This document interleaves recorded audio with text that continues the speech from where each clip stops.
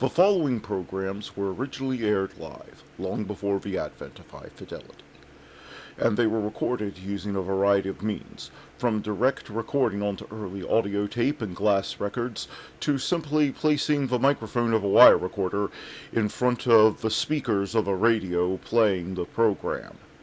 I hope, however, that any variance in audio quality will not take away from your pleasure in listening to these, some of the all-time favorite shows.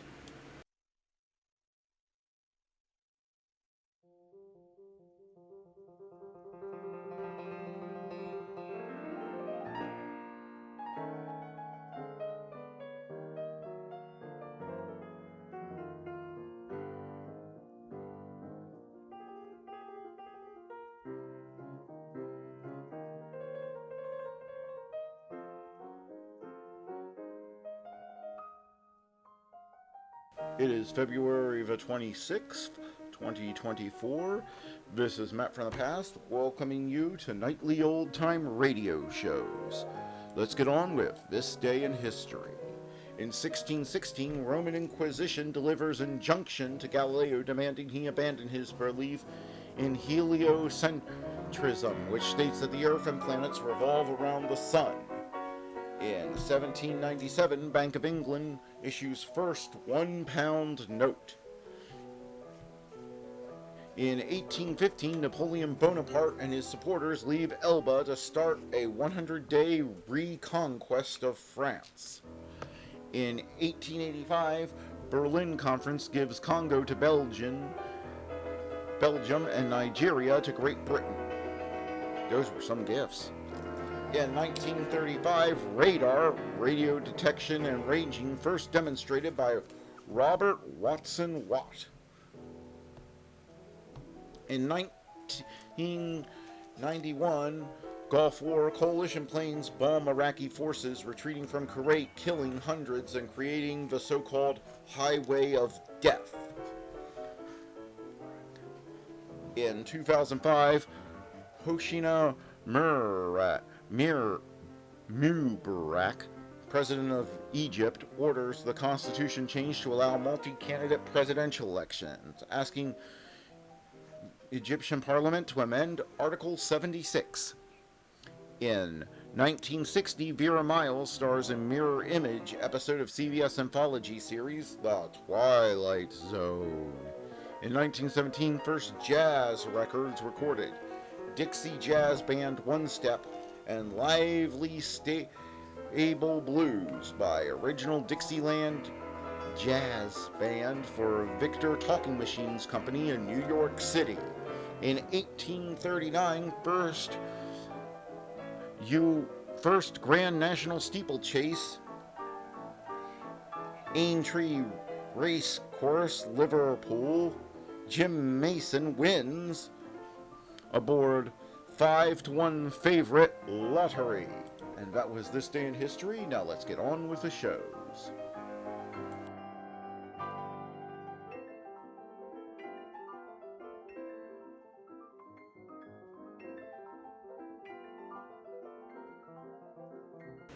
Who's on first? Why, it's Bud Abbott and Lou Costello. Coming up next.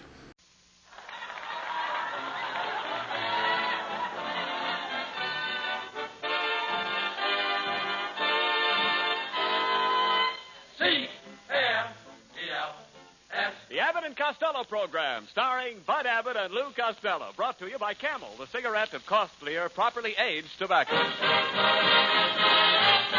The Abbott and Costello program with the modern rhythm of Will Osborne and his orchestra, Iris Adrian, our singing star Connie Haynes, and spotlighting that chunky, chubby little cherub who, when caught eating all his mother's preserves to keep his father out of a jam, calmly said, "Hey!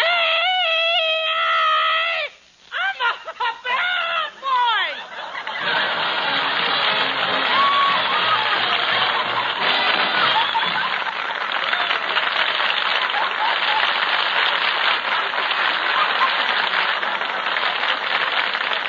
Costello, come here. Do you realize you're almost late for our broadcast? What kept you? Where have you been? Oh, I was all over town today trying to buy myself a new shirt. I had a terrible time. Well, naturally. You know there's a shortage of material. You said it. I finally had to buy one of those shirts made out of onion skins. And did that shirt Embarrass me? Oh, now come. How could an onion skin shirt embarrass you? Well, I walked into the Brown Derby restaurant, and my shirt tail jumped out and waved at the hamburgers. My shirt even chased the hamburgers into the icebox. Wait a minute. Your shirt ran into the icebox? What happened? That's all. Now my tail is told. Oh.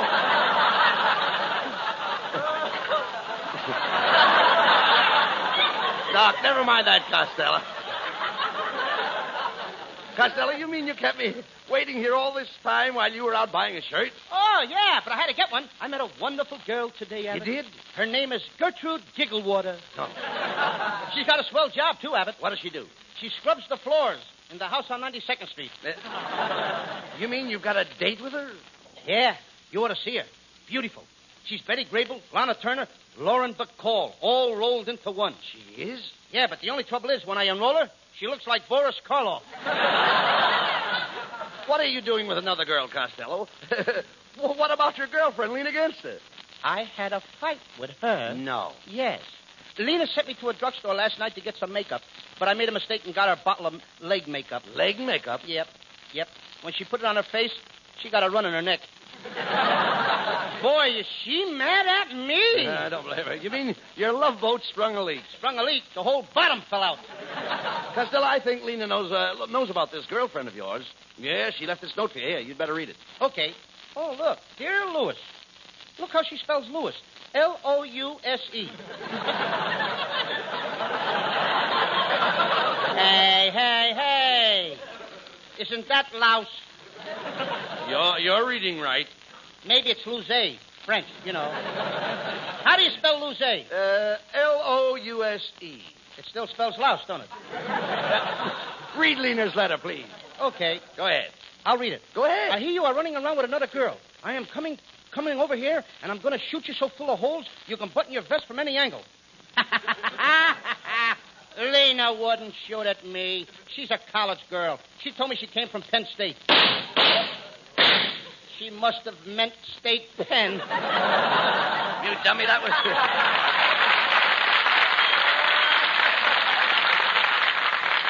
That was just a car backfiring. Then help me down off this chandelier. Costello, if I were you, I'd get out of town right away. Is there any place you can go where Lena can't find you? Yes, my Uncle Artie Stebbins. He has a monkey ranch. He raises apes. Your uncle raises apes? Yes, says right on his stationery here. Stebbins Apiary. Apiary? Mm-hmm. Why, an open apiary is a place where they raise bees. Have you ever seen your uncle's bees? Oh, sure. He's got a whole herd of bees. No, you dummy. It isn't herd of bees. It's swarm. It's what? It's swarm. Why don't you take your coat off? No. Look, Costello. You've been out to your uncle's farm. Haven't you ever seen his hives? Have I ever seen what? Have you ever seen your uncle's hives? No, every time I seen him, he had his clothes on. Listen, Costello, I've been to your uncle's ranch, and I saw his hives. You saw his hives? Yes. Shame on Abbott! What's the matter with that? Bad boy, Abbott! What are you... Now, wait a minute. Be careful with your remarks. How dare you peep into my uncle's window and look at his hives? I didn't peek in any window. Then you looked over the transom. Listen, you dope. Your uncle was in the house, and his hives were in the backyard. He was in the house and his hives were in the backyard. Certainly. How does he scratch him with a long-handled rake? Talk sense, Costello. I'm talking about your uncle's beehives. Haven't you ever tasted his orange blossom honey? No, I haven't, sweetheart. Costello, you don't even know You're cute. Never mind that. You don't even know where honey comes from. That's ridiculous. A cat... Who don't? You don't. My cat has honey. Now, that's ridiculous. A cat doesn't have any honey. Then why does mine stay out all night? Costello, bees make the honey. Haven't you ever seen the bees in my garden gathering nectar? Gathering what? Nectar in the flowers. You necked who in the flowers? You better be careful, Abbott. I necked a girl once in the flowers, and her boyfriend caught me and fractured me in the hollyhocks. Look, Costello. Right down to the roots. All right. Will you please pay attention? I'm trying to tell you where the honey comes from. Haven't you ever seen the bees buzzing around my poppies? Your puppy's what? My poppies in the garden. Let him stay in the garden. Who cares? No, I'm talking about flowers. Didn't you know I have an oriental poppy? No, sir. I thought he was an American. Costello, when I'm talking about a poppy, I'm not talking about a man. Shame on you. Telling me your puppy ain't a man. Listen, the puppy I'm talking about is the one in the backyard, in the bed. Oh, why don't he sleep in the house? Is he afraid of your mommy? Now, look. I'm talking about my wife's flowers bed. Haven't you ever noticed my wife's petunias? Can I have that again? I say, haven't you ever noticed my wife's petunias? Ah, Costello, what could be nicer than beautiful flowers on the table? Meat and potatoes? Look, why do I waste time with you? I'm trying to tell you that the bees gather honey from the flowers and they take it to the hives and put it in their combs. They put the honey in their combs? That's right. Doesn't it make their hair sticky? Costello, there's only one way to handle a dummy like you. I'm going to take you out to your uncle's ranch and show you how the bees operate. You're not going to get me near any of those bees. What if one of them should back up and sting me? What do you care about little bee stings? All you have to do is slap a little mud on it and the stingers come out. All I do is slap a little mud on it, and the stinger comes right out? That's right. Who's going to hold the bee while I slap the mud on him? Oh, what?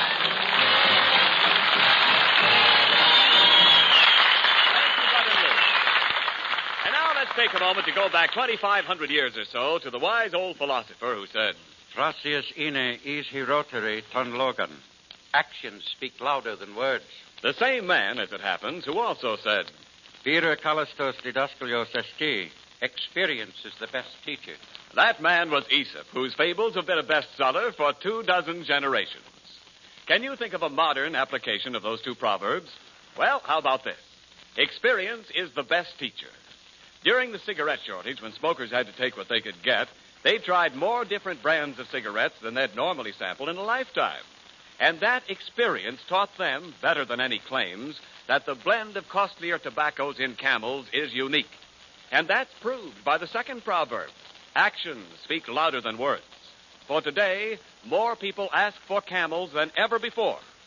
Yes, more smokers than ever before, more experience than ever before, prove by their actions that Camels are the choice of experience.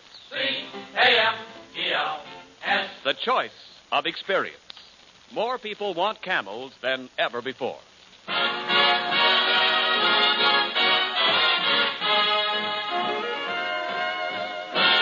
And now Camel presents Will Osborne and the orchestra. Will sings the current swing favorite, Waiting for That Train to Come In.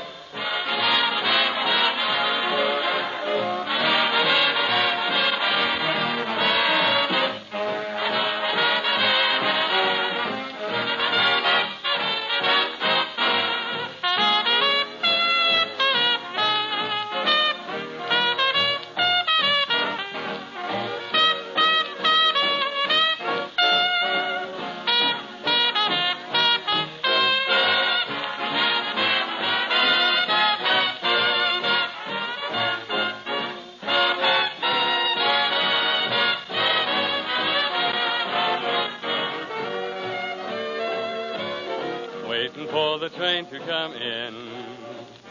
Waiting for my gal to come home. I've counted every minute of each livelong day.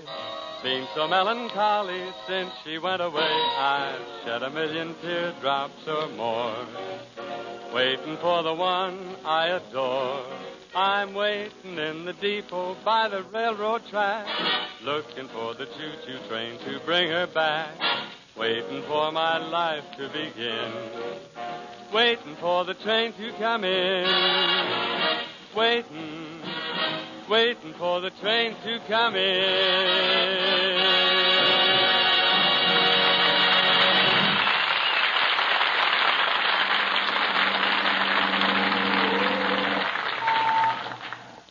Well, here we are at your Uncle Artie Stebbins' ranch. Yeah, and am I happy? I got out of town before my girlfriend got a hold of me. Ha, ha, ha! Got away from her. Tell me, Costello, why is Lena so mad at you? Well, yesterday she asked me to give her cat a saucer of milk. I took the milk out of the wrong can, and it turned out to be gasoline. You fed the cat gasoline? What happened? It changed its purr to a putt-putt. Oh, come on, Costello. Let's see if your uncle is home. Hey, look out for that loose board on the porch. Ow! Ow! That board flew up and hit me in the face. It's even more embarrassing on the way out. Go ahead, knock on the door. What do you want? I want to see my uncle, Artie Stebbins. Well, hereafter, go around to the back stoop. Stoop? Step. And when you get up to the back step. Step? Stoop. One stoop at a time. Okay, go ahead. I'm glad you fellas dropped around. Will you help me carry this ladder? I gotta get up on the roof. You've got to get up on the roof. What for? going to have one on the house.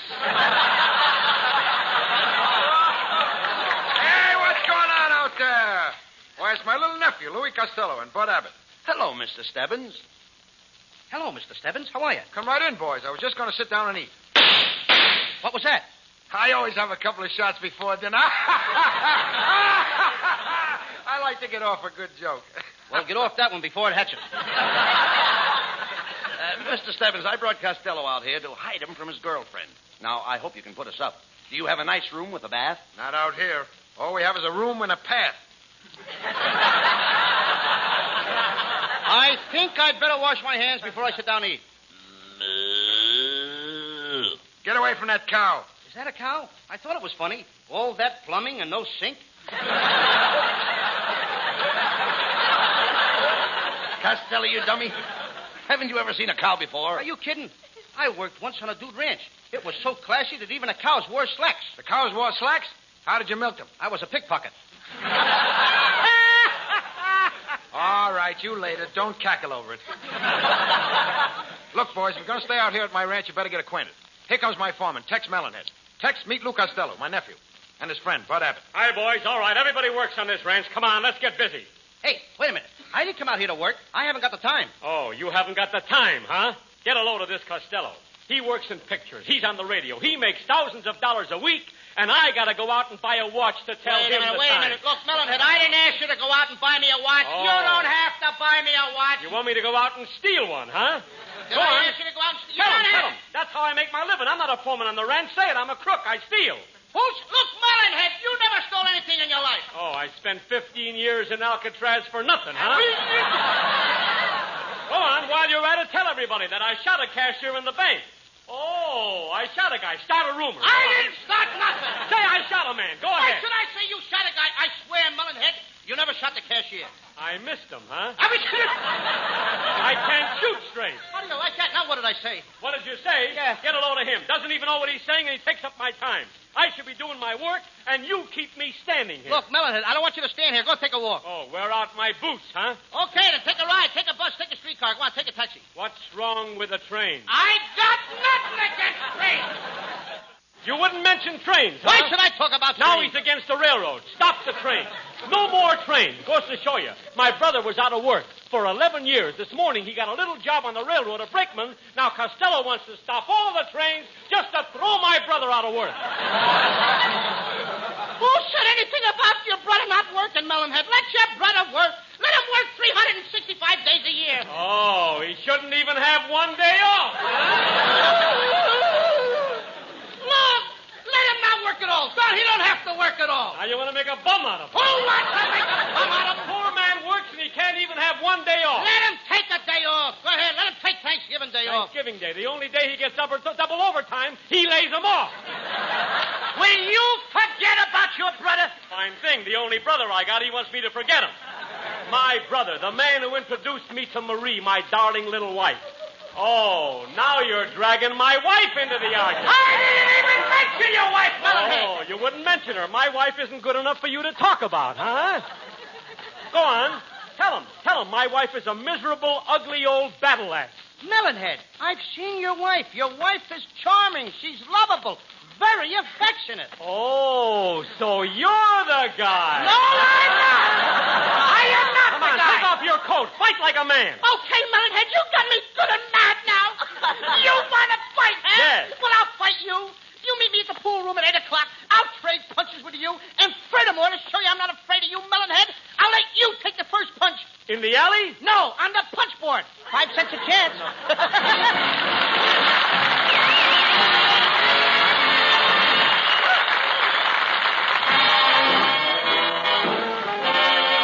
Camel's lovely Connie Haynes. That's for me. I saw you standing in the sun, and you were something to see. I know what I like, and I like what I saw. I said to myself, that's for me. A lovely morning, I remarked, and you were quick to day. You wanted to walk, and I nodded my head. I breathlessly said, that's for me. I left you standing under stars. The day's adventures are through. There's nothing for me but the dream in my heart, and the dream in my heart, that's for you. Oh, my darling, that's for you. I left you standing under the stars. The day's adventures are through. There's nothing for me but the dream in my heart, the dream in my heart, that's for you. Oh, my darling, I am saying that's for you. Oh, my darling, I am saying that's for you.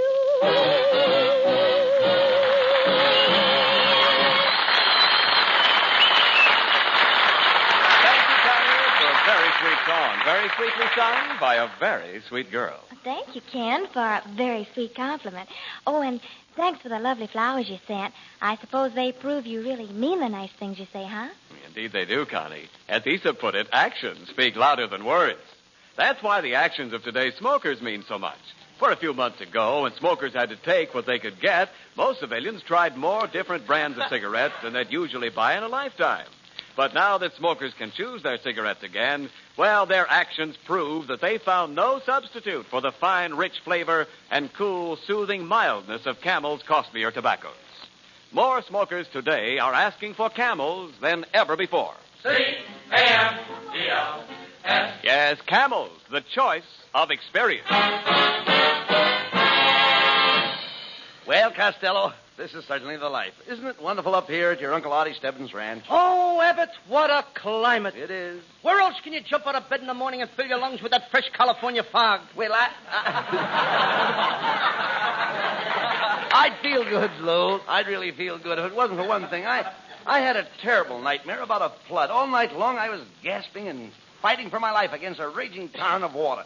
All around me there was nothing but water, water, water. That was no dream, Abbott. It wasn't? No, the stopper come out of your hot water bottle. Hey, Costello, look out the window. There's your Uncle Artie Stebbins down there feeding the pigs. Let's get down and watch him. Not me, Abbott. Those pigs are vicious. Vicious? Yes, sir. I saw a bunch of little pigs chasing a big pig around the pen. They finally threw him on the ground and tried to chew all the buttons off his vest.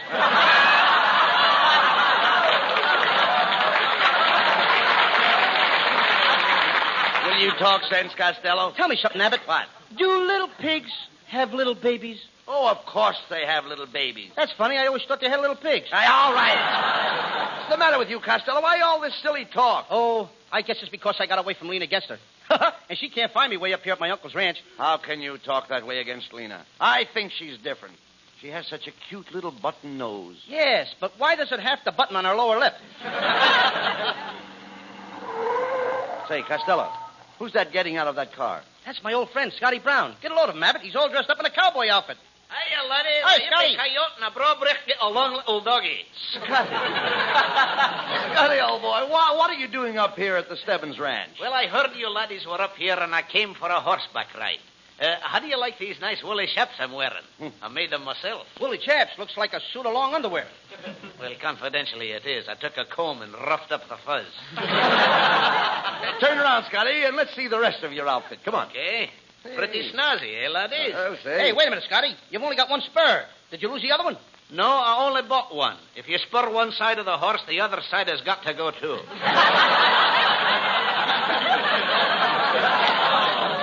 Oh, by the way, Costello, I brought a friend of yours up in my car. Here she comes now. There you are, you storage tank for the fat salvation. Costello, it's Lena. Run for the hills, the tigers are loose. Costello, what's this I hear about you running around with another girl named Gertrude Gigglewater. Are you the kind that has to have a lot of women in your life? No, I like a lot of life in my women. After all, Lena, I'm the kind of fella that has to have excitement. I have to live. Why? Lena, can I help it if women are crazy about me? It must be the Van Johnson in me. How dare you compare yourself with Van Johnson? I look exactly like him. Where? Between the fingers. Oh. Costello, please. Why don't you tell Lena that you've been a bad boy and throw yourself on her mercy? Yeah, she'll throw me right back on mine. I'll say I would, you dehydrated Andy Devine. I hear you even held this girl's hand. Oh, that was kid stuff. And you also put your arms around her. That was just kid stuff. Then you kissed her. Today, I am a man. Well, I'll fix you, Costello. I'm going to take your engagement ring off my finger and throw it away. Lena, please don't throw that diamond ring on the ground. Why not? Because you'll have 7 years bad luck. Look, Costello, I'm not going to waste any more time on you. I brought my cousin, Cliff Nazaro, out here from Brooklyn. Come here, Cliff. This is a puffed-up angleworm that trifled with my affections. Oh, Costello, you're the guy that's been kicking my cousin Lena around.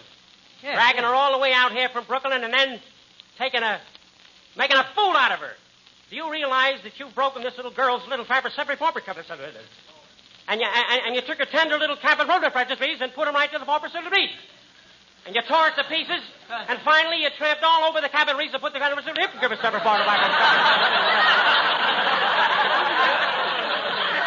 have done a lot of things in my life, but I never did that. Don't try to kid me, Costello. I was in the living room the night you took Lena in your arms, and you put a little fabric of sober right up under the bed. And not only did you cabin porpoise with the bed, but you put your cabin free with with the maybe porpoise over cabin car instead of the bed. Go on, tell him, Cliffy. You took the words right out of my mouth. You ought to be glad to get rid of him. What's the matter with you, Costello? Why do you take everything this man says and twist it? Twist it? I can't even untwist it. What are you talking about, Costello?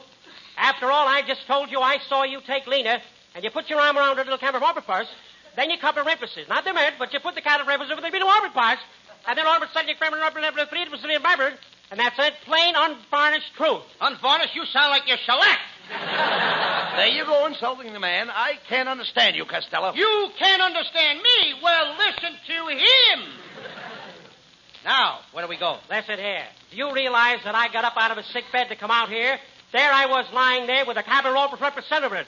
And on top of it, I had a severe case of violent renal hits. Why didn't you try penicillin and frankincense and lipopop? Listen to that sneak, Cliffy, trying to confuse you with double talk. Costello, don't you know the King's English? Yes, and I'd like to be talking to him right now. Listen, Lena, this Costello is no good. I'm going to get you a lawyer and we'll sue him for crapper, not the trade release, hold the flapper, son, recount the border of the branch, and leave a little family rubber cover for us, and I'll do it, too. And Costello, he means every word of it. Look, Costello, I realize that I lost my head. And if you'll just apologize to Lena, I'm willing to forgive you because, as Benjamin Franklin said, he who links his force with the random little penny crystal shall always be the fat with prince with the mickey crystal sober. Gee, that's what an education will do for you. Well, Costello, what are you going to do about it? What am I going to do about it? Yes. I'm sorry. I'm very, very sorry for what I did. I've been a fool, a cad, especially to you and Lena. And there's only one thing I can do to redeem myself. I'm going right out to the corner of Hollywood and Vine. I'm going to climb up on a soapbox in front of all my friends, in front of the whole public. I'm going to stand there and I'm going to ruble punt and flang. Oh, no, not that. Anything but that. Oh, let me out of here.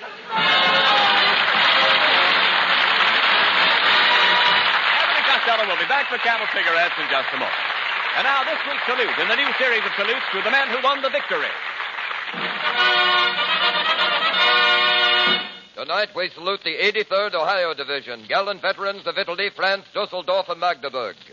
In your honor, men of the Ohio Division, the makers of Camels are sending to your fellow servicemen overseas 500,000 Camel cigarettes. Each of the two Camel Camel radio shows thus honors the different units of the Army, Navy, Marines, and Coast Guard, a total of 1 million camels sent free each week. Camel broadcasts go out to the United States twice a week, are rebroadcast to practically every area in the world where our men are stationed, and in cooperation with the Good Neighbor policy, also to Central and South America. Listen next Thursday when Camel again presents Abbott and Costello. Ladies and gentlemen, the war has been over for more than 3 months now, but you can't turn off the effects of a world war simply by saying it's over. Some of those effects are still with us. Wounded veterans who need medical care, crippled veterans who need artificial limbs, handicapped veterans who need special training to help them take useful places in the country they fought for. You're right, Ken. And those men are going to be taken care of whether any of us buy bonds or not. This country isn't going to let our boys down. Yes, Lou. But I know that every American wants to help. And the purchase of victory bonds can do just that. And don't forget, folks, those bonds are the world's safest investment. An investment that will pay you back $4 for every 3 you put in. Good night, folks. Good night, everybody. And remember, buy your victory bonds at your favorite movie theater. Good night to everybody in Patterson, New Jersey. Good night, Frank. Congratulations, Mayor Fury. Be sure to tune in next week for another great Abbott and Costello show brought to you by Camel Cigarettes. And remember, Camels are worth asking for every time. See for yourself how Camel's mildness, coolness, and flavor click with you.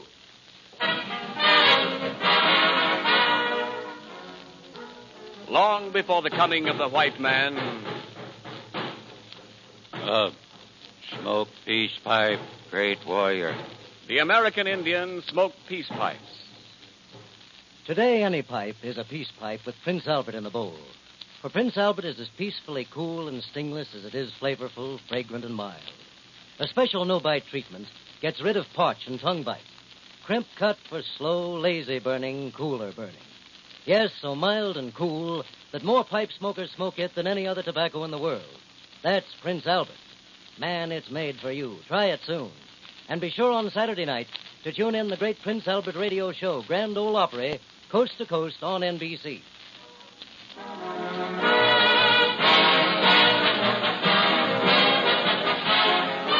The Abbott and Costello show for Camel Cigarettes will be back at this very same time next week. Don't miss it. This is Ken Niles in Hollywood, wishing you all a pleasant good night. This is the National Broadcasting Company.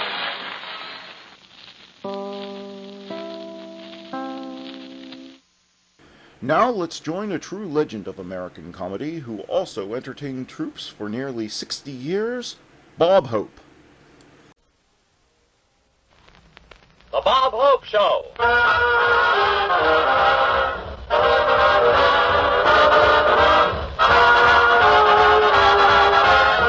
With Francis Langford, Jerry Colonna, Vera Vague, and Skinny Ennis and his orchestra. And now here he is, the star of the show, Bob Hope.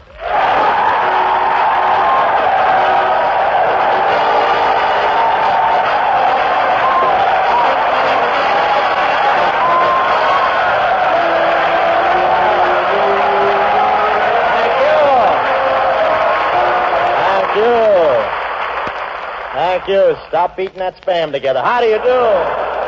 How do you do, ladies and gentlemen?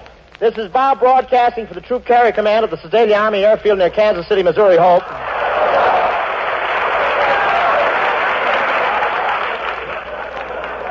Well, here we are in Missouri. I expected a big crowd at the railroad station to greet me, but I got off the train at Knobnoster and there wasn't any railroad station.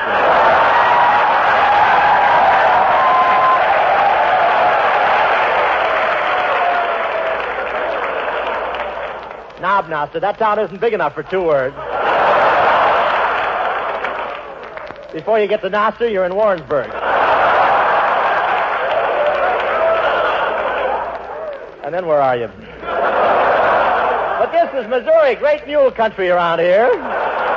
You know what a mule is? That's a Crosby horse whose ears got that way from being pulled across the finish line.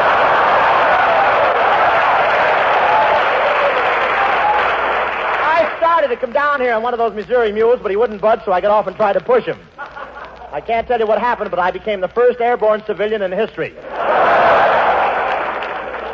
But tonight we're broadcasting for the TCC. That's a gliding term, meaning start flapping the wings, Joe. The tow rope broke 3 hours ago.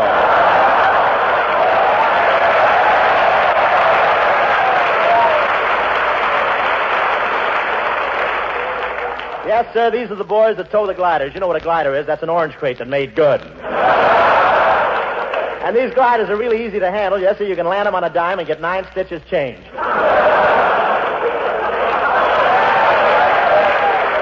Sometimes these guys have to stop their gliders by hitting the trees with their wings. In fact, this is the only place I ever saw where the squirrels have GI haircuts. And I don't know whether or not these gliders are considered expendable, but this afternoon I saw a private down at the PX with one under each arm trying to trade him for a bottle of 3.2.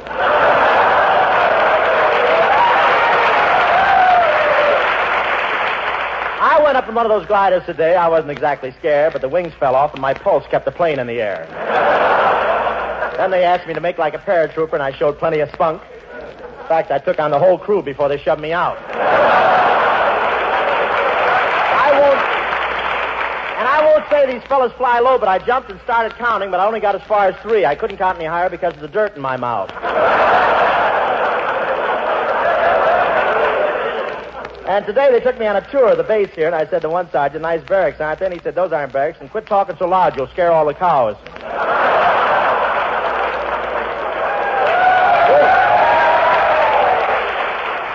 The barracks here are made of tar paper, and I won't say the walls are flimsy, but after you roll out the dice inside, you have to go outside to see if you made your point.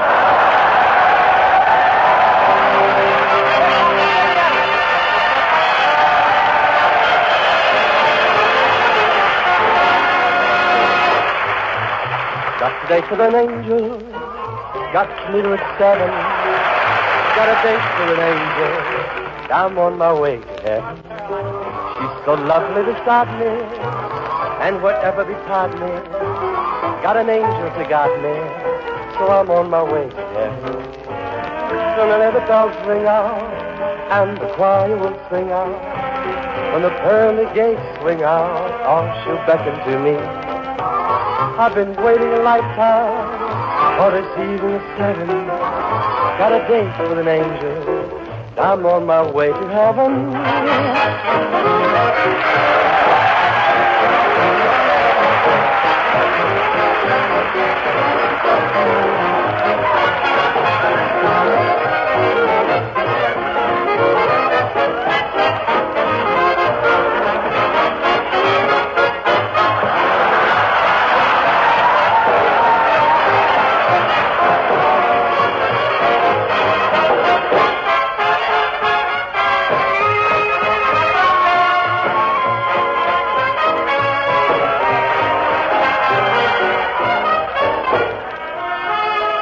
Soon I'll let the bells ring out, and the choir will sing out.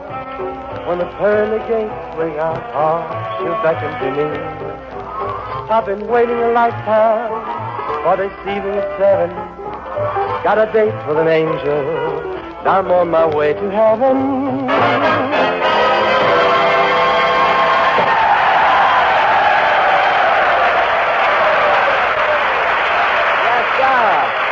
That was good old Skinny Ennis. Good old Skinny Ennis singing Got a Date with an Angel, and he looks like he's going to be on time. You like my song, Bob? I sure did. You know, Skinny, you have a lot in common with Sinatra. What makes you think so? Well, you both get your plasma from the same blood bank, don't you? Gee, Bob, this is our last show of the year, isn't it? Yeah, and you know, Skinny, you ought to put on a little weight. You remind me of these gliders. How you mean, Bob? Well, just look at you, all frame and no motor.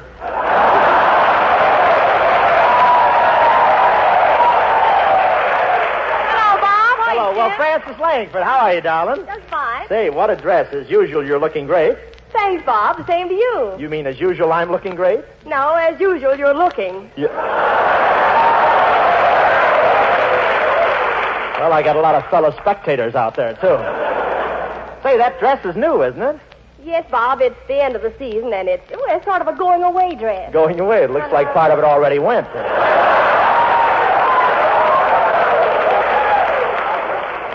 But on you, it doesn't look good. Say, Francis, being as this is the last show, don't you think I ought to get a little kiss? Hey, how about me? Okay, Skinner, just a second. I'd rather kiss Francis first, if you don't know. You know, Bob, I'm going to miss these boys now the season's over. Yeah, but with all the traveling we've done, I bet you're glad it's over after spending 39 weeks on a train. Yes, it'll be good to sit down for a change.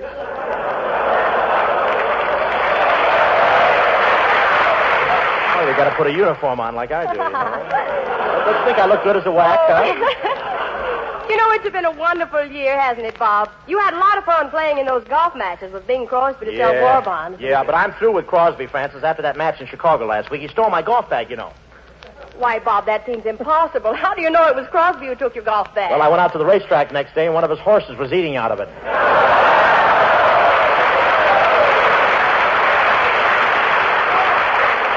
They have those kind of noses, you know, those long... You and Bing have really been hitting the fairways back east, haven't you? Yes, Happy Hips and I have been putting on a lot of exhibition... Well, I'm sorry I said that. Lard and I have been putting on... I'm sorry I said that. Crisco and I have been putting on a lot of exhibition golf matches of the PGA Rehabilitation Fund. Well, how was Crosby's form? Not too bad. He was wearing his girdle.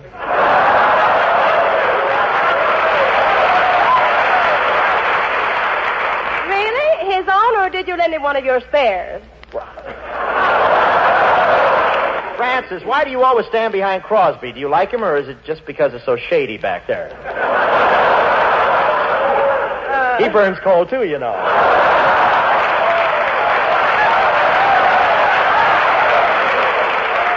It's a local joke, but we love it, don't we? You know, but it was very embarrassing playing with Bing. He kept trying to get plugs in for his new picture, The Great John L. He'd holler, if I can lick any man in the crowd, then take his coat off. What happened? Nothing. They just stand there and laugh at his shirt. Well, you those shouldn't. Pennants, you know. Bob, you shouldn't talk that way. You know Crosby is really a great person. He's almost an institution. Yes, in the Smithsonian sort of way. But you're right, Francis. I shouldn't talk that way about Chubb. We've had a lot of laughs this season. Say, by the way, Bob, what are you going to do this... Well, the War Department is sending me over to Germany to put on my show for the troops that are still there. Gee, that's very clever of them. Now those GIs will really be anxious to get to Japan.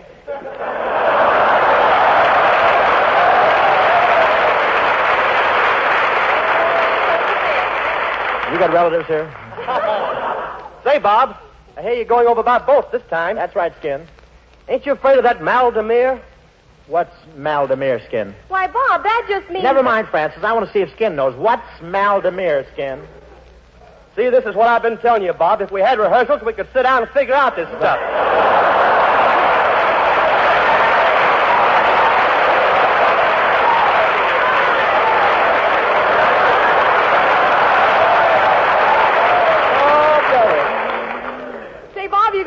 On any shows for the Germans? No, just for our boys over there. I'm not going to entertain any Germans at any time. I don't see why not. They treated us inhumanly.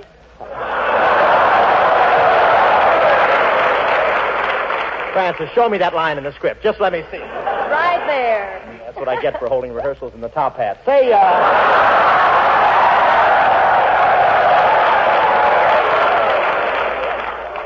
isn't that a dairy farm near here?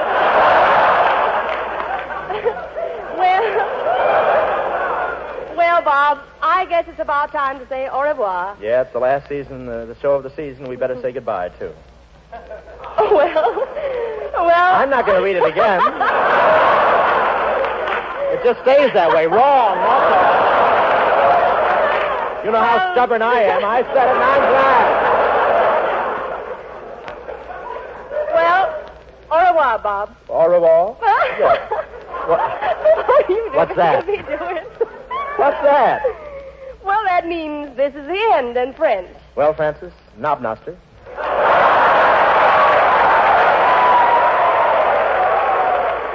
What does that mean? That's the end in any language.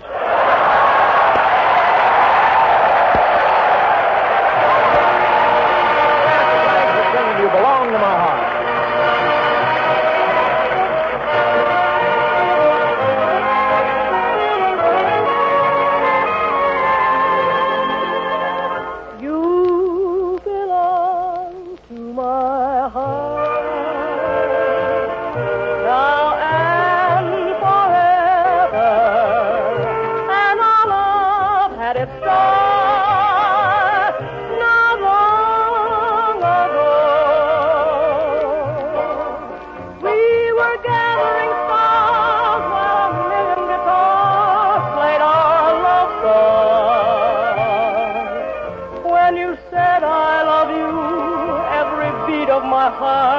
said it too.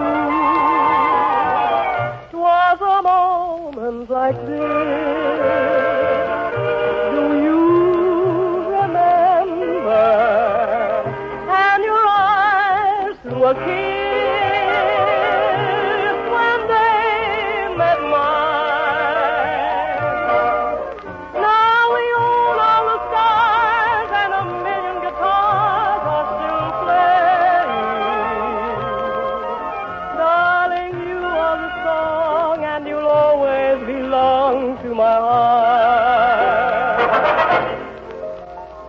Solamente una vez, amen la vida. Solamente una vez y nada más. Now we own all the stars and a million guitars are still playing. Darling, you are the song and you'll always belong to my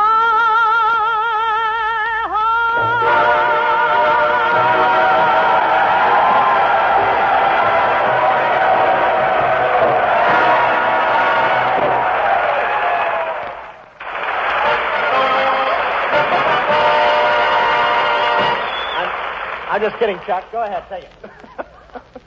Well, folks, tonight we go off the air. It's been a great season visiting the Army camps and Navy bases across the country, and Bob and all of us have thoroughly enjoyed it.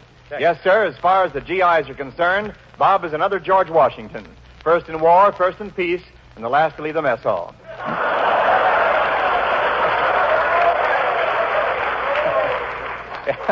In fact, Bob has enjoyed this season so much, when he goes in for his daily physical checkup, he isn't the least bit nervous. No, I'm not nervous. I feel fine. Now, just relax, Mr. Hope. You'll wrinkle your straitjacket. Take it easy, Mr. Hope. I'll rub your forehead for you. Now, relax. She kidding. But don't bother about me. I feel great. Now, here, swallow the sleeping pill. That big thing? That's it. It'll help you. Now sleep, Mr. Hope. Sleep. Sleep and dream.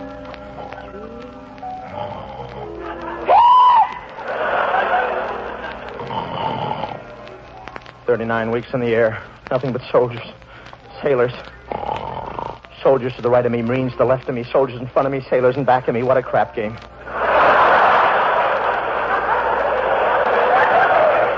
Oh, this is so peaceful. My sponsor. 39 programs, coast to coast, NBC Network rehearsals. Why didn't we have them? Programs, scripts, writers, Army camps, Navy bases, soldiers, sailors, Marines, Coast Guardsmen. The wax. Back to the dull stuff. Jokes, corn, eggs, spam. I gotta sleep. Gee, I must be gonna have a really big dream this time. Orson Welles is coming out to introduce it. Bob Hope. Who said that? Bob Hope, I am the voice of justice. Justice? You mean you're the guy that put away my brother? Yes, now I'm after you, Bob Hope. I hereby pronounce you court-martialed. Court-martialed? Me? No, that means they'll shoot me full of holes and let me lay there and bleed. They can't do that. I just put on clean pajamas. And besides, I thought you had to commit some crime against the armed forces to be court-martialed. That's right, Bob Hope. On the 13th day of March, 1945, didn't you inflict the following jokes on the personnel of the Air Transport Command? Well, I didn't think it was anything serious. Skinny and I became a couple of pilots, and we were flying our plane over the world's toughest transport route, China's aerial Burma Road, the hump. Skin, I can't take it anymore. I'm getting weak and dizzy.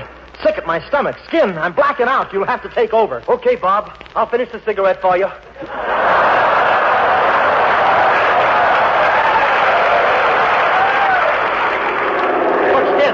Here's the Chungking Airport. I'll call in.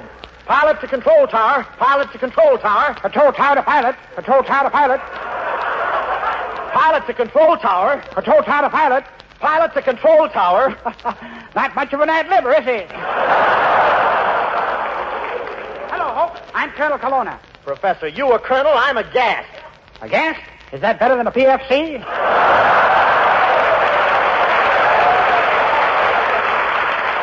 All right, Hope. Come on in. Colonna, it's so foggy I can't see the field. Don't worry, Hope. I see a plane, and I'll tell you what to do. All right? Nose down a little. Over. Now, right rudder. Over. Now, level down some. Over. Level your prop. Over. Cut your throttle. Over. Now, give it more left rudder. That's right.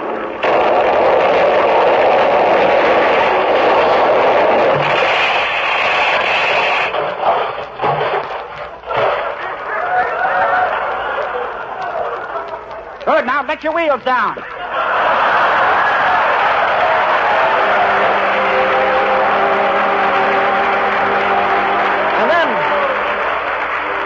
And then we visited the Birmingham General Hospital at Van Nuys, California, where I was helping out on the staff as a doctor. Gee, this is my first day as a doctor. I wonder which of these cute nurses they'll assign me. I'll bet she's gorgeous with a figure like Betty Grable and a face like Hedy Lamarr. And... Well, it was a beautiful dream while it lasted.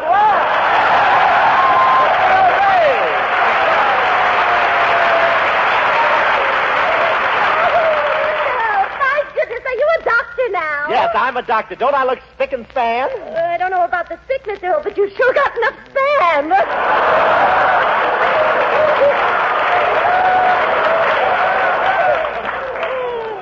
Say, so you're a nurse, Miss Vade? Oh, yes, and I just love working in a hospital, Mr. Hope. You know, this morning I kissed all the young doctors in the place. In turn? Oh, yes, one right after the other. I'm supposed to examine everyone who comes in here, Mr. Hope. Now, I'll just look in your eyes with this light. All right. Mm-hmm. Now, I'll look in your right ear. There you are. Hmm. Well, Miss Vague, what do you see? Your left ear. You seem excited tonight, Miss Vague. What's the gleam in your eye? Oh, I don't know. I guess I am a little flustered. You see, this afternoon, the sentry at the gate gave me a kiss. The sentry gave you a kiss? Yes. And then I gave him back his rifle.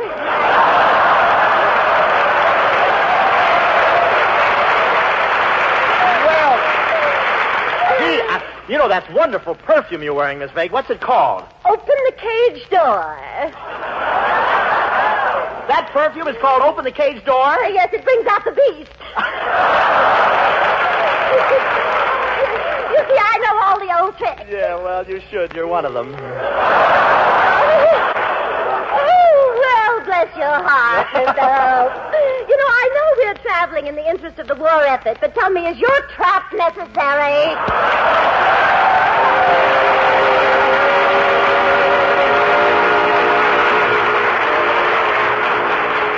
Enough of this silly drivel, Bob Hope. You're court-martialed. I hereby order that you face the firing No, squad. wait, let me... Bob Hope, I've heard enough. You've employed your brains only to defeat justice, so you face the firing squad. I've employed my brains to defeat justice, so I face the firing squad? Yes, they're going to use a real bullet, even though you only used a blank. Here comes the firing squad now. Oh, no. No, you can't have them shoot me. The Red Cross says I can't give any more blood for nothing. Ready? No. And? No, I've got a gun. I'll shoot, too. Fire!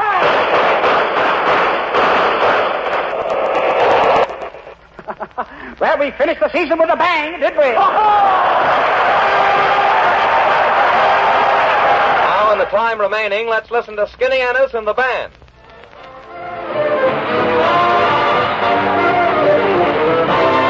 I love you, I love you, I love you, sweetheart of all my dreams. I love you, I can't live without you. My life is empty, it seems. You may do what you may, whatever you say. You know I'll always love you this way. I love you, I love you, I love you. You are my sweetheart, in dreams it seems. sweetheart of all my dreams.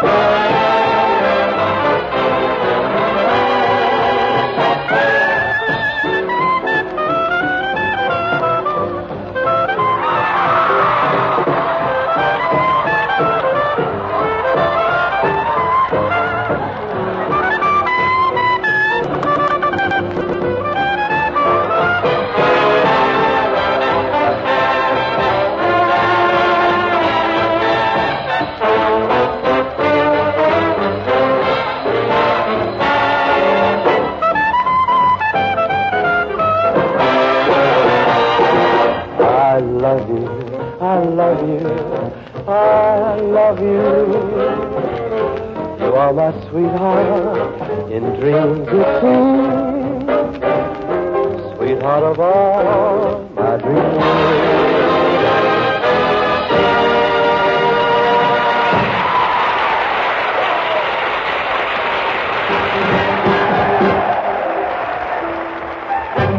I'm gonna see my baby. I'm gonna see my baby. I'm gonna see my baby when I get home on Victory Day. I'm gonna kiss my baby. I really miss my baby. I'm gonna kiss my baby and live and love the U.S. way.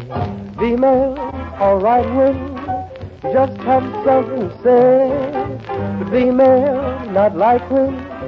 Your arms around you, honey, and your home to stay. I'm gonna see my baby. I really miss my baby. I'm gonna kiss my baby when I get home on Victory Day.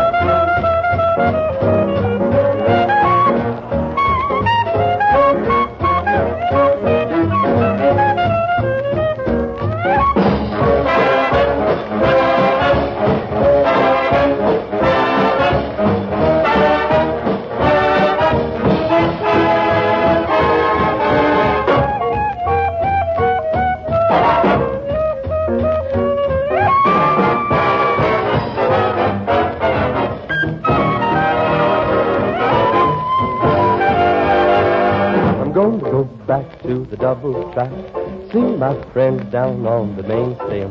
Go by the joint, say hello to the boss. Grab my chick and say let's get lost when I get home on Victory Day.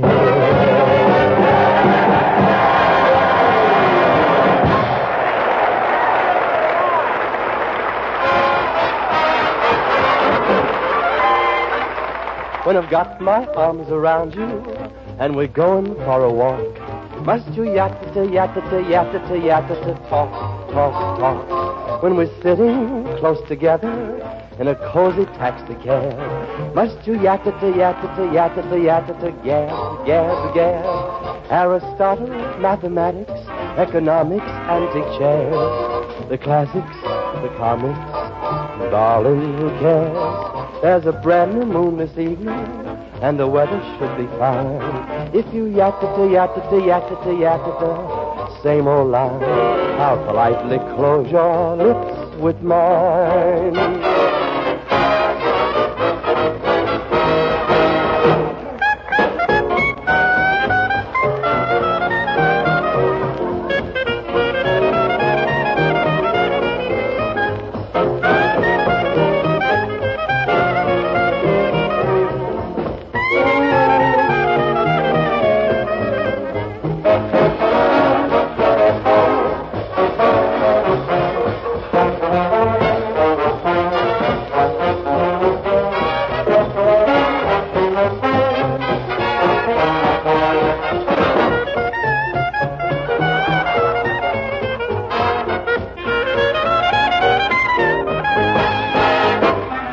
the parlor lights alone, and your family is near, must you yatta-ta, yatta-ta, yatta-ta, yatta-ta, chin, chin, chin. I'll attempt another evening, and I'll call for you at 9. If you yatta-ta, yatta-ta, yatta-ta, yatta-ta, same old line, I'll politely close your lips with mine.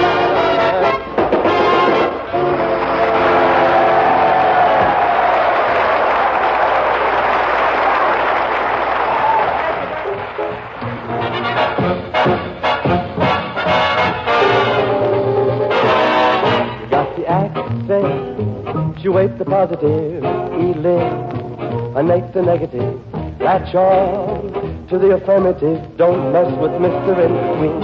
You've got to spread joy up to the maximum, bring gloom down to the minimum. Have faith or pandemonium, liable to walk upon the scene. To illustrate my last remark, Jonah and the whale, Noah and the ark, what did they do? Just when everything looks so dark, men said we better accentuate the positive, eliminate the negative, latch on to the affirmative. Don't mess with Mr. In-Between. No, don't mess with Mr. In-Between.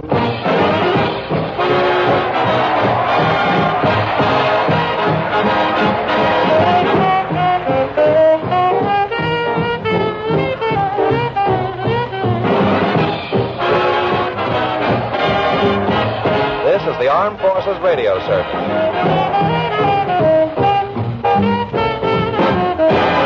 Just to illustrate my last remark, Jonah and the whale, Noah and the ark, what did they do?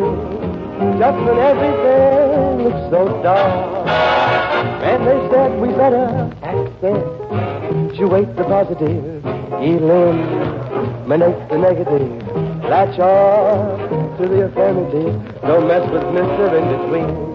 No, don't mess with Mr. In-Between.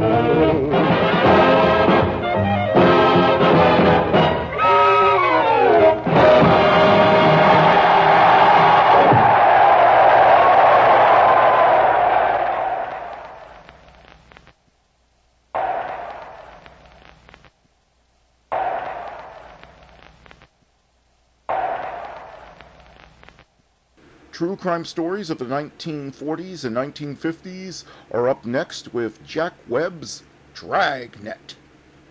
The story you are about to hear is true.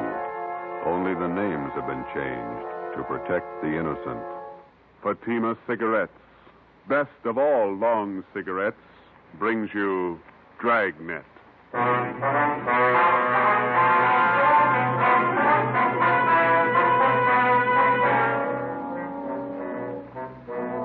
You're a detective sergeant. You're assigned to robbery detail.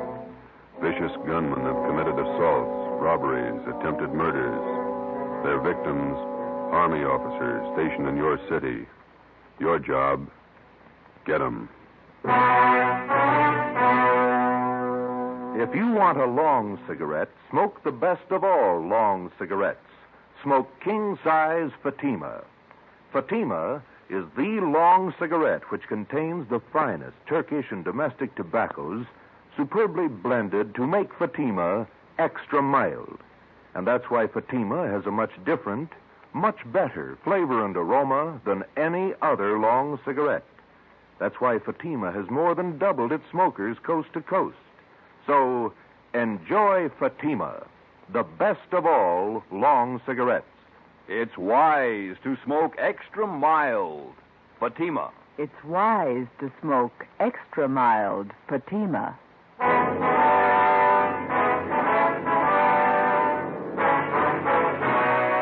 Dragnet, the documented drama of an actual crime. For the next 30 minutes, in cooperation with the Los Angeles Police Department, you will travel step by step on the side of the law through an actual case from official police files. From beginning to end, from crime to punishment, Dragnet is the story of your police force in action. It was Wednesday, February 3rd. It was cold in Los Angeles. We were working the night watch out of robbery detail. My partner's Ben Romero. The boss is Thad Brown, chief of detectives. My name's Friday. It was 1:45 a.m. when we got to Highland Park Division. Booking desk. Hi, Shepard. Oh, hi, Friday, Ben. Hi. Brings you out here. We've got one to book, Shep. You want to do the honor? Okay. Just a minute. I want to sharpen this pencil. Right. All right, Jackson. Take it easy. Yeah. Relax, huh? Jerks. Okay. Now, let me get a new form in the machine. All right, what's your name? Roy Jackson. Address? 414 Alabama Street. Age? 23. Location of arrest? 1730 West Hill, the old Ranger Tavern. Ranger Tavern. Time of arrest? 11:25 p.m. Charge? Suspicion 211 PC. PC. Come on, let's get this over with. Hey, you got lots of time. Let's check your property. All right, Jackson, everything out of your pockets. Put them on the desk.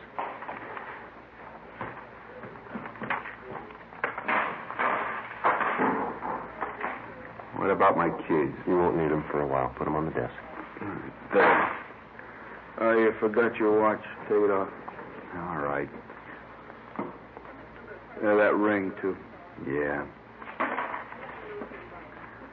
That everything? I'll shake him down. Yeah, that's everything. Okay, let me list it here. 1 brown man's wallet. Contents? I'll call them off to you, huh? Okay. 1 black pocket comb. Pocket comb. You got that? 1 keychain and ring with 2 5 keys. Good luck charm on it. 5 keys. Good luck charm, yeah. Let's see, there's $11.63 in cash. 11.63. 1 man's wristwatch, Waltham. 1 man's ring. You got that? Yeah. Yellow metal, the ring. Ring. With a white stone. It's a diamond ring. That's gold. 1 man's fountain pen. Fountain pen? That's it. Yeah, okay. Just put all the stuff in the envelope.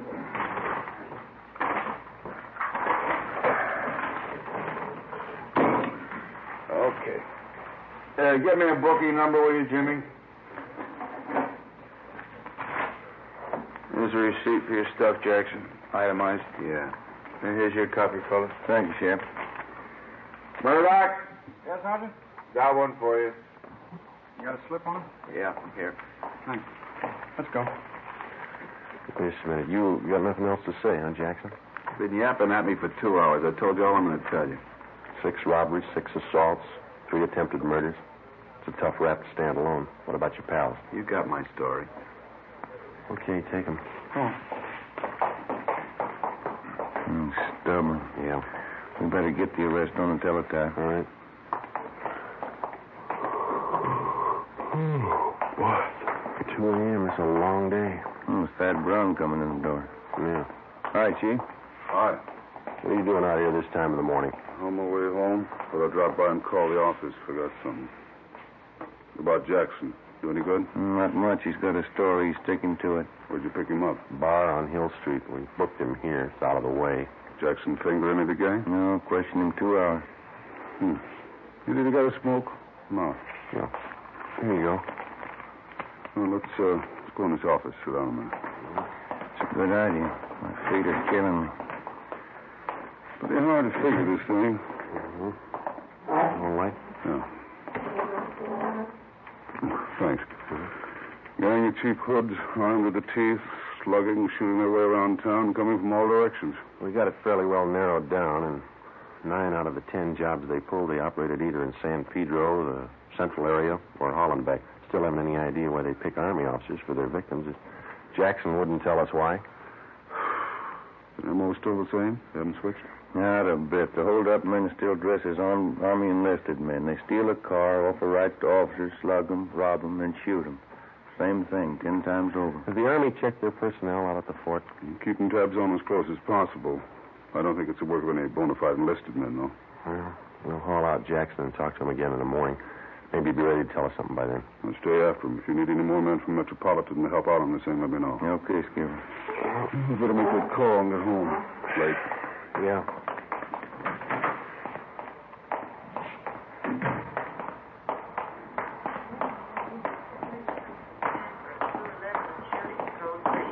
Attention, all units, code 3. What was it, code 3, Chef? 31st and Stafford, 211 and shooting.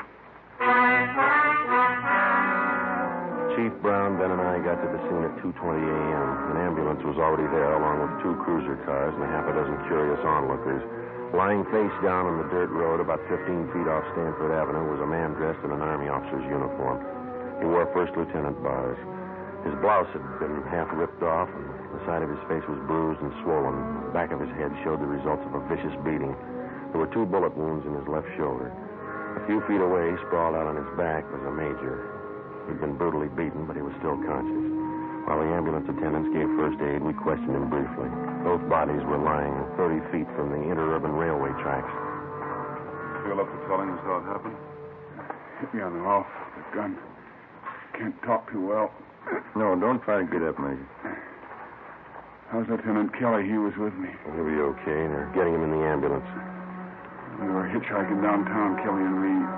2 men in a gray sedan picked us up. Said they were going back to the fort. How were the men dressed? You remember? Too much noise.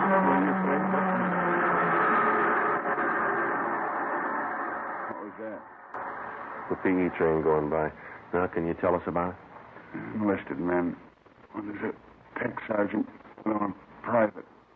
He said they'd drive us back to the fort in a gray sedan Pontiac. Excuse me, Sergeant. Oh, sure.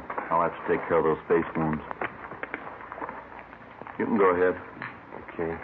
Did you see the license number on their car? Too dark, no. Gray sedan. Pulled guns, stopped the car here. Took our money, everything. This will sting a little. Yeah, it's good. You think you'd recognize the men if you saw them again? One was tall, 6'2", I guess. Think I know. They shot Kelly. He tried to run. They shot him. How is he? He's okay. Is there anything else you can tell us about the man? Ambulance is ready. I'll take him. We can talk to him later. All right, Ron. Yeah.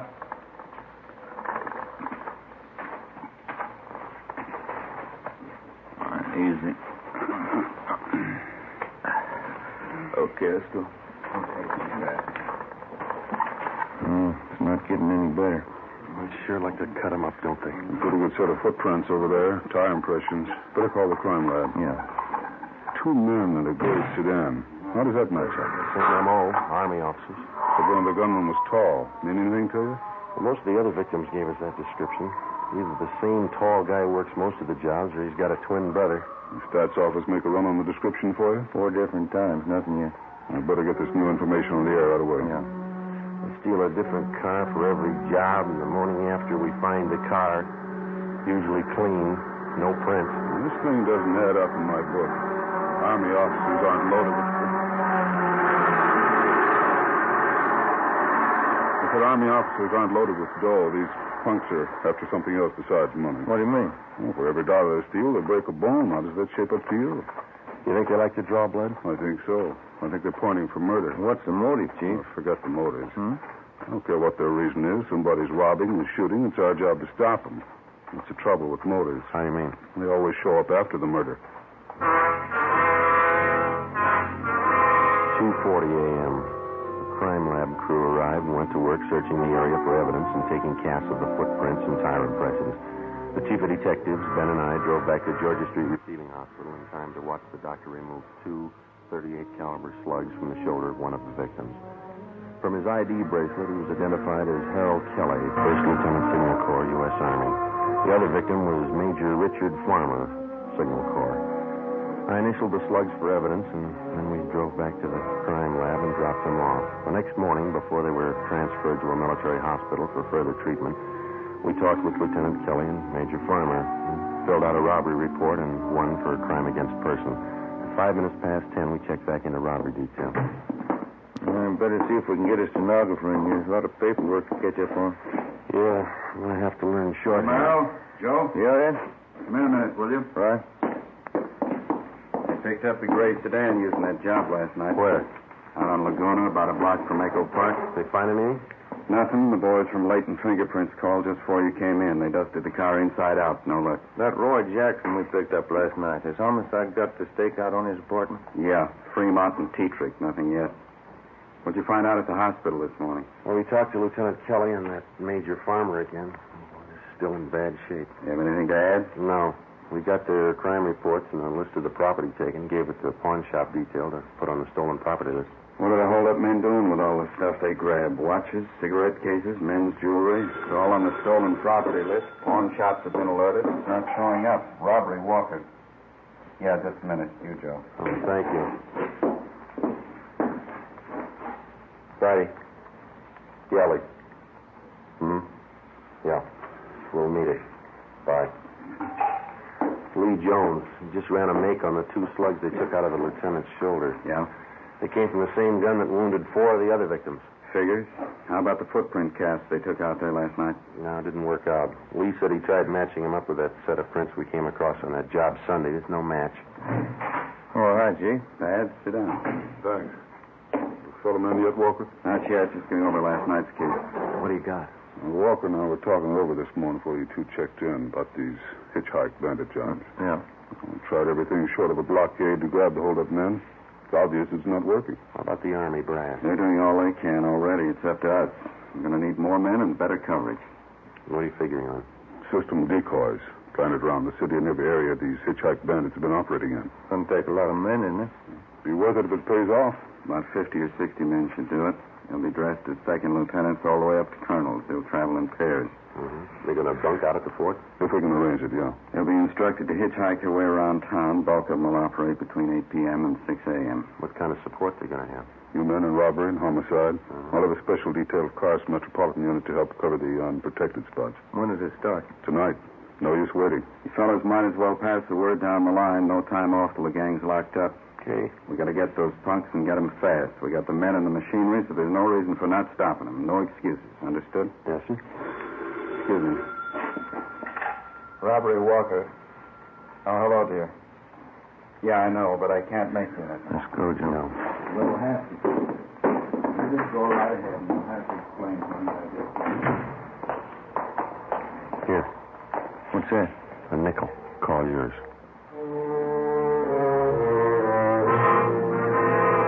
p.m., Thursday. With the permission of the commanding general, 6th Army, a total of 55 men dressed as Army officers spread out over the city to serve as decoys for the hitchhike bandits. They were well armed and they traveled in pairs. For the first night, it was the plan to concentrate in the central area, Hollenbeck and San Pedro. We started cruising the central area at 8 o'clock along with the rest of the detail. The time went slow. Midnight came. Still no sign. We waited out the rest of the night and the early morning. Nothing happened. We figured on some action on the weekend. Friday, Saturday, Sunday, nothing happened. Seemed like the hold-up men somehow had sensed the decoys and were staying under cover. Monday night, February the 8th, same thing all over again. 3 a.m. came and went. No sign. I'm kind of hungry. You want a hot dog? We can eat them in the car. No, you go ahead. Maybe a bag of potato chips. You want to see if they got them? Okay. I'll be right back. Yes, sir. Want a hot dog? One. And give me a bag of those potato chips there, too, will you please? Okay. You want everything on that hot dog? Everything but relish. What's the matter? You don't like relish? No. Okay. Joe, come on. Hustle. You can skip that hot dog, Mac. What is it? Just came in. Catch 3-3. Attention all units. Attention all units. The vicinity of Washington, Figueroa. A shooting. Ambulance dispatch. Okay, hit the siren. Let's move.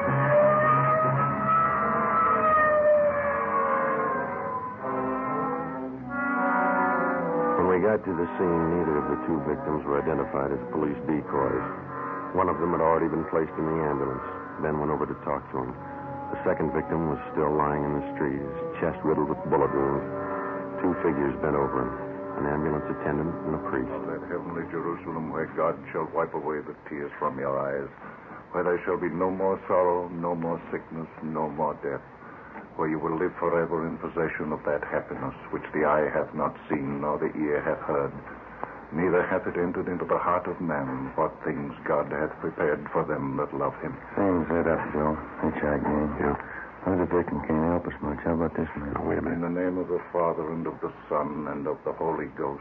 Amen. There's your answer.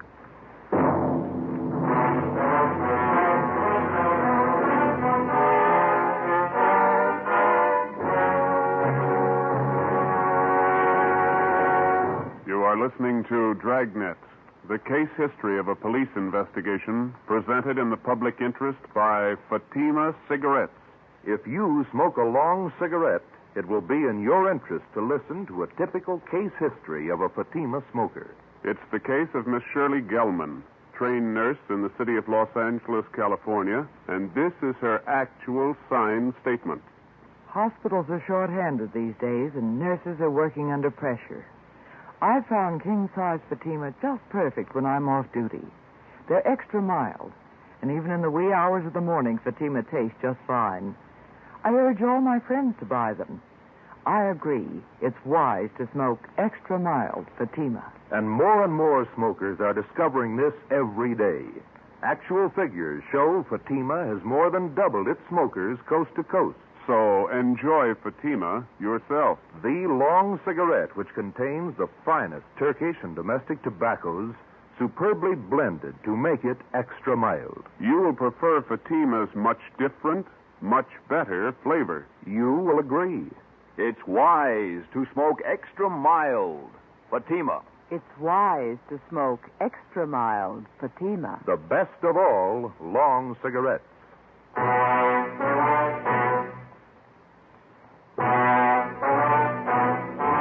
Wednesday, February 10th. At the inquest, the murder victim was identified as Marine Corps Lieutenant Robert Paul Lawrence, age 24. The bullets removed from the body at autopsy were taken to the crime lab where the ballistics men ran them through. They were fired from the same gun used in the previous hold-up shootings by the hitchhike bandits. The companion of the victim at the time of his murder could add little to what we already knew as far as the descriptions of the gunmen were concerned. The following morning, Ben and I drove out to the home of the murdered man to interview his father, a colonel, Marine Corps, retired. Black wreath on the door. Yeah. It's a big house, isn't it? Mm-hmm.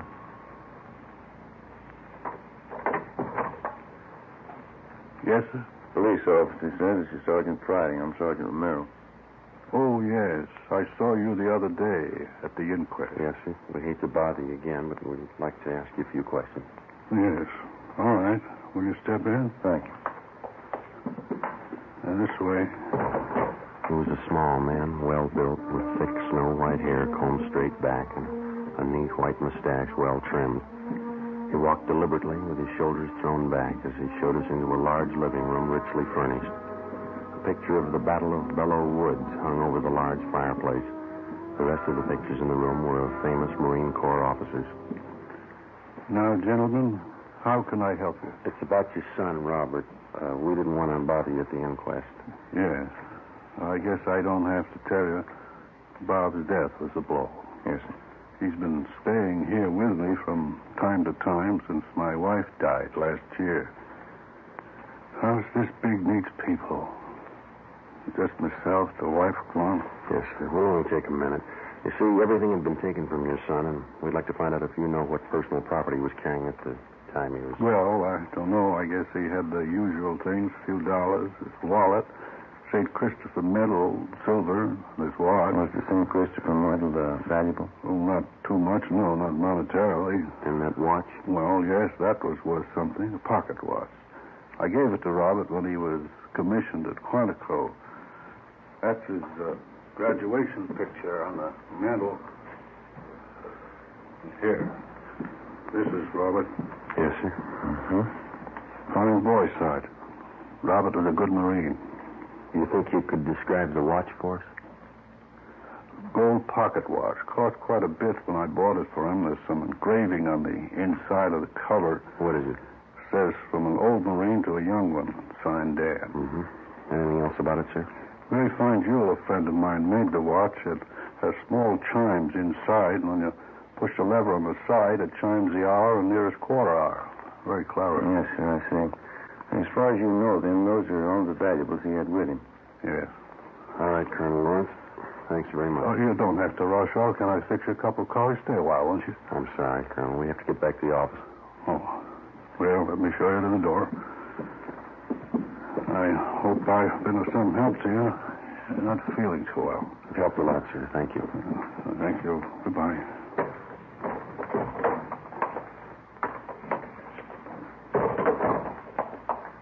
Nice home. Yeah. Beautiful furniture. Everything a man could want. Except the sun. For the next 6 days, we got nowhere. Both robbery and homicide details stayed at work on the case. The citywide decoy plan continued along with the extra night patrol of cruiser cars from the Metropolitan Division. Dozens of leads were received and tracked down. None of them paid off. We stayed on it, but despite all our work, in 1 week, the hitchhike bandits were credited with 16 car thefts, 8 actual holdups, and 3 more assaults with intent to commit murder. February 18th, 2 p.m. Ben and I were called to Captain Walker's office. Close the door, will you, Ben? Oh, yeah. What is it, Ed? Both of you know Burdick here, theft detail? Oh, yeah. sure. I am. You want to tell him what you just told me, Burdick? Yeah, I was just telling the captain. I was on night watch last night with Bresnik, and we picked up this guy for grand theft auto. Got him out in a bowling alley on Vermont. Yeah. Well, Resnick and I didn't think too much about it. We took him into Central and had him booked. Gave his name as Clyde Black. Mm-hmm. As I say, I didn't think too much about it. But on the way into work, I got to thinking. This fellow comes pretty close to the description of one of your hitchhike bandits. Yeah? Yeah, he's pretty tall, 6'2", dark hair, dark eyes. Pretty tough. Is he still in jail? Still there. Anybody else talk to him besides you? Resnick and me, that's all. Here's the mug shot we got on him last night. Take a look. Let me see. Mm-hmm. It seems pretty close. You got a home address on him? Yeah, our place out on South Flower. Here's the number. Thanks. Oh, yeah, there was something else. Struck me kind of funny. What's that? When we booked the guy in last night, Yeah? in his back pocket, he had a St. Christopher medal. Ben, Ed Burdick, and I drove out to the address on South Flower Street, which the prisoner Clyde Black had listed as his home address. It was a rooming house, and the landlord remembered Black, but he hadn't lived there for 2 months. He gave us Black's forwarding address, an apartment on MacArthur Drive. There, the manager told us he hadn't lived in the building for at least a month. He had moved and left no forwarding address. We put tracers through on him with DMV, our business office, and with local merchants in the neighborhoods where he had lived. By 6:30 p.m., we had an answer. An apartment on Pico Boulevard, just east of Alvarado. At 7 o'clock, we were on our way up in the elevator to the 3rd floor of the apartment house.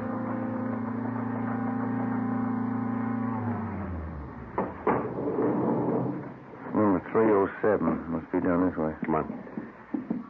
Pretty run-down place. Musty. Yeah. This is it, 307. Somebody's in there. The apartments have back doors, Joe. You want me to cover it? Yeah, you better hustle. Right. Okay.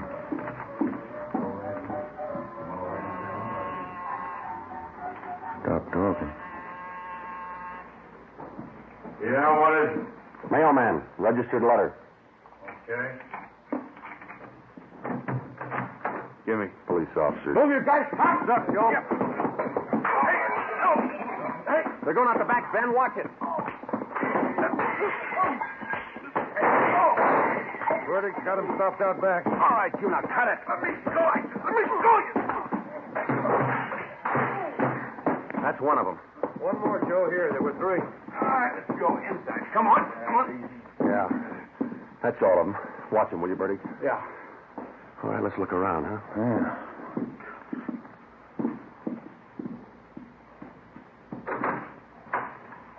Take a look. Yeah, enough uniforms for an army. Before we left the apartment, we searched it thoroughly and found dozens of personal valuables, watches, rings, and wallets. There was also a .38 caliber Colt. We took the 3 men downtown and booked them at Central Jail. And we dropped off the gun that we found at the crime lab for a ballistics test. 8:35 p.m., we brought suspect Clyde Black to the interrogation room. Captain Walker, Ben, and I confronted him with the evidence. Here you are, Black. Take a look at these.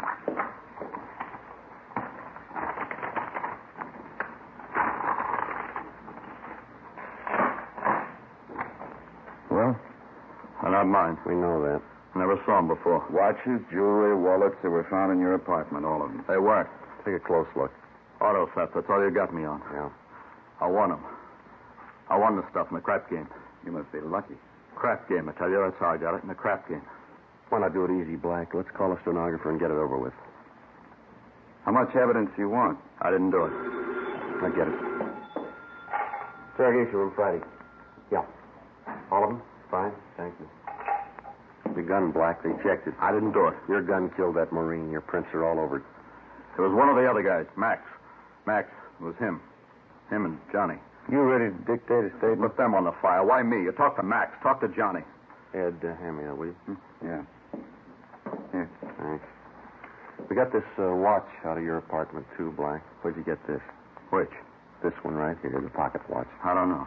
Don't tell us you won it in the crap game. It's not mine. I never saw it before. Beautiful watch. It's engraving on the inside cover. Yeah, look here. From an old Marine to a young one. It's not mine. Let me show you how it works.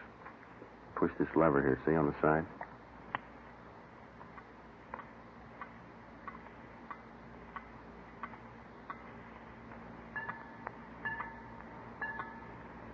Well, how about it? I hated them. I hated all of them. Everything about them. That lieutenant. I had to kill him. He was going to get away. I had to kill him. I had to. Why'd you pick on officers?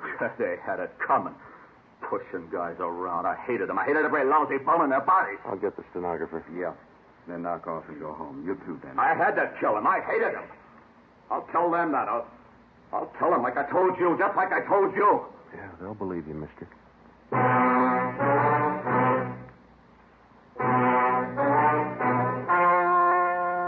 The story you have just heard was true. Only the names were changed to protect the innocent. On June 17th, trial was held in Superior Court, Department 87, City and County of Los Angeles, State of California. In a moment, the results of that trial. It's amazing how many long cigarette smokers are changing to Fatima. Here is the actual report. From coast to coast, king-size Fatima has more than doubled its smokers. Yes, more and more smokers every day are discovering that Fatima is the best of all long cigarettes. Long cigarette smokers find Fatima has a much different, much better flavor and aroma. Long cigarette smokers find that Fatima is extra mild because it's the long cigarette which contains the finest Turkish and domestic tobaccos superbly blended to make it extra mild. So enjoy extra mild Fatima, best of all long cigarettes. It's wise to smoke extra mild Fatima. It's wise to smoke extra mild Fatima.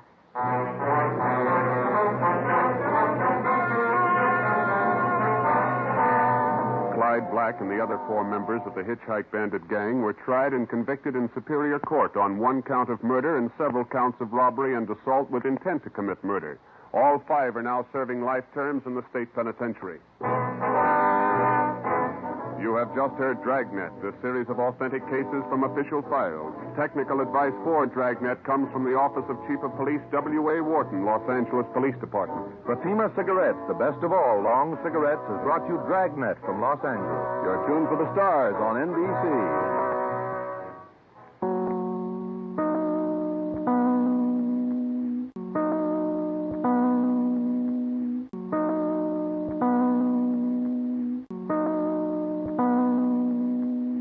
Now it's time to pay a visit to Duffy's Tavern.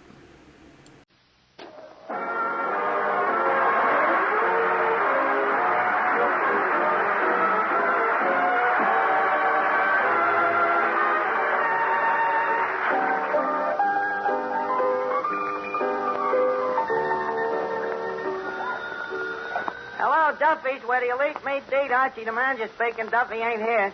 Hello, Duffy. Tonight, Billy Burke, the movie actor. Huh? What's he like? Well, just imagine one of them Sinatra fans grown up. Yeah, she plays in them drawing room pictures. You know. Oh, pardon me, Mrs. Stinkford. Did I just drop some ice cream down your sherbet? Yeah, Billy Burke. Yeah, sort of a female Finnegan. Well, Duffy, a lot of people get paid for being dumb. Which reminds me, Duffy, how about that raise? Raise. More money. Raise. That's funny. I can hear you. Well, Duffy, you could give me $1 raise. How about 75 cents? 50 cents? 35? Look, my pride's gonna enter this transaction any minute. Huh? Money ain't everything. Working for you, it ain't anything. I'll call you back. Eddie, how that Duffy hates to spend dough. Yeah, he sure hates to part with money. Don't he know he can't take it with him? There is one guy, Eddie, if he can't take it with him, I guarantee he don't go. Boy, am I broke. Look, you got any dough, Eddie? No. Look, I just seen a guy tip you $0.25. Lead. Well, let's see it. Did you fight it? Yeah, I did it once, and I did it twice, and before I knew it was gone. Yeah, Mr. Archer, how come you so suddenly so money conscious? Well, you see, what's mainly bothering me is I can't afford to buy war bonds. You know, like a lot of other guys on this new drive, the government wants you to put 10% of your salary in bonds. I don't make that much.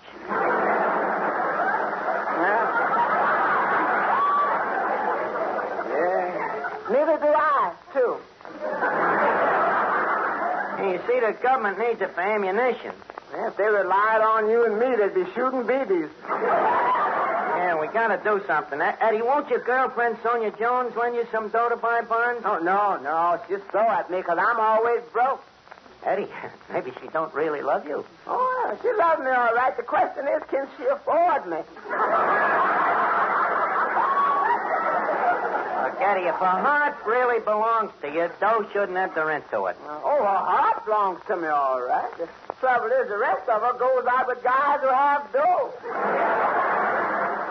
Money. I just got to raise some dough some way. How about your song? Leave us face it? Well, you see, I got a certain amount of income from that, but I'm talking about real dough. $5 or $10. I ain't talking no chicken feed. Finnegan, how come you're so excited over Billy Burke? Sure, after all, she's an attractive dame, and I'm an edible bachelor.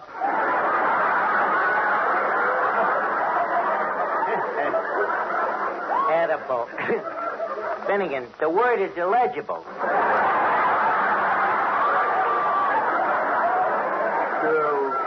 Legible? Legible is somebody who can't read. Can you read? No. Touche. Sure, Hey, wait a minute. Here comes Crackpot O'Toole, the check forger. Hiya, Crackpot. What are you doing here tonight? I'm looking for Crudface Clifford. Crudface Clifford, the safe cracker? Yeah. You just missed him. He just went out for lunch with Clancy the cop. What do you want with Crudface? Well, I'm thinking of giving up fortune, and I understand Crudface wants to sell his safe cracking route. Goodwill and all. Crackpot? You retiring from forging checks? Why, that's like if Albert Spaulding was to stop making baseballs. I can't help it. It's getting so I despise the very word forgery. Crackpot. I'm glad your poor old dad ain't around to hear you say them words. Crackpot O'Toole, the son of Facsimile O'Toole. The greatest forger that ever lived. He'd be hurt, Crackpot, if he knows. Maybe he does know. Maybe he knows everything that you do. You know, they hear about them things up in Sing Sing.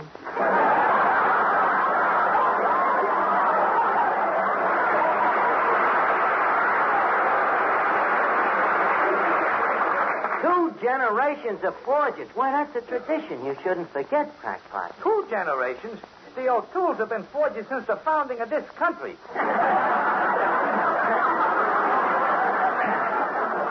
Pardon the momentary levity, Crackpot.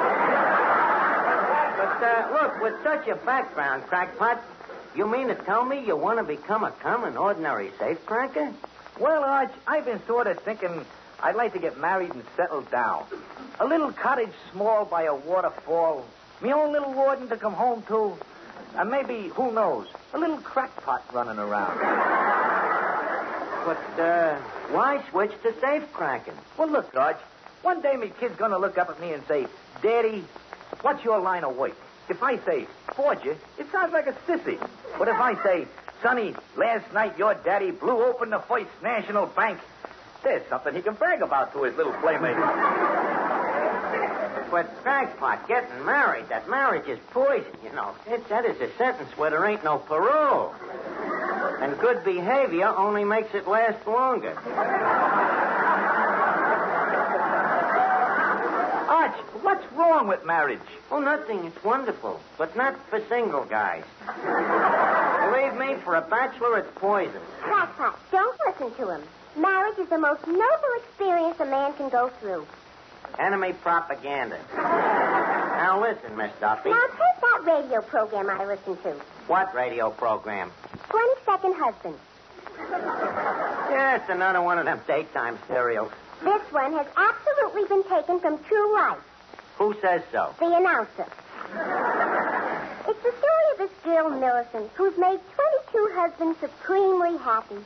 Just a minute. If these guys was all so supremely happy, why did they all divorce her? They didn't. They mostly killed themselves. Oh, sure. How much happiness can a guy stand? Look. How often does this Millicent get a new husband? Every week. Every week a guy gets bumped off or divorced? They have to. They have to. Why? That's the idea of the program. Every Friday there's a contest for the name of the husband who starts Monday.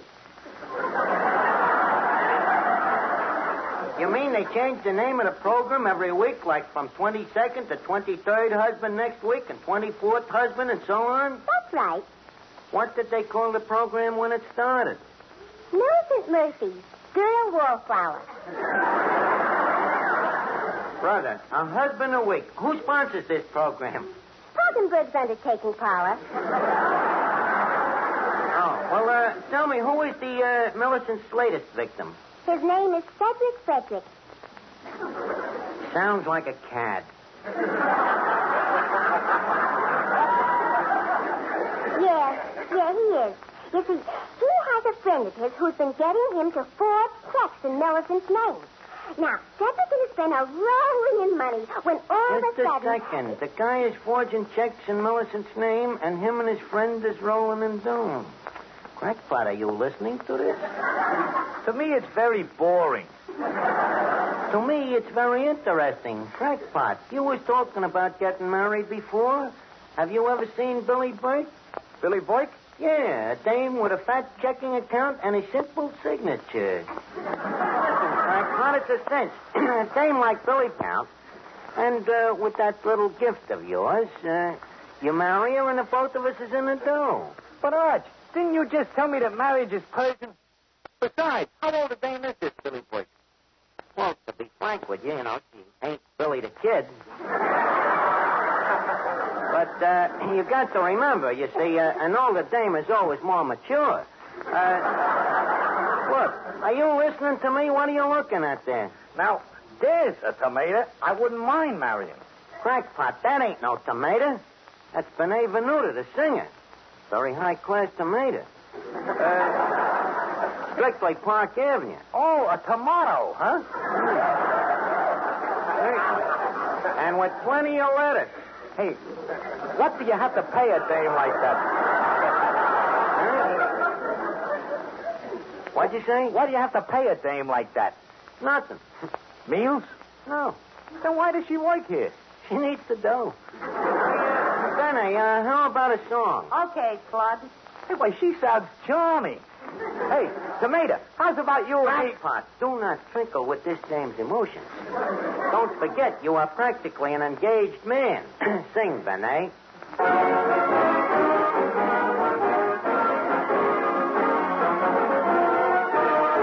Life's a game, but who can play it all alone? Every chap should hold a heart to call his own.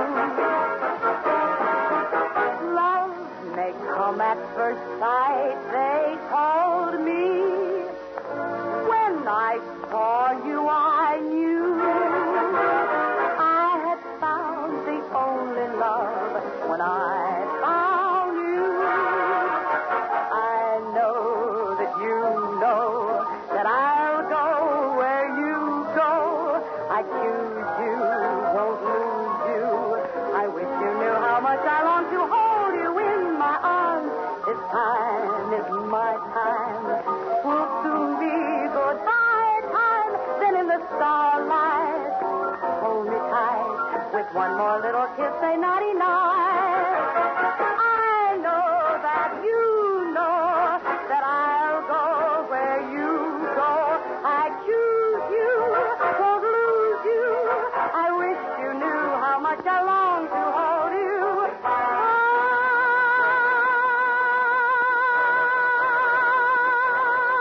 Then in the starlight, hold me tight. With one more kiss, one more hug, one more word, one more love. Say naughty night.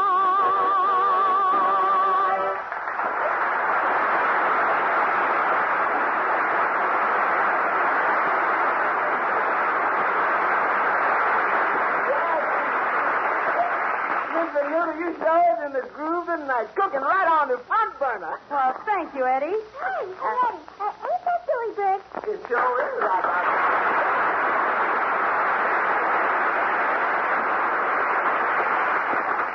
Well, you're Miss Burke, ain't you? Yes, you must be Archie.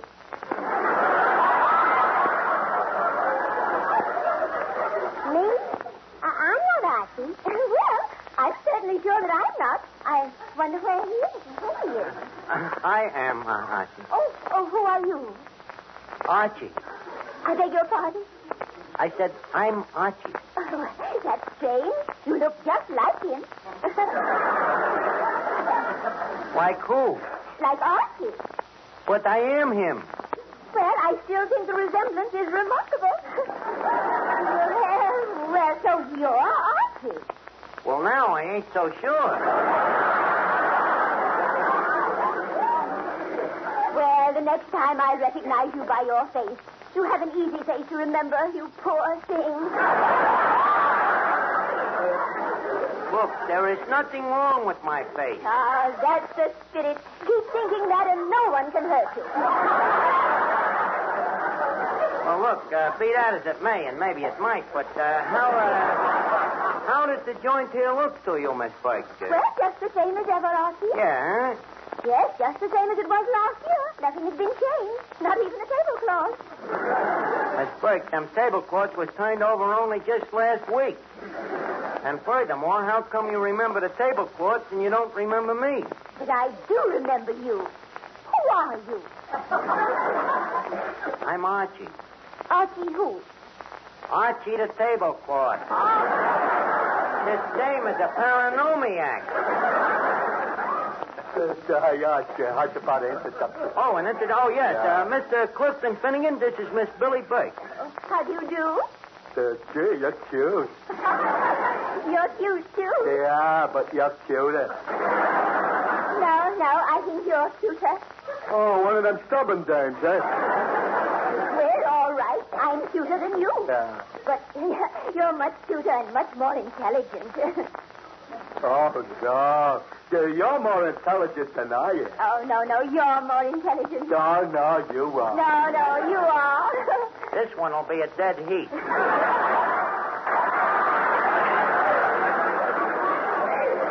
Well, Mr. Finnegan, it's nice to have had such a stimulating talk with you. Thank you, I'm stimulated, too. Well? Well, goodbye, Clifton. Goodbye, William.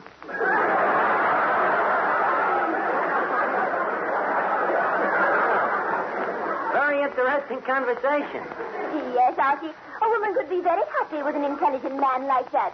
You know, sometimes I say to myself, Billy, why don't you accept an offer of marriage from some intelligent man? Then I answer myself and I say, Billy, no intelligent man will ever ask you. Well, maybe I can help you out, Miss Burke. How would you like to settle down in a little cottage small by a waterfall? Archie, it is so sudden. minute. Not me. I came here to talk for Crackpot. Now, look, I got a guy for you named Crackpot O'Toole. Young, attractive, hard worker. What does he do? He writes. Nice, solid, settled kind of a guy. You know, not one of them flighty guys. This guy has been known to stay in one spot for from 5 to 10 years. I think you should meet him. Well, Archie, this is sort of embarrassing. Meeting a strange man almost sounds like matchmaking. Yeah, I guess it does. Well, what's wrong with that? Bring him in. Okay.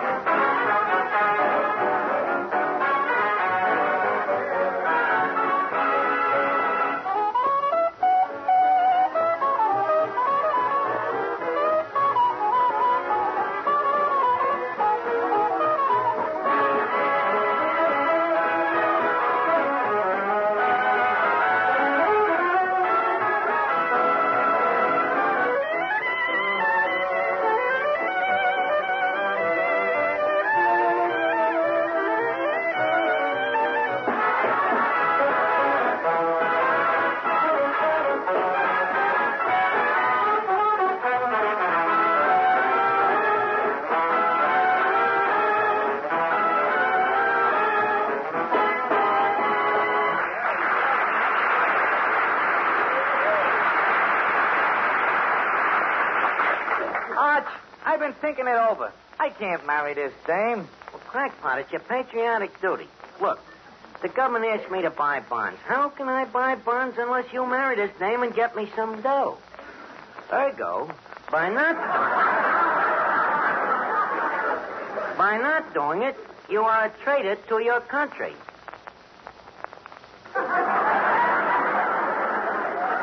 Well, Arch, if it's for me, country. That's better, Crackpot. Now, let's see how you look. You got to impress the dame. Here, straighten your tie. Gee, they gave you a bum suit this time.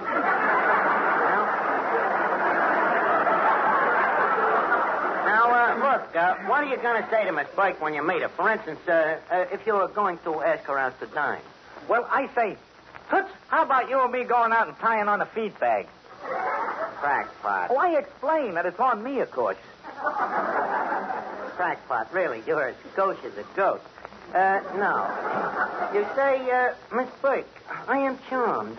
Would you care to sup supper, would you care to sup supper with me this fortnight? This fortnight? Fortnight. It's an English word. Means brunch. Look, we better practice it. Come here, Finnegan. Look, make believe you're a dame. See, I want Crackpot to try something. So, what's he going to try?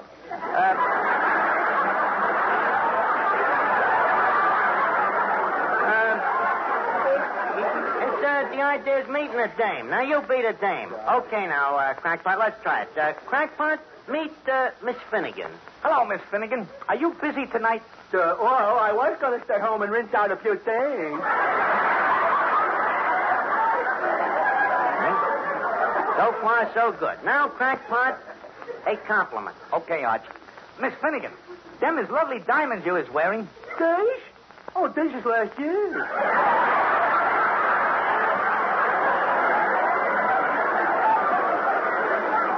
Doing great, Crackpot. Doing great. Now, the proposal.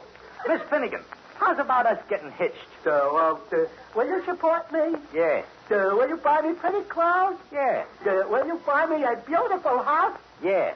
Gee, I wish I was a dame. I think you're wonderful, Crackpot. Hey, Arch, you got me practicing with a moron.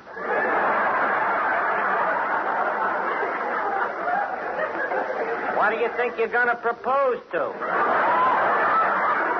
You see, I want you training under actual battle conditions. So I'll be going if nobody wants me. Okay, Finnegan. Hey, Miss Arthur. Yeah, Eddie. Now, to me, this whole thing sounds jaily. Eddie, you mean that you're trying to discourage me from buying bonds? But you gonna get us in trouble. Don't worry, Eddie. This scheme is foolproof. Yeah. You is the fool, and this is the proof. Look, don't be such a skeptic. Come on, Crackpot, let's go. Oh, Miss Burke. Miss Burke, I would like to present you with Mr. O'Toole. Mr. O'Toole, Miss Burke. Miss Burke, Mr. O'Toole. Crackpot, Crackpot. How do you do, Miss Boyk? Oh, please call me Billy. Billy. That name strikes a tender note in me. Billy. I was once hit over the head with a billy. Well,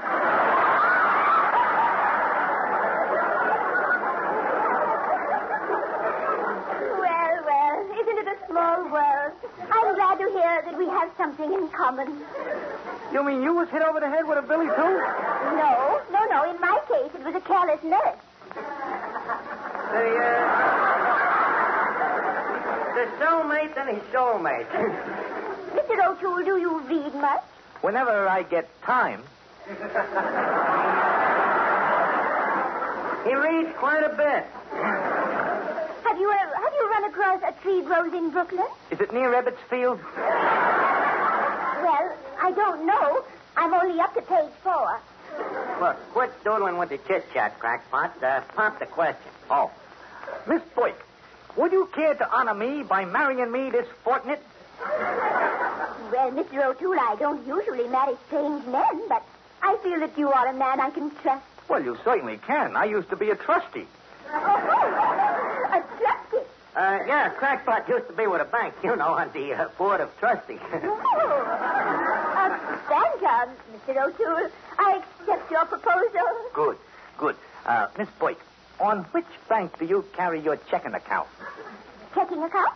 Why, I wouldn't think of having a checking account. All my money is in war bonds. No checking account? Hey, Arch, I've been roped in. Don't look at me. I warned you. I told you marriage was poison for bachelors. Don't blame it on me.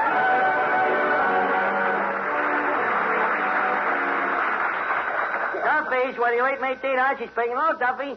Yeah, that's right. Next week, Major Bose is going to be here. I ain't kidding. Major Bose from the Amateur Hour. Yeah, I can hardly wait myself. Everybody will be around here. Good night, Duffy. So long.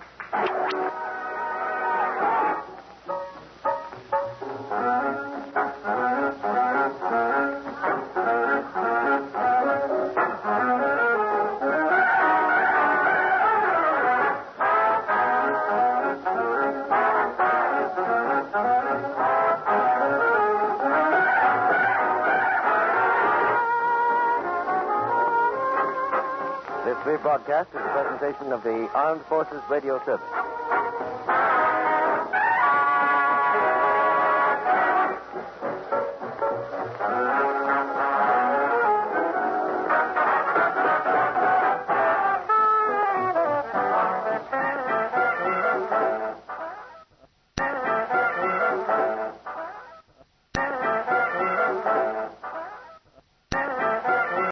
Another exciting tale of escape is up next. Escape! Escape tonight to the China Seas in Typhoon.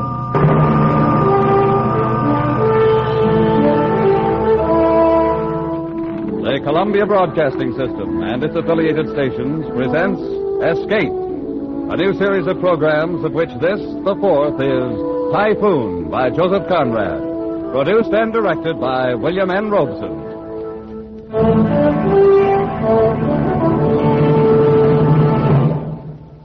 Of all the great authors who wrote of the sea, none so captured the wonder and the horror of it as did Joseph Conrad.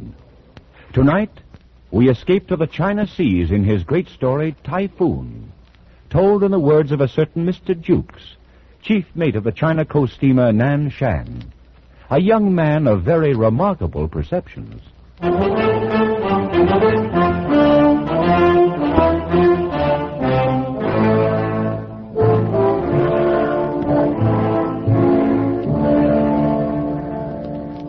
I've been sailing the China Sea long enough to see some strange and terrible things, but nothing as bad as that was. Why, God himself forgot us, and the whole blinking universe set out to do us in that night. It was the... But that comes later. I guess you can't really understand what happened on board the Nanshan without knowing something about our skipper, Captain McWhirr. Stupid McWhirr, I called him. And after sailing with him for 3 years, I ought to know what I'm talking about. Why, I tagged him right off, first day he came aboard to take command. In Liverpool it was. And Mr. Siggs, who was one of the owners, was showing him around the deck. There's no more modern ship afloat. I might say again that you've come to us very highly recommended, Captain McWhirr. We've a great deal of confidence in you.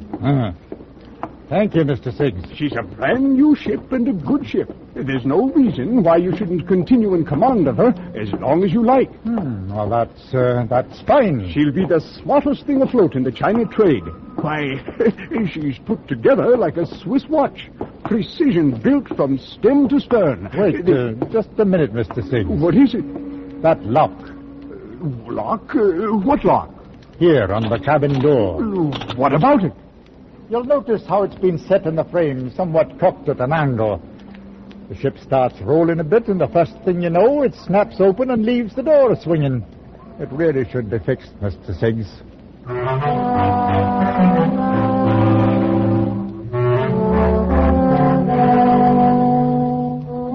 That's Captain McWhirr, the best berth he'd ever had. New command, a brand new ship. But instead of pinching himself to see if he's awake, he complains about a lock on the cabin door. See what I mean? Captain McWhirr, I see what you mean. I'll have it attended to right away. I think you'll do all right. Thank you, Mr. Siggs.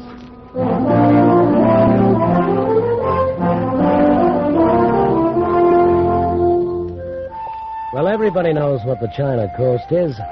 You haul out of Bangkok for a quick run up to Singapore and then shove off for Hong Kong. 2 days ashore, you do it all over again. 3 years of it. 3 years of heat, smells, weather, copra, silk, and tea. Along in there somewhere, the owners decided to transfer the ship's registry to the Siamese flag. Don't ask me why. They just did, that's all.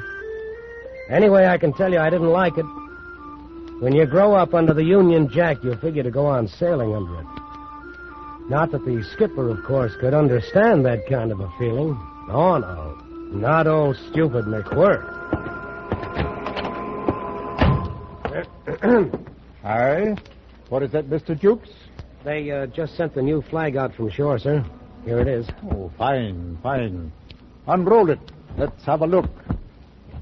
Ah, yes. In my opinion, sir, it's a queer kind of flag for a man to sail under. Oh? And what's the matter with it? Well, it just looks queer to me, that's all. Well, now, let's see. A white elephant on a red field. Oh, just a minute. I'll look it up in the book. Here we are. Siam. White elephant on a field of bright red. Length exactly twice the breadth. So. Oh, there's nothing wrong with this flag, Mr. Jukes. Oh, isn't there? Not a thing. I hardly thought there could be. After all, these people ought to know how to make their own flag. It stands to reason. Does it now? You must have it confused with some other flag, Mr. Jukes. Well, all I can say is... Of course, you'll have to take care the seamen don't hoist the elephant upside down. That is, before they're quite used to it. I presume it might be taken for a signal of distress. And in that case, the way I see it, that elephant stands for something like the nature of a Union Jack in the British flag. Oh, you think so? Well, it's like a bloomin' Noah's Ark, that's what it is. Mr. Jukes.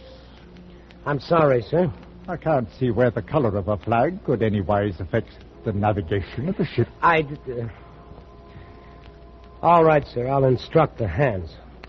It'd certainly be a most distressful sight to see that elephant hoisted upside down.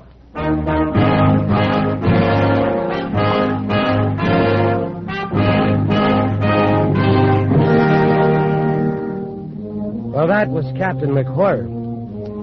Couldn't get a thing through his head if you drew him a picture. And that's the skipper we had to sail under on the maddest, wildest trip that any coaster ever took. We were loading out in Singapore. Half the cargo had already come aboard. The sun was blazing, and the smoke from our stacks hung over the decks like a blanket. The Nanshan's winches puffed away aft, cargo chains creaked and clattered across the combings. I was in the waist supervising the loading when Mr. Rout, the chief engineer, came up. Hey there, Jukes. What's going on down there on the dock? Looks like a bloomin' army. Oh, I don't know, Mr. Rout. Must be a mob of coolies on the move. Here comes the captain. Could be some of his doing. Mr. Jukes. Aye, sir. Keep the forward queen deck clear of cargo. There'll be 200 coolies coming aboard, and we'll plan to bank them down there. Good Lord, where are they bound? Fuzhou. We'll have to put in there this trip. Yeah, but we're not fixed to handle passengers, sir. Oh, they'll bring supplies aboard with them. Every man's got a camphor wood chest, so you'll have to nail deck battens down there to keep them from sliding. Yes, sir, I'll see to it. They've all been working on a plantation north somewhere. 2-year contract. They're dying to get home. It wouldn't have been quite right to turn them down. You may as well start them coming aboard, Mr. Jukes. All right, sir. Ollie number 1, boy, Ollie same. Listen, you savvy, huh? Ollie fellow, catch him here. Top side, catch him step, bottom side. Ollie time, chop, chop. Single file now. One fellow, one time, all the time. What do you suppose they carry in those boxes? Oh, I suppose they're personal belongings, Mr. Jukes. And, of course, their 2 years' pay in silver dollars. Well, they're as vicious a looking bunch of murderers as I've ever seen. Murderers? Oh, come now, Mr. Jukes. 1 or 2 of them, maybe. But in the main, I'd say they're honest workmen. Have to be to stick out a 2-year contract on one of these plantations. Just the same, sir. We'd better not take any chances. No, I checked the lading weights carefully, Mr. Jukes. We can carry them without any overloading at all. I mean that... All right, sir. I'd better go hide the silverware in the officer's mess. He's a hard lad to understand sometimes.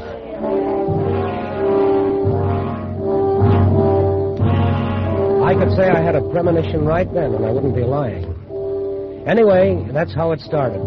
At the hottest time of the year, 200 half-civilized coolies aboard, a captain with no more imagination than you could stick in your ear, we steamed out from Singapore and laid a course for the port of Fuzhou.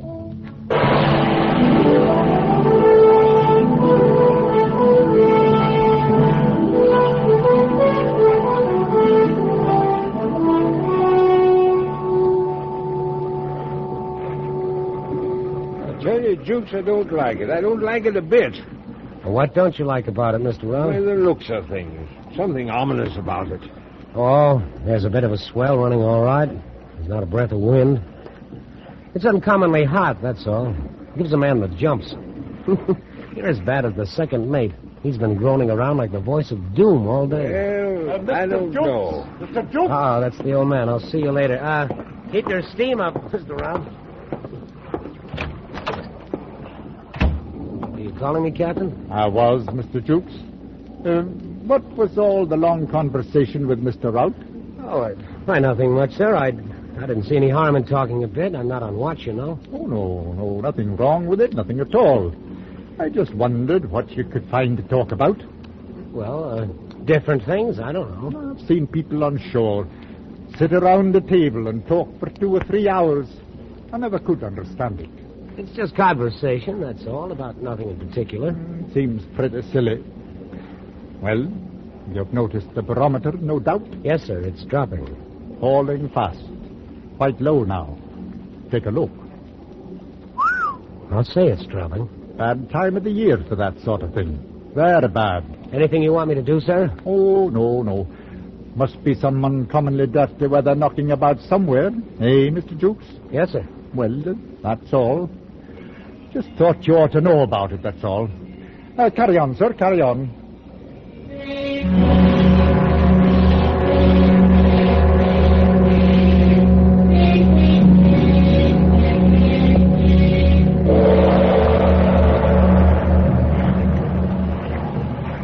Oh, there's a heavy one, all right, mate.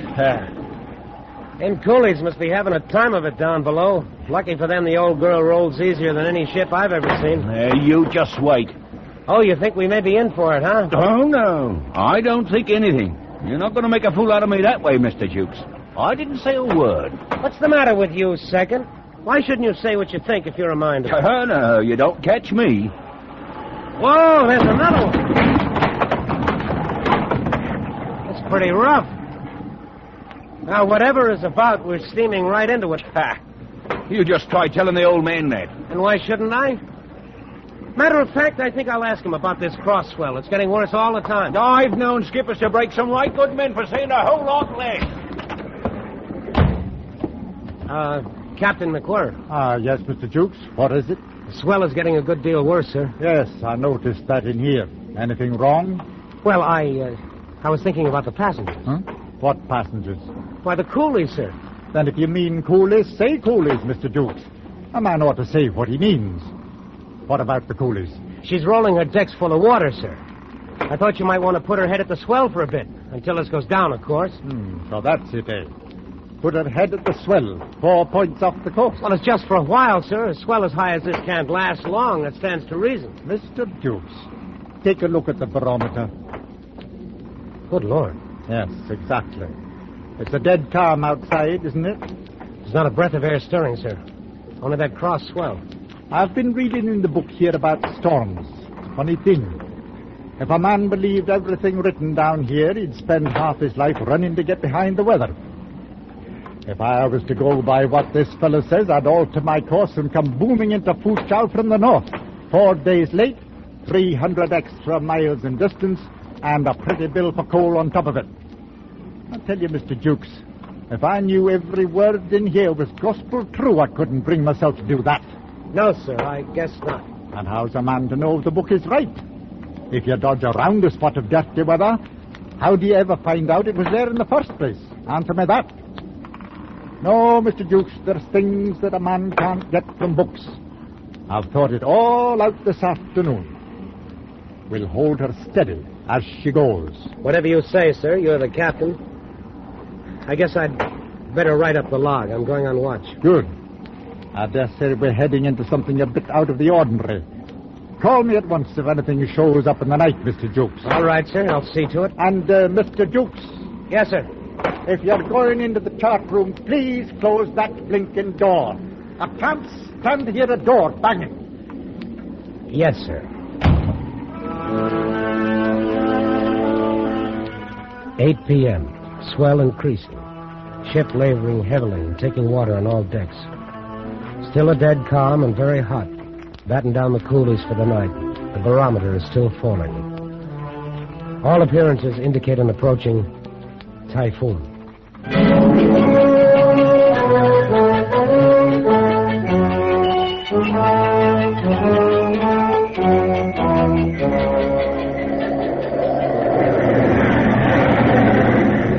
All right, Hackett, hold her steady as she goes. That's all we can do. Aye, sir.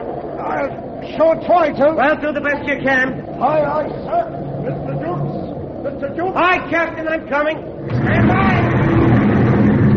Over here, Mr. Jukes. Starboard fixed rail. Right, sir. Coming over.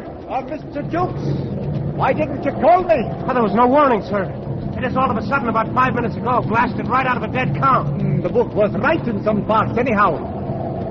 How's it go in the wheelhouse? Hackett is... Look out, sir. Hang on.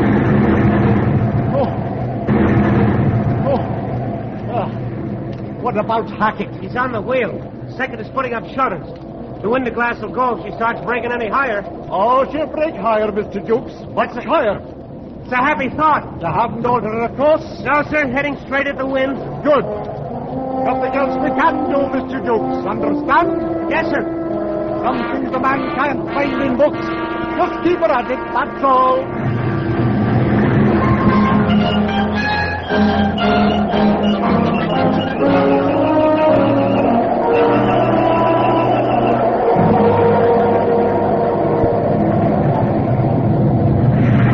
Captain, our boats are starting to break away. That's all right. But the boats, the two of them are gone now. It can't be helped, Mr. Jukes. Hammering through a mess like this, you're bound to leave something behind. Now, steady. Hold hard.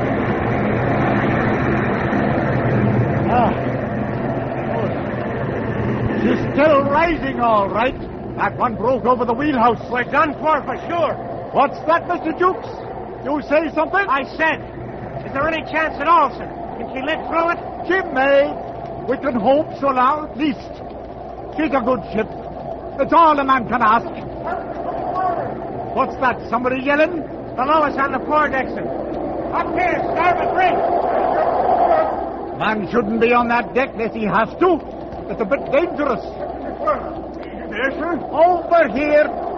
What's the trouble, bosun? In Chinese, sir. Wait, hang on. The Chinese. What about them? They've all fetched away, sir. One big lump. It's horrible. Yeah, now what do you mean, fetched away? Rolling around in a hole in one big lump. Screaming like bloomin' maniacs, sir. All adrift. Mr. Dukes? Yes, sir. I can't make head nor tail of this. I guess you'd better go below and see to it. Put things in order. Well, what shall I do, sir? I can't tell you up here. Find out what's wrong. Straighten it out. That's all. That's all. Take the bosun with you. I'm going to try for the wheelhouse. All right, sir. Come on, bosun. Aye, sir. Just straighten it out. That's all. Well, how's the wheel stand, Hackett? As steady as she goes, sir. You realize, of course, we've hit a typhoon. Aye, sir. Sorry I can't give you relief. Can you manage a while longer? I'll hold her to the course, sir. As long as there's a ship beneath her. Sure, that won't be long. Oh, anything wrong, Second? Wrong. We're all as good as dead men, that's what's wrong. Oh, no, I wouldn't say that. She's still afloat. And we've got it lucky here on deck. Plenty of chance to see what's coming before it hits us. A man always feels better when he can see what's coming. But it's a different story down below there. Not having knowledge of what's going on. Not knowing if we're afloat or sinking. Now there's the lads that's got it tough. The ones down there in the engine room.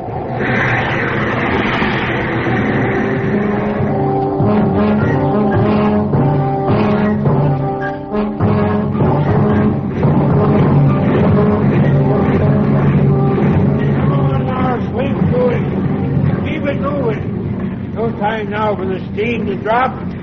Here, ride that throttle, Beale. And let her rip her shaft out when she breaks clear of those swells. Hello, Bridge. Hello, Bridge. Confound it, why don't they answer the speaking tube? Can't tell if they're dead or alive up there. Hello. Hello. Yes, Mr. Ross? Captain, how is it on deck? Hard enough. It depends mostly on you. Well, so far so good. We're holding a full head of steam. Good. We'll need it. Don't let me drive her under, sir. Have to take a chance.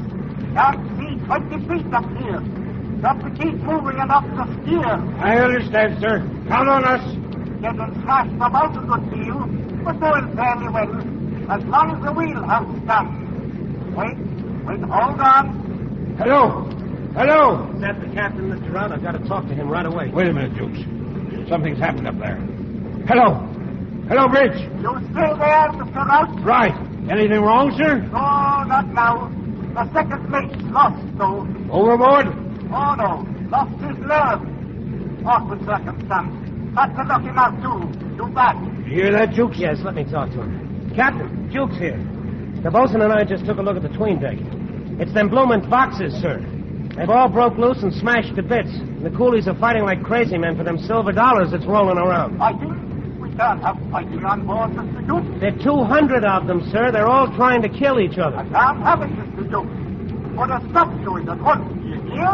Put a stop to it? How? They're crazy mad. They'll kill anybody that came on that deck. You're second in command, Mr. Duke. Use your authority. Make it clear to them. We simply can't have fighting. Make it clear to them? Oh, yes, sir. After that, you better gather up all the money. I can't have it lying about on the deck. Get the bosun to help you. Wait. Here it comes. Gee, Harsapat. There's the one that does it. That must have swept the deck from stem to stern. Hello. Hello, Captain McGuire. You all right up there? Everything's all right, Mr. Roach. All the boats and half the starboard rail carried away. Nothing serious. There's nothing to worry about, Mr. Roach. Carry on. Nothing to worry about. Carry on. You're all right, Captain. As you say, sir. Carry on. Carry on? Hey, now. Where you going? Where you going, eh? Where do you think I'm going, you loud-mouthed old windbag? Out on that deck to get myself murdered. Nothing serious, Duke. Nothing to worry about. The whole bloomin' world's falling apart, and I'm out picking up silver dollars. Captain's orders. Come on, bosun. Don't miss any, old Jukes. Carry on, boy. Carry on.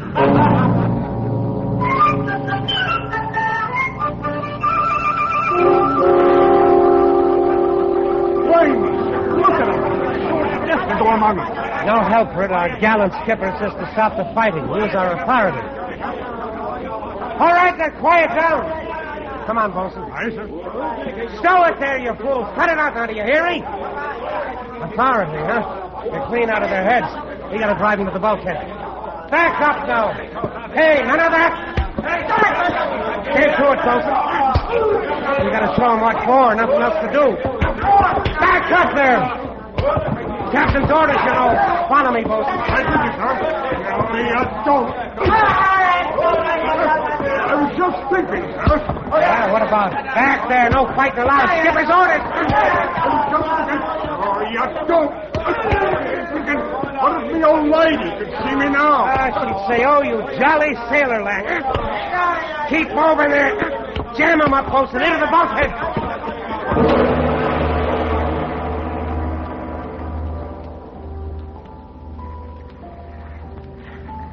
Captain. Where are you, Captain? Over here, Mr. Jukes. You got everything cleared up down below? Oh, yes. We took care of everything, sir. I thought you would. The wind fell all at once, stopped cold. It's been like this for 10 minutes now. If you think it was an easy job to bring that mob under control. Oh, the coolies? Oh, I dare say it wasn't. Had to do what's fair by them, though. Mr. Jukes, that barometer in there stands at the lowest point I've ever seen a glass in my life. You mean there'll be more of it? The worst yet, according to the book. It'll break sudden now. Any minute. A puff or two of wind, and then it hits. She's taken a horrible beating, sir. She has indeed. And she's in for a worse one. We haven't much chance, have we, sir? She may come through it. She's a good ship. There's the first puff. It'll hit us hard when it comes. You left them pretty safe, did you? The coolies? We strung lifelines, gives them something to hold on to. Good. I'd like to give them all the chance we can, whatever happens. Oh, they'll be all right, sir. I broke out rifles. Paraded the crew, put them to guarding all the companionways leading off the team deck. You armed the crew, Mr. Jukes? Oh, sure. We won't have any trouble with them now, sir. Mr. Jukes, please have those rifles returned to the magazines at once. What? There'll be work for every man aboard in a few minutes. I can't spare seamen to stand around and hold rifles when it isn't necessary. Isn't necessary? Don't you realize those savages will think we stole their money? But they'll tear us to bits if they ever get out of that deck. Oh, I think they'll understand we're dealing fair by them. Collect the rifles, Mr. Jukes. Captain, it's suicide. The best thing we can do is turn the whole mess over to the authorities in Foochow. If we ever get there. Well, I don't know. I figure that when anything happens on shipboard, it's up to me to settle it on shipboard. Part of the duties of commanding a vessel, Mr. Jukes. I've no doubt I'll be able to reach an understanding with these men later. Understanding? You ought to have seen him a while ago when me and the bosun was down there. Lost their heads a bit, I guess. No wonder at that when... Here she comes. Pick up those rifles, Mr. Jukes, and something else. Yes, Captain. If anything happens to me, you'll be in charge. Only advice, keep her facing it. Best way to get through, facing it. That's enough for any man. All right, Captain, I'll remember. And one thing more, Mr. Jukes. Yes, sir. Something that always helps at sea is to keep a cool head. Just keep a cool head. Oh, no, keep a cool head. A stitch in time saves night, a rolling stone. What in the name of heaven do you do with a man like that?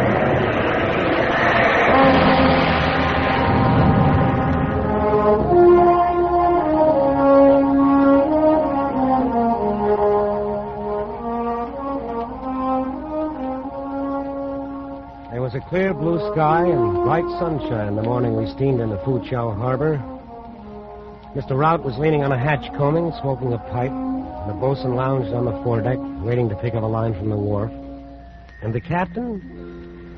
Well, he was engaged in the most unusual occupation. Keep moving. He was sitting at a table on the foredeck, handing out silver dollars to them blinking coolies. All divided up even, the same amount to each one. Craziest thing you ever heard of in your life. You see, the way the captain figured it, since those blighters had all worked for 2 years at the same rate of pay, then their savings ought to all be about equal. As you can see, of course, it wasn't necessarily true by any means. Wasn't even legal. But you couldn't tell him anything. Well, that's that. Mr. Jukes. Yes, sir. Coming, Captain. Well, Mr. Jukes, I've disposed of our little collection of silver dollars. Ah, that's great. Only wait till those boys get ashore and file claims against us. Oh, no, they won't do that. As a matter of fact, they were quite pleased at having it arranged that way. Figured it might avoid a lot of arguments later. They sent a spokesman to thank me. Well, I'll be... Mr. Jukes, you may as well give all the hands 6 hours leave before we start working the cargo. Whatever you say, Captain. Oh, yes, and before the carpenter leaves, I wish you'd have him fix the lock on that port cabin door. What? That seems to have got broken somehow. During the storm, I suppose. I can't stand to hear a door banging, Mr. Jukes. Aye, sir. I don't suppose it matters that the ship is battered from stem to stern, half her topside carried away, and smashed till she looks like a bloomin' Tinson freighter. Mr. Jukes, I don't understand you. You don't understand me, sir? Do you understand that we've come through the worst typhoon on the China Seas in 20 years? We're the only ship that got through? It's true. I suppose we were a bit lucky. Lucky, sir? With 200 murdering cutthroats running loose aboard and the very heavens doing their worst? We had a job to do, and we did it. That's all, Mr. Jukes. That's the important thing. Yes, sir. That's all. That's all, he says. A job to do. A bit lucky. What can you do with a man as thick as that? But then, as I started to turn away, Captain McWhirr said something else that surprised me. With emotion wrung from the very bottom of his soul, he uttered words I never thought I'd hear coming from so stupid a man. But I'm glad we brought her through, Mr. Jukes. Truly I am. She's a good ship, Mr. Jukes. A good ship. I should have hated to lose her. I should have hated to lose her.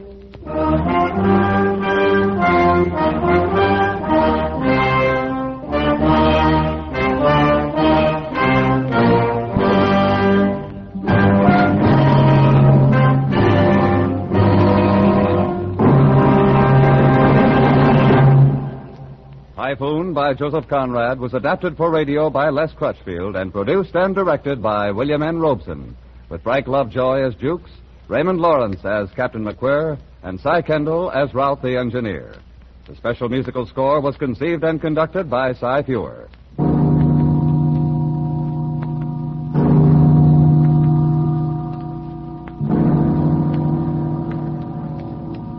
Escape is presented by the Columbia Broadcasting System and its affiliated stations each week at this time. Next week, we invite you to escape to Paris of 500 years ago in Robert Louis Stevenson's story of a fascinating adventure, The Sire de Malvoisie d'Or. And so good night until next week at this time, when again it will be time to escape.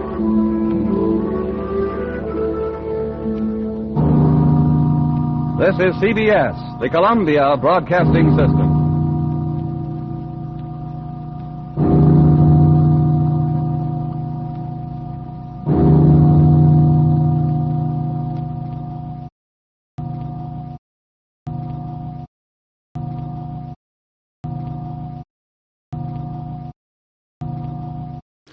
Now let's see what Fibber McGee and Molly are up to.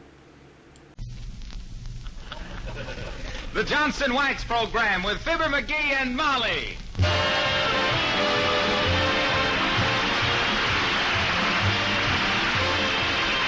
The makers of Johnson's Wax and Johnson's Self-Polishing Glow Coat present Marion and Jim Jordan as Fibber McGee and Molly, with Jimmy Shields, Bill Thompson, Arlo Wilcox, gee, thanks, and Billy Mills Orchestra. The show opens with Goody Goodbye.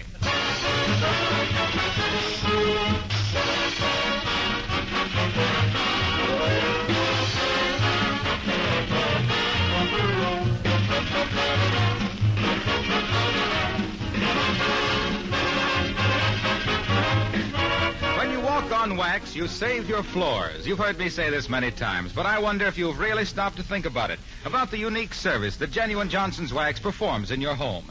As a matter of fact, there just isn't any other product that can do what wax does for your floors. Protect them and beautify them at the same time. The tough shield of Johnson's Wax is invisible, transparent, And yet, it protects and guards the floor surface against scuffing feet, scratches, and dirt. This same shield of genuine Johnson's Wax adds rich, mellow beauty to your floors. Beauty that actually increases with every application. And of course, Johnson's Wax is also a work saver. It does away with tiresome floor scrubbing. And Johnson Wax floors are the easiest of all floors to keep clean. And besides floors, there are 100 other labor-saving uses for Johnson's Wax. Furniture, woodwork, windowsills, leather goods. You'll find these extra uses listed right on the Johnson Wax package, paste or liquid.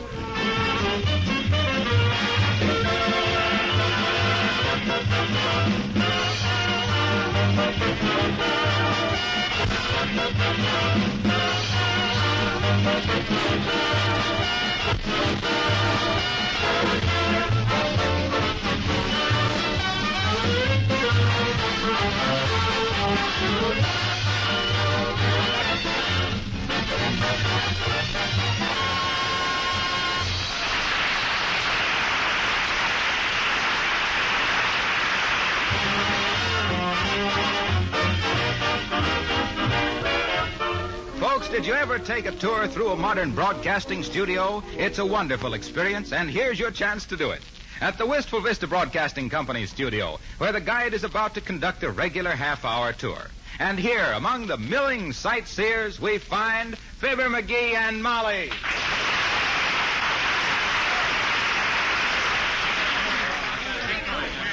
Oh, come on, Molly, let's go home. I'm getting tired waiting around here. No, sir. I've wanted to take one of these studio tours for a long time, dearie. They say it's very educational. Well, okay. After all, radio's been butting into our home for 20 years. It's about time we returned the call.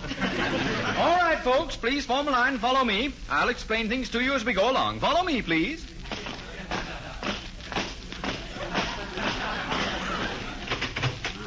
What's all this machinery in here, Bud? Is this where they wind Winchell up every Sunday night? McGee, don't be so fresh. Oh, well, This, ladies and gentlemen, is our sound effects department. This room contains every possible sound effect Pardon me, please, Mr. Guide. There's one sound effect I've often wondered about. Yes, madam? For instance, on that Johnson Wax program, my stars, how do they get the effect of all those people laughing at Fibber McGee's jokes? Madam, there are still some things about radio that baffle the experts. Now, do you all see this large rubber ball? What do you use that for, Bud? Sound effect of a bouncing baby?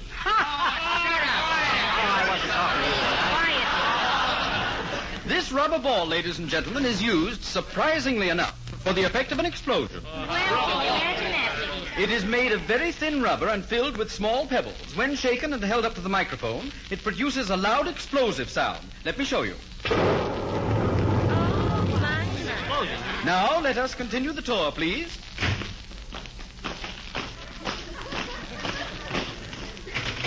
And this is our Studio J. It has an audience seating capacity of 350. This way, please.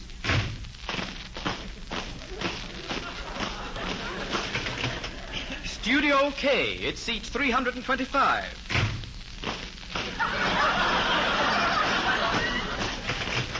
Studio L seats 300.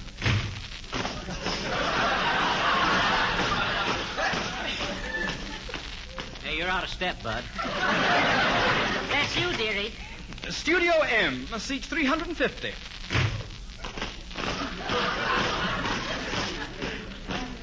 And this, ladies and gentlemen, completes the tour. Are there any questions? Yeah, I got a question, Bud. Yes, sir. What is it, sir? How do they get all them little pebbles into that rubber ball?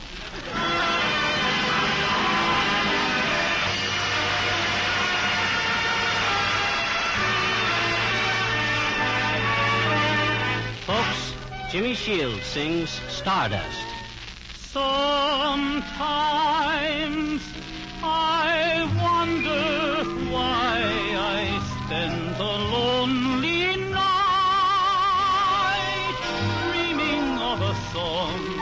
The melody haunts my reverie, and I am once again with you when our love was new, and each kiss an inspiration. But that was long ago. Now my consolation is in the stardust of a song beside a garden walk when stars are bright. You are in my arms.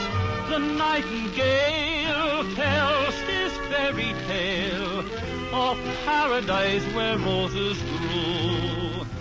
Though I dream in vain, always in my heart it will remain,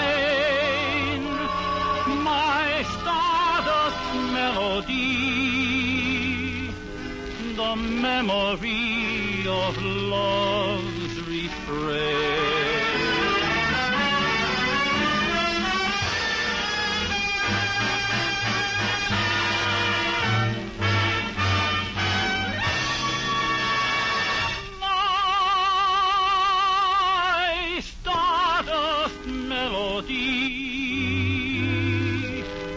The memory of love's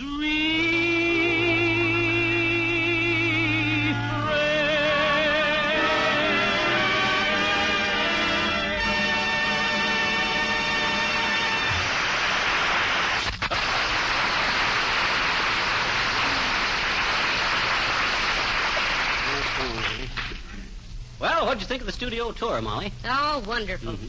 But do you think they have a sound effect for falling arches? My feet are killing me. Yeah, mine too. Wonder why they don't let the tourists ride around on them kilocycles they're always bragging about. Here, sit down on this bench here a while, Molly. Ah, heavenly days. If that guide had showed us only 42 more studios, I'd have gone back for that rubber ball and blown the place up. Yeah, me too. Well, hello there, Johnny. Hello, daughter. What you doing? Resting. We were just taking a studio tour. Eh? We were kind of disappointed on not seeing any radio stars, though, old-timer. Molly thought if she could only make a grab at Jack Benny's ostrich, it would be quite a feather in her hat.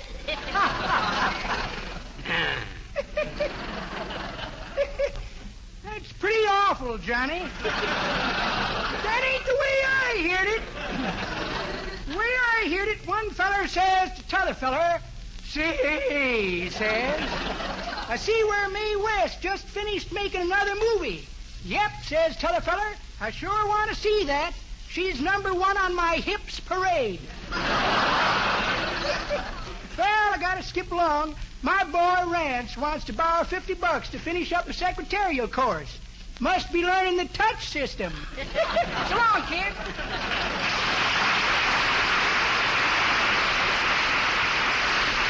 Imagine that old twerp. He's just a feeble old squirt from the fountain of youth. Ah, well, come on. Let's go home. Okay, I'll be so tired in the morning I'll have to do the dishes in bed. Oh, McGee, look. There's Mr. Gildersleeve. Who? Oh, hi, Gildy, old man. Hello. Oh, what's wrong, Mr. Gildersleeve? Why, cheer up, Throcky, old rutabaga. You still got plenty of time to do your Christmas shopping. Stop it, McGee, please. I'm in no mood for that sort of thing. Okay, I'll quit. Oh, I'm in a terrible mess, McGee. Terrible. Well, if this was 15 years ago, I'd think your home brew had exploded. What is it, Mr. Gildersleeve? Now, look, Gildersleeve. Personally, I don't know why I should want to help you. You hate my, and I don't like yours either. But I'll help you if I can, McGee, you're so full of balloon juice you ought to travel around with a ground crew. That's so. But I've simply got to talk to somebody. My, it's nice to have you boys on such friendly terms again. What's the trouble, Mr. Gildersleeve? Well, as you know, I am the manufacturer of Gildersleeve's Girlish Girdles. Yes? Now, here's what happened. Yeah? I decided to go on the radio with my advertising, so I contracted for a half hour on the air. Oh, how marvelous. Oh, that's quite a contraction, Throcky. What kind of show you got? I haven't got a show. What? That's what's the trouble. In exactly 20 minutes, Gildersleeve's Girlish Girdles go on the air, and I haven't any program. Oh. And all because the union won't let my wife sing. Gildersleeve, There must be a power watching over you to meet me at a time like this. What you mean, McGee? Well, now that you've laid an egg, I'm going to save your bacon. I've got a great idea for a radio program, brand new. But what do you know about radio broadcasting, McGee? Who, me? Why, shucks, Gildersleeve. I've been interested in radio ever since I was knob-high to a door slam. Why, even as a little tyke, I studied broadcasting because I simply loved to work at a microphone. For the love of Mike McGee, I was known as in them days. For the love of Mike McGee, the mastermind who made Marconi's mysterious megacycle machine a modern miracle of music, merriment and melodrama for miscellaneous multitudes, monarch of melody whose melancholy murmuring of Mother McCree and McCushla mellowed the mascara on milkmaids in Milwaukee, mermaids in the Mediterranean, and miladies' maids in Manhattan, and mercy me, the magic manipulator of the mandolin, memorizing a mass of melodic manuscripts from the mountain music for old Matilde to let me solve your problem, Gildy.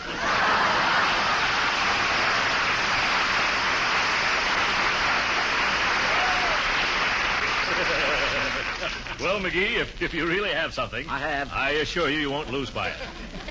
Let's step in this office here and talk it over, eh? Right here? Okay, Rocky. Are we intruding? No, I was just dictating. Have a chair. I'll be with you in a minute.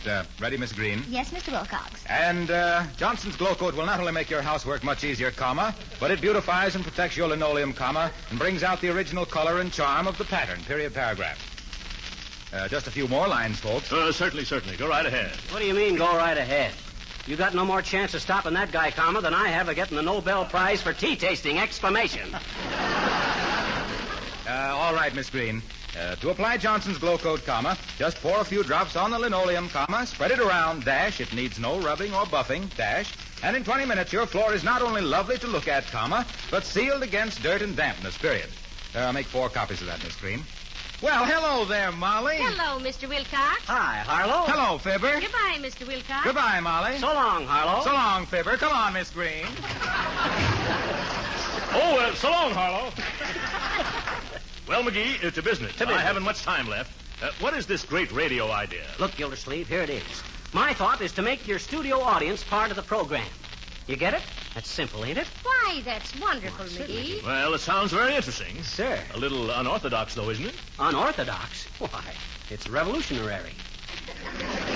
Now, get this. My idea is to ask the people to step up out of the audience and have somebody ask them questions. Heavenly days. Sure. Well, it's a terrific gamble, McGee. By George, never let it be said that Throckmorton P. Gildersleeve was afraid to be a pioneer. Good for you, Throcky. And if the idea works out all right, I get the job of putting it on, eh? Yes. But come on, hurry up, McGee. Okay. And if this isn't successful, what a come down for Gildersleeve's girdles.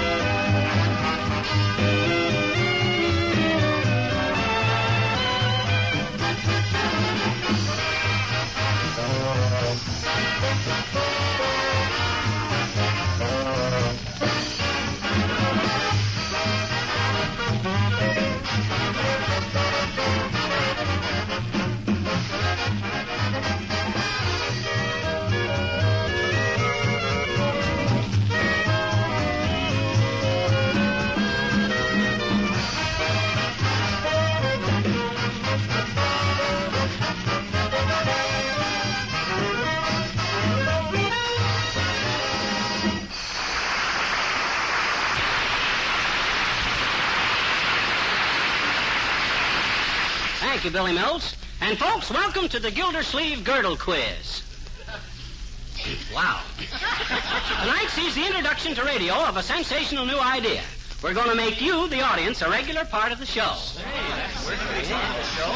Won't that be ducky? But first, let me introduce our mistress of ceremonies, Molly McGee.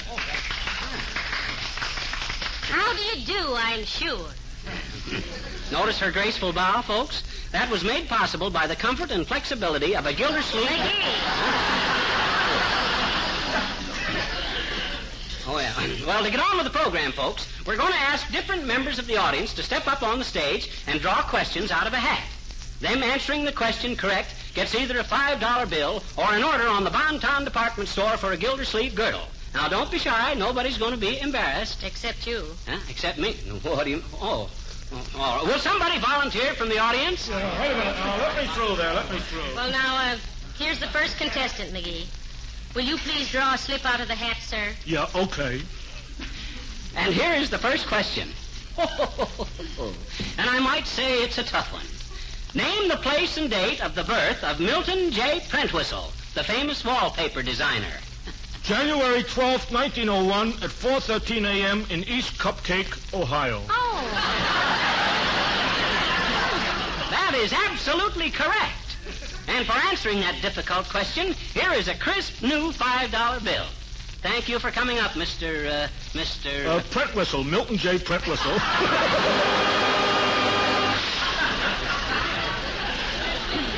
Well, now, here's the next volunteer, McGee. Step right up to the microphone, Matt. No, that's me husband. This is the microphone. Now then, sis, your name, please. Mrs. Patricia Goldfarb, 1617 and a half, Finkelarm's Apartment Hotel. And girdle size 38. Well, thank you, Mrs. Goldfarb. Draw a question out of the hat now, please. That's it, sis. And here is your question. Can you identify the theme song of a well-known radio program of which the band will play a few bars of? All right, Mr. Mills.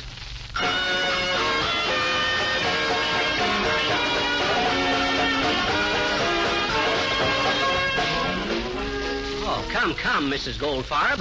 Whose theme song is that? I might tell you it was Fred Allen, but I'd be an awful fibber if I did. Come on, sis, don't you catch on to it? Don't rush me, please. Now tell us, what is your favorite radio program on Tuesday night, Mrs. Goldfarb? I haven't got one. Oh, you haven't got a favorite program? No, I haven't got a radio. Oh. I guess I'm giving up. Well, that's too bad. Students! Oh, come on, folks. Whose theme song is it? Da-dee-da-da-da. Ah, I see we have another volunteer from the audience. Here you are, Chowderhead, after service. Oh, thank you, sir. Your name, please? Horatio K. Boomer, care of Joe's Tavern. While you're there, see what the boys in the back room will have that I haven't got. Now, your occupation, Mr. Boomer? Broker. Much, in fact. Thank you, Mr. Boomer. Will you please draw a question? That's it. Now, your question is, where is the Taj Mahal? Taj Mahal? Yep. Don't accuse me till I take a look. Taj Mahal, Taj Mahal. Now, where did I put that Taj Mahal? Have it right here someplace. Let me see now. Here's a small straitjacket to keep me from biting my nails. Drinking glass made from Confederate money. Ah, yes, the original Dick. Here's a cork leg in case I have to float alone. Oh. Set of marked beans for unscrupulous bingo players. Aha, what's this? Oh, yes, a wig I took from a man named Peters. Going to give it to my brother, Paul. Seems like I had to rob Peter to pay Paul. Yes, and a check for a short beer. Well, imagine that. No Taj Mahal. Well, sorry, Mr. Boomer. No $5 for you. Oh, well, it's a smart shark that never flashes a fin. Good evening, my dear. Good night, Ascot Biscuit.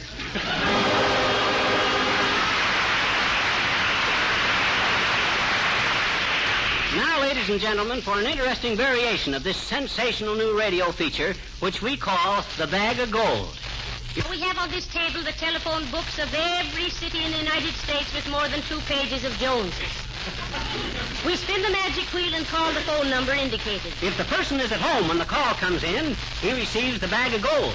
If he ain't at home, he gets left holding the bag. Spin it, boys. What number in what town, Mrs. McGee? Dillingham, 415 in Button Hook, Tennessee. And here's the telephone, Professor. Thank you. Hello, operator. Give me long distance. Hello. This is the bag of gold calling Button Hook, Tennessee, Dillingham, 415. Hello? Hello? Is this Button Hook, Tennessee? Oh, is that you, Mert?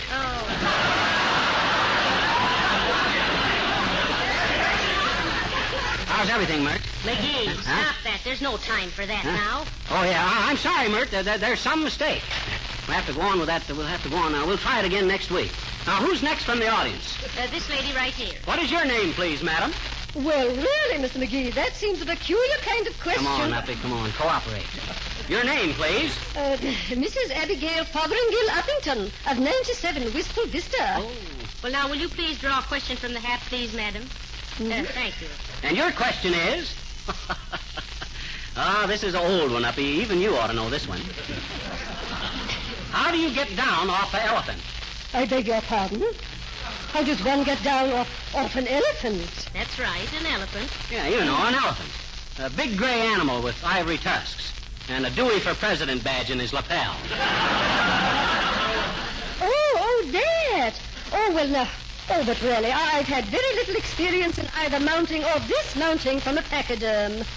Now, the word is elephant, and how do you get down off of it? Well, in the first place, my dear, I consider the question very clumsily worded. It should say, how does one descend from an elephant? When you say get down, one immediately thinks of down as procured from the back of a fowl, such as a chicken or a duck. Oh, I have it! Oh, one does not have it, I have it! Oh, one does not get down off of an elephant. One gets down off a duck.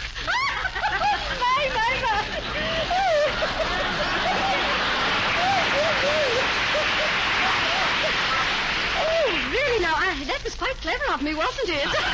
You betcha, Uppy. And here's an order on the Bonton department store for a genuine Gildersleeve girlish girdle. Oh. Though girlish is stretching it a bit. Well, folks, I see the hands of the old clock on the wall indicate we only got time for one more contestant. One more volunteer, please. Your name, please? My name is Socrates W. Maxim. Socrates W. Maxim. Just call me Sock. And where do you live, sir? Well, I have my residence. My home is located. I have my residence. I live in Punxsutawney. Next week, I am moving to Ames, Iowa. Now, if you'll draw a question, please. Thank you. Oh, and the question is, how would you say Peter Piper picked a peck of pickled pepper in pig Latin? If I ain't mistaken, Bud, you're going to earn this $5 the hard way. Well, come on now. Peter Piper picked a peck of pickled peppers in pig Latin. Peter pay, Iper pay. Peter pay, Iper pay. A nickel. Oh, it ain't worth it.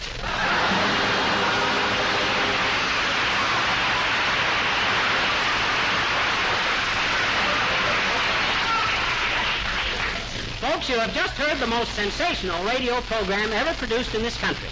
Originated by Fibber McGee and brought to you by the Gildersleeve Girdle Company. And folks, remember our slogan. In country, town, or busy city, our girdles keep you sitting pretty.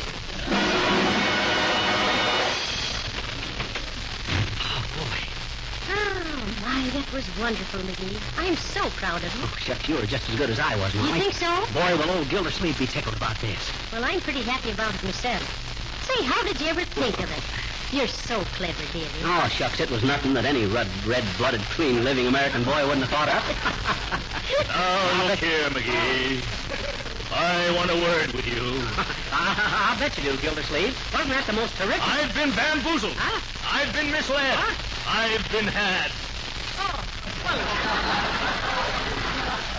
What do you mean, Mr. Gildersleeve? This program of yours is out.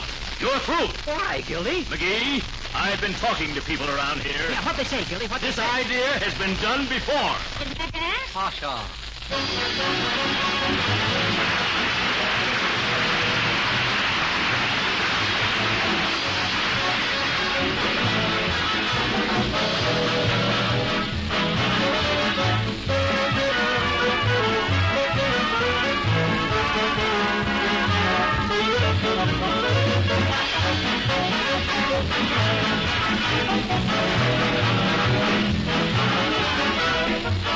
Fibber and Molly will be back in just a moment. But first, let me ask, how's your kitchen floor these days? Is it bright and cheerful, or are the colors faded and gloomy?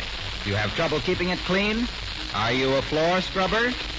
It's my ambition to keep right on telling the wonderful story of Johnson's self-polishing Glow Coat until every kitchen floor in America is sparkling with glow-coated beauty. And every one of my listeners enjoys the extra time and leisure that Glow Coat gives them. This modern floor polish becomes more popular every day because it fills such a need. It keeps linoleum floors fresh and beautiful, protects them and makes them last longer, and saves hours of cleaning time. Glow Coat takes practically no work, no rubbing, and no buffing.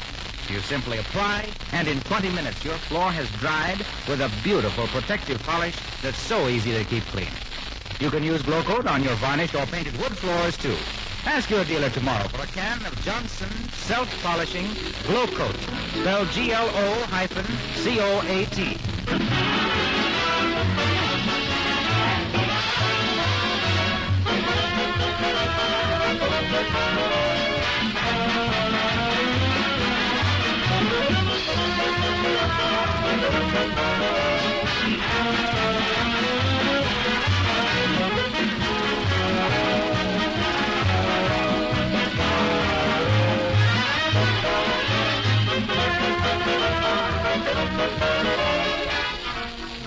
Ladies and gentlemen, before we say goodnight, may we take this opportunity to urge you all to support, to the best of your ability, the campaign against infantile paralysis. Yes, folks, send your dimes marching to Washington today, and as much more as you can afford. Remember, what looks like small change to you may bring about a big change in the life of some crippled child. Good night. Good night, all.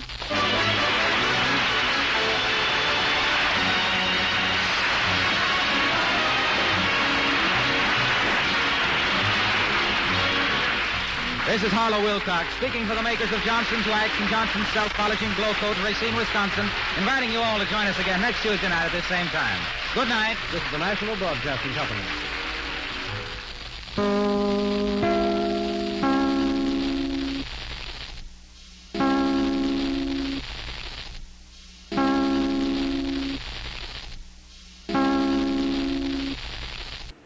Flash Gordon is going to be taking you on an intergalactic adventure next.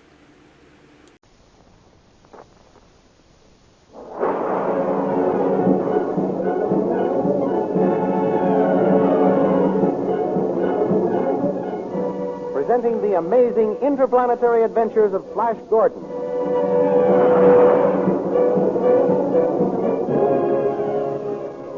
These thrilling adventures come to you as they are pictured each Sunday in the Comic Weekly, the world's greatest pictorial supplement of humor and adventure. The Comic Weekly, now printed in 32 tabloid-sized pages, each page in full 4 colors, is distributed everywhere as an integral part of your Hearst Sunday newspaper.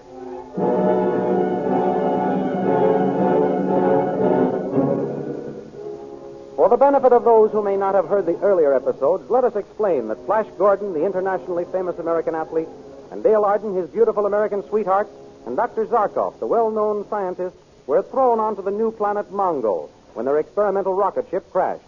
After a series of adventures with the Emperor, Ming the Merciless, and his beautiful daughter Aura, who fell deeply in love with Flash, the two Americans, together with Dr. Zarkov, soon Prince of the Lion Men, and Prince Baron, were sentenced to the prison city of the Hawkmen. There the men were tortured, while King Voltan, mighty ruler of the Hawkmen, made plans to marry Dale.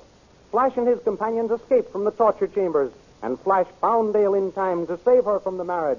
But they were trapped by soldiers and again fell into Voltan's hands. Then there was a terrible rumbling sound. The floor started to shift. The walls began to crack open, and the lights went out. Now we continue the story. In the crumbling palace of Voltan, amid the shouts of the disorganized guards, Flash and Dale break away. But the mighty king flies into the air and, hurling himself on Flash, drags him to the floor and prepares to execute him by his own hand. Meanwhile, Dr. Zarkov and Prince Baron are rushing toward the throne room. My scheme worked, Baron. Now to drive our bargain with Voltan if we are not too late. With the light beams diffusing at the present rate, friend Zarkov, the city will remain in midair only for another half hour. If Voltan will listen to us, there is enough time. But we must not waste a minute. Here we are at the throne room. Look.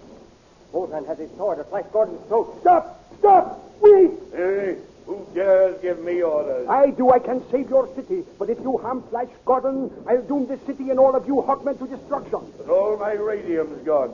You destroyed that yourself. How can you save us? Prince Baron and I have been experimenting with other atom rays. Experimenting. Enough of this. I should have killed Flash Gordon but for your arrival and bluff. Now I shall finish the job. Oh, Flash, my darling. Be brave, Dale. This big windbag is bluffing now. Bluffing, am I? I'll show you. Listen to us, you fat fool. Your city will remain suspended only 20 minutes more. There is no time to waste. What do you think you can do to save the city, you wizard? We have found a way to make new light beams to hold the city safely suspended in the air. What kind of trick is this? It's no trick. Then let us see what you propose to do. But what? I will save your city on one condition. You know when to drive a bargain, old wizard of the earth. Very well. Flash Gordon shall go free if you save my city. You must also free Dale and Zarkov and Baron. Absolutely. Be quick, Voltan. The precious minutes are flying. Give us your answer. I'll pardon you all if my city is saved. Good. Then follow me. Where are you going to take us? Into this private elevator first. Where are we going, Dr. Zarkov? Baron and I discovered a room under the Hall of Atom Furnaces which had been stored with scientific apparatus. With the help of slaves, we constructed my newest invention, didn't we, Baron? Yes, we did, friend Zarkov. I only hope this bull-headed monarch hasn't delayed us too long with this arguing. There isn't much time left to save the city. We're tipping over. How much further do we have to descend? We will be below the foundation in a moment. What is this remarkable discovery, wizard of the earth? You shall see. You shall see. We're here. Hurry out, everyone. Hold fast to my hand, Dale. Oh, Flash, do you think Dr. Zarkov will be able to save us? I know he'll do his best. There is my invention. What is that mass of tubes and wires? This electrical machine is an atomic light solidifier. It will strengthen the beam? Yes. Keep everybody back, Baron. I must have room to work. Stand back, everybody. Baron, do you think this machine will work? Quiet. Professor Zarkov is throwing the switch. What is that weird bluish light? The new rays made by the atoms, Dale. Why, the city seems to be getting back on an even keel. By Charles, so it is. How is it working, friend Zarkov? Splendid so far. The light beams supporting the city are becoming stronger and stronger. And the city is saved? The city is saved. By Charles, he's done it. All of you are free. My Dale, you're crying. I'm so happy we're saved. Zarkov, come here. He said he could do it, and he did. Yes, King Voltan, you summon me? Zarkov, you shall be my head scientist. Voltan, this is more than I expect.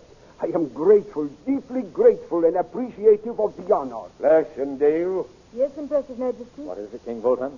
As proof of our future friendship, I shall give you a royal wedding tomorrow.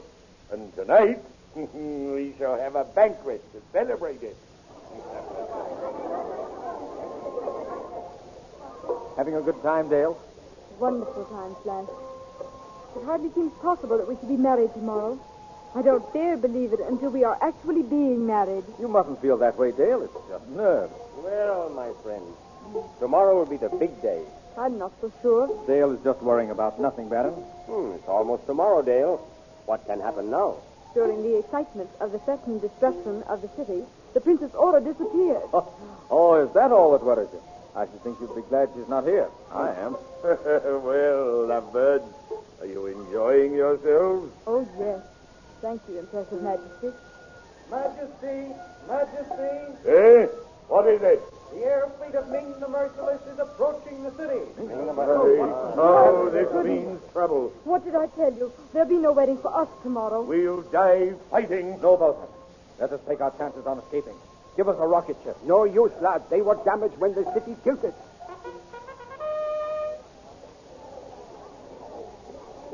Universal Majesty, Emperor of Mongo, King the Merciless.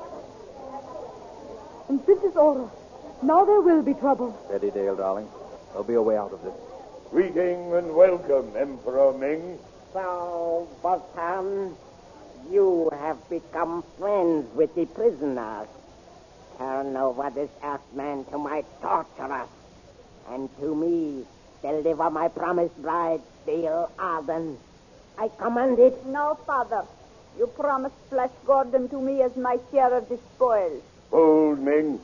By the ancient laws of Mongo, by the sacred laws of the great Tao, who is all wise, I call for a tournament of death. A tournament?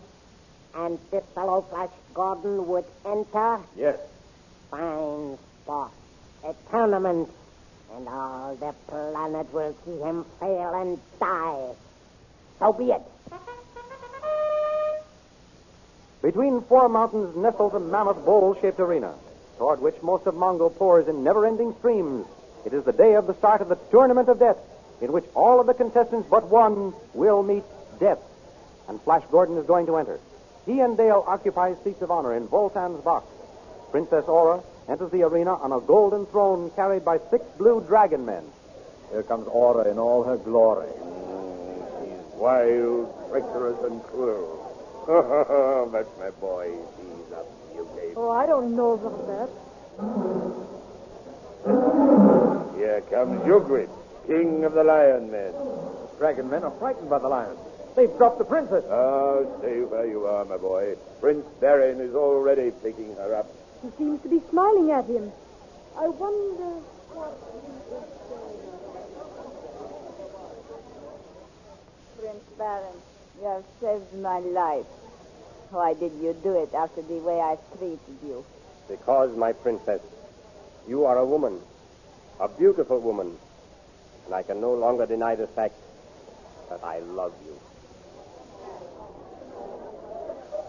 But whatever it is he's saying, I wish he'd get interested in somebody else and leave you alone, Flash. The tournament is about to begin, Flash. There's your horse. Here, take this sword, my boy. It's the one with which I became king of the Hawkmen. Take it and justify my faith in you. And my faith, too. Thanks, darling. And thank you, Voltan. I'll do my best.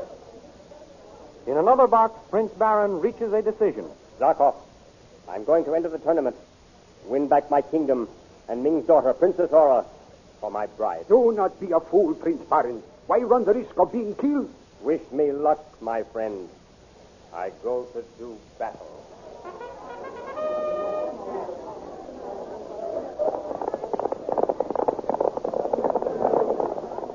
It's a battle royal with every horseman for himself. As the fight rages around him, Flash is beset by 2 yellow guardsmen. He vanquishes one, and as he is attacked by the other, he falls from his horse. Before the yellow man can drive home a death thrust, a masked fighter saves Flash, and the first great test of the Tournament of Death ends. A banquet is held for the survivors. Are you sure you're all right, Flash? Why, of course, Dale. If it hadn't been for that masked fighter, you would be dead now.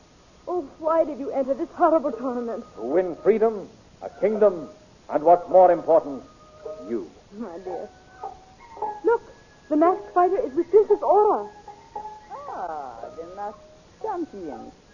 Are you a criminal fearing arrest or a noble fearing recognition?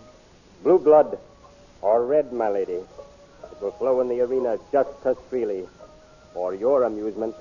Here, wear the scarf as a token, but do not stain it with your blood. Fair lady, a kiss from your gorgeous lips, and I would face the legions of Tau. Insolent one. I'll have you tortured. Who can punish the living dead of the tournament? Goodbye, you beautiful devil. I go to fight for your hand. That masked champion. I swear I know his voice. The call has sounded. I must go back to the fight. Goodbye, Dale. Goodbye, and good luck, my darling.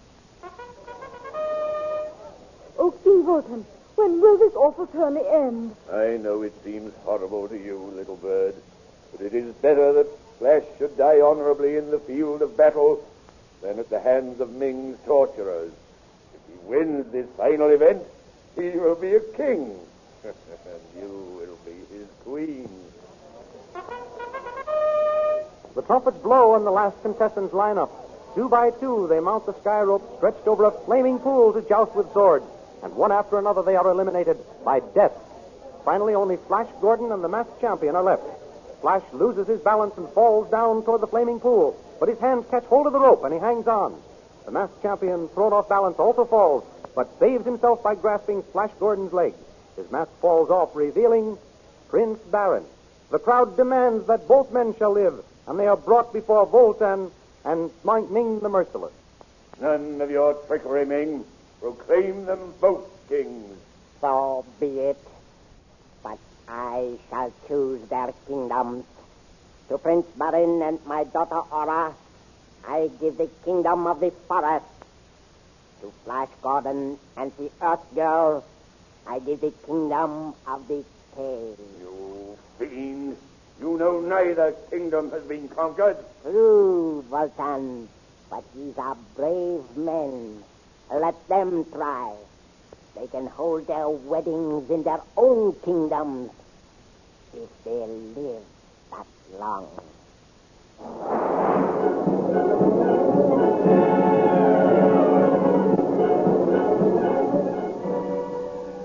What will happen to Flash Gordon when he attempts to rule over the unconquered kingdom of the caves?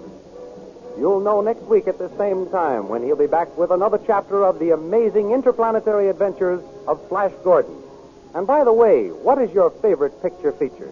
Bringing Up Father, Skippy, the Katzenjammer Kids, The Little King, Mickey Mouse? Or if you like thrills, then Ace Drummond or Jungle Jim, Radio Patrol or Red Barry. But no matter whatever your favorite, you'll find it next Sunday in the big 32-page comic weekly, along with Toots and Casper, Tilly the Toiler, Little Annie Rooney, Tim Tyler's Luck, and many others. For the big 32-page comic weekly brings you each Sunday the funniest merrymakers and the most daring adventurers in the world of pictures. Be sure to get your copy of the comic weekly next Sunday with your Hearst Sunday newspaper. And listen for the amazing interplanetary adventures of Flash Gordon next week on this station.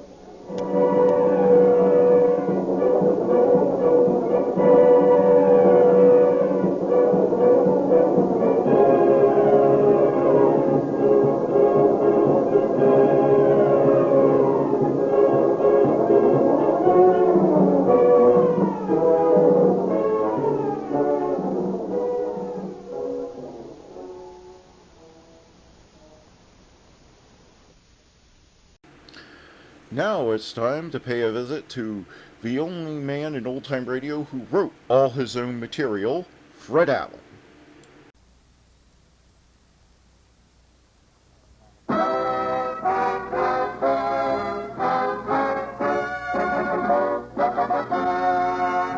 The Fred Allen Show, brought to you by Ipana Toothpaste for the smile of beauty, Sal Hepatica for the smile of health.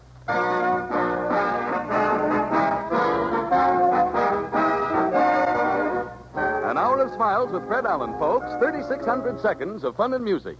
Fun with our star comedian, Fred Allen. The inside story of the World's Fair's greatest attraction, the Aquacade, by its producer, Billy Rose. Music with Peter Van Steeden. With the masters of hot licks, the Merrimacs. And with the sensational singing star of the Boys from Syracuse, Win Murray. And the time has come. It's the Fred Allen Show.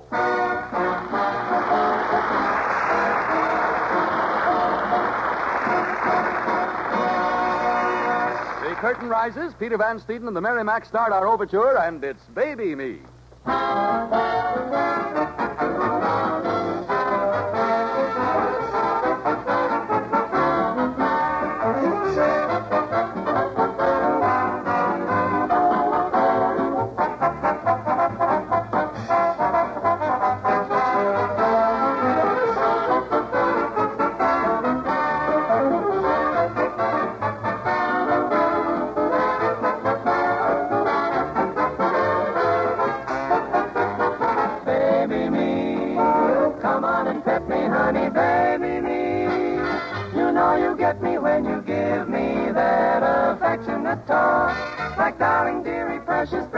could even go for itty bitty baby me, because I love it when you baby me. The beauty of it is that I love you, and you love me too, so baby, won't you baby me? Tonight, ladies and gentlemen, we give you the winner in the big contest we forgot to announce last week. The first prize, a stucco muffin cutter, goes to Mrs. Leafy Knoll of Prandle, Texas. To all of the losers, to prove you are still losing, we give you Fred Allen in person.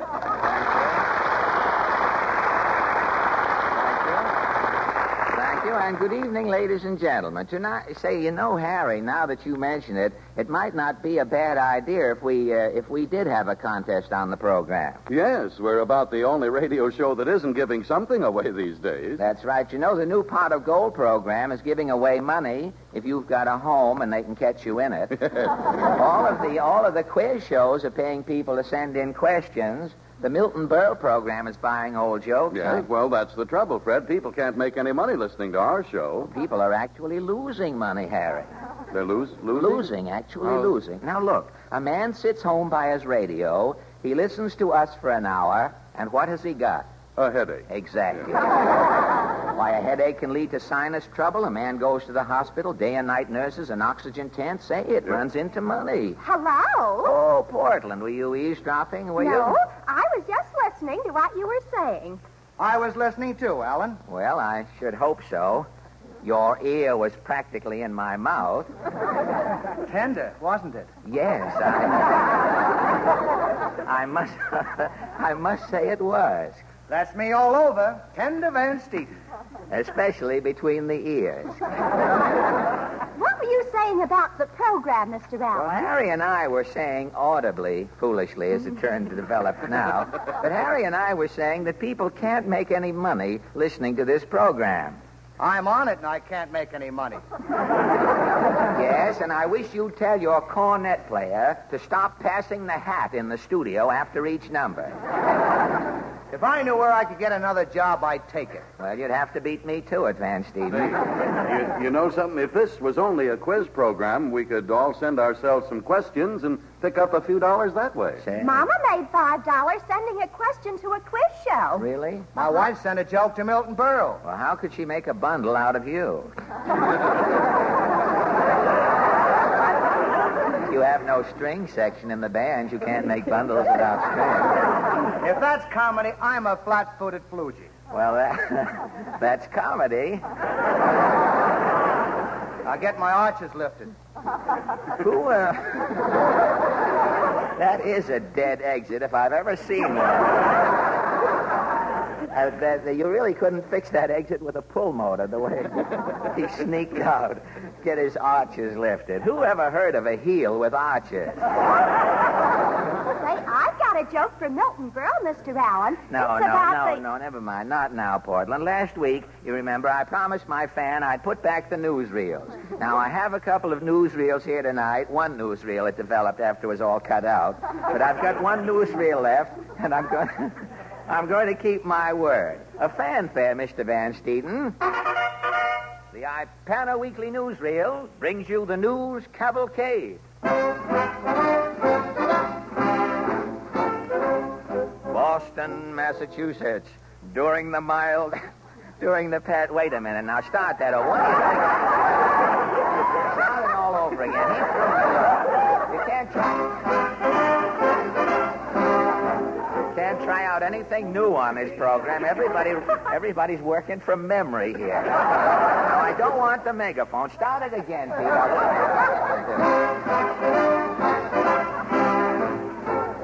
Boston, Massachusetts. During the past week, mild earth tremors were felt in New England, New York, Ohio, and eastern Canada. Ipana News interviews folks in New England area who were vitally affected by last week's minor earthquake. At Rumford Falls, Vermont, a truck farmer, Wharton Bain, was inconvenienced. Yes, that earthquake sure changed my plans. Changed your plans? In what way, Farmer Bain? Well, last spring I planted 10 acres of corn and 10 acres of beans. I see. Along comes this quake and shakes the daylights out in my land. I didn't reap no corn and no beans. What was your harvest, Farmer Bain? Succotash. Thank you very much. Quite all right anytime. Say, whatever become of Orson Welles? He went that way. And thank you, Farmer Bain. At Dulcet Pond, New Hampshire. See, I forgot. I should have had the megaphone now. I'd mixed my voices up. At Dulcet Pond, New Hampshire, a housewife, Mrs. Dolores Bevins, had definite proof of quake. I knowed it was something. Well, how could you tell, Mrs. Bevins? Well, my husband got the palsy. He's been shaking 40 years. What happened during the quake? I seen he was standing still. Yeah? What did you say? For the land shakes. Sounds like an old Portland to me, I'm not sure. At Conatrance, Rhode Island, a part-time scientist, Waldo Gould, explains the cause of the Earth's disturbance.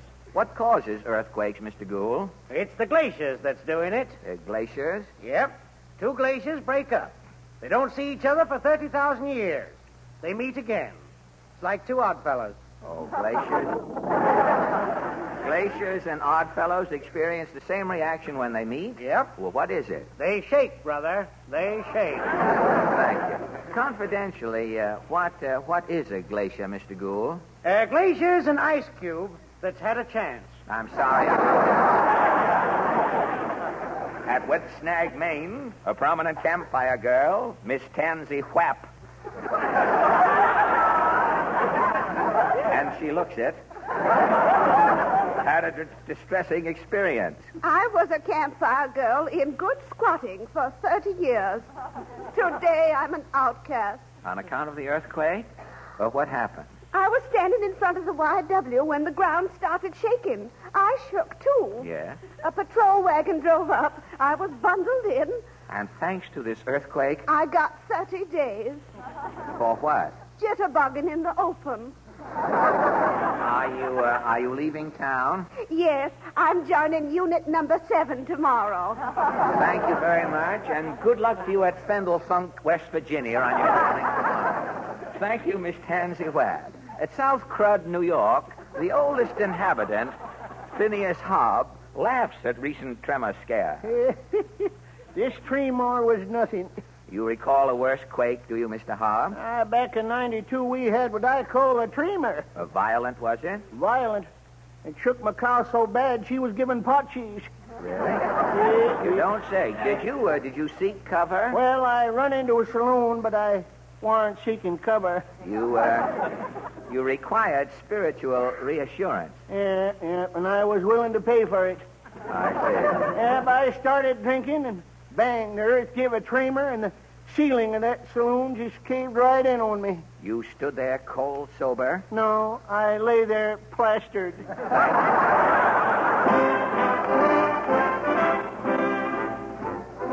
Radio City, New York. Miss Wynn Murray steps to the microphone at 9:11 Eastern Standard Time. Peter Van Steeden raises his baton. Miss Murray prepares to sing The Man with the Mandolin.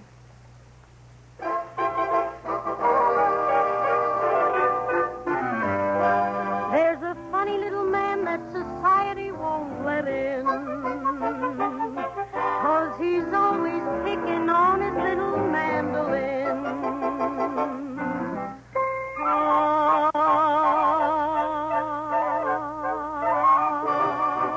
Beedly-um-bum-bum, beedly-um-bum, here comes the man with the mandolin. Beedly-um-bum-bum, beedly-um-bum, he'll cheer you up till your ship comes in. Lovable old fella playing an old tune. He comes around every afternoon. Raggedy old minstrel wearing a big grin. You'll love the man with the mandolin. All the kids holler, all the kids holler through the windows above. Mama throw a nickel and the man will pick our little tune we love. Beedly-um-bum-bum, beedly-um-bum, open your heart and let the music in. Beedly-um-bum-bum, beedly-um-bum, there goes the man with the mandolin. He plays Santa Lucia.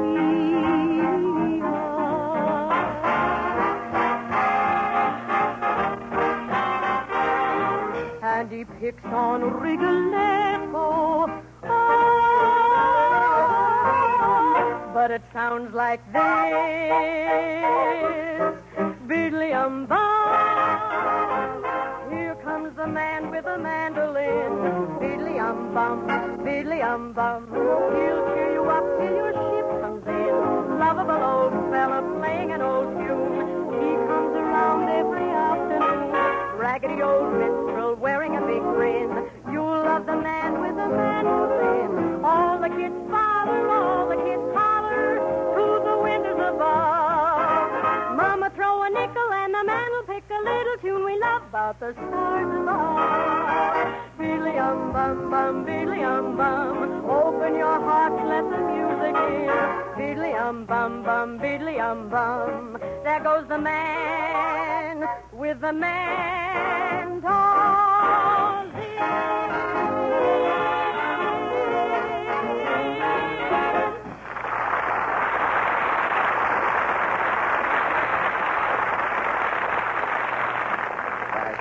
And now, ladies and gentlemen, if I may, I'd like to ask a rather delicate question. Don't say another word, Fred. You can count on me for anything up to $2. Me, too.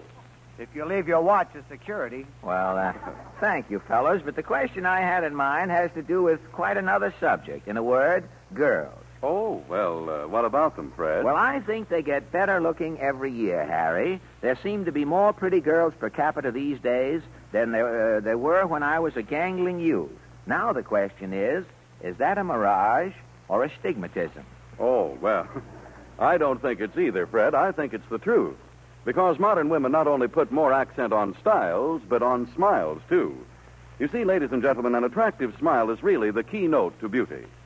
That's why so many thousands have adopted the regular use of Ipana toothpaste to help them have the kind of smiles that make for more attractiveness. Because Ipana is especially designed not only to clean and brighten teeth, but when used with massage, to help give gums the stimulation they need for firmness and health. So, ladies and gentlemen, follow this easy modern routine.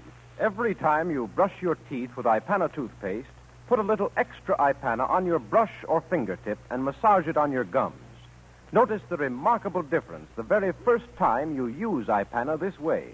Notice the pleasant, tingling sensation as circulation speeds up and lazy gums start to waken.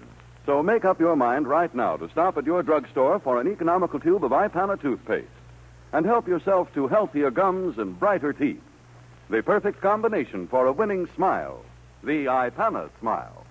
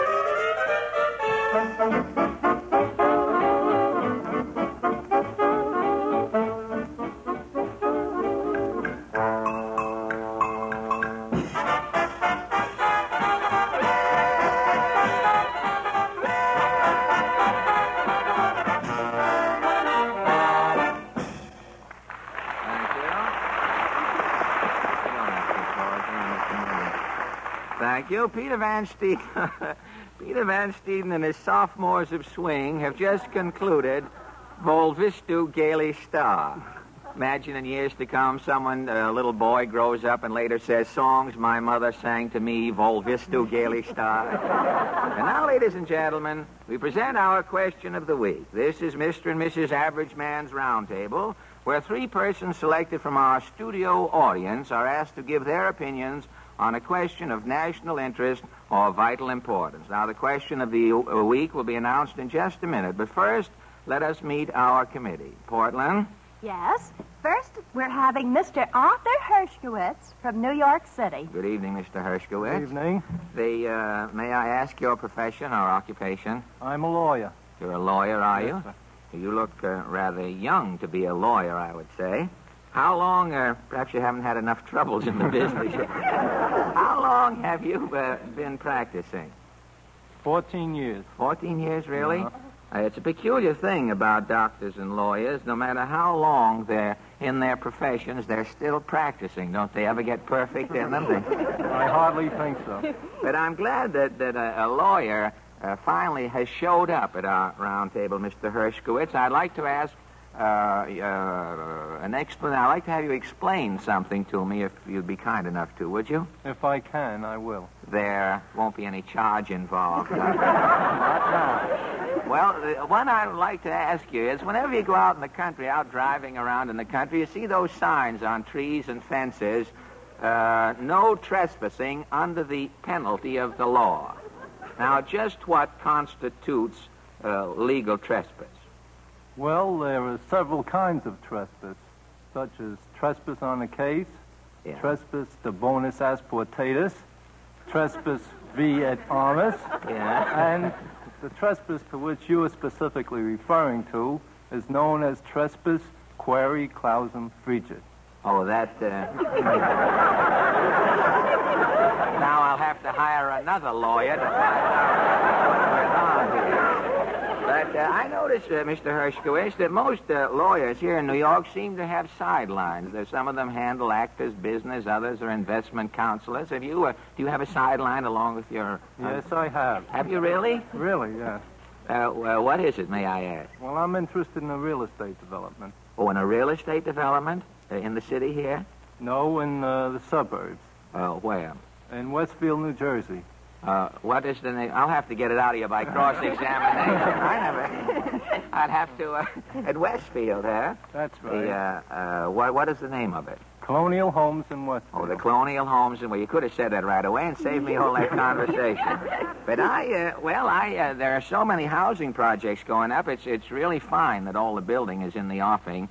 I guess it's much nicer to buy a house in a development than it is to buy one of those houses you get through the mail. I was down in Nantucket last summer. I saw a house there a fellow bought through the mail. There was some little mix-up in his general delivery packages or something. When he got the house together, he found out he had 6 bathrooms. The attic was on the first floor, and the front door opened into the fireplace. Very confusing. Well, thank you very much, Mr. Hershkowitz. Who is our next guest, Portland? Mrs. Nora Emaluth from the Bronx.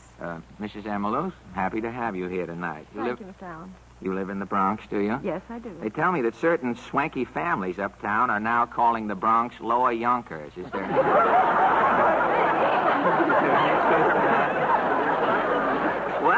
What is your profession, may I ask? I'm the secretary. Secretary here in New York, are you? Yes, I am. Where? In the Empire State Building. Oh, really? Al Smith's townhouse. How is the governor these days? Why, he seems quite well. Oh, He that's looks fine. splendid. Looks fine. I'm glad to hear it. Has he seen that picture, Mr. Smith Goes to Washington? Do you know? If he wants to sue, I'm quite sure Mr. Hershkowitz here will be glad to take the case. Well, I guess the Empire State's been pretty well crowded with tourists this summer during the fair, hasn't it? Yes, they've had a big season. Oh, there's a friend of mine came over from Boston, a lady who had a friend working on the 80th floor. And she didn't know there were elevators in the Empire State, and she was gone for 3 months before she...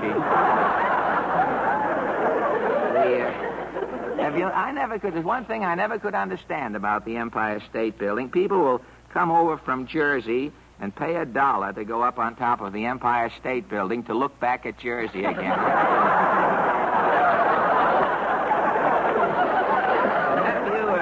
Have you got any vacant room, any space down there to rent? A little. A little, huh? I wanted to tell Mr. Whalen he'll have to have a place to put the trial on after Tuesday, you know. We'll see what we can do for him. All right, I'll appreciate it. And now, Portland? Mr. Edward Parks from New York City. Oh, Mr. Parks, you joined our committee last week and wrote in again asking to be with us again this week. Yes, Mr. Allen. Last week, if you remember, you wanted to know what was the idea of the return of corsets for women. The corsets, yes. Well, you know, I had a long talk with my wife. Oh, well, the only thing is, Mr. Parks, I'm sorry to have to shut you off, but you see, this week we have another question. Well, I just thought I'd tell you because I had to figure it, straighten it out with my mother-in-law. You know, I'm sorry. You see, each week we have a different question, and I'll tell you the question we're going to have tonight a little later on. Well, the only thing, I just wanted to tell you what she said. If it concerns last week's question, of course, we couldn't take it up now because then we wouldn't have time to take up the question tonight. And I'll try to let you have enough time to finish tonight, Mr. Parks. All right, Mr. Allen. Because if you're on the program another week, you'll have to join AFRA, you see.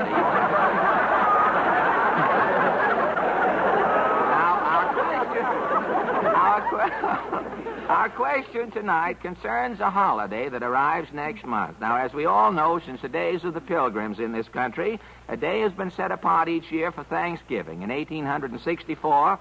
President Lincoln proclaimed the last Thursday in November to be the official day of Thanksgiving. Now, each president since has appointed the same day. This year, Thanksgiving Day has been moved ahead a week. Now, our question tonight is, do you favor the recent change in our Thanksgiving Day date? Mr. Hershkowitz? Yes, I do. You do? Why? I think it'll help business, and with Thanksgiving not crowding up on Christmas, why, there'll be more days for people to do their shopping. Mrs. Emilus, do you agree with that? Well, I think it's a slight blow to tradition, don't you, Mr. Allen? Well, of course, I'm only asking the question. If I get so I can answer them, I won't need the committee. Mr. Parks, what do you think about the change in Thanksgiving Day? Well, to tell you the truth, Mr. Allen, naturally, as I told you before, I'm just married, and I've had nothing but eggs ever since Oh, and you don't really care whether Thanksgiving Day is changed or not? Don't make a bit of difference to me at all. Well, do you think... Of course, you're a difficult man. Do you think there is there any other holiday you would rather see moved than Thanksgiving? Yes, sir. Well, which one is that? Christmas. You would rather see Christmas move back into the next year? Yes, sir. I'd rather see it move either way, as long as it's moved somewhere. Oh,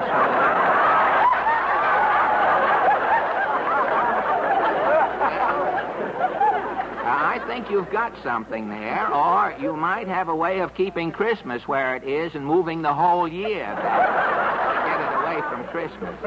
But an economist, I notice economist in Washington has an excellent idea. He wants to put all of the holidays together and let everybody in the country sit down for 2 weeks and do absolutely nothing. Well, I think that we've gotten someplace with our committee tonight. I want to thank you all a lot for your courtesy and your kindness, and I'd like to present you each with a gift box containing all of the Bristol-Myers products, including Ipana and Salopatiker. And thank you an awful lot for your kindness.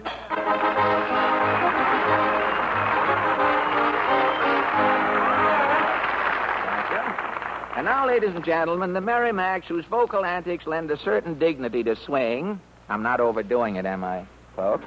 The Merrimacs, their song, We're Off to See the Wizard. Follow the yellow brick road, follow the yellow brick road. Follow, follow, follow, follow, follow the yellow brick road. Follow the rainbow over the stream, follow the fellow who follows a dream. Follow, follow, follow, follow, follow the yellow brick road. We're off to see the wizard, the wonderful Wizard of Oz. We hear he is a whiz of a whiz, if ever a whiz there was. If ever a whiz there was, the Wizard of Oz is one because of the wonderful things he does. We're off to see the wizard, the wonderful Wizard of Oz.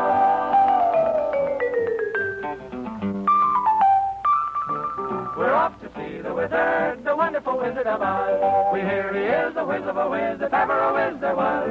If ever a whiz there was, the Wizard of Oz is one because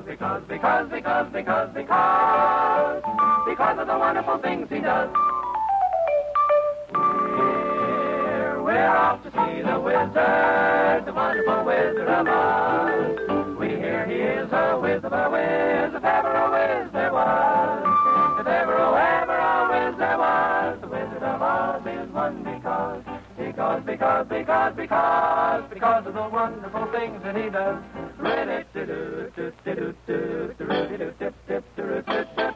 We're off to see the wizard, the wonderful Wizard of Oz.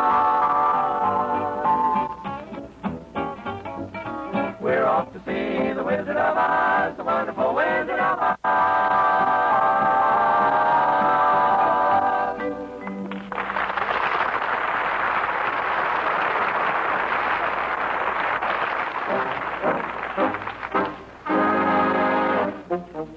Tonight, ladies and gentlemen, we present a midget Allen mystery. The central figure is a woman, young, fairly intelligent, and always dressed in becoming clothes. When men first meet her, they think she's very attractive. Then suddenly, her charm vanishes. Why? That's the mystery. And this is the solution, a very simple and obvious one, too, ladies and gentlemen. A woman is only as attractive as her smile. Every day, more and more women, and men too, are realizing that. That's why they depend on Ipana toothpaste to help them have and keep winning smiles. You see, teeth seldom sparkle when your gums are soft and tender. And the creamy, well-cooked foods we eat do not give our gums the stimulation they need for firmness and health. So frequently, pink toothbrush appears, the first warning signal of tender, ailing gums. When you see that, by all means see your dentist. You may not be in for serious trouble, but let him decide. Usually his verdict will be, your gums are robbed of work by the soft, well-cooked foods you eat. They need more exercise to keep them firm and healthy. And very often, as so many dentists do, he may add, your gums will respond to the healthful stimulation of Ipana toothpaste and massage. So brush your teeth and massage your gums with Ipana regularly to help your gums to healthful firmness and to have cleaner, brighter teeth. Help give your smile a new and sparkling loveliness by faithfully using Ipana toothpaste.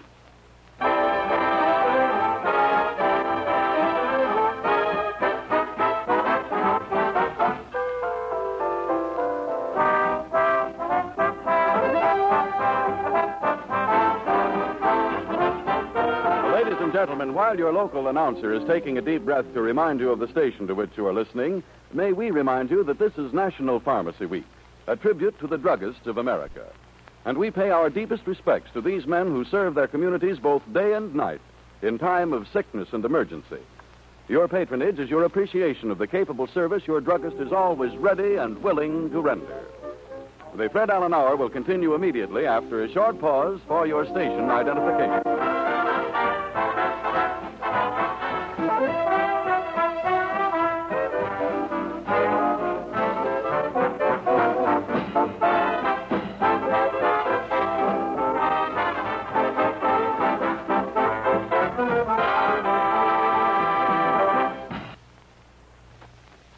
Now, ladies and gentlemen, we present as our guest tonight the most fantastic and colorful gentleman rampant in modern show business today. To the millions who have visited the New York World's Fair, he is known as the man who presented the fair's outstanding feature, the Aquacade. We're ready, Mr. Allen. Ready for what, Portland? Harry's Trio is waiting to introduce Mr. Rose. No, not again. Now, Harry's Trio sang last week to bring on Gene Autry. We have got to wait for that rendition to blow over from last week. Go away. Go away with Well, gee, we've been rehearsing all week. Well, no, it won't help, Harry. The answer is no. Well, look, Kay Kaiser has singing song titles. Fred. Why can't we have singing introductions? Yeah. Oh, well, which one of Billy Rose's numbers were you going to sing? Well, we thought we could do without a song. We could do without a song is right. It's okay, Harry. That's fine. Yeah, all right, come on, boys, let's go. Without a song, the day would never end. Without a song.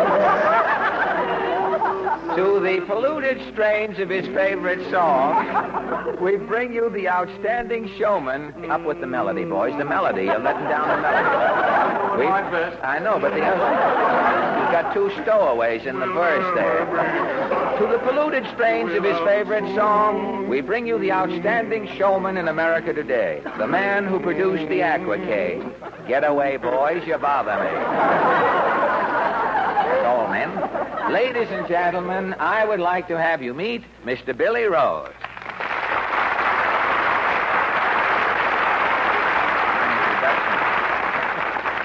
Thank you, ladies and gentlemen, and thank you, Fred, for that flamboyant introduction. You certainly didn't spare the adjective. Well, I meant it, Billy. Your activities would cause a thesaurus to slink into a corner and hang its glossary in despair. Wait a minute. I never heard of a glossary hanging its head. Say, do I know what a glossary is? I heard the word on information, please. You know, Billy, this is the first time I've seen you since you opened your Aquacade, and I am agreeably surprised. You mean at my appearance? Yes. Spending so much of your time around water this summer, why, I expected to find you with webbed feet or smoking a cigar with fins on it or something. No, I'm still normal, Fred. Of course, that's only one man's opinion. Now, you don't want to mention the gentleman's name. Now, to make this a real radio interview, Billy, we'd like to have you give us a few highlights from your colorful career. Certainly, Fred. Now, first I went You were born, you adolesced. At an early age, you became the world's champion exponent of shorthand and typing. Yes, then I really Then you started... became a songwriter. You wrote such hits as That Old Gang of Mine, Don't Bring Lulu, Me and My Shadow. Yes, and then I really produced musical shows. You startled the amusement world by opening New York's first theater restaurant, the Casino de Paris. Then you, Now, wait a minute, Fred. Who's interviewing whom? Well, I'm sorry, Billy. I was carried away by your colorful career. Say, tell me, what was your first gigantic production in the theater? A musical trifle called Jumbo, starring Jimmy Durante and an elephant. Whatever became of the elephant, Billy? Well, I don't know, Fred. You know how it is, and I've been busy, and we sort of drifted apart. You know, that show Jumbo always puzzled me. I never figured out how you could tell Durante and the elephant apart. It was easy, Fred. One of them worked for peanuts.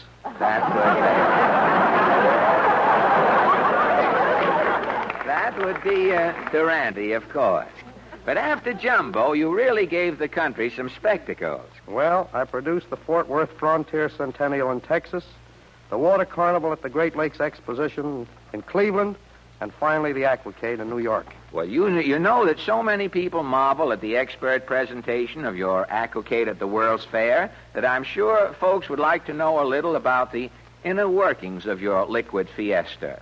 Now, you won't resent a mild cross-examination. No, not at all. Go ahead. Well, first of all, how did you stage those beautiful chorus routines in the water? Did you have to jump in personally and tread water while you were directing them? No, Fred, all the chorus routines were worked out on paper. Then we had a swimming master teach them to the lads and lassies. Well, how about a few statistics? How much water do you need to maintain high tide at your Aquacade? The pool holds approximately 1,100,000 gallons. But, of course, the water is being constantly changed. 1,100,000. Why, over the summer, you've used millions of gallons. Say, if all of the water you have used at the Aquacade was stood on end, you'd have another Niagara Falls. Gee, I wish I had produced Niagara Falls. Well, why, Billy? Well, for one thing, I think it'll run longer than the Aquacade. No, I doubt it very much. What about the attendance figures on your flooded follies to date? Can you recall the figures offhand? Yes, Fred, and I'm rather proud of them. The Aquacade is probably the biggest hit in the entire history of show business. So far, it has played to a little over 4,800,000 people. Well, is that more than A.B.'s Irish Rose played to? Yes, sir. It's even more than the Yankees, Giants, and Dodgers combined played to all last season. Say, perhaps the Yanks will take a tip from you. Next summer, they may flood the stadium. They could tie some water wings on Joe DiMaggio and use 3 chorus girls in the infield. Yep, and I still think they'll beat Cincinnati. Yes, if they beat them on land, they ought to beat them on sea. But tell me, Billy, when the Aquacade closes next week, what are you going to do with all of that used water you're going to have on your hands over there? Well, I haven't decided yet, Fred. Have you any ideas? Well, I know that you can't turn that much water loose in Flushing, or it's going to look like it did before Grover siphoned it off.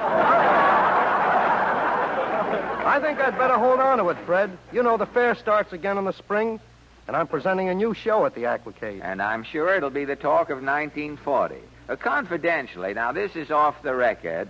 That thing Al Smith likes to look at once in a while. Will you tell me one thing? As the creator of the Aquacade, did you ever go for a swim in it yourself this summer?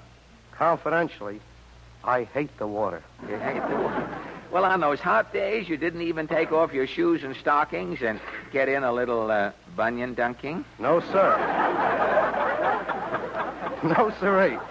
Everybody around the show used to undress and go for a dip, but not me. You were the little man who wasn't bare, huh?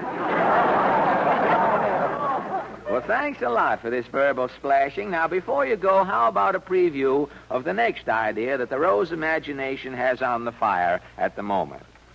Well, I have one little notion. A musical comedy in the sky. Chorus girls in parachutes. 64 airplanes doing a Roxy dance routine.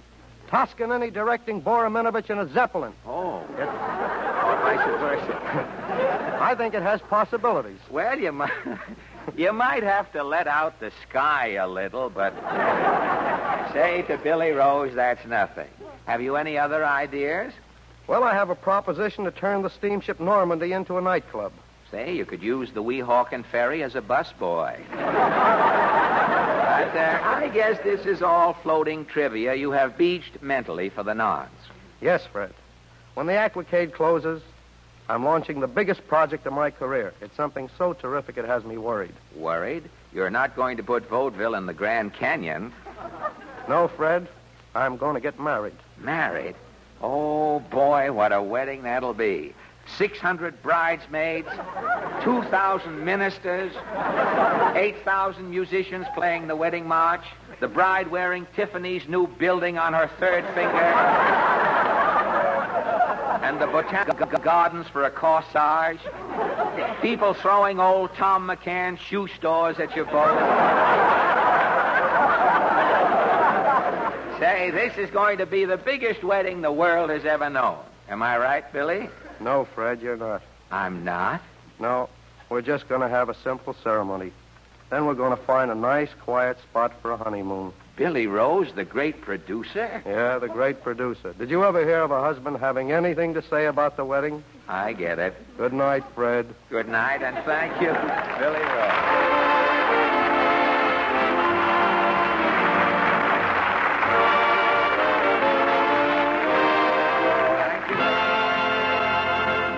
And now, Wynn. Yes, Fred? What is your song? What's new? Well, I'm asking you.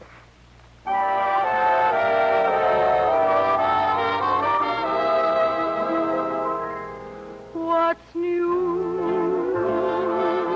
How is the world treating you? You haven't changed a bit. Lovely as ever, I must admit. What's new?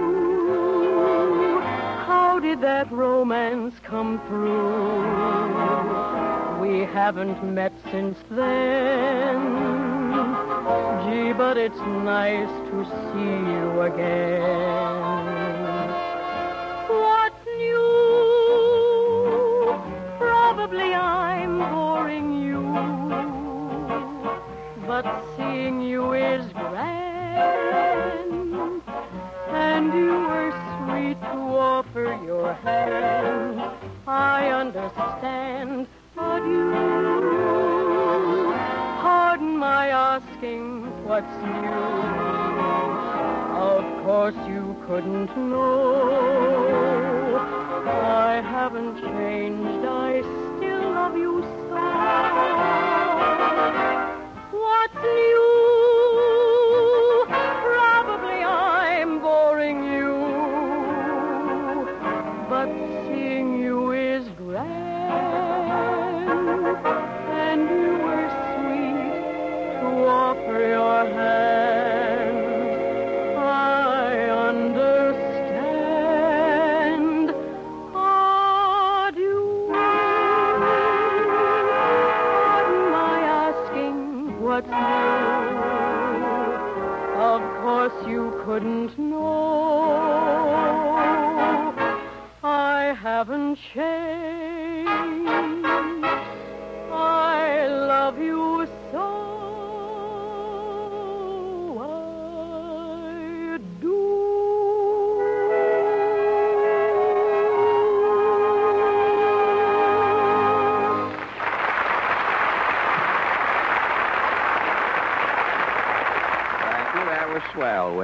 program is unfair. This program Now, is unfair. Just a minute, buddy. This program is unfair to what? I haven't got time to go into details, Bud. This program is unfair. Now, look. Wait a minute. Just a minute. We're entitled to some explanation. Oh. Well, you see, I'm a member of the Life is Real, Life is Earnest, and The Grave is Not Our Goal Society. Oh, incorporated? You are, huh? Yes, sir, and we're picketing all radio programs of the frivolous type. If you're Oh. educational, okay. If you're cultural, okay. If you're promoting the public welfare, okay. Otherwise, this program is unfair. Harry, Look, quick, my please. friend, listen. Don't you think advice on fighting a cold at this time of the year is promoting the public welfare? Well, that all depends. Let's hear how you go about it. Yes, surely. Ladies and gentlemen, at the very first sign of a cold, take sparkling Sal Hepatica, because Sal Hepatica helps fight a cold faster. Most people, and you're probably one of them, take a laxative when a cold threatens. But some laxatives work so slowly it's hours before they're effective, and speed in fighting a cold is mighty important. Now, Sal Hepatica, as so many physicians will tell you, is not only quick and gentle acting, but in addition, it speedily helps nature counteract the acidity that usually accompanies a cold. That's why Sal Hepatica helps faster. So get an economical bottle of Sal Hepatica from your druggist before another day goes by. Then, whenever anyone in your family feels a cold coming on, show them this intelligent modern way to help fight that cold faster. With Sal Hepatica.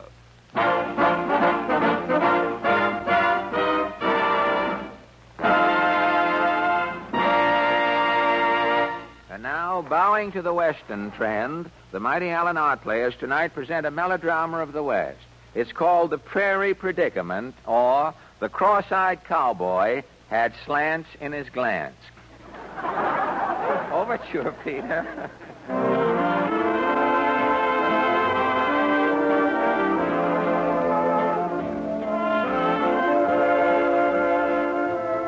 South of the border, down Mexico way, I'm singing in B flat. I ought to sing it in A.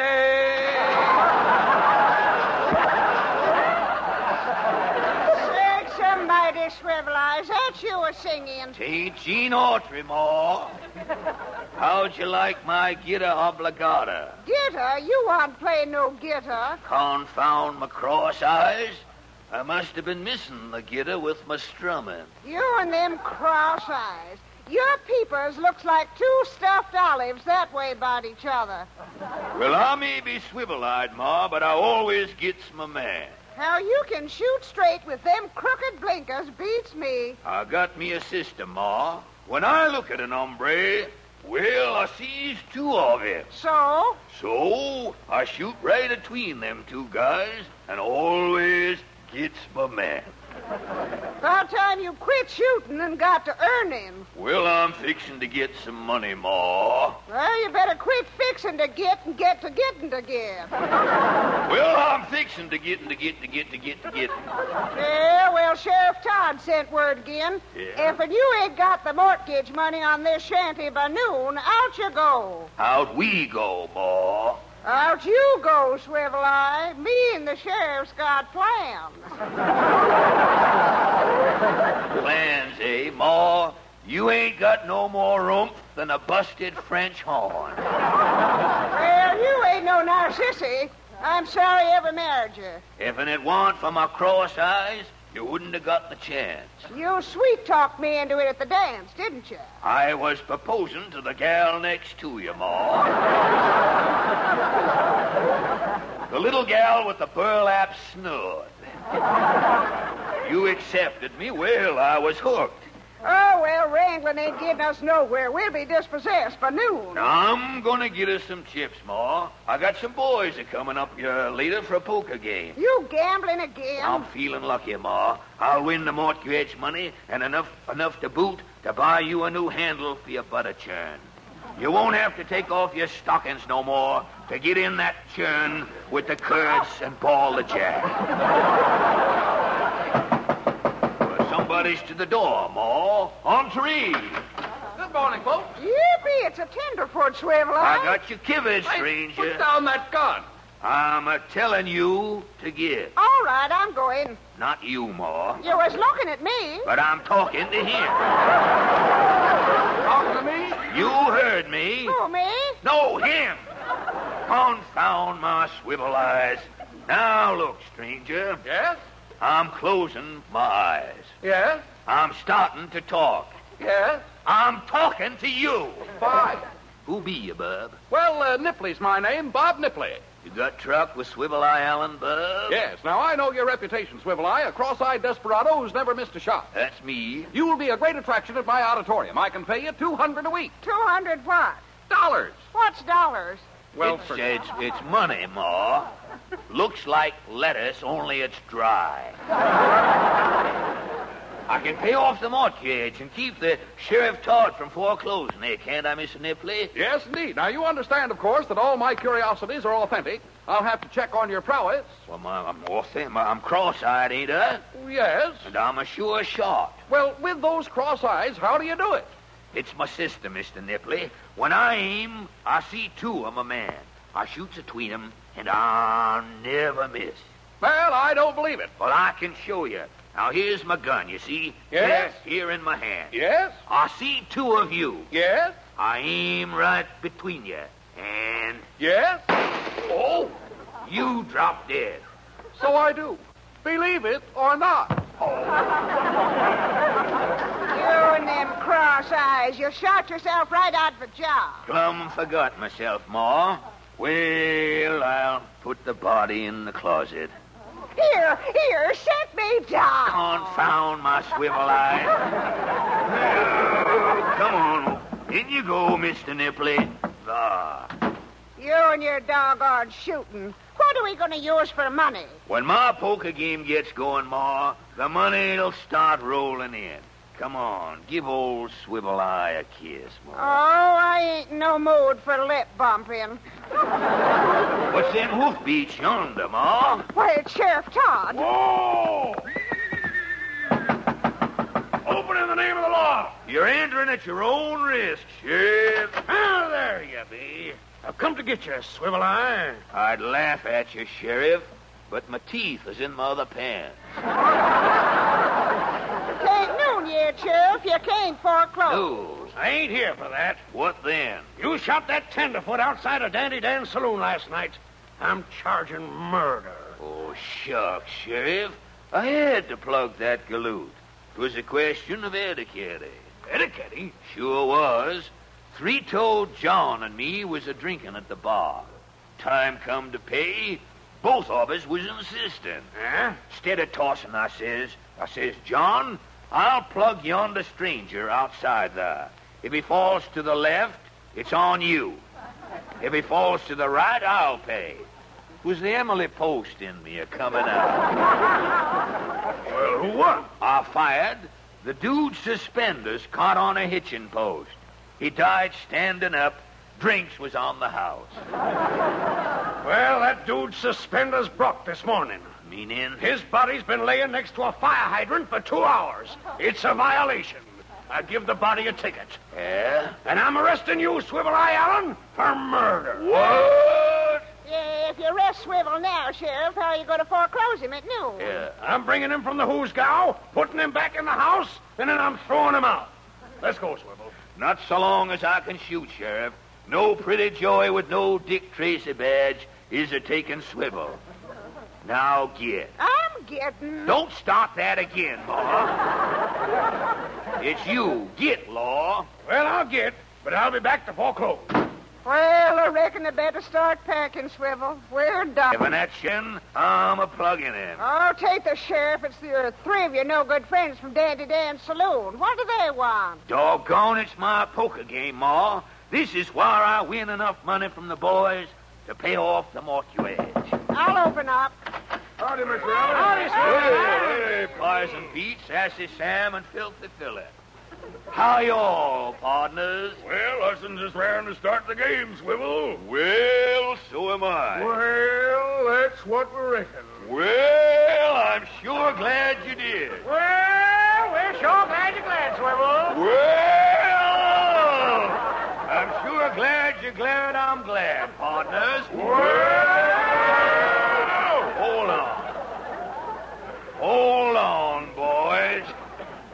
one well too many. We're apt to fall in. Hold on, boys. Let's call it a draw and set. Well, how are we playing, Swivel? Cutthroat or friendly? Friendly's my choice. Well, that suits me. Yep, me too. All right, guns on the table, everybody. Well, here's my hardware. Mine, too. Here's mine. I reckon we can start. Hold on there, just for novelty. How about parking our knives, too, eh? What? You mean no weapons? Yeah, let's make it strict Culbertson rules. Yeah. Everybody game? Here's my knife. Here's mine. Mine, too. And mine. Hey, what was that? I'm playing square with you, boys.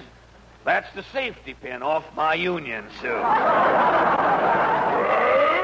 reckon I can cut for deal. Now, hold on, Filthy. 'Tain't that I don't trust you. Here, you ain't a hinting I'm holding out, Swivel. The last time you played poker without weapons, Filthy, 4 men was found dead. Well. And 'twant from hardening of the artillery. Now, see here, you can go on and search me if you want to. And I do want. I'll feel around you, mate. Swivel! Oh, confound Quit showing, Swivel. Let's get on with the game. Okay, I got the cards right here. I'll deal a hand. I'm feeling lucky. Pick up your cards, men. Oh, pick up your hands, men. I can use your money. Well, money talks, Swivel, and mine ain't a saying goodbye. Wow, what a hand. I'm a betting the Mexican dollar. I'll see that Mexican dollar and raise it $2.75. I'll see that $2.75 and raise it $20. Boy, what are you doing, Swivel? I'm a little short of money, boys. I'm betting more here. No short-changing, Swivel. Okay, then, I reckon I gotta see you fellas with shackles. I'm betting my shanty and raising you my RFC loan. Now, what do you do? Well, I'm out. Yep, me too. Now, wait a minute. I'm seeing that, Swivel, and I'm a-raising you $500. Here's my poke. And I'm a-calling you, Filthy, with my Social Security card. You win this pot, Swivel, and we can pay off the mortgage. Don't worry, I'm a-winning, Ma. What are you holding, Filthy? Read 'em and wheat, Swivel. 3 aces. Here's my hand. Here's mine, Filthy. You lose. No, sorry, sir, Swivel. I got you beat. Now, look here. Got me beat? Yes. Why, you ornery, take that. Oh. Got me beat. Well, he did have you beat, Swivel. You too, Sassy Sam. Take that. You got anything to say, Poison Pete? Not right now. In case you do later, take that. Rake in the money, Ma. We can pay the mortgage now. The shanty's saved. You sure was lucky, Swivel. Filthy had 3 aces. But look at my hand. Sakes almighty. Filthy did have you beat, Swivel. What? You only got 2 kings. 2 kings? Not the way I see it. With my cross eyes, I see 4 kings. And what I see, I've got. Then when Filthy put down his 3 aces... I saw 6 aces. Well, then That's why I shot him. No card shopping scum is rooking Swivel Eye Allen.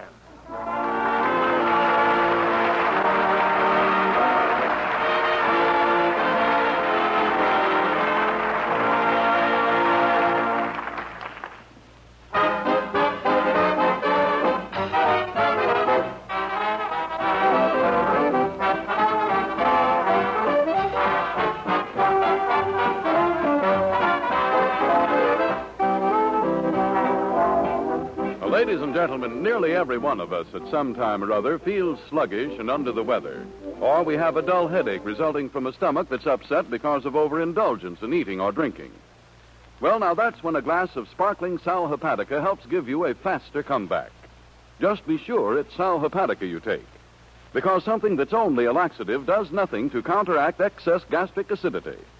But Sal Hepatica, as so many physicians will tell you, not only brings you speedy, gentle relief, but it also counteracts excess gastric acidity. And that chases that sickish feeling fast. So get an inexpensive bottle of Sal Hepatica at your drugstore tomorrow. Remember, you look your best when you feel your best. when your step is light and your spirits are high. And you feel better faster when you take gentle, quick-acting Sal Hepatica.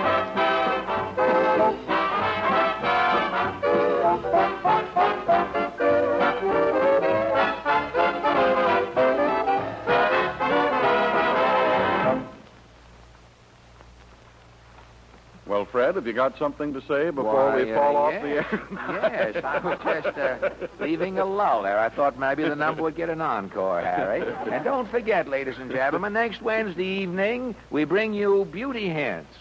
Men, here is how you can keep your mustache neat. Don't kiss girls who chew bubble gum.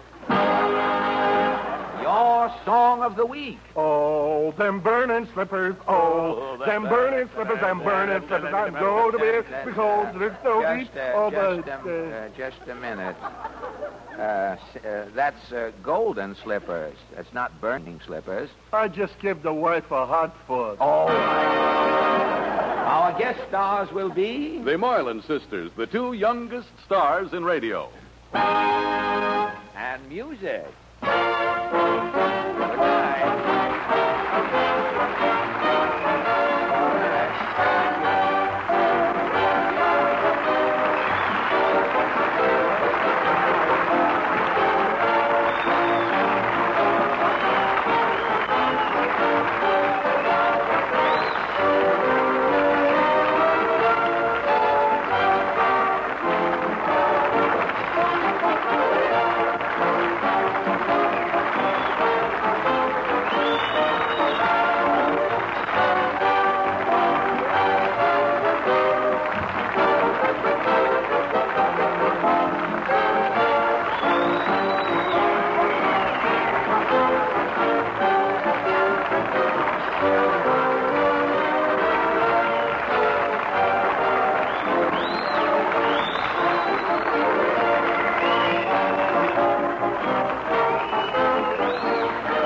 This is the National Broadcasting Company.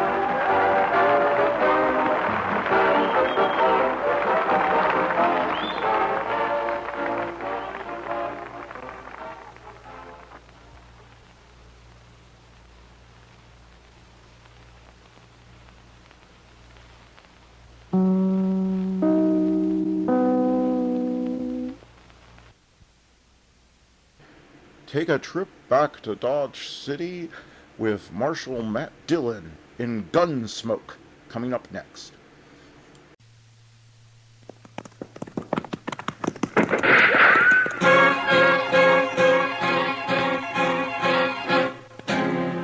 Around Dodge City and in the territory on west, there's just one way to handle the killers and the spoilers, and that's with a U.S. Marshal and the smell of gun smoke.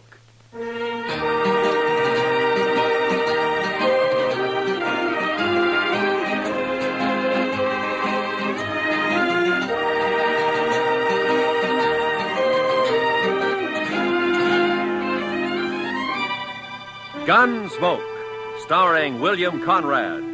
The story of the violence that moved west with young America. The story of a man who moved with it. Matt Dillon, United States Marshal.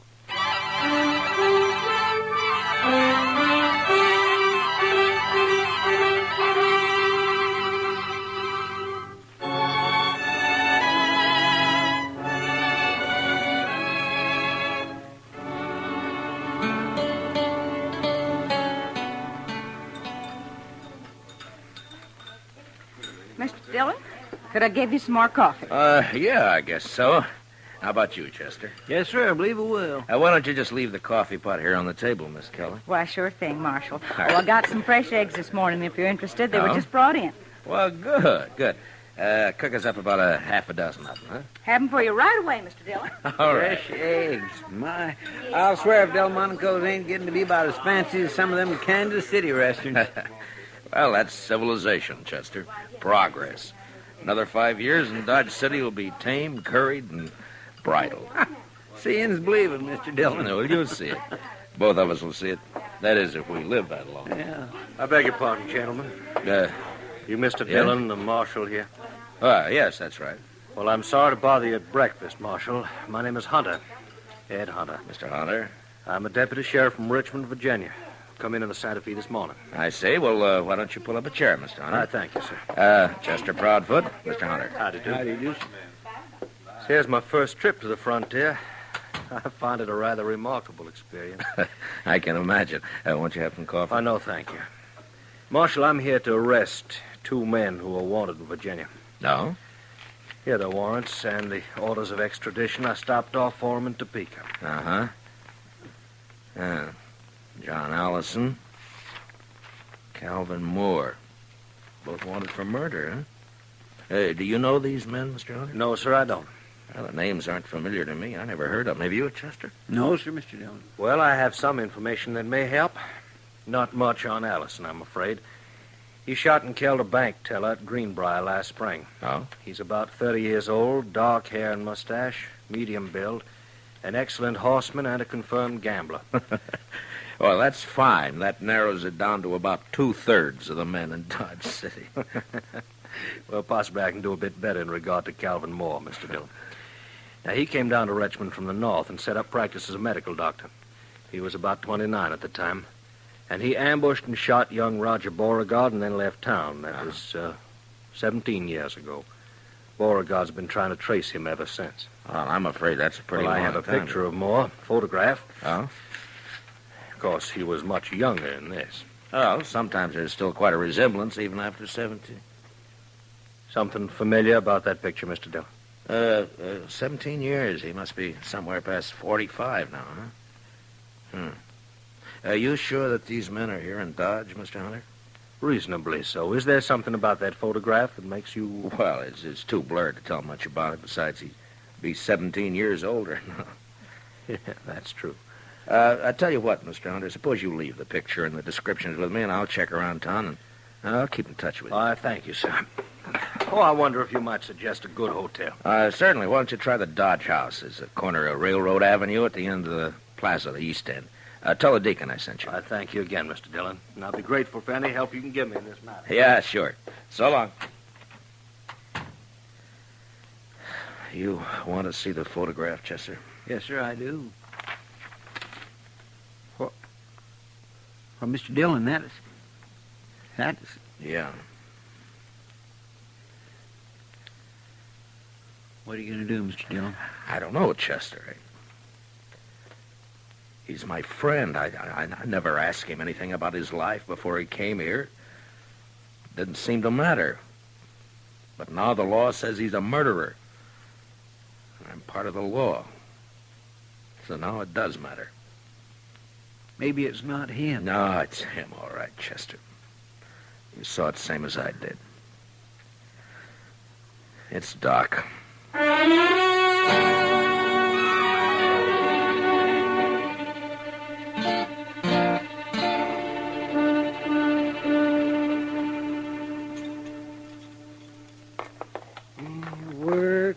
Work. This is the first chance I've had this week to clean a few instruments properly. Gunshot wounds. Oh, Matt. I'll lay odds I'm the only doctor in the United States who makes 3/4 of his living off of gunshot wounds. That's a rough country, Doc. Yes, indeed, it's a rough country. Maybe you ought to have stayed back east. See, broken bones, babies, and gunshot wounds. Well, I wouldn't know the first thing about a good civilized case of gout anymore. What part of the East did you come from, Doc? See, I went to medical school in Boston. I studied consumption, colic, liver complaints. Never had a case of liver complaint in all the time I've been here, though. No, I guess that kind of thing is more common down south, around Richmond, Virginia, for instance, huh? Matt, stop beating around the bush. You've got something on your mind, and it's bothering you. Look, Doc, a deputy sheriff from Virginia came in on the morning train. He's got a warrant for murder against a man named Calvin Moore. He's got a photograph of Moore taken 17 years ago. Would you like to look at it? All things are taken from us and become portions and parcels of the dreadful past. Are you Calvin Moore? It wasn't murder, Matt. They said it was murder, of course. The Beauregards were an important family. Would you like to tell me about it? Oh, not much to tell, Matt. I'd been in practice in Richmond about a year. And there was a girl. Beautiful girl. With spirit and fire and that soft radiance that only Southern girls seem to have. And, me, that was so long ago. I've been in the South myself now. Roger Beauregard and I were both courting this girl. He was a typical Virginia gentleman, hot-headed, used to having his own way. He started threatening me, warning me. And I laughed it off. Then one day I was coming back from a case, and I ran into Roger on a country road. He had a pair of dueling pistols, and he challenged me. What? Well, that's not a crime, Doc. That's self-defense. It's not a crime here anyway. Well, I tried to talk him out of it, but he was crazy mad. He shoved one of the pistols in my hand, and he pulled back on his horse, and he leveled his gun. I had no choice. We both fired. He missed. I didn't.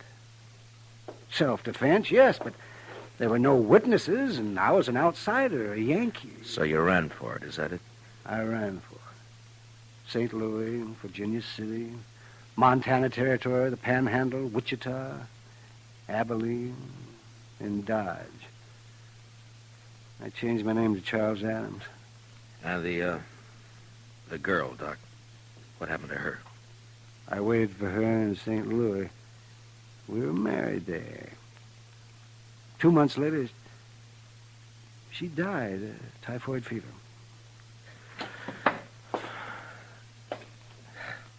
Well, you never know. No matter how much you figure you understand somebody, you just quite never know.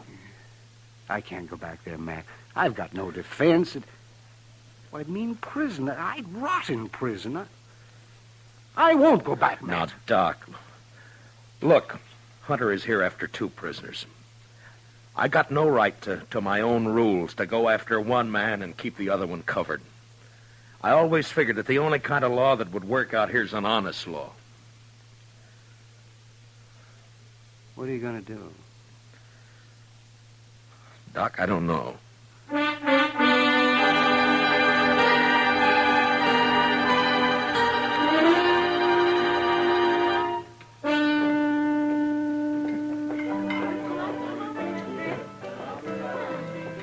You're late, Matt. I decided you weren't going to stop in tonight. Is Chester around, Kid? Yeah, over there by the faro table. Matt, what about this Virginian who's been hanging around for the last 2 days? Oh, Hunter? Yeah. He's a deputy sheriff, got a couple of warrants to serve. Why? Well, he's been asking questions. Some of the boys are getting a little skittish. Now, there's no call for it as long as they're not named Allison or Moore. Are you free now, Miss Kitty, or are you busy? What's it look like? Well, I figured maybe he was just killing time. Hiya, Marshal. Bunko? Bought you a drink, Kitty. It's over on the bar. All right. Thanks. Matt, I'll be off in a couple of hours. Drop around. Yeah. Yeah, maybe. I understand you've got a rival lawman in town, Marshal. Well, there's a deputy here from Virginia, if that's what you mean. I always figured you were the law here. Is he short in this town, Marshal? Say the word, we'll run him out. I ever ask you for help, Bunko? Well, no. When a man's short in Dodge, I'll run him out. No offense, You Marshal. keep your own cinch tight. Don't worry about anybody else, huh? I'll see you, Bunko. I swear I never saw anybody with such bad luck in all my life. My gracious, he ought to swear off Farrell and stick the stud. Oh, Chester. The old Jethro Keener. He just lost 3 weeks' pay. And Bunko Benson, sitting right there beside him, mind you, picked up $230. So that's why he's feeling big. Come on, Chester, let's take a walk. Huh? Yes, sir. 3 weeks' pay. Mercy, I never saw such luck. What about Doc, Chester? He turned in a couple hours ago. That's when I came on over here. How's he acting? About as usual. No signs of planning to run out, if that's what you mean, Mr. John. One thing he's doing, though, that he's never done before, he's toting a gun. Good evening, Marshal. Oh, Hello, Mr. Hunter. Since you didn't come to me, Mr. Dillon, I've come to you. I'm wondering what progress you've made. Well, I'm still checking. Any results at all, Marshal? Well, I don't have much to go on, you know. Now, Calvin Moore was a doctor by profession. He might still be practicing. I suggest we investigate the local doctors. Well, that wouldn't take long. We've only got one, Doc Adams. How long has he been here? Oh, about 4 years. How old a man is he? Late 40s, I imagine. But he doesn't show much resemblance to that photograph you gave me. Well, maybe you're too used to him to notice the resemblance. Yeah, maybe. I'd like to look him over myself, Marshal. Well, he's pretty busy out on calls most of the time, and... Not all the time. No, not all the time. All right, Mr. Hunter, I'll bring him around.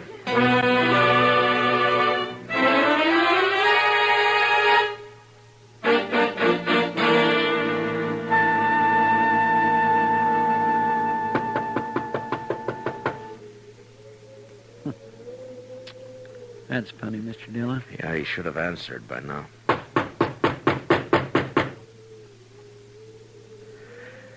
Well, we're wasting our time, Chester. He's gone. Well, now, he might have got called out on a case. Yeah, I know, but I don't... Hey, what?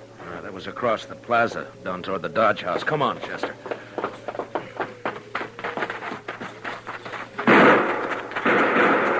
Somebody sure is stirring up the smoke. Yeah, it's across the street. Edge of the railroad yards, I think.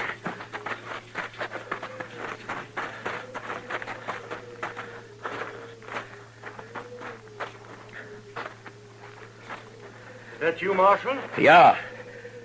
What happened, Mr. Hunter? Somebody tried to kill me.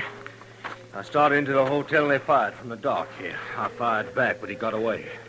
You, get a good look at him? Oh, no, I just saw the flashes. Well, this is an easy town to get killed in, Mr. Hunter. So it seems. About that doctor, Marshal. You didn't bring him around. Well, he's out on call. Think I want to meet him more than ever now.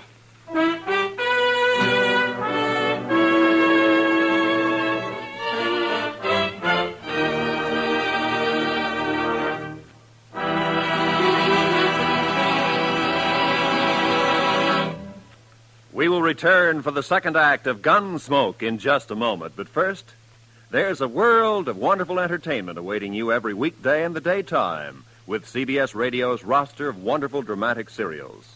This Monday, listen in. And now, for the second act of Gunsmoke.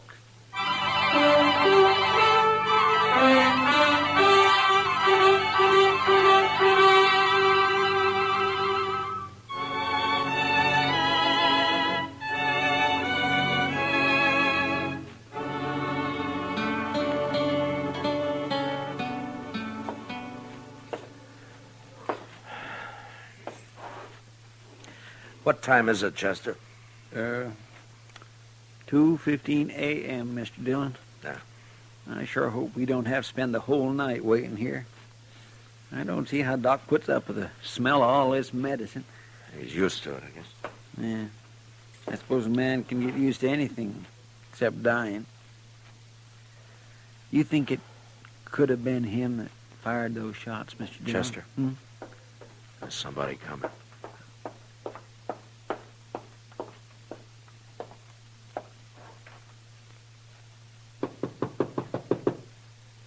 I'll get it.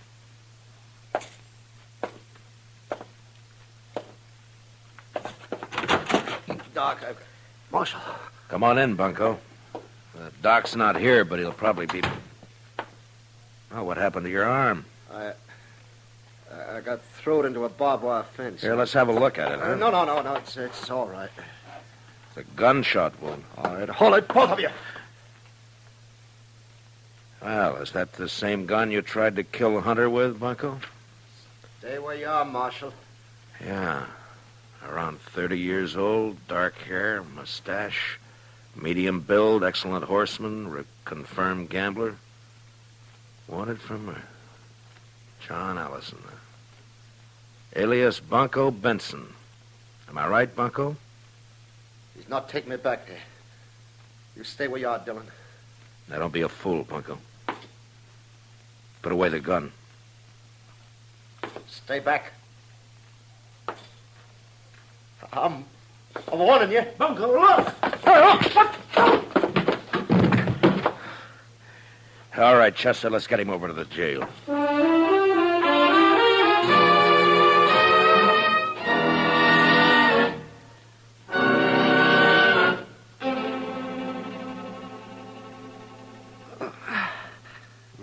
Just hold still now, Bunko. Just one more second. I'll have hold that bullet now, and then we'll just... Now, add that one to your collection, Matt. Well, I'll make Hunter a present of it. It wasn't bad shooting to be firing in the dark at a gun flash.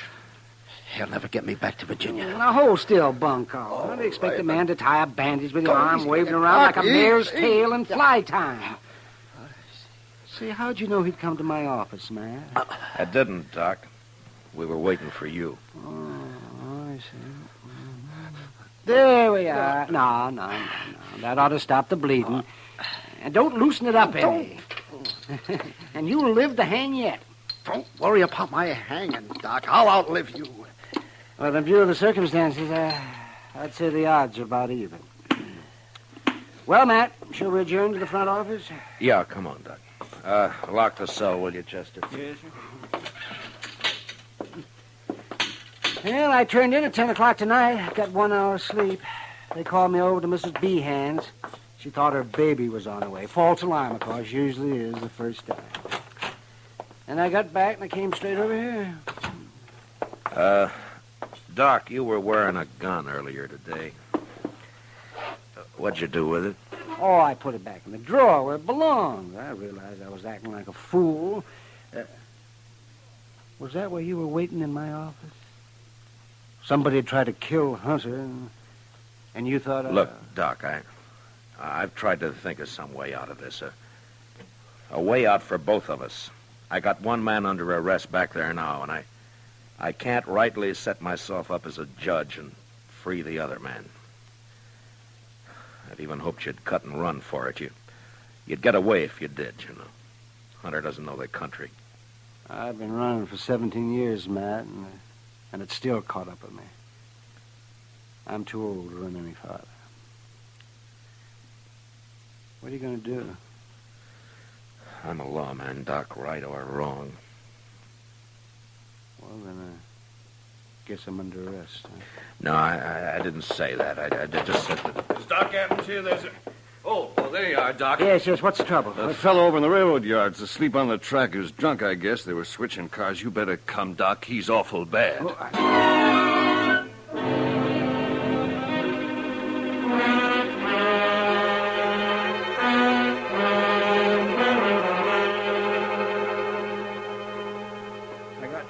Mr. Dillon, that ought to be enough. Good, Chester. You ready, Doc? I'm ready as I'll ever be. All right, let's go then. He said near the loading pens. Down this way, I guess. Yes, sir. It looks like some lights over there. People around. Marshal, is that you? Yeah. Oh, Hunter. I thought you went to bed hours ago. I'm a light sleeper, Mr. Dillon. I heard there's an accident over in the yards. Thought it might give me a chance to meet your local doctor. Well, I guess you can meet him right now if you want to. Doc, this is Ed Hunter, Doc Adams. How do you do, sir? Mr. Hunter? I got one of your prisoners locked up, Mr. Hunter, John Allison, known here as Bunko Benson. Good. I just found out he's the man who tried to kill you tonight. He caught one of your bullets in his arm. Oh, I see. Why, then it's one down and one to go. Just Calvin Moore. Dr. Calvin Moore. This is no time to stand around making chin music. I'm sorry, Well, that's Hunter. quite all right, Marshal. I'll go with you.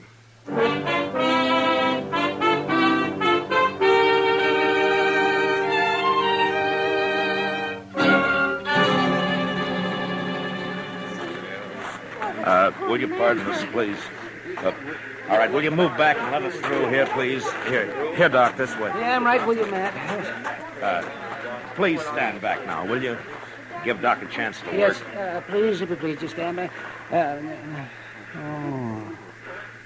Bad is right. Well, we'll do what we can. Come on.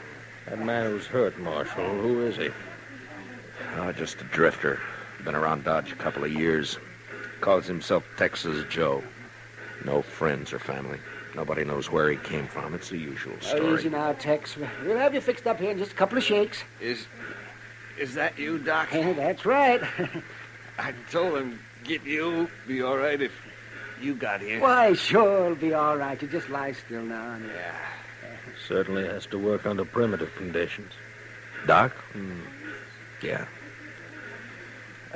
Chester, will you get those lanterns going and give Doc some more light? Yes, Mr. Dillon.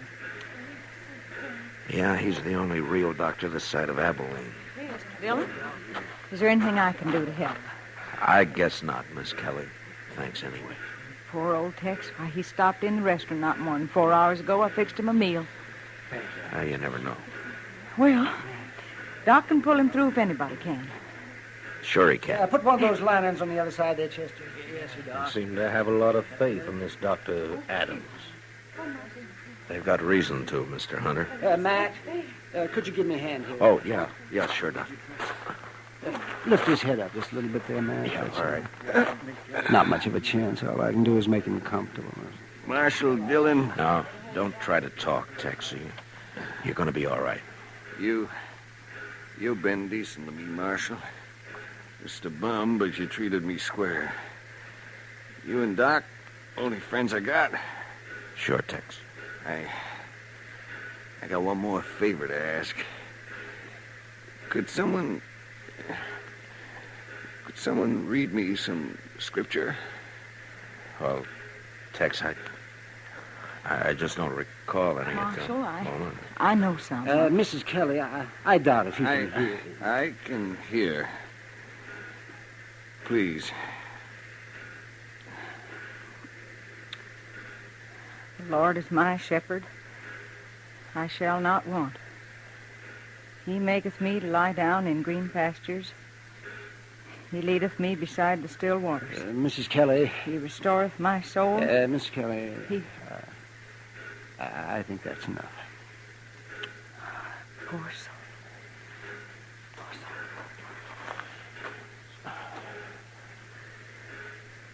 Well, you can't win them all, I guess. No, you can't win them all, Doctor. Well, Doctor, as the only physician here, I suppose you also function as coroner. That's right. Yes. This man will be buried in the name of Texas Joe. Don't you worry about that. Boot Hill is full of men buried under nicknames. In this country, we... Doc! Doc, I just came from... Oh. What, Kitty? Oh, Doc, I've been sitting up with Mrs. B, and you left too soon. She needs you over there right away. Well, then it wasn't a false alarm. No. All right, Kitty, I'll be there just as quick as I can, but... Well, as soon as I... Kitty, you go on back over and do what you can for her, huh? Doc will be along. All right, Matt, but you better hurry.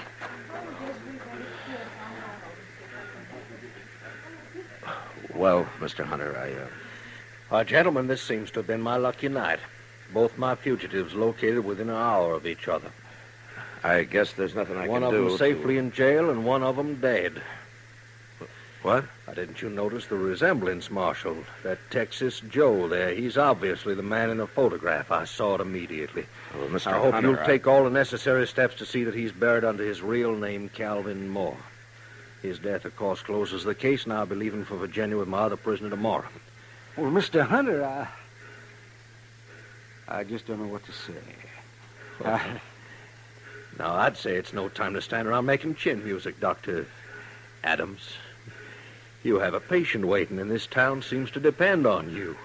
Well, of course, but... Hey, you got work to do, Doc. And, Doc, make sure it's a boy, huh? Well, I'll do my darndest, Matt.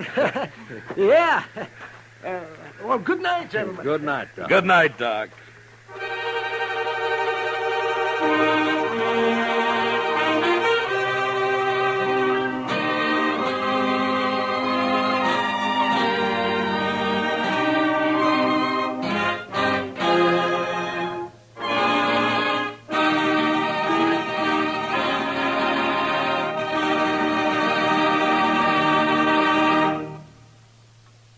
Gunsmoke, under the direction of Norman MacDonald, stars William Conrad as Matt Dillon, U.S. Marshal.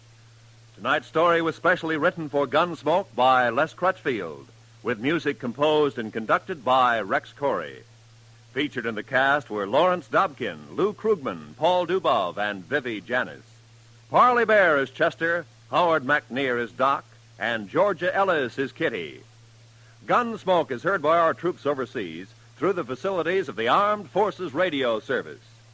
Join us again next week as Matt Dillon, U.S. Marshal, fights to bring law and order out of the wild violence of the West in Gunsmoke.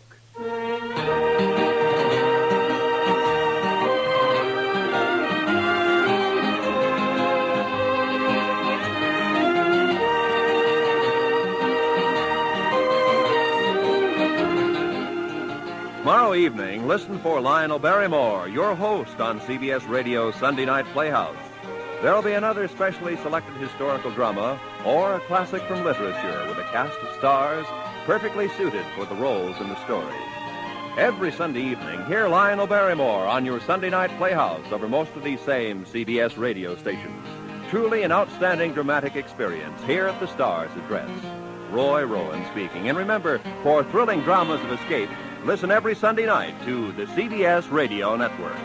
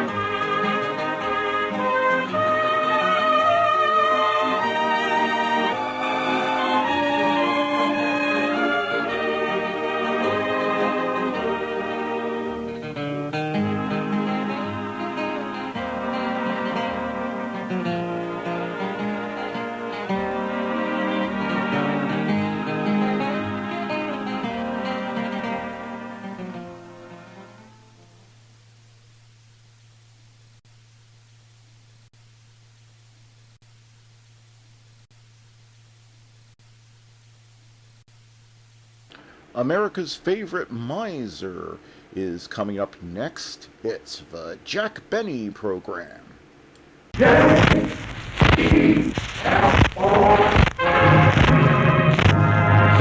Jello Program starts with Don Bestis and his orchestra. The orchestra opens from the motion.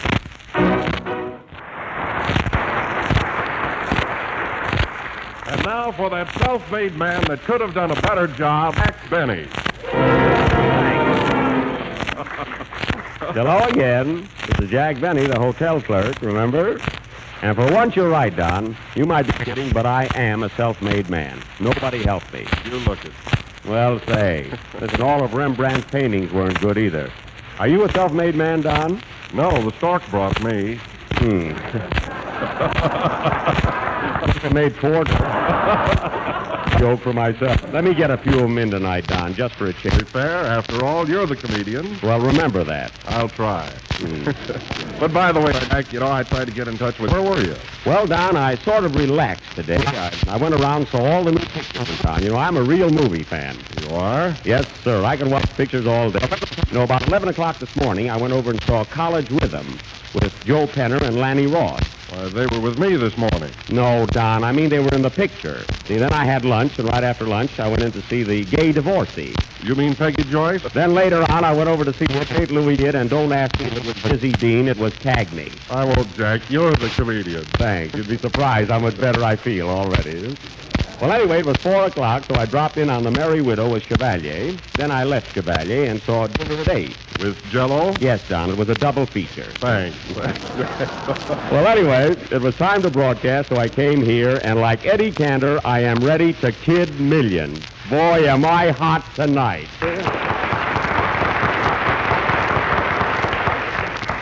Thank you, folks. What do you thank him for, Mary? That applause was for me. Oh, I thought it was my reception. Oh. Certainly is a fickle public, here today and gone tomorrow. Where were you all day, Mary, and am I sorry I asked you? I was over on Wimpole Street visiting the barracks. What? The Barretts of Wimpole Street. You hear me? Oh, well, how are the Barretts? It's awful, Jack. The old man Barrett is getting so mean. All his daughters had to leave Wimpole Street. I see. They couldn't bear it. Did you hear me, folks? You certainly are the comedian tonight. Yes, sir. What's funny about that, Jack? Mary, the Barretts of Wimpole Street. They couldn't bear it, see? I still don't get it. Well, hello, everybody. Here I am, fit as a fiddle and look like a saxophone. Ah. The other self-made comedian has arrived. Oh, thanks, Jack. Do you really think so? Absolutely, Frank. You are, without a doubt, a real comedian. Well, of course, I can sing in a pinch. Yes, and that pinch is very important. Don't lose it, you know? Says you. Says I. Says me. Now, listen, now, don't change the subject. I saw a picture this afternoon, too. Mary, you ask him what picture. I can't. What picture was it, Frank? I saw Imitation of Life with Don Bessa. Well, he's a good imitation. He means I went with him to see the picture. That's right. Go ahead and spoil the joke. Well, I'm a comedian, too. Yes, Don, you're also very funny. But I am. Of course, I can lead an orchestra in a pinch.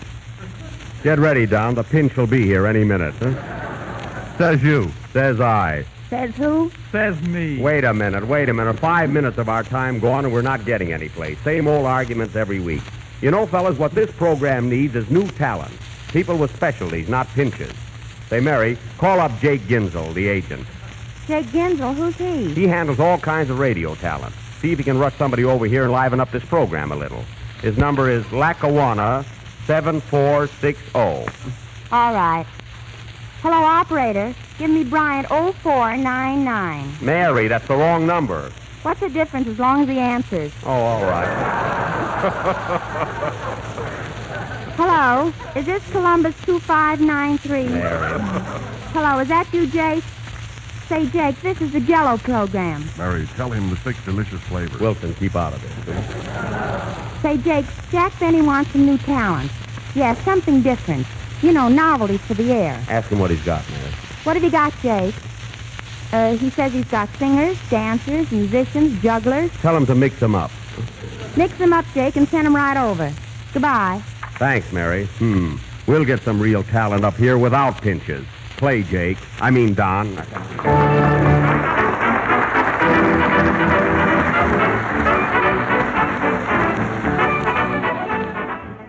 Bester and his orchestra. Say, Mary, did any of that talent get here yet? Not yet, Jack. Say, Don, I hear you're doing fine at Lowe State, having a big week. Yes, Jack, thanks. How's everything up in Boston with your show? Oh, fine. I'm having a lot of fun in Boston. And besides, I'm learning to speak English. What do you mean? Well, I was at a party the other night and told a story about my aunt. And somebody corrected me. You see, in Boston, Don, it's your aunt. You see, they use the broad A there. Well, that's the proper English, Jack. Whenever I go to Boston, I ask for a room and a bath. Oh, well, you can have your bath. I took a bath this morning. Looked just as good as you do. You know, Jack, I love the way they talk in Boston. That's right, Mary. You were there, too. Did you have any trouble with bath and bath? No, I took a shower and everything was all right. Well, that was smart, yeah. You know, I played in Boston a few weeks ago, and I can't say I had any trouble. You can't? No, you see, I just walked into the restaurant, ordered ham and eggs, and everybody understood me. Oh, sure. And, you know, I like their baked viands and ketchup, don't you? I have no complaints to make about Boston. Up there, Jell-O is Jell-O, and it tastes twice as good as ever before. Again, we're getting no place. What kind of a program is this tonight? Huh? There's somebody at the door. See who it is, Mary. Come in. Who is it? Jake sent me. Well, thank heaven. I'm glad you got here. Well, what do you do? Fine, and how do you do? No, I said, what do you do? What's your specialty? Well, I tell jokes and juggle. Jokes and juggle. That's a nice combination. Have you had any experience on the air? Yeah, I fell out of a balloon once. Well, don't worry. That can't happen here. Well, anyway, let's hear your joke. That's what we need on this program. See, that's why I sent for you. A real good joke. All right. My father's hair only grows on one side of his head. What side is that? The outside. That's fine. That's fine. That's very good. We can use you on one side of this program. What side is that? The outside.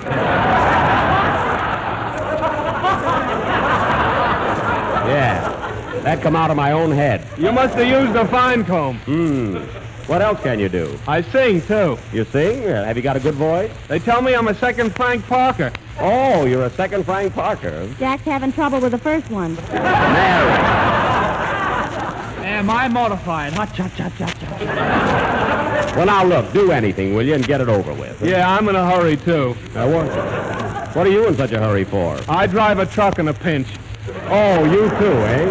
Well, go ahead, get started. What do you want to do first? First, I'll juggle. I'll juggle 5 plates at one time. Wait a minute. What good is juggling on the radio? How can they see you? Well, you tell jokes and nobody can see you. I know, but listen, I mean, how can they appreciate your juggling? Nobody will believe you. I'll take an oath I'm doing it. Oh, well, that squares things, yeah. Go ahead. Juggle your 5 plates. By the way, what's your name? W.C. Jones. What's the W.C. stand for? Fields. Oh, W.C. Fields. I get it. Well, get started. Do you want a little music with this? Yeah. Don, give him a little juggle music.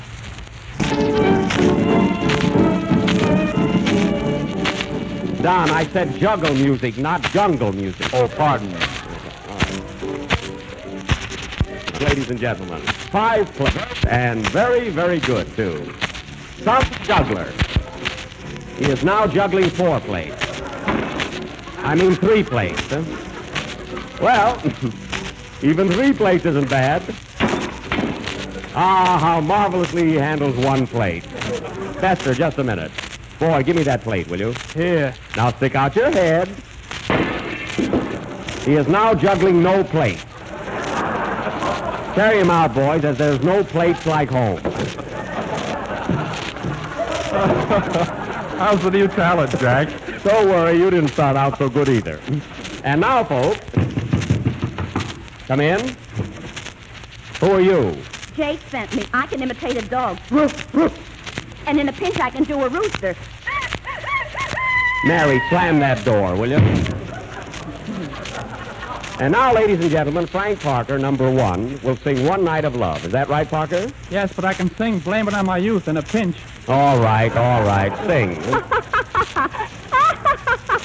Mary, what are you laughing at? I don't know. I'm tired.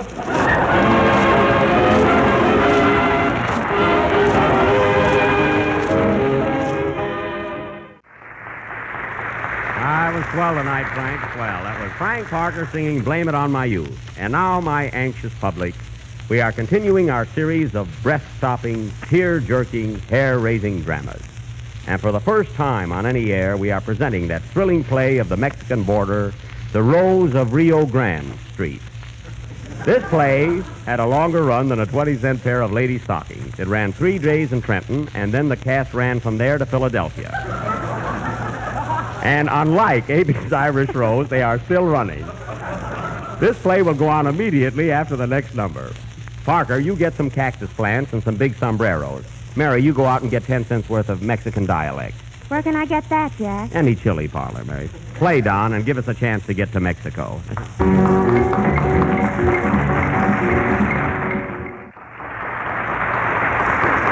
That was Don Besser and his hot tamales playing La Cucaracha, or Cucaracha. And now for our play of the Mexican border, The Rose of the Rio Grande. Atmosphere, Don. La gama la gama gama la gama.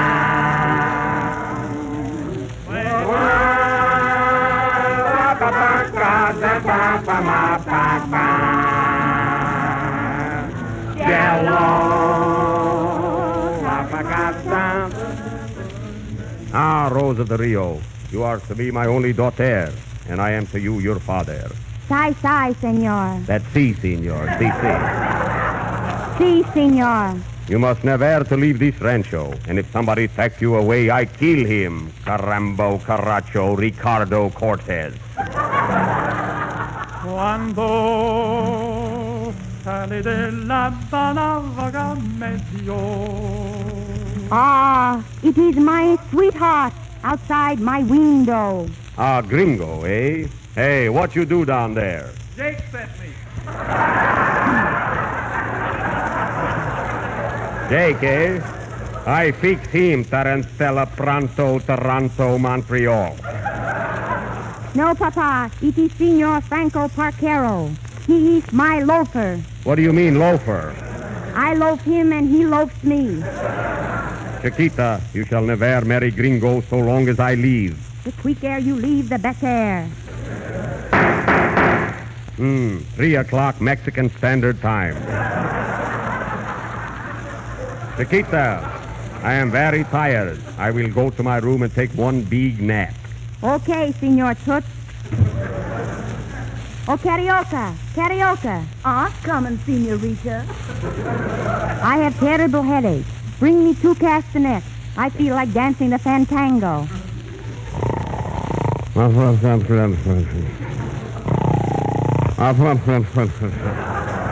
What is the Senor Papa doing? The Signori Signoring.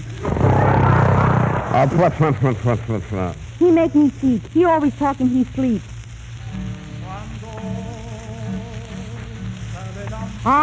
It is him again. Mine honey.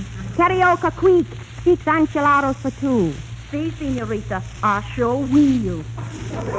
And tell my gay caballero to come up downstairs. Si, Senorita. Come in, white trash.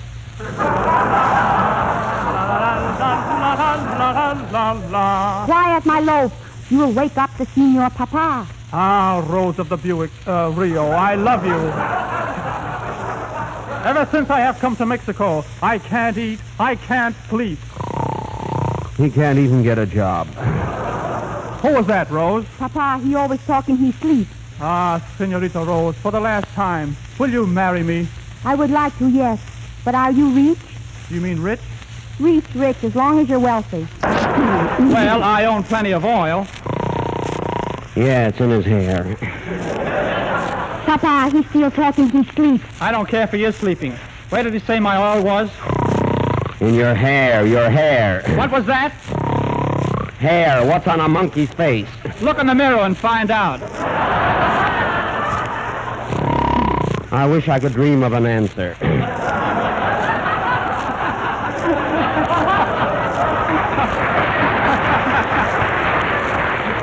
Don't wake up, Papa.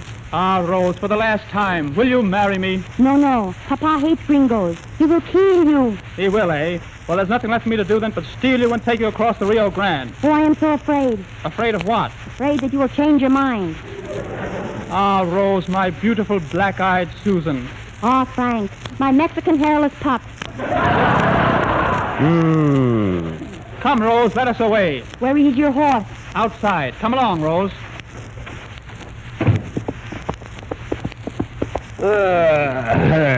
It is 7 o'clock. Chiquita. Rose, where are you? Oh, Sino, your daughter has just eloped with Franco. They're a grind across the Rio Grande. Oh, you know talk, eh? Well, I find them. Nobody can say this to me, the great Rudy Villa. Come on, you peons, follow me. Caramba. We are headed for the Rio Grande. Get up. No, not that way, man. That is the Hudson River. This way.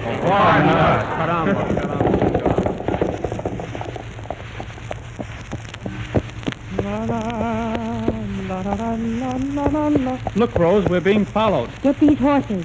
They are hard. We should have taken a taxi. Giddy act, Equipoise. We must hurry. Ho! Now, caballeros, we must cross the Rio Grande. Come on. Stay under me, horse. I can't swim. Here we are. We make it all right. They will not get away from us. Get up. Ho! I think they stop in these cabines. We shall see what we shall see. Carlos, you go back of the cabin. Si, senor. Pedro, you watch the road. Sanchez, you come with me. And Lopez, you play the piano. This is Lopez speaking. Right. Frank, it is the Senor Papa, and he has some tough hombre with him, my friend. Don't worry, Rose. I have a pretty tough gang myself. Come on, men. It looks like a fight to the finish. Come out of that cabin. Don't do it, Franco. Stand by, men. Don't worry, we will. Have faith in us. That was Bester, folks. Come on out or I will shoot. Little man, what now? Well, I guess we better go out. We just moved in here, and I don't want to cause any trouble. Aha, another victory for me. Viva la France. Viva Las Vegas. Fine bunch of Mexicans we got here. Say, you who steal my daughter, what is your name? Don Franco Parker. And you, Bats, who are you? Don Jose Best. What's the Jose for? In a pinch. Say, you tough guy over there, what they call you? Don Jello Wilson. That's 3 Don and 1 to go. I see you in New York, eh? What you do here? I'm selling Jello. Jello is just as good to top off a Mexican meal as any other kind of a meal. You said him, big boy. Hey, just 1 minute. Who is that hombre hiding behind you?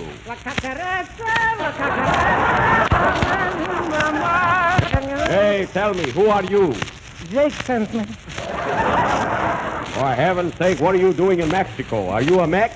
Sure, Mex Flufferman. So you're a Mexican, eh? What else? What you do down here? I just came down for a bowl of chili.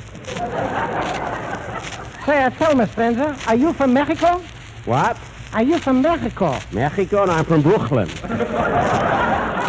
I know it. That mustache didn't fool me. Hey, who are these 3 fellows with you, these hombres? They're my brothers, and we're all Mexicans. Oh, the 4 Mex brothers, eh? Yes. Pedro, Penso, Twice as Richo, and Jello. Oh, you got a brother Jello, eh? Ah, senor, stop a clowning. I would like to marry your daughter, Rose. I love her too much like anything. Oh, you've gone Mexican too, huh? Well, you will have to ask her yourself because she will have to leave with you, not me. Then the rest is a cinch. Ah, Rose of Grand Street, for the last time, will you marry me? I am healthy, young, and rich.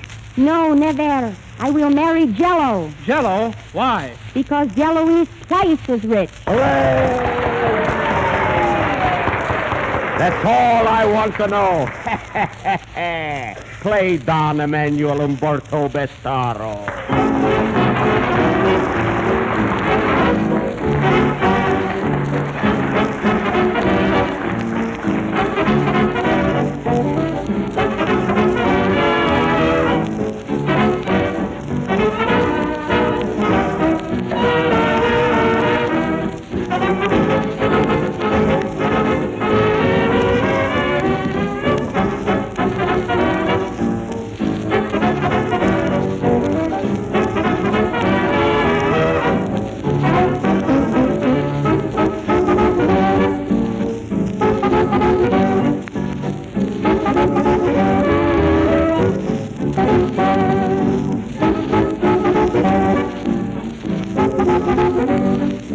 That was the last number of the 8th program in the new Jello series. Well, folks, I hope you all enjoyed our little Mexican play, and we'll be with you again next Sunday night. Mary, where are you going now? I'm going straight home, Jack. Come on, then. I'll take you home. All right, Jack, but not on horseback. I can still feel that ride across the Rio Grande. Good night, folks.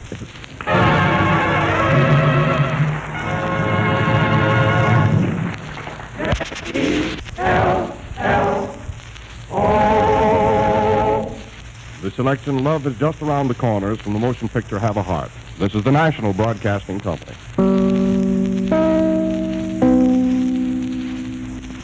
WJZ, New York.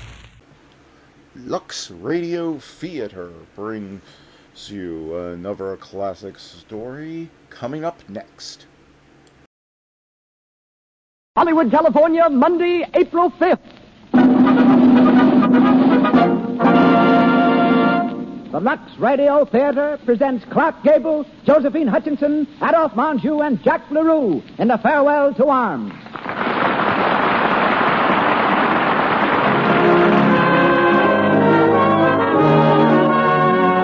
Lux presents Hollywood.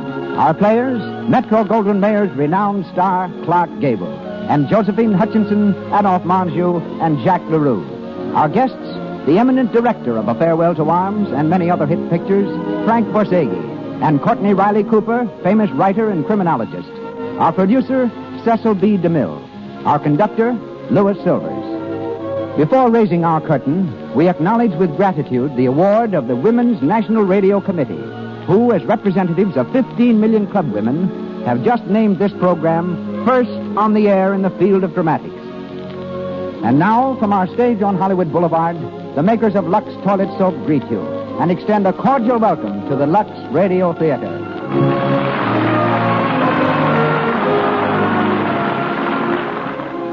Lovely Jean Parker tells you this. Try a Lux Toilet Soap beauty bath next time you have a date to keep.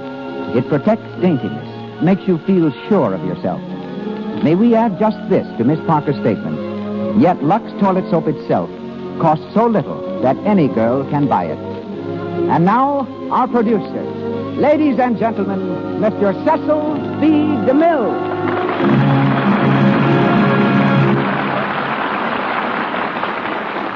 Greetings from Hollywood, ladies and gentlemen. 20 years ago tonight in Washington, a group of weary statesmen left the council chambers of the nation, knowing that when they returned, they must seal a declaration no longer avoidable. On the following day, April 6, 1917, word went round the world that the United States had entered the war. There were those who had not waited. Among them, 19-year-old Ernest Hemingway, who had joined the Italian army. He emerged at the struggle's end with 4 possessions. On his chest, 2 medals for valor. In his shoulder, a silver plate replacing what steel had carried away. In his mind, a story that cried out to be written. Basing the tale largely on what his war-weary eyes had seen, he labeled it A Farewell to Arms. The world accepted it as one of the most graphic, true, and tender accounts of the conflict. Lawrence Stallings adapted it for the stage, and it came to still greater glory on the screen. For many months, we've aspired to bring A Farewell to Arms to the audience of the Lux Radio Theater, but patiently waited until we could announce the stars whom we present tonight. Clark Gable as Lieutenant Henry, Josephine Hutchinson as Catherine Barclay, Adolphe Manjou as Rinaldi, the same role he played in the picture, and Jack LaRue as Father Romano, the part he created for both play and screen. In his story, I don't think it was Mr. Hemingway's intent, nor is it ours, to point a finger at how the war began, nor how it ended. After 20 years, we've forgotten a lot. Perhaps it's just as well. But tonight at least, let us remember brave men and lost lovers, as we dedicate this tale to those ordinary human beings caught in war's relentless circumstances. And now, the Lux Radio Theater presents Clark Gable, Josephine Hutchinson, Adolphe Manjou, and Jack LaRue in A Farewell to Arms.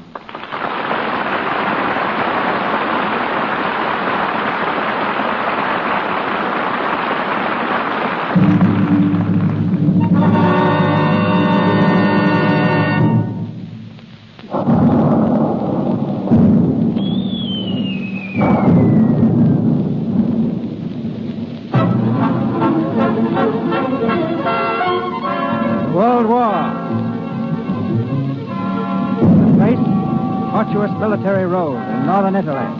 Not far from the battlefront, a pitted road twisting down toward a plain. 3 ambulances freighted with wounded growl unsteadily forward.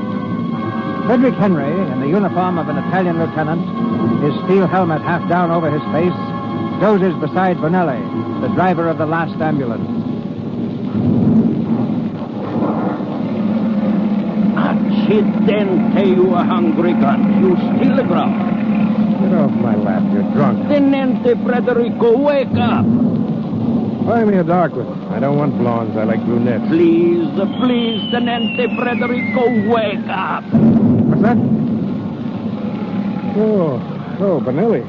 Are we at the hospital yet? No, Tenente, but you were sleeping and you talked. Oh, did I? Well, what did I say? What did you... You Americanos find pleasure no matter where you are. You have been dreaming about the girls again. Oh, then I show good sense even in my sleep. What else is it to dream about? Think war all the time, Bonelli, and you'll blow out your brains.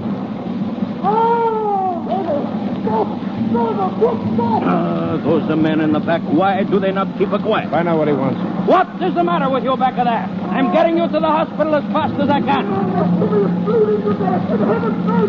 I can't stop. Not to here. The brakes won't hold. Poor devil, he's dying.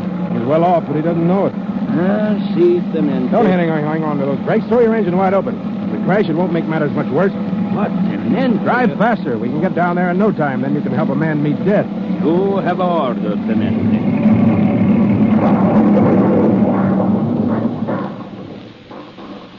Well, what'd you stop for? We have run off the road, Tenente. Get back there and see if you can help that fellow. Si, Tenente. Hey, you. You over there with the fence. See. Which way's Gorizia? Back 1 mile. They turn to the left. What's the matter with you? Sick? See. Where's your regiment? Up there where you come from. Into the line again. In what way are you sick? I hurt my leg, Tenente. Oh, yeah? Destroyed. It pain me to walk. Yes, if you're walking toward the trenches. But if you were walking away from them, you could walk all right, couldn't you? Please, Tenente. Be merciful. Take me back to the hospital.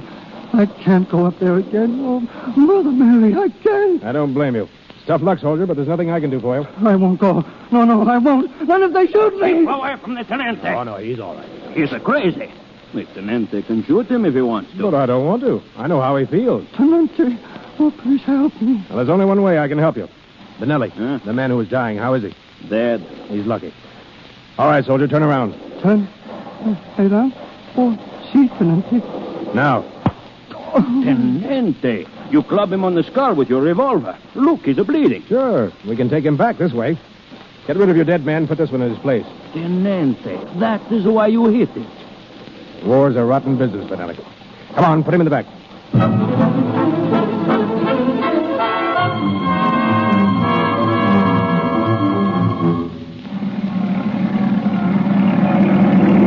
Tenente, we get here. That Red Cross look good, see? Yeah, just about perfect. Come on. There will be pretty nurses here, Tenente. Brunettes?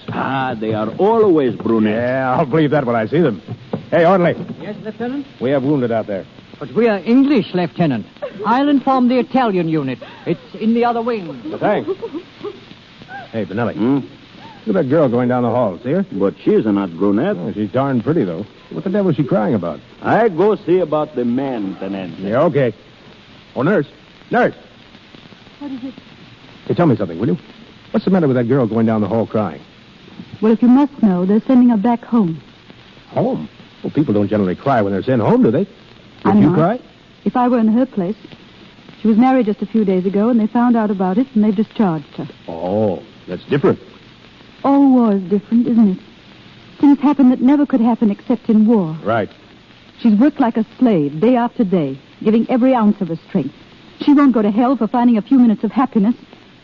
Why couldn't they let her stay for a while? Regulations. Precisely.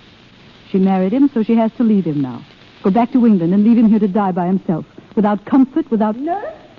Back to your post, please. Yes, Miss Smith. Wait a minute. Who are you? That doesn't matter much when a girl's heart is breaking. Does it? It matters to me. First of all, you're brunette. What's more important, though, you're real. Nurse! I'm coming. I'll see you again. Will you? Nurse? What is it, Miss Smith? Hey, baby! Rinaldi! You old sawbo. I am very happy to see you. Finally you turn up, eh? Hey, listen, Rinaldi. Who is that nurse just turning into that ward? You still recognize a beauty. Who is she? Miss Catherine Barclay. I like her myself. Did you bring me some good cases, baby? She's a regular. Were you under fire? I have worried about you. Barclay. That sounds English. 7 operations today, baby, and one of them was beautiful. I took the heart out. A nurse, but still human. The heart lay in my hand. It was lovely. Soon, Rinaldi will be the best surgeon in all the corps, then in all the army. Someday in all of Italy. What's that? The best surgeon in all Italy. Well, why not in all the world? Why not? You haven't changed, have you? Nothing changes in these days except the front-line trenches. You will like it here, baby. I've started to like it already. Miss Catherine Barclay. She's gorgeous. The English nurses are always gorgeous, but she is more beautiful than any of them. I am in love with her. Oh, does she know it? Not yet. Have you any money? What? Oh, a little. Well, it will be enough. Lend me 50 lire. What for? Well, I must make on Miss Barclay the impression of a man of sufficient wealth. Now, wait a minute. But I must convince her that the great Rinaldi, who will one day become the greatest surgeon in the world, is even greater than he really is. You are my good friend and financial protector. Rinaldi, you're crazy. Yes, but you lend me the lire. Oh, Lord, what else can I do? The last detail is perfect. Now we can eat and drink, and then I have an idea. Tonight at the mess. I won't be at the mess. But you will when I tell you. A special occasion. Song, wine, a beautiful girl. I will see that you meet. Hey, it's an air raid. They bomb us. Watch out for yourself. I'm in my vision. everyone. Steady. Miss Barkley. Miss Barkley, where are you? They bomb us. They bomb us. Come here there, so sweat you put. Miss Barkley. Miss Barkley. Oh, here you are. Come on. Don't bother me now. You've got to get out of here. Please, I'm busy. But you've got to think of...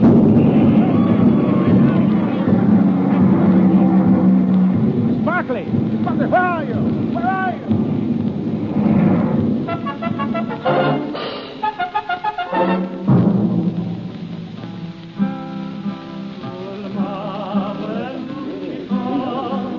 Buonasera, Father Romano. You come to the mess hall tonight? Yes, Rinaldi. Look at that soldier. That's so close. Yet he sings. He has no idea how close he is to death because of his singing. It is well you can laugh, Rinaldi. Well, if we fail to laugh, poof, we go mad. Ah, here comes the baby. Hello, Father Romano. Oh, Federico, you're back safe. I am glad. Yes, I'm not sorry. Father Romano prayed for you while you were away, Federico. Every time you go up, he does the same. Oh, I pray for you all. And behold, here you are. Come, Federico. I promised you something this evening. They are outside. Oh, suppose we stay in here. I'm tired. Father, are there any reports on who was killed by the bombs? And the good father was with us. No lives lost? Not one. Wounded? A few. Was one of them a nurse? No, Federico. So you see, baby, there is no need to be so sad. Besides, we are going outside. All right. I'll see you later, Father. I will be here, my son. Federico, look. Over there by the door. Miss Barkley. And Miss Ferguson, Federico. They are waiting for us. Come. Hey, Rinaldi, what's the idea? Well, you gave me 50 lire. We have won the big time, eh? Good evening, Miss Barkley. Good evening, Doctor. How are you, Lieutenant? I'm glad to find you're safe. And Federico, this is Miss Ferguson. How do you do? How do you do, Miss Ferguson? That tenor is off on another excursion. Let us all go in the garden. You're not fond of tenors, Dr. Rinaldi. There are tenors and tenors. Like I say. Hey, where is Ferguson? Well, I thought she came with us. I see you two don't know Fergie. You mean she stayed inside? There are such things as orders. The devil take orders. 3 of us cannot go wandering about here in the garden. Orders or no orders. Federico, you go find that nice Miss Ferguson. What? She's your guest, not mine. What? But, Dr. Rinaldi, you did invite her. Very well. I will get her, but I come back. She must not disappoint Federico. So you're the one Ferguson mustn't disappoint. That's how Rinaldi planned it. You want it that way? No. Then I'm glad Fergie walked out. And I'm glad you helped send Rinaldi after her. Did I? I'd like to think of it that way. I'm afraid it's a fact. It wasn't very kind of me. It was perfect. Oh, I refuse to argue with you. It'd spoil everything. Oh, it's a wonderful night. You helped to make it even more wonderful. You know how to use words. And we do seem fated to meet one another, don't we? Yes. Thank my lucky star. Oh, but Rinaldi will come back and bring Ferguson with him. Suppose they don't find us. Great. Babes lost in the woods. Yes. Babes who don't want to be found. See, that's an idea. We'll walk off into the darkness. And hope we find light? You ready to start? Yes. I may be an idiot, but I'm ready.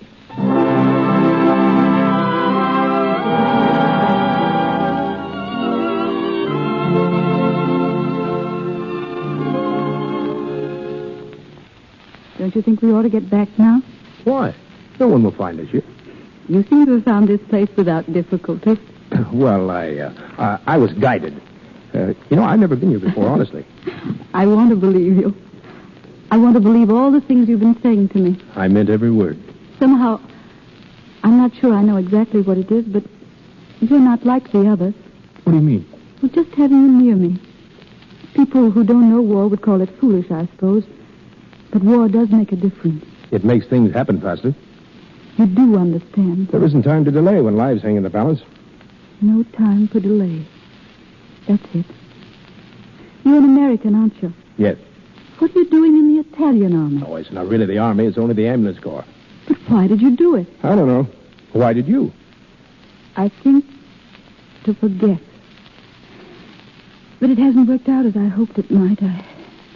I don't seem to forget. Can you tell me what? I've never told anyone. What is it you haven't been able to forget?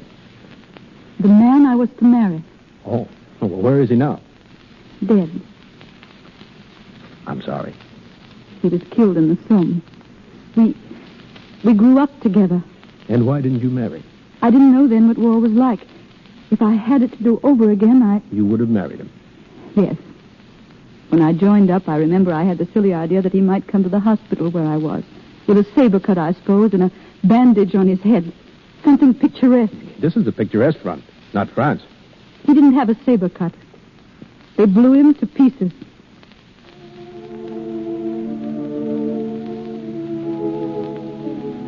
What are you thinking about? You? I'm glad, Frederick. No one could be close to you like this without feeling the wonder of it. Doesn't seem as if war was within 100 years of us. It isn't. It doesn't seem to be any yesterday, no tomorrow. Nothing but just this one moment. And that's all that counts. Catherine. Please, don't. But I'd like to. No, please. But I want to kiss you. Thanks. I didn't mean to slap you like that. I'm sorry. I just couldn't stand the nurse's evening off aspect of it. Did I hurt you? I think you rather helped me. I'm ashamed of myself. But you are beautiful. And I'm mad about you. Tomorrow morning I go up to the front. If a shell got me and you never saw me again... No. Don't say it. Why not? Because I love you, too. Then... I love you, Frederick.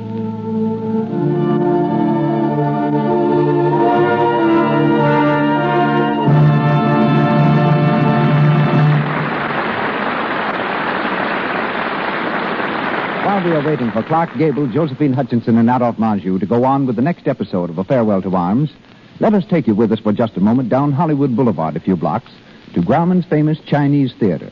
The line is forming already to see Lloyd's of London. Let's listen in on Dot, who planned to meet Margie before the show. Gee, Margie, you must have been here ages to be so near the beginning of the line. Guess who I saw way back near the end? I don't know. Who? Evelyn with Jack. No. Mm-hmm. Doesn't that beat all? Oh. I mean, he kind of stopped seeing her, you know. Yeah?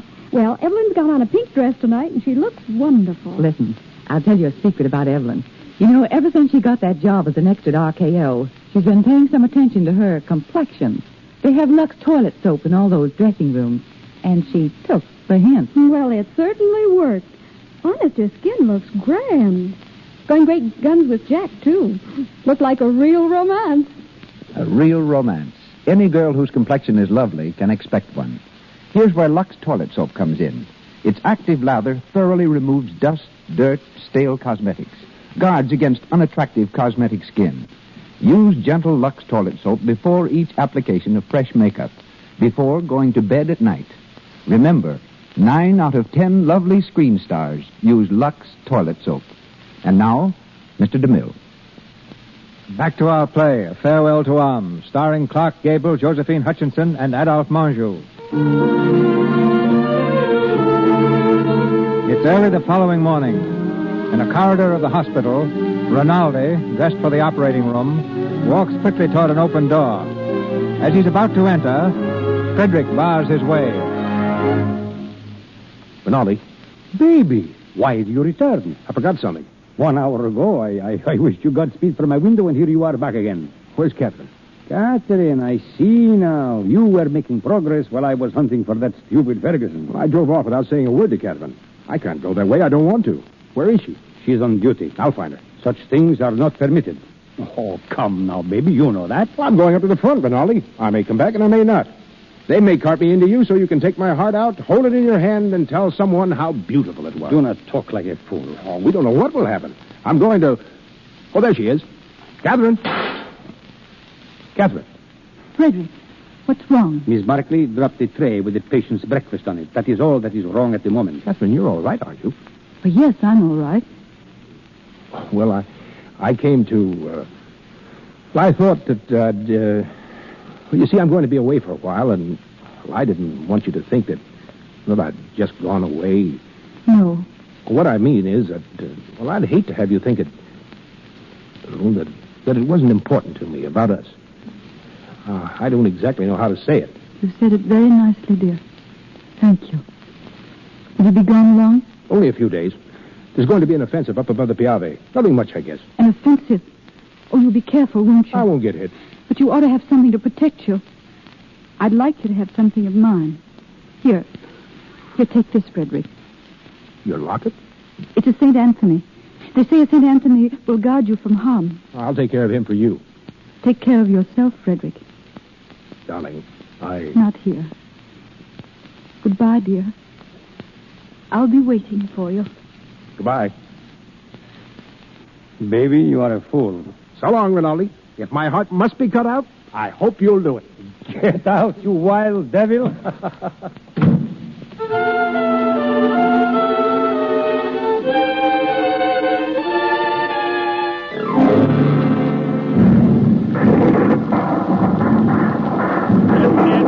Frederico. Stop worrying, Benelli. But they laid down the barrage. It isn't going to harm us any. I have St. Anthony with me. Her St. Anthony, Benelli. I won't get hit. Please come into the dugout. You are driving me crazy. Please, for her sake. All right. Go in yourself first. It is getting a little nasty. Here, I dropped the tent flap. It throws out some of the sound. There. Hey, we better eat something. There won't be much time once the attack starts. Try this spaghetti, Tenente. Thanks. It does not taste so bad when you wash it down with some of the wine, eh? Drop that flap and come in, Piano. Something to eat, eh? Have they started to move up yet? Si, Tenente. Who's attacking? Bersaglieri. Oh, what does it matter? Whoever goes, they never come back again. Have some wine. If no one would attack, the war would be over. But someone always attacks. It starts now. Hey, that was a big one. 420. Oh, you are a fool, Bonelli. And you never get anything right. It was 305. Sounded like a Skoda to me. Skoda? That's what I...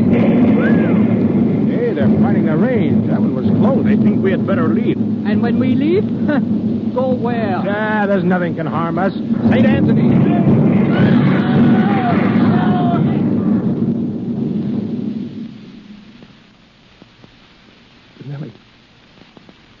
Benelli. Tenente, are you safe?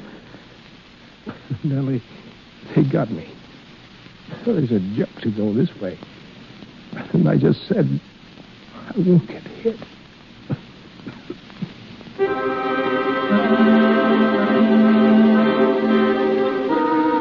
Lieutenant Frederick Henry, lacerations of the scalp and possible fracture of the skull, multiple superficial wounds of the left and right thigh, left and right knee and right foot, profound wounds of right foot and knee, incurred in line of duty.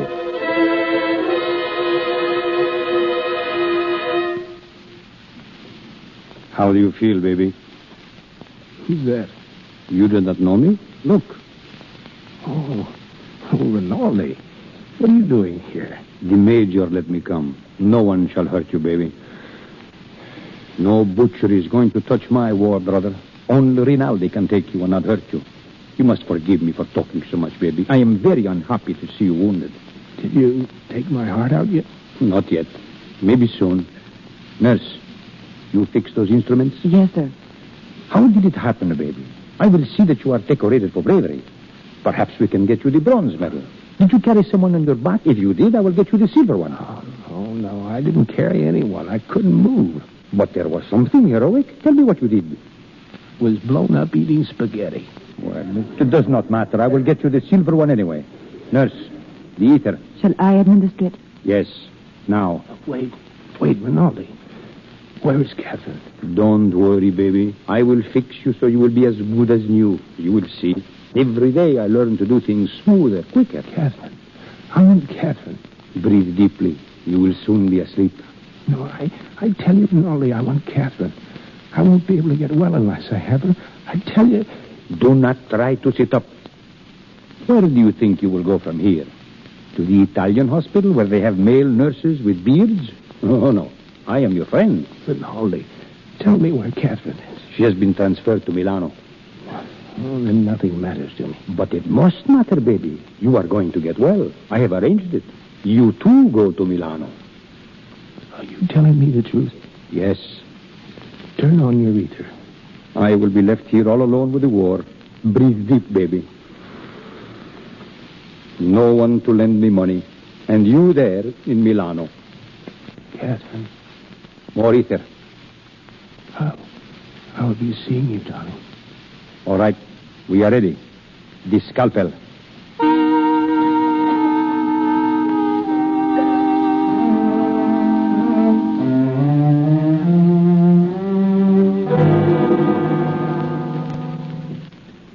Well, my boy, how are you? Better, Father. It was good of you to come. I heard they brought you in Milano. You like it here? Well, it's a lot quieter. Sit down, Father. Oh, I cannot stay long, my son. They warned me not to tire you out. Oh, don't worry about me. Rinaldi said he'd pull me through, and he did. You seem tired yourself.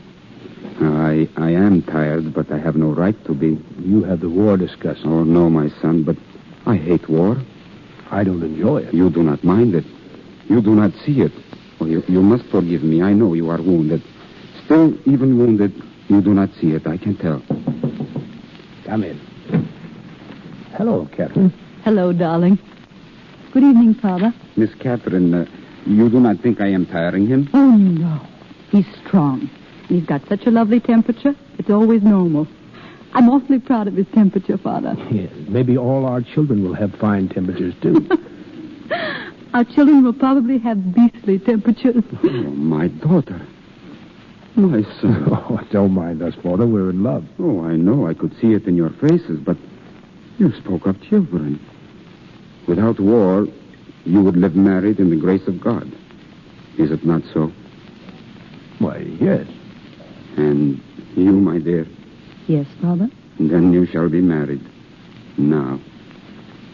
Regina, Father.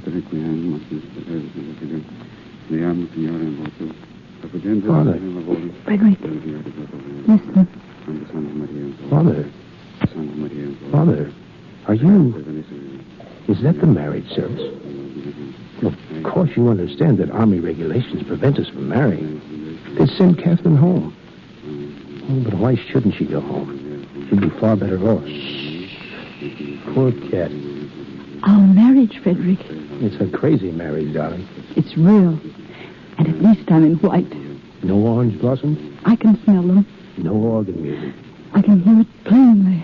And do you, Federico, take Catherine for your lawfully wedded wife? I do, Father. And do you, Catherine, take Federico for your lawfully wedded husband? I do. Then I pronounce you man and wife. And from my heart I can say, bless you in his name. Thank you, Father. In times such as these, man-made rules are not as important as the laws of the Father. Let me look at you, Catherine. I'm happy, Father. I see that in your eyes. Goodbye.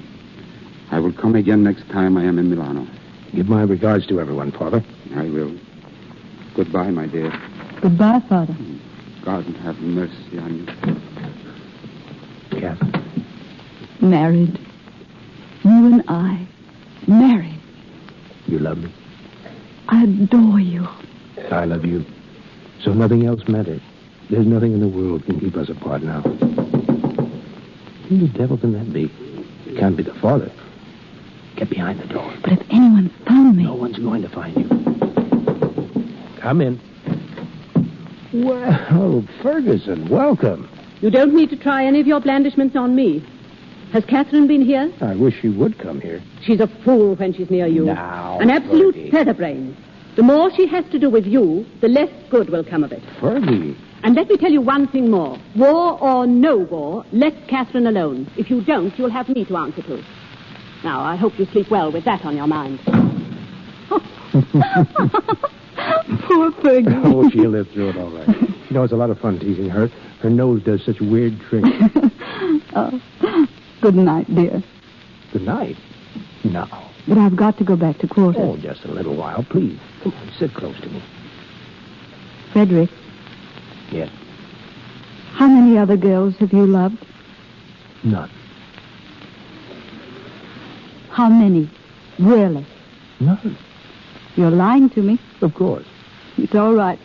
You just keep right on lying. That's what I want you to do. Were they very pretty? No one in the whole world but you is pretty. But what were they like? I don't know anything about it. And I don't care anything about it. You're just mine. That's true. Mine. Darling. And you never belonged to anyone else. But I don't care if you have. I'm not afraid of them. But don't tell me about them. Ever.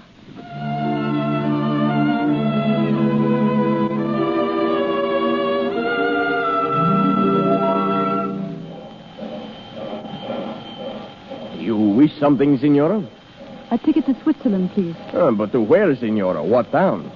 The nearest one to Italy. That would be Brissago. Then that's the ticket I want. Catherine! Catherine Barclay! Fergie. Oh, Fergie. What on earth are you up to? I hoped you might come. Oh, you knew darn well I would after I found your letter. What do you mean by leaving instructions that no one was to tell that fool ambulance driver of yours that you'd run away? Well, he's up at the front again, Fergie. That's nothing new. He's been there for months. I didn't want to worry. Don't bother your head about that. War doesn't make men worry about anything but themselves. Do you mind telling me what it's all about? I'm going away. So I gathered, but where? Why? I'm going to Switzerland so my baby can be born without guns all around him. Catherine, your baby? Our baby. Oh, I said that no good would come of it. But, Fergie, he's my husband. And now war hasn't even cheated us out of a baby. And you're going alone? Oh, I'm not afraid. Bringing a baby into the world isn't anything. Well, millions of other women have had babies. But he mustn't know. Yet. I'll write to him from Switzerland. He won't tell him yet. Promise. The train leaves, Signora. You're running away? But I'm running away to happiness, Fergie. The greatest happiness I've ever known. Goodbye, Fergie. Catherine! Goodbye.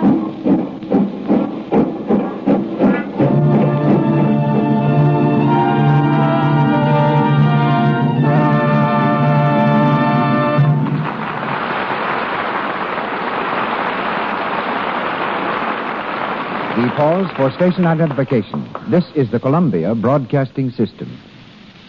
This is KMX Los Angeles, the voice of Hollywood.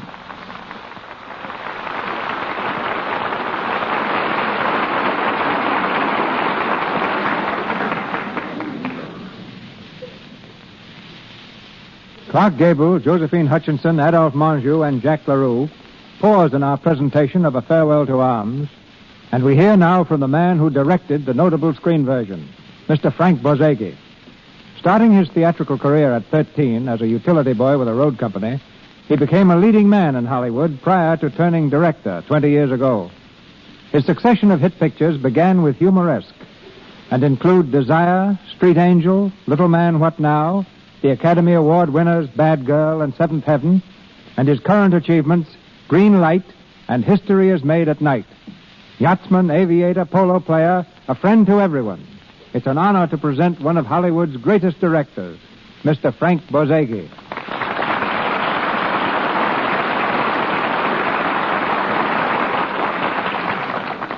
All of which finds me very grateful, C.B., and very embarrassed.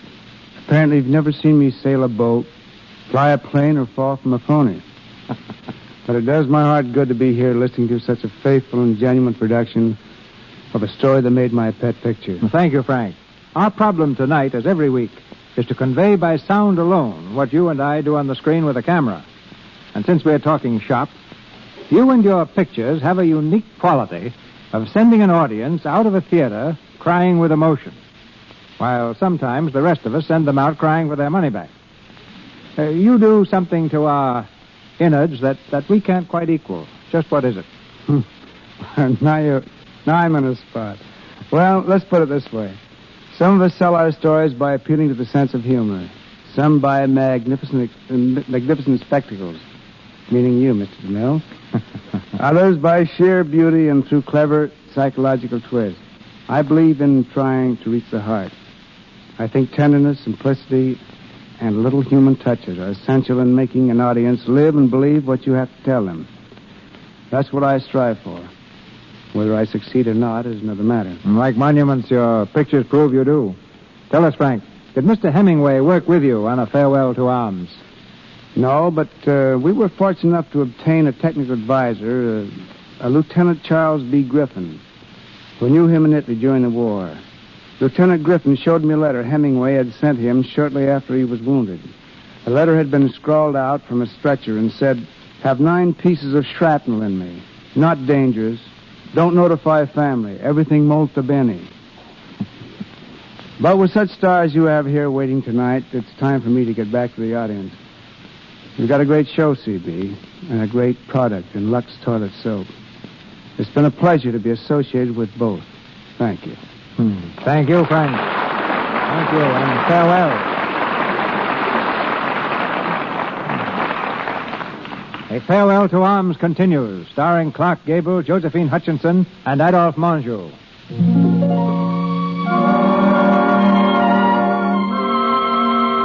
Months have crawled by since Catherine entrained for Switzerland. Months during which she's written daily letters to Frederick, but has received no answer. We find the American in his quarters near the front. In the garish light of a kerosene lamp, he sits at a crude table, writing.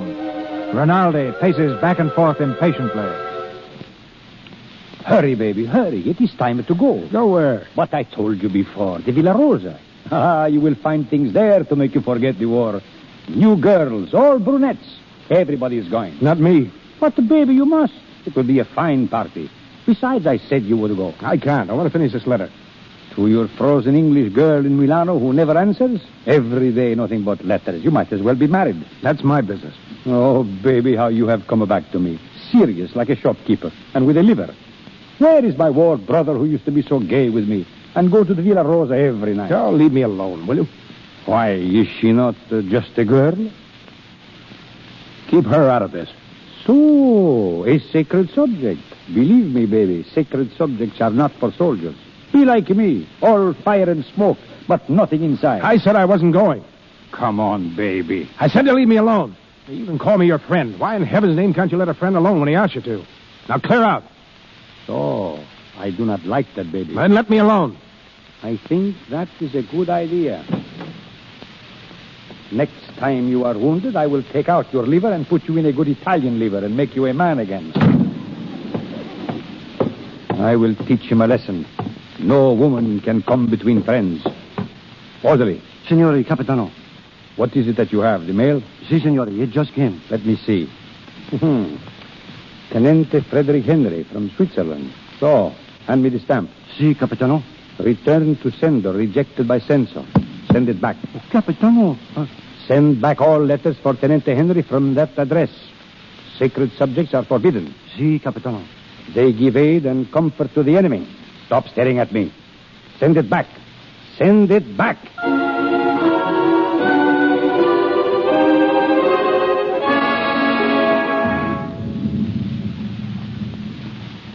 Sit down, Father. It's nice to see you again. Thank you, my boy. Oh, but you have changed so. You are not my Federico. Is there anything wrong? No word, Father. From Catherine? Not a line. I've wrote every day to the letter to the hospital in Milan. She's never answered me. Oh, that's very strange. Something has happened to her. I know it. Have you tried? I've tried everything. I can't get any information at all. I've got to find her myself. I'm going to Milan. Oh, but my son, leaves of absence are forbidden since the battle began. I'm going anyway. But that is desertion. I don't care. I'm going. But you will be caught. Oh, Federico, you must not do this. What does war mean to me anymore? What does anything mean but finding her? You remember that night in the hospital? I remember, my son. You married us that night, Father. But, Federico, consider... I consider her only. Something has happened to her. Something serious. She needs me. I'm going to Milan and no one can stop me. Oh, may the kind Father protect you. When do you go? Now. The others are at dinner. By morning, when they miss me, I'll be halfway to Milan.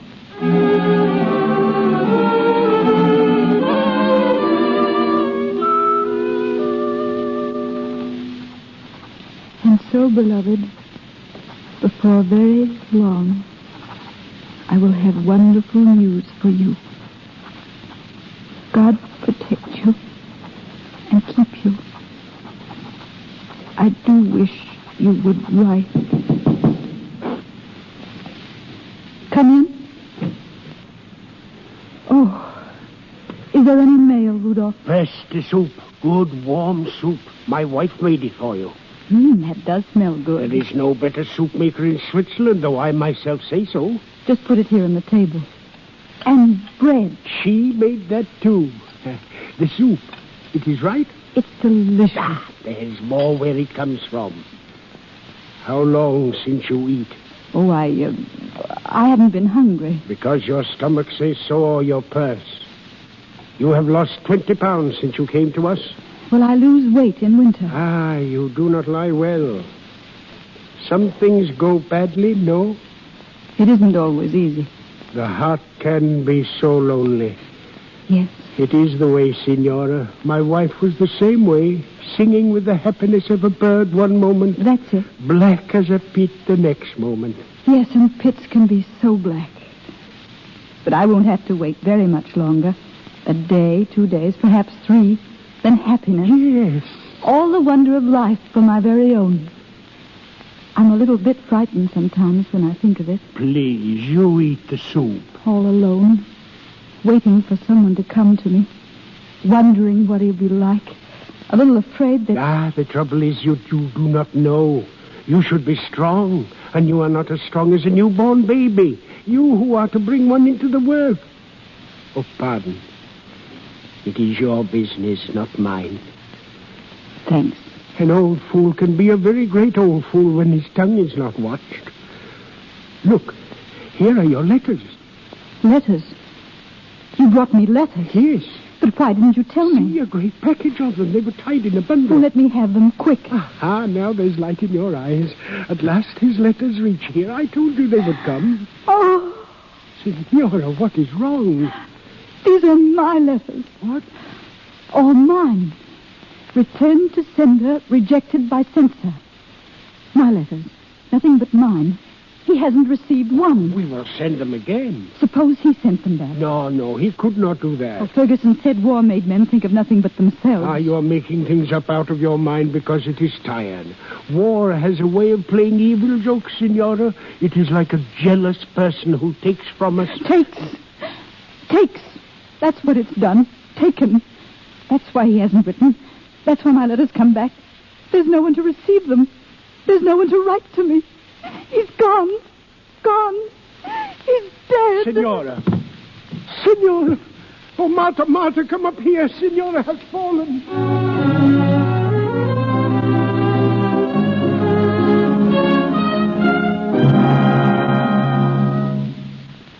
Where have you been, baby? 2 days you disappear like a smoke. I look for you. Where is baby, I say? Where is he gone? I went to Milan. Oh, so? She wasn't there. I asked everyone. They don't know where she is. Or if they do, they're not telling me. She was going to have a baby. Fergie told me that much. A baby? Too bad. Well, tomorrow we move up front again. That will make you forget. I'm not moving up front with you, Rinaldi. I'm through with war. But you cannot just stop and say I am through with war. They will not let you do it. If they arrest you, no one can say... I realize all that. They will shoot you. Get this through your head. I'm not going back. I'm going to find Catherine Barclay. She's going to have a baby. My baby. I'm going to find her. And nothing you can say will change that. But suppose that she is no longer Anita. What made you say that? Only because... You know where she is? Yes, baby. Where? Switzerland, in Brissago. How do you know that? Believe me, baby, it is true. Brissago. About 35 kilometers. There will be sentries at the frontier. I know. And you will have to watch out for patrol boats. I'll make it. Here, you may need this money. Take it. You're a good egg, Rinaldi. No, I am a bad egg, baby.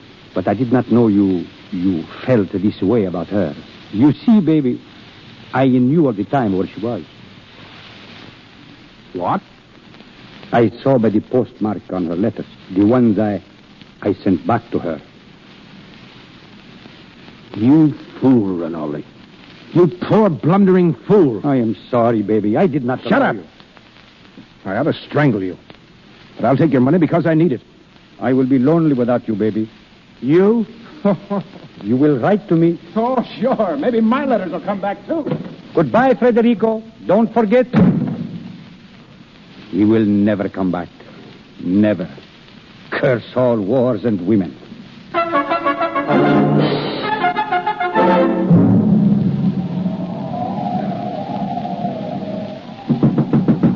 Who is it? Don't break down the door. This is Switzerland, not war.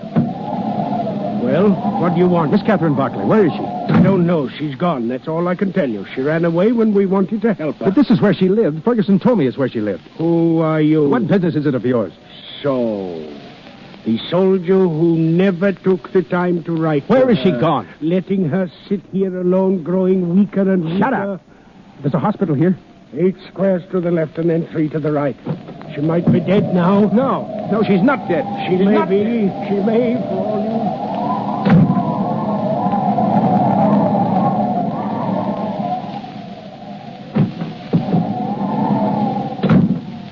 Well, what do you want? Miss Barkley, Do you realize you're dripping water all over the floor? what difference does that make? Is Catherine Barkley here? Yes, she is. Why? I'm her husband. You don't have to look at me like that. I came here as quickly as I could after I found out where she was. How is she? Dr. Peters will tell you. He's in with her now. I'll wait until he comes out. But she is all right, isn't she? We don't know yet. But people don't die in childbirth nowadays. Some do. She won't die. She's just having a bad time. After it's all over, she'll say it wasn't bad at all. Well, that's what we all hope for. But what reason is there for her to die? It's just a child that has to be born and makes trouble and is born, and then you look after it and get to love it. Nurse. Oh, Doctor, this is the husband. Is there any danger, Doctor? She's very weak. Weak? Yes. The baby? A boy. But he was dead. Oh. But she'll be all right. It's not in my hands any longer. Don't let her die. Oh, God, please don't let her die. I'll do anything for her if you don't let her die. We took the boy. That was all right. Oh, please, God, don't let her die. You wish to go in? Please. All right. Through this door. Now be just as quiet as you can.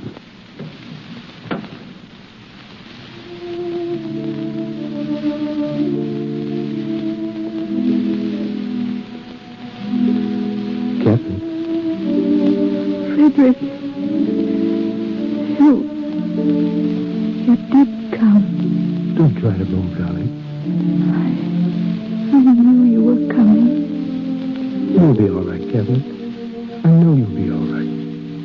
When my letters came back, I thought you were dead.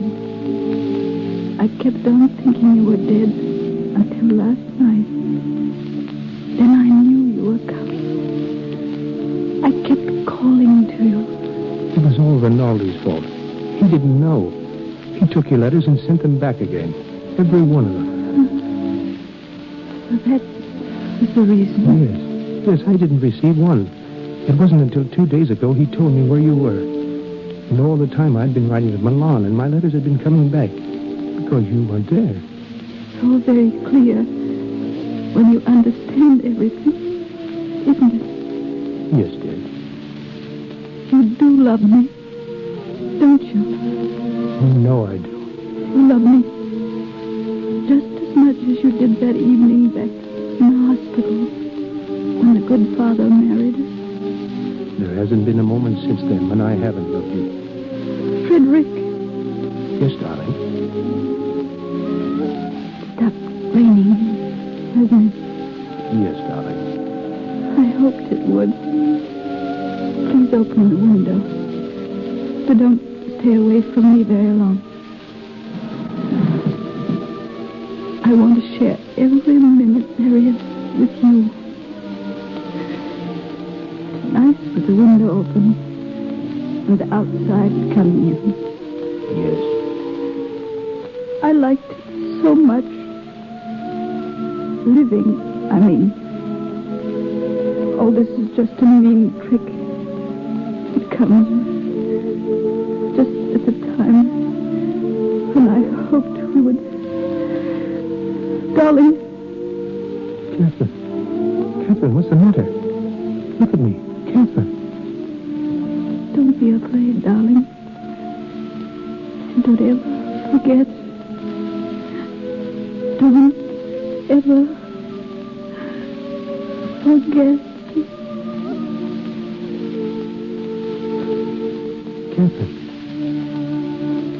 Catherine. Oh, my darling. You can't leave me this way. You can't. Catherine.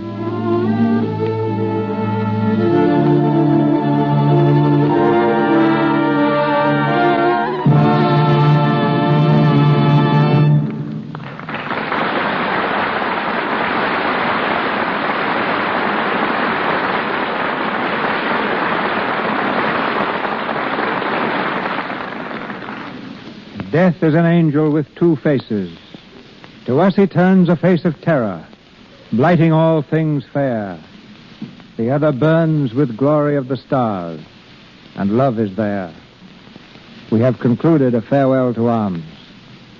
But we have not said farewell to Clark Gable, Josephine Hutchinson, and Adolphe Monjou. They'll return to us in a moment. 19 years ago, the World War ended. But today in this country, we're engaged in another war, the war on crime.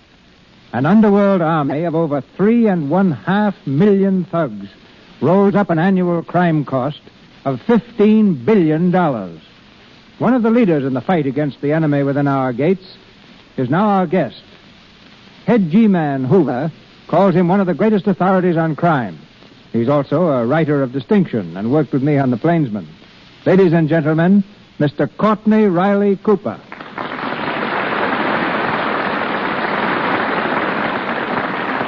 Thank you, Mr. DeMille. And here's an interesting angle at those figures you just mentioned. They mean a tax of $120 a year for every man, woman, and child in the United States. But that isn't the worst of it. I'm just trying to cheer you up, you know. Government figures show that unless a person dies young, 3/4 of our entire population, directly or indirectly, will be victims of major crimes, like burglary, or holdups, or manslaughter, arson, or murder. You're quite a sunbeam, aren't you? Can't something be done to clean up this terrible mess? Well, the most hopeful thing about the crime wave is its magnitude. Because at last people are beginning to awaken to what it really means and its terrible cost in money, in lives, in property.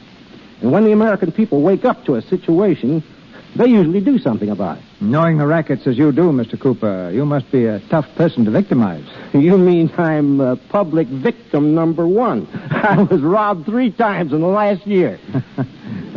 One more question. Who was America's most dangerous criminal? John Dillinger? Not at all. It was a woman, Kate Barker. She reared 4 sons to be murderers, bank robbers, kidnappers, and herself died with a machine gun in her hand. Perhaps you remember the battle at Lake Weir, Florida, about a year or so ago. Ma Barker and her son Fred fought off 15 G-men and died with their boots on. But in doing so, they helped the war against crime. For it is things like this that arouse decent, law-abiding citizens to a true realization of what's going on. Thank you, Mr. DeMille, and goodbye. Thank you, Miss Cooper. I'm sure we're all with you. At this point, our stars return to speak for themselves. Ladies and gentlemen, Clark Gable, Josephine Hutchinson, and Adolphe Monjou.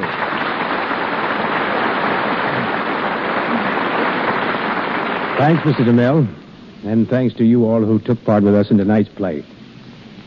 There's just a word or two I'd like to say about Adolphe Monjou. The story of A Farewell to Arms is nothing new to him. During the war, Adolphe served in the Cornell unit of the United States Ambulance Corps.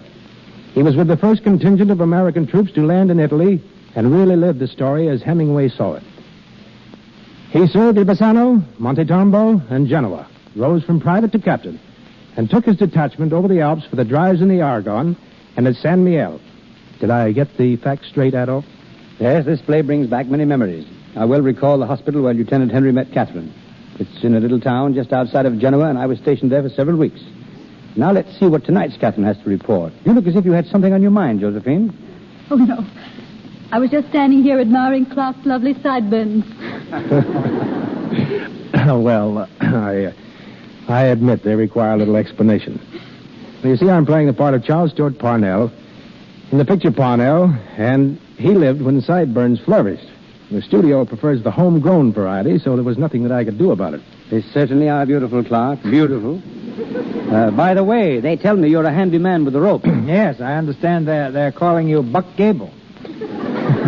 You bring them back alive. Everything from calves to mountain lions. Rope, mountain lions, what's this all about? Oh, no. Really nothing at all, Josephine. You know, I just get a big kick out of trying to rope calves. You know, a regular drugstore cowboy. Most of the time, the calves win. And that business about getting a mountain lion is technically correct, but it was only a 60-pound youngster. I gave him to a trainer, and you may see him in the movies one of these days. Well, if he's going to be a regular picture star, you'd better acquaint him right now with Lux toilet soap. But seriously, though, I know of nothing that's kinder to one's complexion than Lux soap. It's richly earned its right to be called the beauty soap of the stars. And I'm just as happy to pass that word along as I am to be here tonight. Many thanks, and goodbye. Good night. Good night. Thank you. Good night to all three of you. Good night.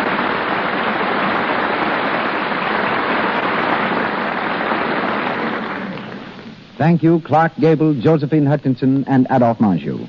This is your announcer, ladies and gentlemen, Melville Ruick. Another banner evening in the Lux Radio Theater awaits you next Monday night, and Mr. DeMille tells us of it shortly.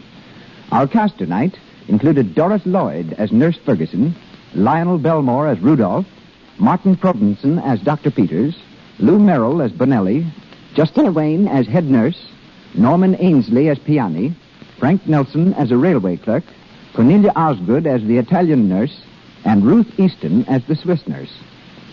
Clark Gable appeared through courtesy of Metro Goldwyn Mayer Studios and will be seen next with Myrna Loy in Parnell. Mr. Borzage, Walter Wanger Productions. Mr. DeMille, Paramount. And Louis Silvers, 20th Century Fox, where he's in charge of music for Wake Up and Live. As announced last week, today, April 5th, marks the beginning of a very important week to all housewives, National Retail Grocers Week. Be sure to go personally to your grocers during this week. You will be well repaid. Splendid values will be featured generally over a wide list of products you use regularly. Incidentally, you will find in the great majority of stores from coast to coast special values on Lux Flakes and Lux Toilet Soap. And now, back to Mr. DeMille. Our production next Monday night is taken from the Sidney Howard adaptation of a story that met with phenomenal success as a novel, a play, and a motion picture. Dodsworth by Sinclair Lewis. And we're proud to announce that the title role will be filled by the same brilliant performer who created it on stage and screen, Walter Huston. With him from the original Broadway cast will be his wife, Nan Sunderland, Cartwright, and Fay Bainter as Fran.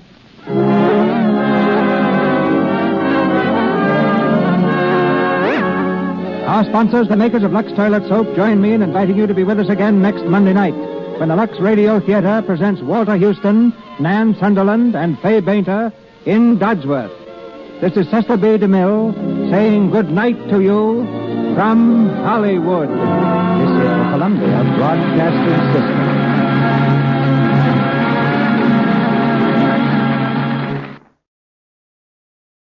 The Warrior of the Woodland, Ranger Bill, is coming up next.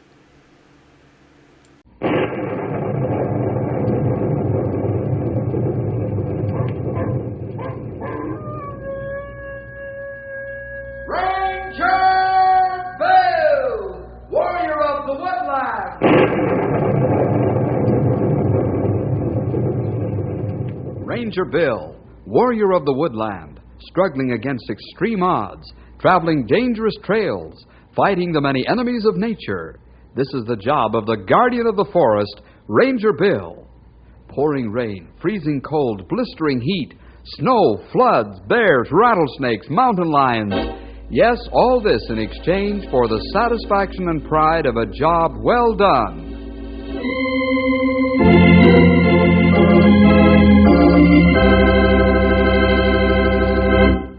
All of us once in a while are asked to attend the funeral of some departed friend or relative. It's anything but a happy occasion, but it's an obligation that has to be fulfilled. Bill and Henry, for example, are returning to Ranger headquarters after attending the funeral of one of the old-time ranchers in the country surrounding Knotty Pine. They're just entering the office now. Well, old Dad Winters won't have to worry about ranching anymore. But he certainly lived to a ripe old age, didn't he? Yes, pal. If I live to be 91, I'll feel that I've stayed long enough here on Earth. His son Les will be able to carry on the ranching, however, and probably make this spread grow more than it has already. Dad Winters was a very good rancher. Yeah, and how? Has the best spread in these parts. Yeah, even in his old age, he kept up with all the new developments in ranching and agriculture. And he was a fine Christian besides, which is more than you can say for his son. Well, he was once interested in spiritual things. Then he left home, and I'm afraid since Lester came back from the service, he's been pretty cynical and ornery. Yeah, I'll say so. But he's mighty smart. Sure knows ranching and farming. But he doesn't know how to get along with people. And that's more important. Can't live by yourself in this world, pal. Well, I sure wish that Les would learn that. He will someday. Then it might be too late. I got it, pal. Hello, Ranger Headquarters. Yes, how are you, Jay? Sure, be glad to. What's on your mind? That's a good idea. I'll be right over. Yes, goodbye. Was that the banker? Yeah, he asked me to come right over, Henry. Sorry you can't come along. He asked to see me alone. Oh, that's all right, Bill. I can find plenty to do. Do you know what's up? No, Jay didn't want to talk over the phone, but his voice sounded worried to me.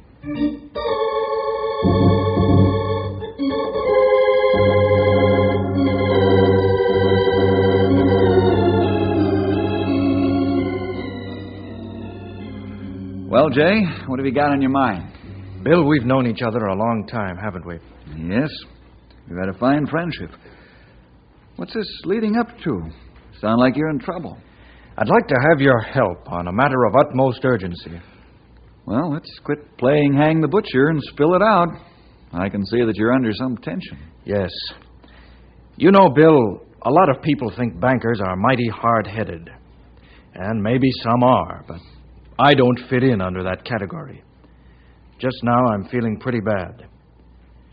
Bill, you probably know that the ranch belonging to Dad Winters is an investment of this bank. Yes, I knew something to that effect. Why? We've got to foreclose on the mortgage. Mortgage? But, Jay, I thought... Yes, so did everybody else. You all took it for granted that Dad Winters had a lot of money. Oh, not too much, maybe, but certainly enough to be comfortably well off. Oh, he lived comfortably, all right, but he had all his funds tied up in his ranch. Very little cash on hand. Well, how'd he get into this mess? Well, you know how the ranchers borrow from us to buy cattle to range and fatten. The cattle act as security on our loans. Yes, I'm well acquainted with that.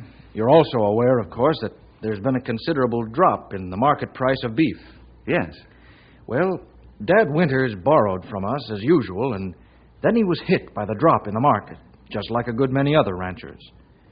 But Dad had no reserve. Now that he's dead, his estate will have to pay the difference between what the cattle will bring on the market and what we loaned them. How much is the difference? $10,000. But the real trouble is that I tried to serve notice on Les Winters, and I couldn't get to the house. He kept me away with rifle fire.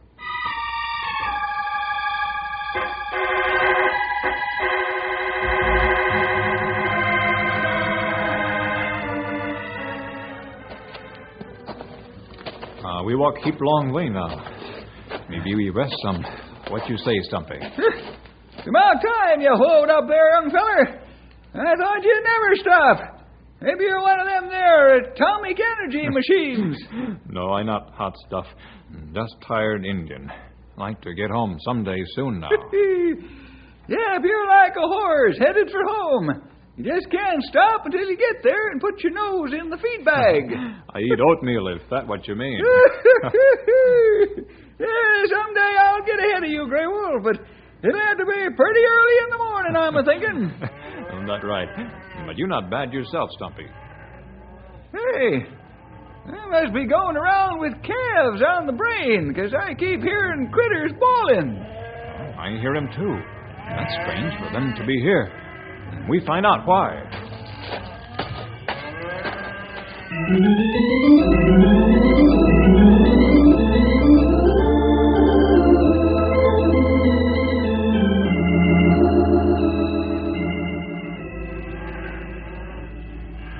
That's strange.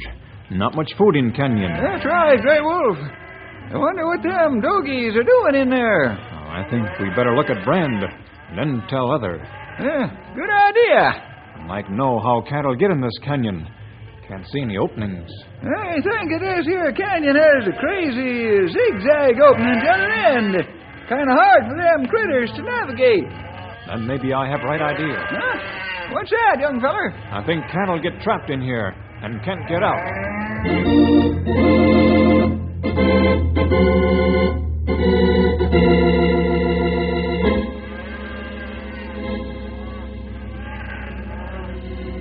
Can you make out what that brand is, Grey Wolf? Kind of fuzzy. I don't see things like that so good anymore. A flying double bar. Oh, who owns the flying double bar? Sound familiar to me. Yeah. I ain't getting moldy in the brain. My forgetter's working better than I remember. I know that brand as well as I know my own front door. You're not only one who having trouble with brain. I know that brand too, Stumpy. Grey Wolf, I got it. That there flying double bar belongs to old Dad Winters. That's right. You better go tell that cattle trapped in Canyon. Yeah. I think they'll be sort of looking for them critters.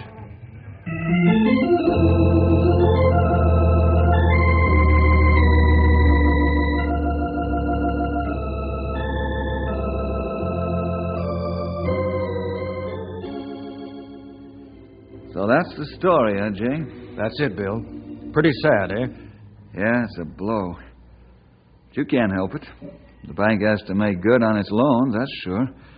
After all, you're lending out the depositors money. The thing I'm afraid of is what might happen to Lester when he gets the news. That's my chief worry right now. And you say you've already tried to see him? Yes, but he drove me away. Couldn't talk to him anyway. We'll have to do something about that. You have anything in mind? No, not yet. But you can never tell what'll happen.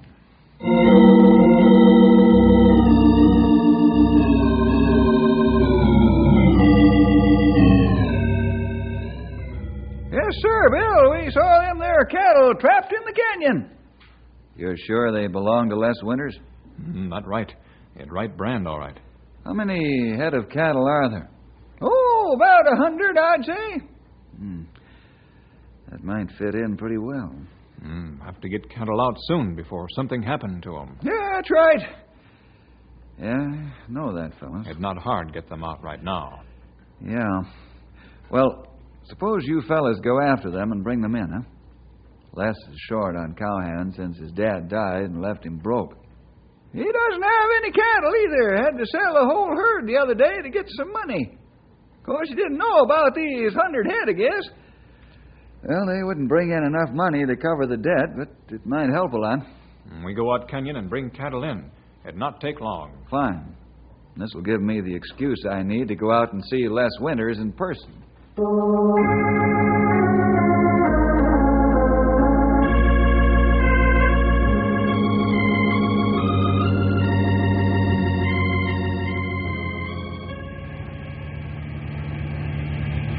Do you think Les will let you in, Bill? I don't know, Henry.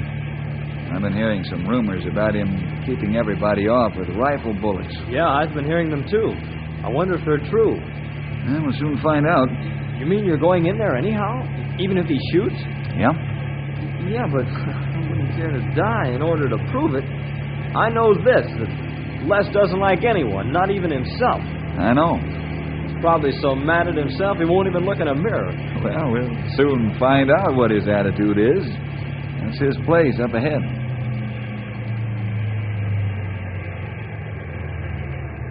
Now, if he nails me, Henry, remember, I like purple dandelions. Don't joke like that, Bill. You're probably looking into the business end of a 30-30 right now. Come on, let's get on. Now, Bill, I want you to be careful. Uh-oh. How about that?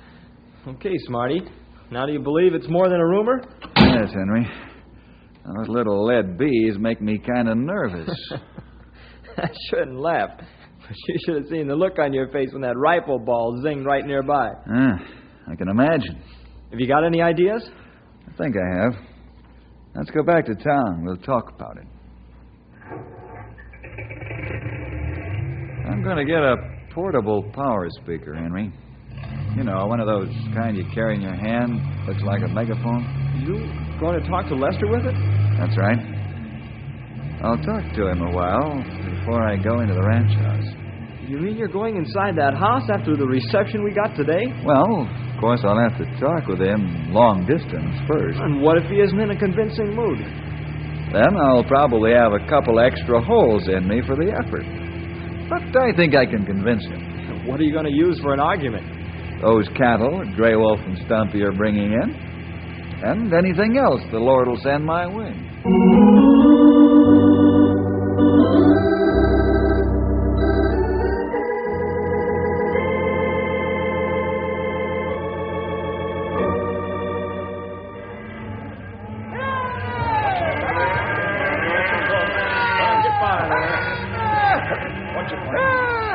There they go, toward the far end of the canyon.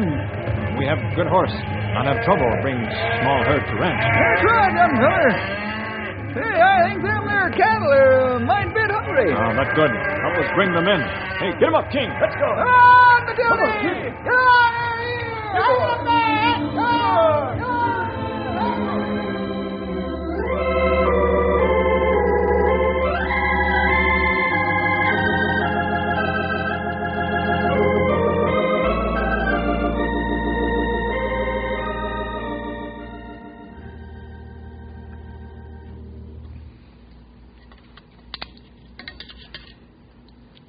You got it put together, Bill? Sure have, pal. Now let's test it out with this battery. The battery better hold out. I don't want to be turning the hand generator. Don't worry. I put a new battery in the power pack. Now hold on to your eardrums. Here goes. Pipe all hands on deck. Hello, Henry. Can you hear me? Testing. Testing. Hello, Henry. Couldn't hear a word you said. Boy, if Les can't hear that, he's deaf. That's the way I figure it, pal. Now, perhaps I can persuade him to talk to me for a while. I sure wish we could make that guy use his head. He's a wonderful fellow at heart. But for all practical purposes, he's off his rocker. There are a lot of folks who are confused, pal. Even Christians get that way sometimes. Even though they have the greatest promise ever written. All things work together for good to those who love God. And what more could you ask for than that? Well, Henry, sometimes folks don't want to face reality. Sometimes they can't. They should learn when they're young to face an issue fair and square. That's the only way to overcome it. Is that what's wrong with Les? Basically, yes. He realizes for the first time that he's poor, and he's not trying to help himself even though he knows he's in trouble. But the simple fact of the matter is that no matter how he acts, he still owes the bank the money on the loan. And the bank has to take some of his property to replace the loan. Sure, it's a terrible blow to find out that your dad's died and left you penniless. But you can learn something worthwhile even from a situation like that. Yeah. I remember our teacher in school talking about farming and ranching as being big business, and that it took brains. Right. Takes a smart man to make a success out of ranching, farming, or anything else. Well, let's get some sleep. We'll call on Les Winters again the first thing in the morning. I wonder if he'll give us another hot reception. Hot lead, I mean.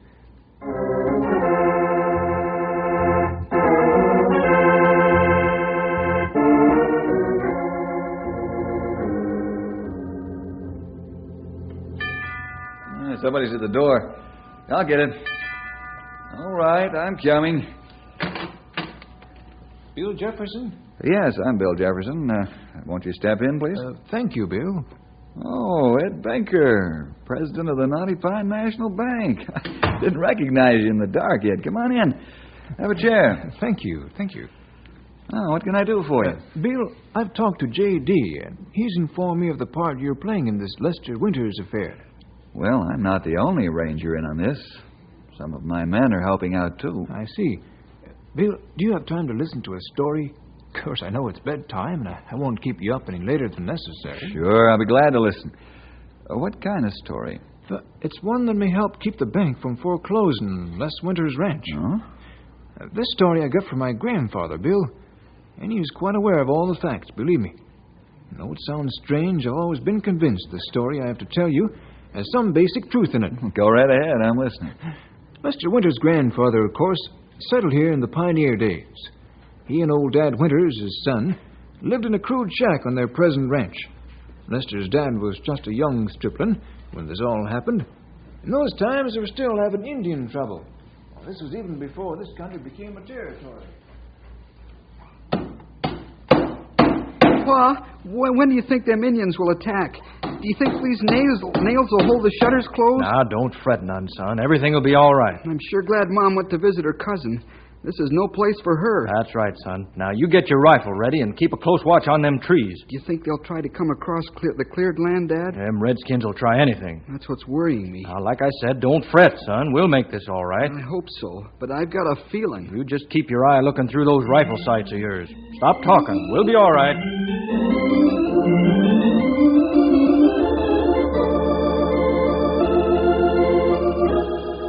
Have you seen anything yet, Dad? Not a sign. Maybe it's just an idle rumor. Well, here, I'll make some lunch for both of us.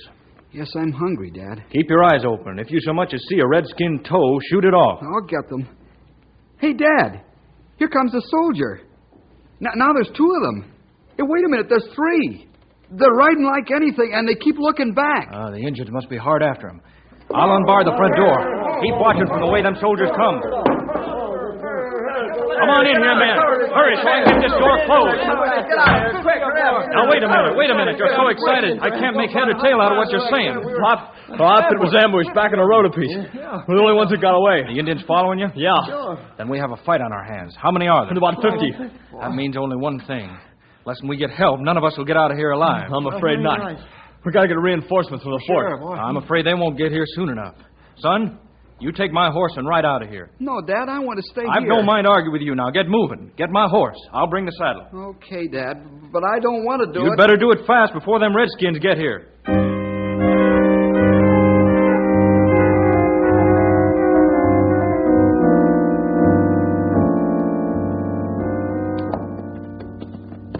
Goodbye, son. Now be brave and ride fast. Try to get some help from the fort. I don't want to leave, Dad. Honest, I don't. I don't want you to either, but your mother will need you now. Give her my love. Hey, mister, get that boy on his way. Here come the engines. Son, come back here after this is over and look under the floor. That's where I've hid our savings. Under the floor, do you hear? Now, up with you. Get going.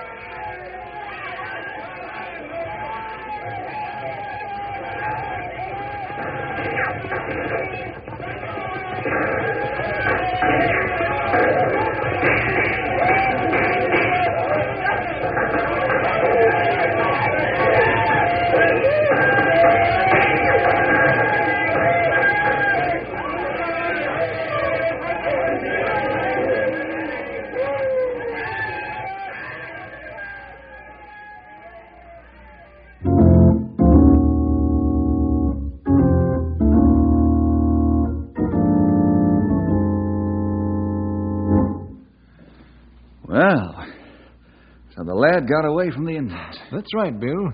Lester's dad got away. Unfortunately, however, the brave little band in the shack was wiped out. Well, sir, after the Indian trouble cleared up, Dad Winters married the young lady of his choice. The couple went back to the burned-out shack, rebuilt over it, and started one of the biggest ranches in this part of the country. Mm-hmm. The young fella never did look under the floor. Well, yes, he did. But presumably he never found anything. But, Bill, I wonder if that money isn't still there. Or whatever it was. Gold, possibly. I don't know, Ed, but I'm going to find out if it's the last thing I do.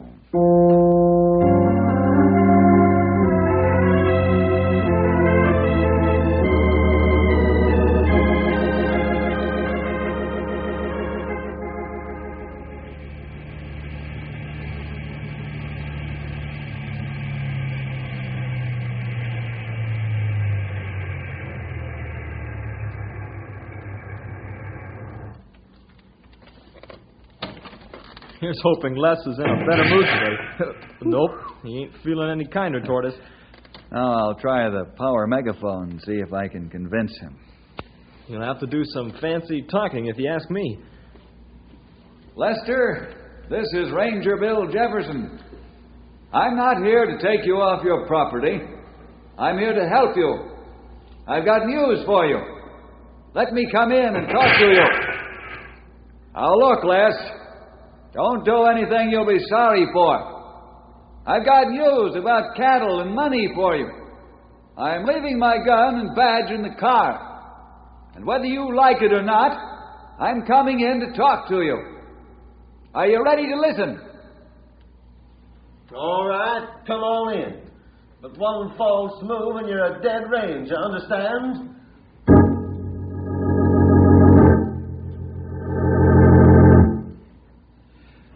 Well, do you mind if I sit down, Les? No. What is it you want of me? I'd feel better if you wouldn't point that rifle my way, Les. There. Now talk. Les, I've come to try to help you. How? I happen to know all about the mortgage. And I've kind of made it my business to get you out from under. Why? Because I happen to be a friend of your dad's, that's why. How you figure on helping me? Well, for one thing, 2 of my rangers have discovered about 100 head of your cattle trapped in a canyon off down... Yeah. Now, that won't take care of all your debt, but at least it's something. Yeah, it's something. Anything else? Yes, there is. Do you happen to know of a story about buried gold in your house? Sure. Just a fairy tale, that's all. I'm not so sure, Les. I've heard the story just recently from mighty good authority. Who? Ed Benker. Ed? Yeah. You know Ed Benker is not given to telling tall tales. No, he ain't. Well, go ahead. What's the story this time? Nothing new, same old story, but what if it's true? If it is true, well, the ranch is still mine. Exactly. Now, what I want to ask you is this. What part of the old house was incorporated in this new house that your dad built 70 years ago? Are you trying to find out where under the floor that money might still be? Right. Well, Ranger, that's where that story broke down. You see, when Dad built this house, he dug a cellar, and naturally the whole floor of the old house was torn up, because the old house had no cellar. If there was any gold underneath that floor, Dad certainly would have found it. I see. Well, I guess that pretty well takes care of the story, doesn't it? Isn't that what I told you in the first place? I knew the whole thing was a fairy tale. Let's see. The old house, the one your grandfather built, where would that be in relation to this house? Well, it was only a one-room shack, really, and Dad said when he built this house, he put the living room right where the old house was. Mm-hmm. And this room where we're standing is the spot, huh? Yeah. Now think, Les. Is there no place in this room that wasn't changed when your dad built the house? Well, only the fireplace. Same one my grandfather built in the old days. Fireplace, huh?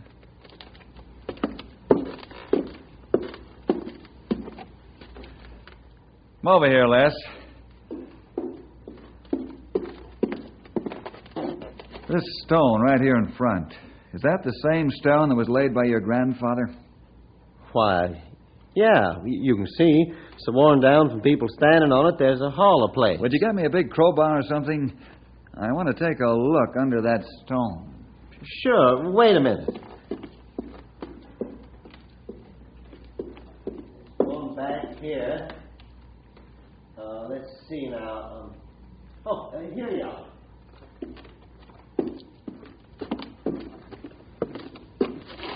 If you think it'll do any good, go ahead. Thanks.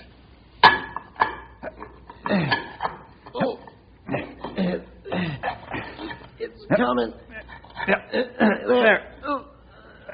There. Now, help me lift this, Les. Yep. That's it. Man, that must weigh 400 pounds. Yep. There. Now, over there. Yep. There. Bill. Look, a box. Yeah. Open it, Les.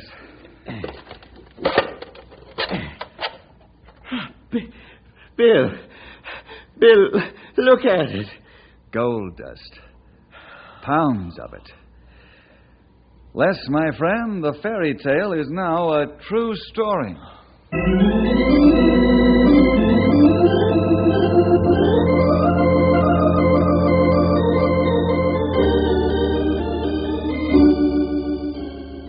How can I thank you, fellas? Two wonderful bankers and a terrific bunch of forest rangers. How could you help out such a knucklehead as I am? Les, we knew that you'd act like a gentleman when the time came. Now, with the gold we found under your house and the cattle the fellas brought in, you're all set to go back in business. Go back? I never was out. Shall we say it was just an inventory adjustment? I just had to take stock of things, see that God was so interested in me that He sent along some Christian friends, not only to straighten out my business, but my spiritual life, too.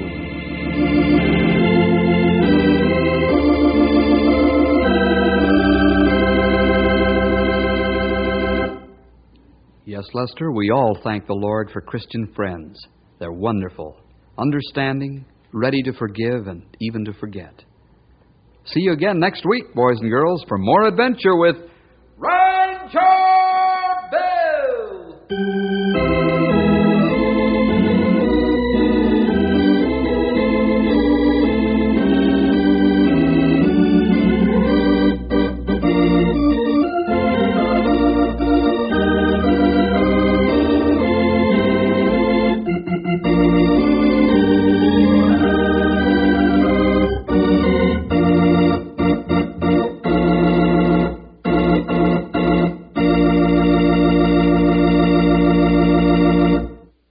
Howdy, this is Stumpy Jenkins, Ranger Bill's old sidekick, as I guess you all know. Just adding a little extra word of thanks for getting yourself in on the program today. Always glad to have you along. And I hope you invite your friends, too, for we sure got lots of adventures to tell you about. And we don't want you to miss any of them. So you make sure to be there by your radio every week.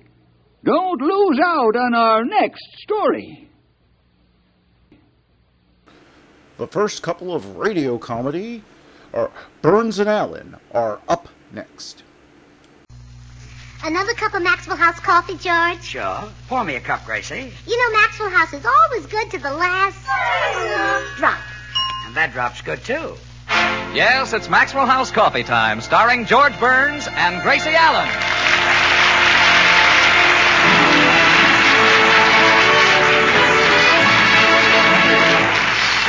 With yours truly, Toby Reed, Verna Felton, Gail Gordon, Hans Conried, Meredith Wilson, the Maxwell House Orchestra, and Bill Goodwin.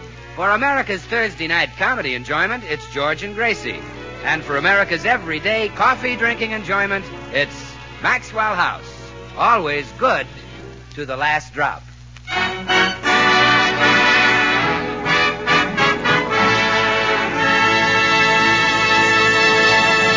Well, the subject of discussion in millions of homes today was the wedding of Princess Elizabeth and Lieutenant Philip Mountbatten. And in the Burns home, Gracie was saying to George, George, don't you wish we had been in England for Elizabeth and Philip's wedding?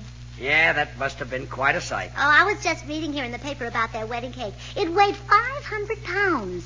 500 pounds? Mm-hmm. It's almost as heavy as the first biscuits you made. You were pretty sentimental about my biscuits at the time, George. You even kept one and had it bronzed like a baby shoe. I didn't have it bronzed. That's the way you baked it. Oh. Well, let's get back... I'm using it for a doorstop. Well... Sentiment, you know. Yes. Well, George, let's get back to Princess Elizabeth's wedding. There's one thing I don't understand. If she becomes queen someday, will Philip be the king? No. He'll be the consort, like Queen Victoria had. Queen Victoria? Yeah. She's the one who was so crazy about Prince Albert. Oh, smoked a pipe, huh?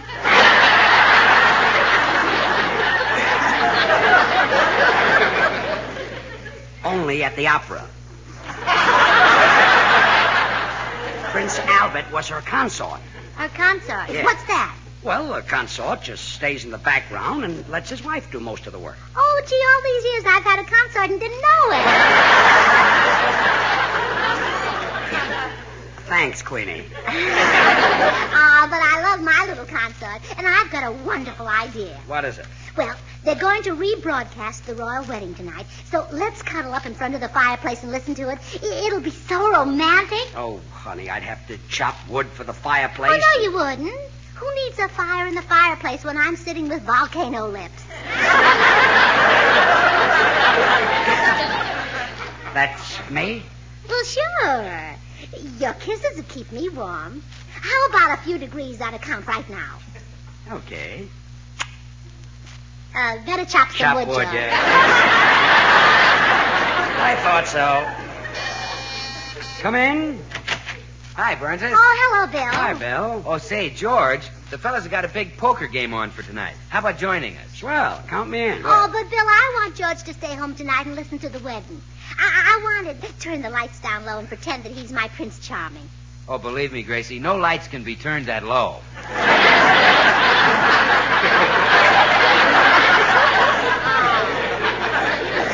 Please, Bill, don't take him away.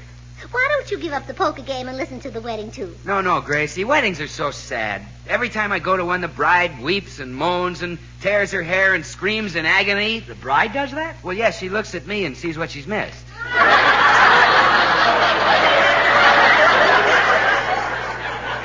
Plenty nerve. But, Bill, it'll be a thrilling ceremony to listen to. Mr. Mountbatten will give the princess the ring, and she'll give him the $2 for the license, and then they'll... Gracie, she'll give him $2 for the license? Yeah, well, isn't that part of every wedding ceremony? No. George Burns.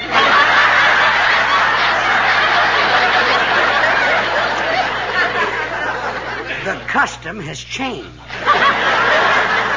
Well, how about it, George? You going to play poker or listen to the wedding? Play poker. Well, that makes 5. Besides you and me, there'll be Dr. Miller, the psychiatrist, Mr. Judson, the Texan, and Meredith Wilson, the schmo. Sounds great. Oh, sure. The host is going to fix up a big spread. Cold turkey, ham sandwiches, roast beef, pie, cake, coffee. Wow. Who's going to be the host? You. See you about 9.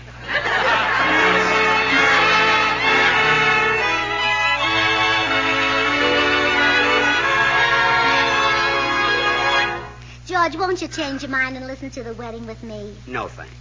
But it would be so much fun. We could sort of pretend that we were Philip and Elizabeth. I could even get out my wedding dress and wear it.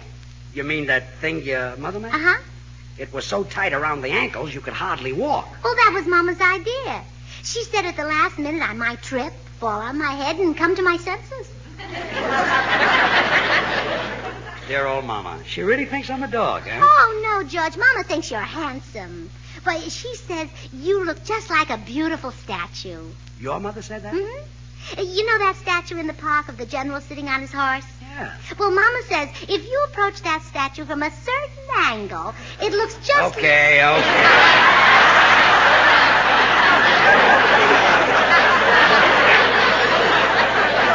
I get Mama's idea. Come in. Hello. Oh, hello, Meredith. All set for the poker game tonight, Meredith? You bet I am, George. I've been reading up on the game till I've become an expert. Oh, good. Which type of poker will we play, auction or contract? You read up on bridge. You better forget about playing poker and stick to playing the flute. Oh, I've just about given up the flute. My lip's not as strong as it used to be. Your mind's not getting any stronger either. Well, please let me play poker, George. Dr. Miller, the psychiatrist, says that I should mingle with you fellas. He says that my association with Gracie's club has been bad for me. They made me an honorary woman, you know. I know. Well, Dr. Miller says if I'm not careful, I'll develop a split personality. Oh, my goodness, Meredith. Let's not split your personality. Oh, no. There's simply enough, there's barely enough as it is. I think it's better this way. Oh, the phone's ringing in the den. Excuse me, boys. I'll go answer it. Why, certainly. Meredith, now let me explain the difference between poker and bridge. You see, there are 50... Oh, there's our Texas friend, Mr. Judson. Stick around and meet this guy, Meredith. He's got $24 million in oil wells. Isn't that a messy place to hide it? He wraps it in wax paper. Come in. Howdy, Mr. Burns. Oh, hello, Mr. Judson. I'd like you to meet our friend, Meredith Wilson. I'm glad to meet you, Mr. Judson. Right pleased to make your acquaintance, Wilson. You from Texas? No, sir. I'm from Iowa. Iowa. Is that a small town? No, Iowa's a state, Mr. Judson, has an area of 56,000 square miles. In Texas, that's a small town. All set for the poker game tonight, Judson? Yeah, but I hope you gentlemen don't mind setting a small limit. Say, no bet over $100,000. That's a small limit. Why, down home, that's a poor folks' game. That's the one I play in because I only got $25 million. I thought it was $24 million. Yeah, well, I had a little hard luck. My chickens was running loose in the yard looking for worms, and one hen yanked out an extra long worm, and up come another darned oil well. You call that hard luck?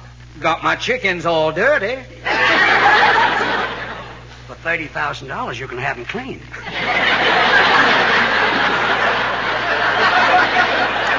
I didn't have any small change.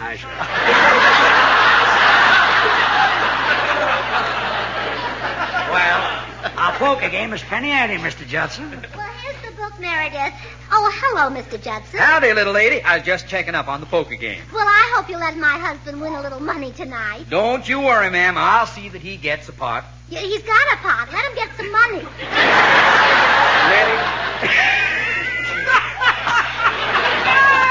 Oh, I like your sense of humor, ma'am. I'll see you.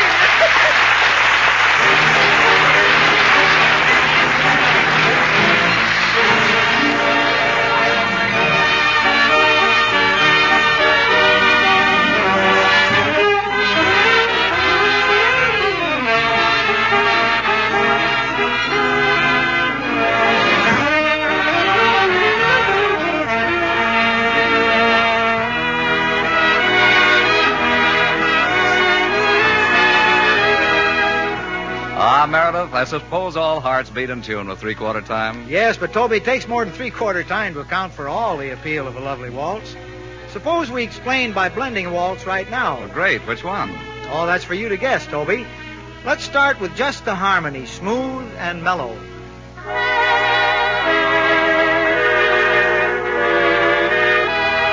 Now we'll blend in a counter melody to add richness.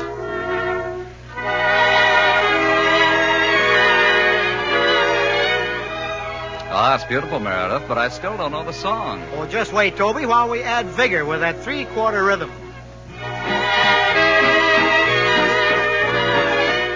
And now the melody to complete this blend of waltz music at its best.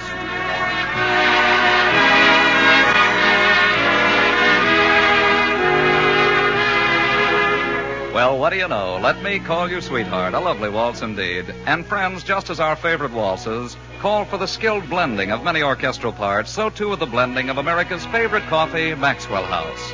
Not just one, but many choice coffees are combined in the famous Maxwell House blend. Each variety carefully chosen by experts who determine the special flavor qualities each coffee will contribute to the final superb good to the last drop flavor of Maxwell House.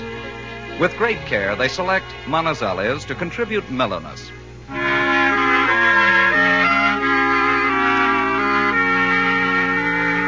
To add richness, they choose Medellins.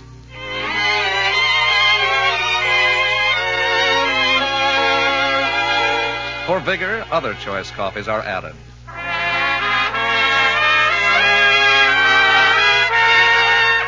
And for fine, full body, they blend in superb Bucaramangas.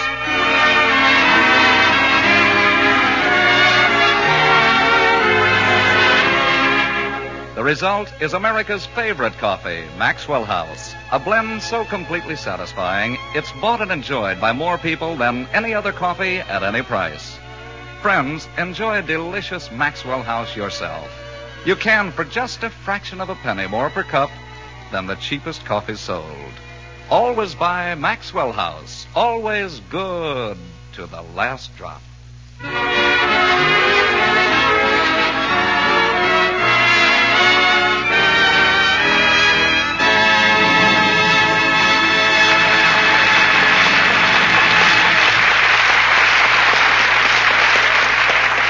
And now back to the Burns home, where a red-hot poker game is in session.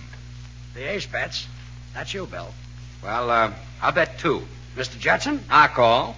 Dr. Miller? I call. Meredith? I bid 2 no trump.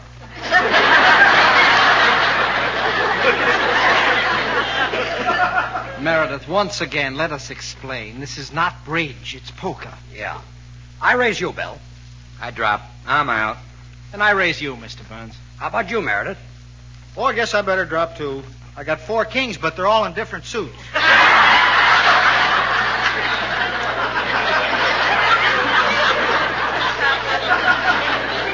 Well, Dr. Miller, I'm going to raise you. You know, gentlemen, being a psychiatrist gives me a very unfair advantage over you. 12 years of psychiatrics have taught me to interpret the slightest sign. The flick of the eyelash conveys a message to my trained eye. Right now, I know that Mr. Burns is bluffing. Therefore, I call. Well, all I got is a pair of queens. What do you got, Doctor? A pair of deuces and a lousy education.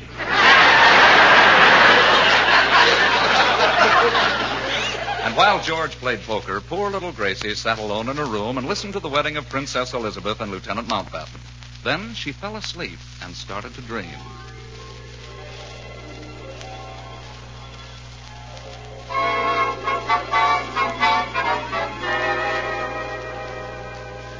Princess Gracie! Princess Gracie! Yes, Queen Mother. Hurry with your wedding gown. All England is waiting for your marriage to the lieutenant. Oh, yes, my handsome lieutenant. Do you approve of him, Mother? Oh, yes. What an athlete he was in school. Oh, yes. A fine cricket player. The best at Eton. The best at cricket, too.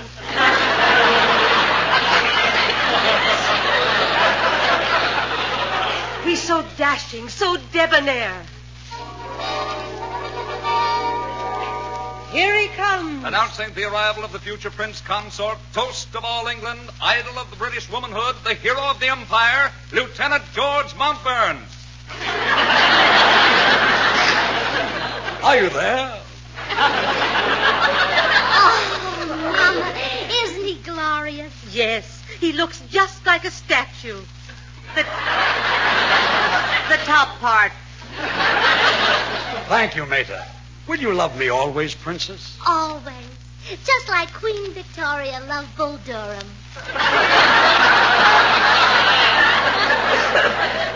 That was Prince Albert.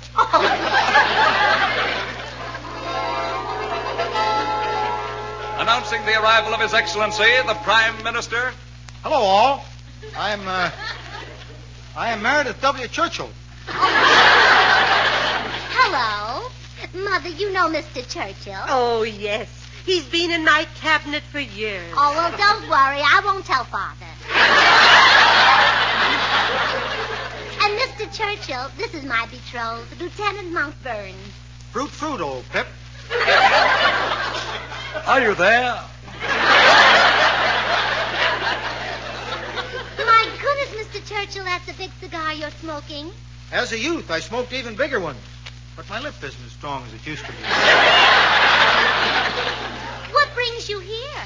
Several important personages are waiting to congratulate Your Highness. So I took the liberty of bringing them to your bridal, if you'll pardon the expression, chamber. Shall we see them, Lieutenant? Carry on. Presenting His Excellency, the Ambassador from France. Bonjour, Madame la Princesse. In France, we have a little verse we always say before a wedding. Je vous dis que potage est plus mou que fromage. Well, what does that mean? Soup is softer than cheese. But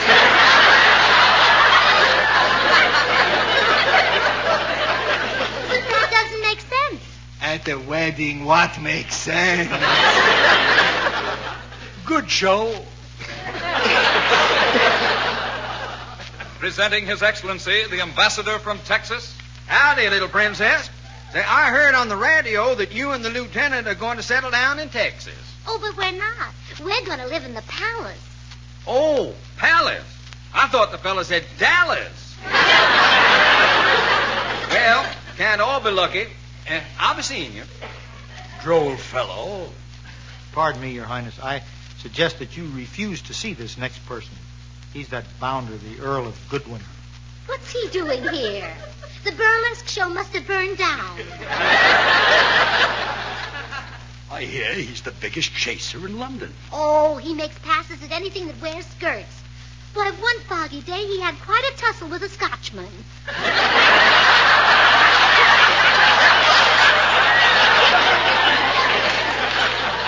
Do tell. Oh, well, let's see the blighter.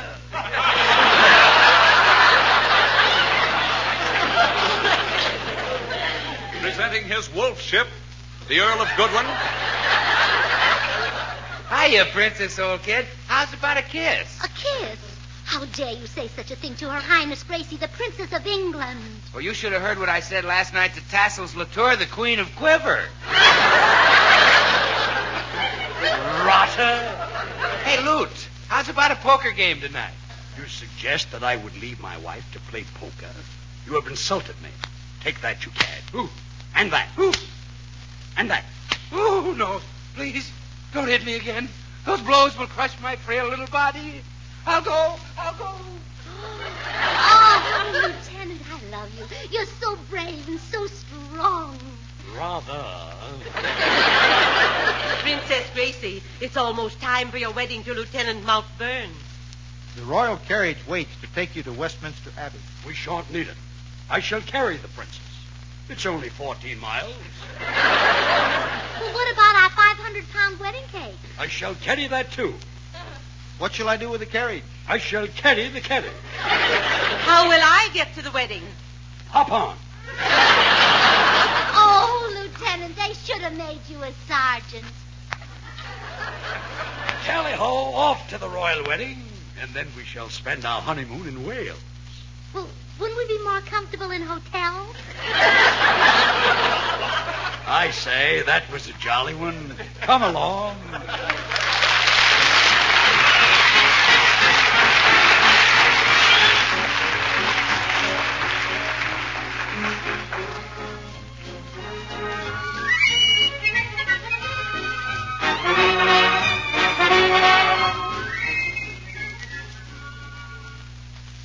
While Gracie dreams of her marriage to Lieutenant Montburns, the poker game continues unabated. I call. I think I'll be the dummy this hand. This hand, he says. Meredith, you're ruining the game. Yeah, we really shouldn't let him play. Poker's a game of skill. Certainly. It takes science and intelligence. That's right. Yeah. By the way, who's the big winner so far? Meredith. Let's change the game. That's a good idea, George. How about a little spit in the ocean? Okay by me. Swell. Can we make it from here? You'll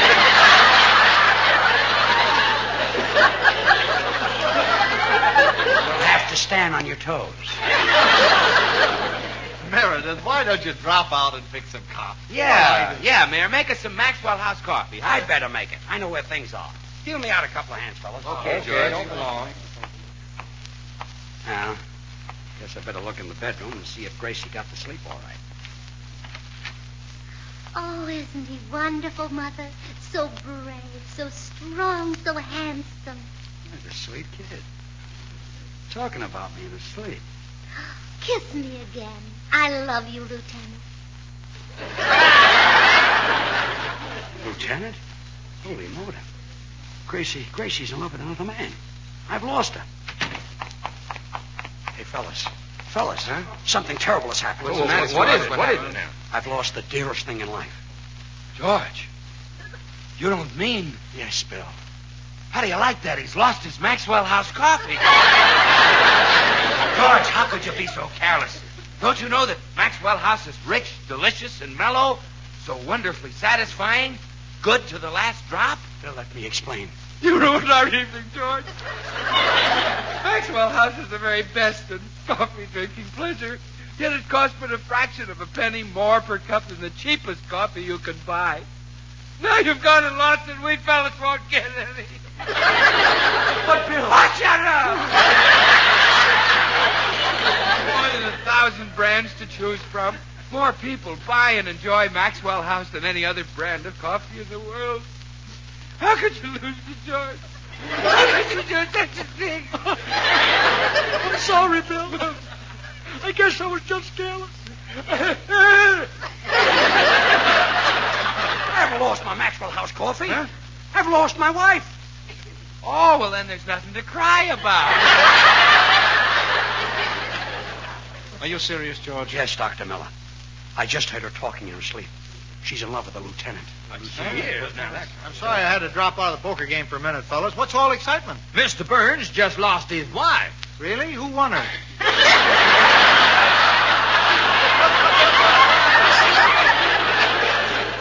Advise me, Doctor. What shall I do? Well, let's face it, George. You have been neglecting Gracie. Yeah, I guess I have. I suggest that you do a complete about-face. Overwhelm her with love and attention. Show her every kindness. Wait on her hand and foot. Doc, I'll do it. No lieutenant is going to take my wife away. When Gracie wakes up in the morning, she'll find a new George Burns.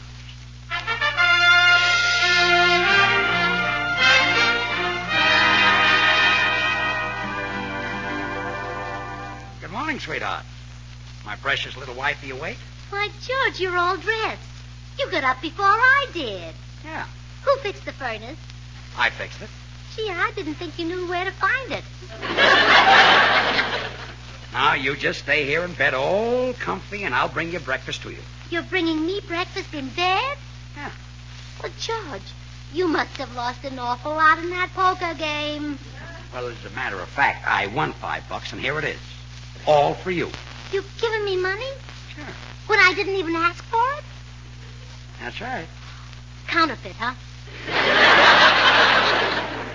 No, it's real. And from now on, you can have all the money you want.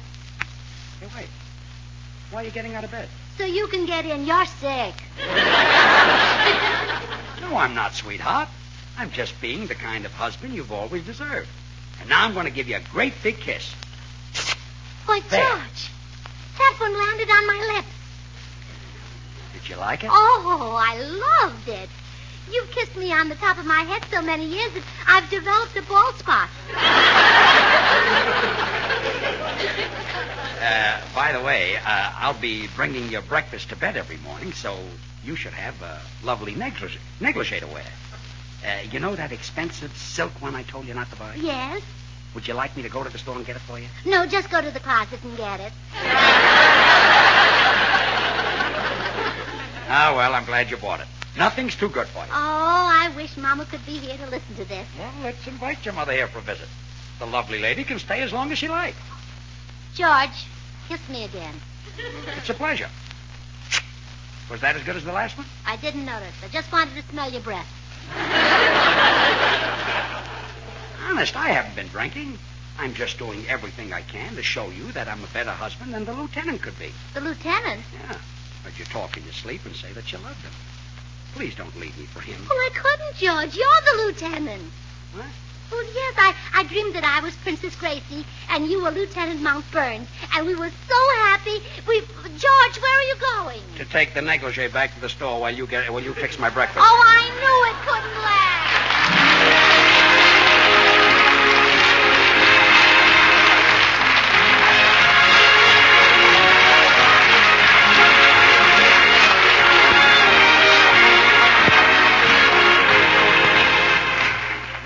George and Gracie will return in just a moment. Join us again Thursday when we'll all be back. George Burns, Gracie Allen, Bill Goodwin, Meredith Wilson and the Maxwell House Orchestra, and yours truly, Toby Reed.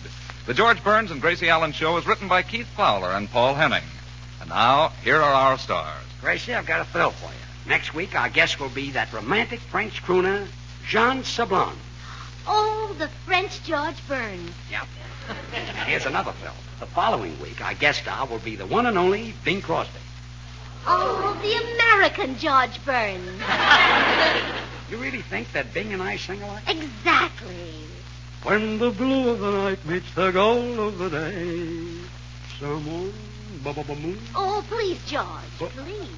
Bing has 4 children to support. I don't want to hurt the kid, yeah. Well, see you next week, Mr. Sablon. And you the following week, Bing. Good night. Good night.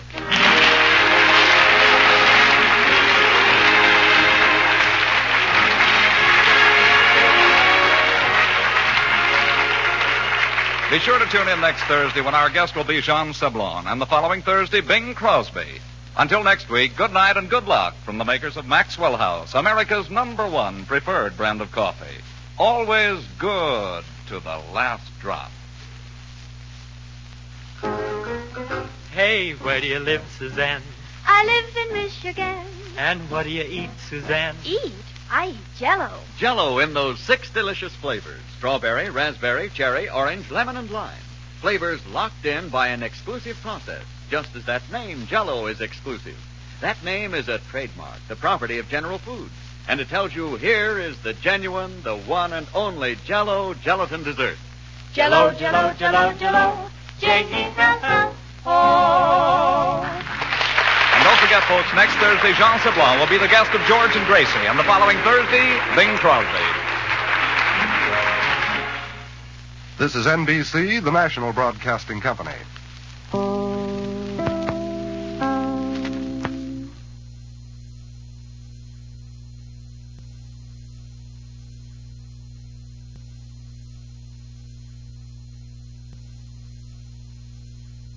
Next, hunt the biggest of all game with the Green Hornet.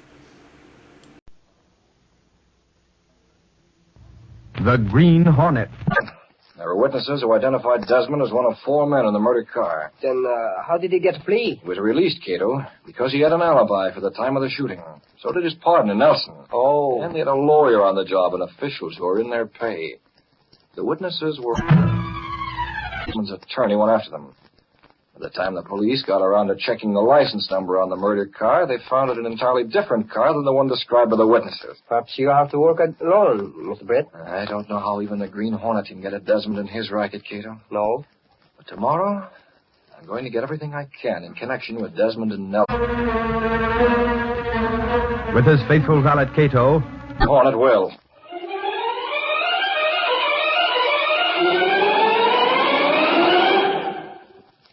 The next morning, Britt Reed's secretary at the phone.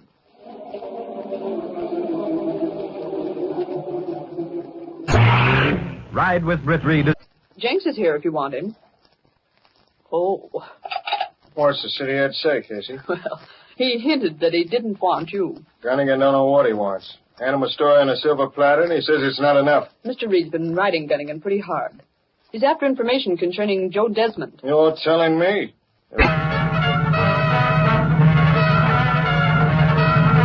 Desmond. I tell you, Casey, Reed is on the warpath. He has been for some time where Desmond was concerned. Well, I got plenty to tell him. You really learned things? Yeah, I got... Gunnigan said you were here, Jenks. Yeah. Say, boss, have I got news? I doubt it, but go on. Desmond has a right... This is the customs office right here, Axford. Still got cash. Makes them think they're getting their citizenship. Tells them if they get it, you get them a job right away. Takes their cash and and... gives them what they think is citizenship papers, but which turns out to be nothing but a simple life insurance policy for which they pay an exorbitant rate. You know about it? More than that.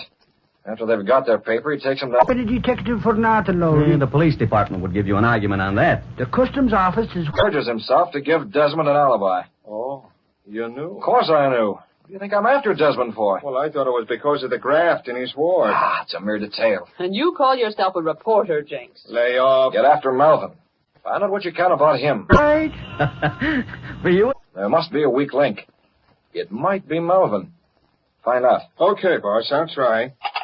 Gunnigan, please. If I could only... Hello, Gunnigan. Here's what I want. Give me a story on Andrew Melvin. Yeah, that's the man. Story? I want to scare him.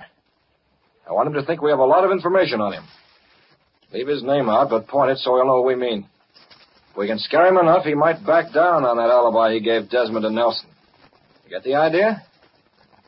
I thought you would.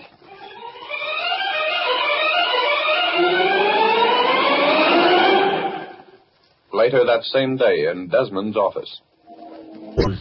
Maybe that guy's important enough to give us a story.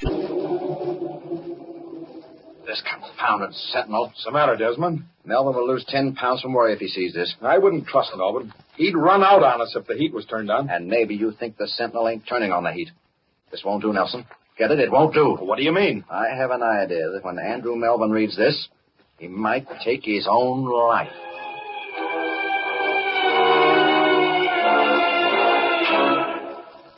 That night, Britt Reed drove as the Green Hornet.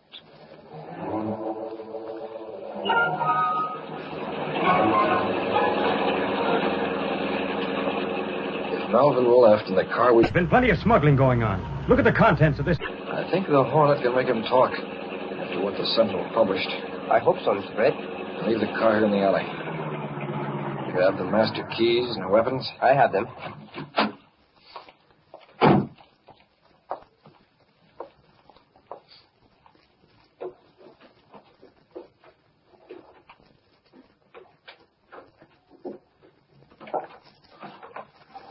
The keys. Yes, sir. That one won't do. Good. Flashlight, Cato. Yes, sir. Quietly. Officer, there is no story here. Go back to your paper. Golly, what's he?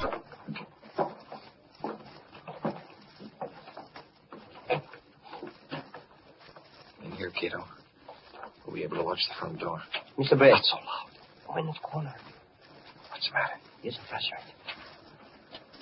I don't see anything. Oh, not up. One with the back toward us. Yes, sir. In the floor. A foot. Someone's sitting there. Keep back, Cato. Stick him up. Cato. Yes, sir. It's Melvin. He's been shot through the head. Dead? Yeah. That car that drove away as we turned the corner. About his immunity. Holy crow, you mean he's bringing in stuff without paying no dues? Gun on the floor, Cato. Pick it up. Yes, sir. This way, quickly.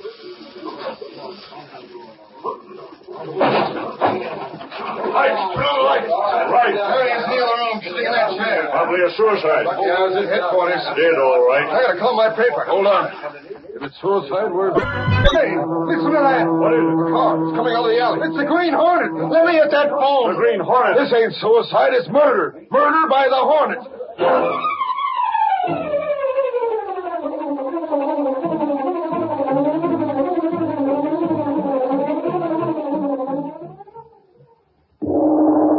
Diplomat gets riled when a trunk busts, and you're told to go peddle your papers.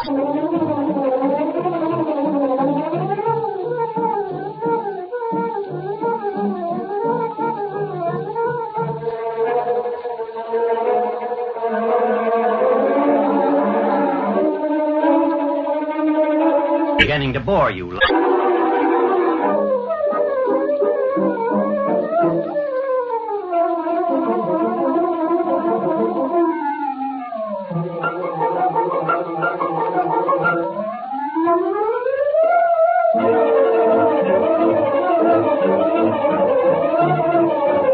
Megan, well? He said he'd be right out.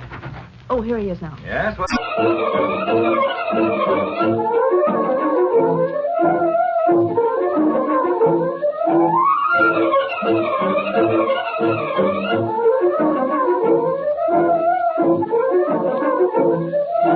House. He's some half pint. When other means to expose Desmond failed, Britt Reed, as the Green Hornet, attempted to frighten Melvin into confessing his part of the racket, which included, among other things, the murder of a witness for the state. Arriving at Melvin's home, Britt Reed found the man dead. A gun and note pointed to suicide. It's hanky. So, instead of a story, Lowry comes home with a lace hanky. It's one of the loveliest... Papers carried an 8-column banner. Haley Central! Hornet sought for murder! Dragnet out for Green Hornet! Central,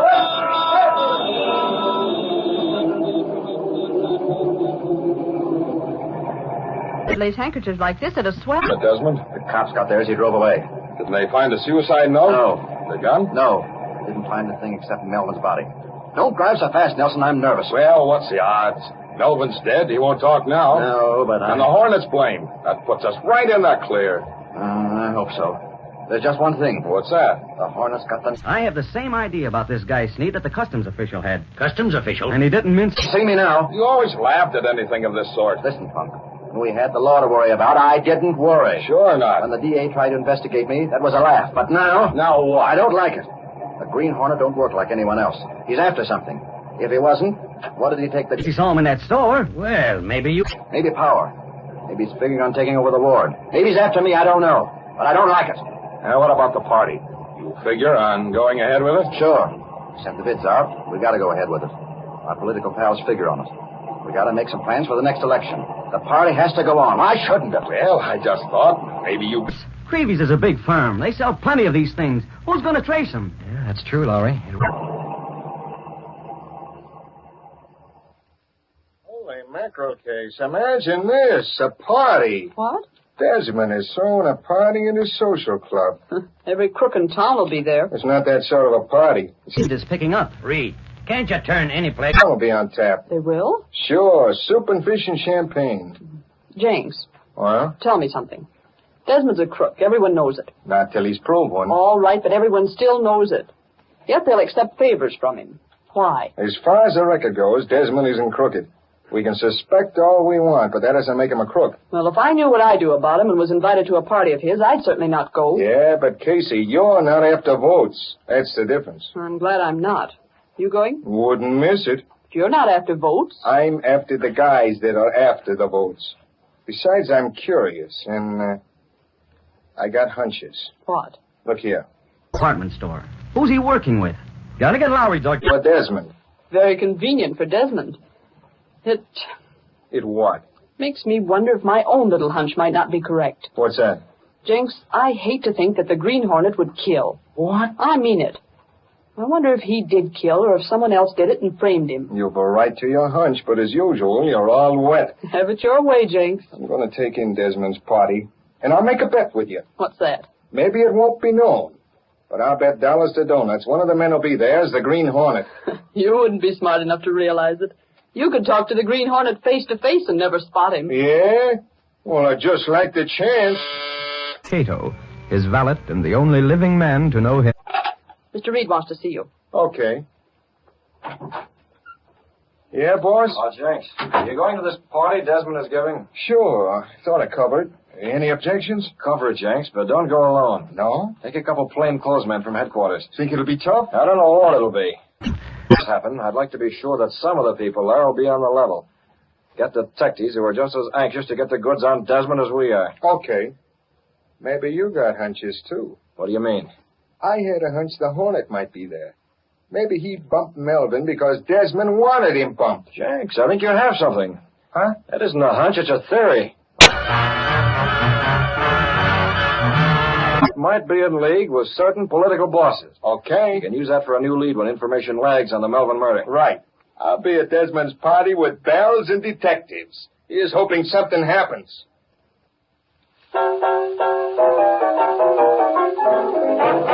Boss? Yes?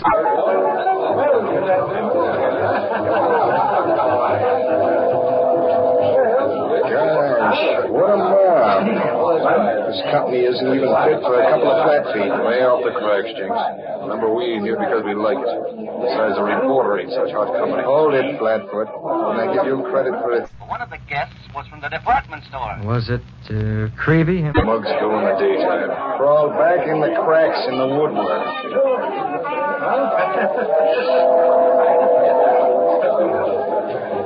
Something I don't know what it is, Nelson. How'd they get around that the Hornet might be here? Don't ask me. He was going to pop. Jenks of the Sentinel has it, too. See who's with him? Dix. Yeah.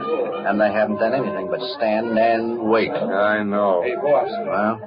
What's the matter with everyone? What do you mean? They seemed like they was waiting for something. Yeah. Oh, it's screwy. It's crazy. Tight.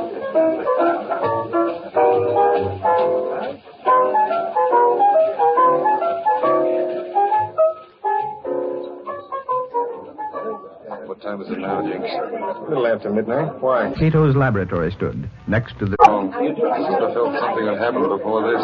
I wonder if he is here.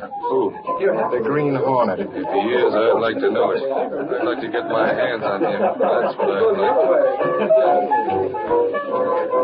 Desmond, I checked with the doorman. There's no one here without invitations. Okay. Your knowledge of chemistry comes in handy, Cato. Here, I'll hold the funnel. I saw you with the jitters like this. Listen, boss. What's the matter with you? I just come from the back room. Well, what of it? I just wondered, did you leave the window open there? No. I shut it and locked it and had the slide closed over it. That's what I thought you said. Why? It's wide open now. It is? Who opened it? I don't know, boss. Helmet, mask, and the gun? In the car. I'll drive the Black Beauty. Selection. And seen the window open. I'll go have a look. Yeah, you better. Well, I'm going to have a dance. What the heck? Nothing will happen. What are you so worried about? Hey, Maisie, how about a dance? I don't feel much like dancing now. No one feels like doing anything. Blast it, this is the worst party. Hey, Nelson, the boss wants you. Me? Yeah, he just called down. Go to the conference room. Okay. I'll see you later, Maisie. Yeah, don't be long.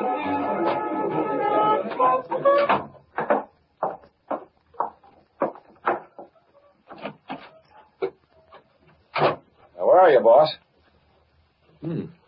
Where is he? Window's still open. This way. Slow. You, that mask. Not too loud. The Hornet. Joris the Hornet. Desmond. Joe! Joe, where are you? I'm taking his place. You're likely to squeal after the cops pick you up. No. What cops? What cops do you think? Those flat feet out there aren't here for their health.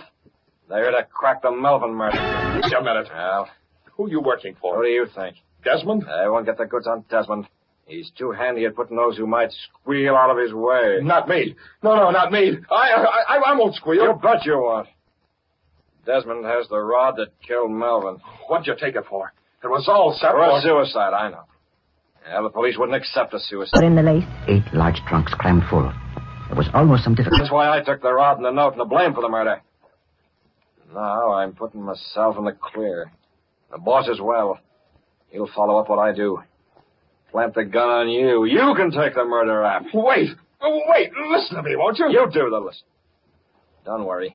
But we must... For the murder, don't bother you any. You won't know about it. Well, don't bother me. Wait a minute. Won't you let me talk? There's 5 shots left in the gun. They'll match the one that was taken from Melvin's body. Don't kill me. Give me a chance. I won't squeal. I swear I won't squeal. You'll not get the chance. Oh, help. Help. It's a Green Hornet. You take it, rat. Help. If we always. We got away with it before. We can do it again. Fine, then. Where's the Hornet? That window. Go on, get after me. He was here after all. Grab Nelson. Help, Jenks. The Hornet. Take it easy. You're all right. That gas he uses don't kill. He tried to get me. I don't know why the gas didn't knock me out. Chase that car. Who are these people? He was going to cross. Desmond, the double-crosser. He had me put on the spot. He's the one. He's the one that got Andrew Melvin. He had him bumped. Where is he now? Come on, get this mob out of here. Go on, now get back out of there. Don't look this room over. No chance getting the Hornet now. I'm going to talk. I'm going to spill everything. Listen. Desmond. Why are you here? Well, Holy crow, I tell you why we're hanging around Sneed. It's on the never mind, expert. The Hornet's gas worked on him all right. Wait. Let me show you. Let me prove he bumped Melvin. How? Here, let me show you. His pocket. There. There's the gun he used. We'll test it. Check the bore. You'll find it's the same rod that killed Melvin. And Desmond did it? Ain't I telling you? Check the gun. That'll prove it. So much excitement. Piece of everything. Yeah, Tony Russo bumped off. He ran the insurance racket. Throw the crook in jail. Try to have me bumped, will he? I'll fix him. Boy, we got a story. Let me get my paper.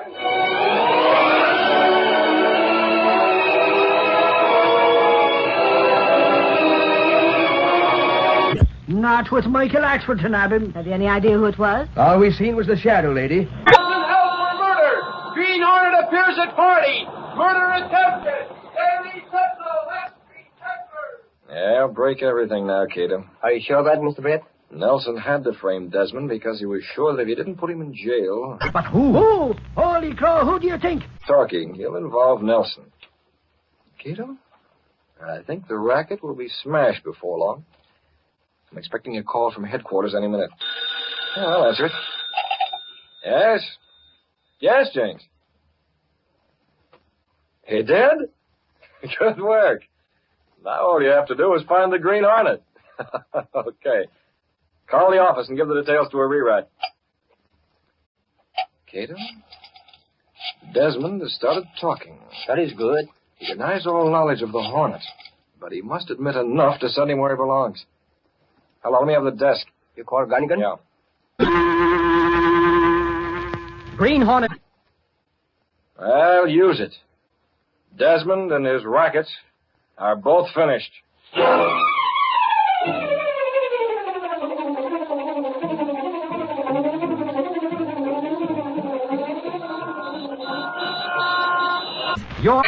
Desmond confesses to murder.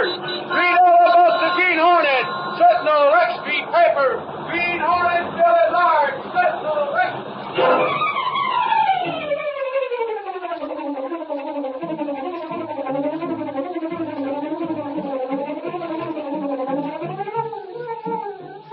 It's a feature for you and for every high-minded citizen in this...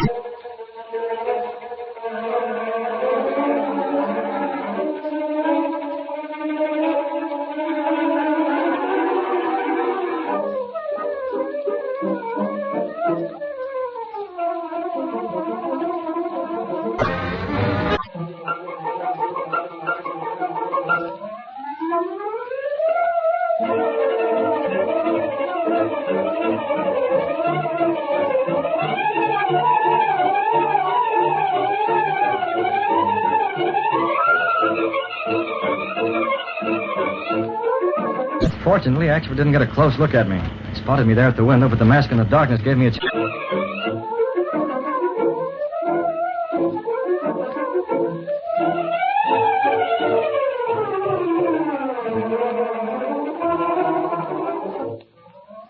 Fieldon Farrington speaking. The Green Hornet... Near the lace.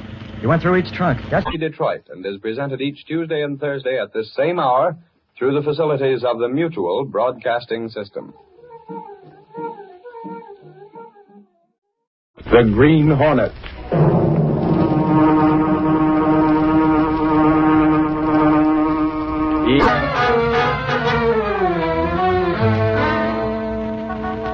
But I still don't believe it. You will when you hear what I tell. Like a light. Give me a hand. Sure. Good evening. It's time once again to return to those exciting premiere days of radio as KRLD presents the thrilling adventures of the Green Hornet. The Green Hornet.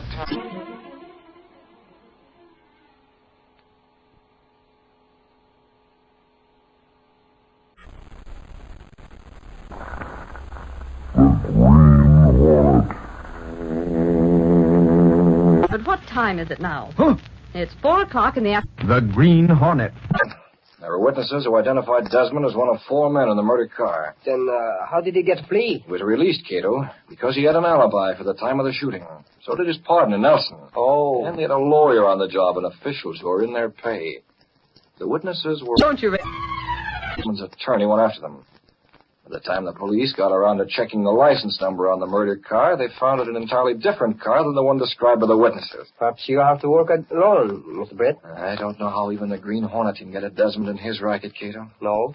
But tomorrow, I'm going to get everything I can in connection with Desmond and Nelson. Yes? Axford's here, Mr. Reed. Axford? With a mouthful of news. Cato. Hornet will.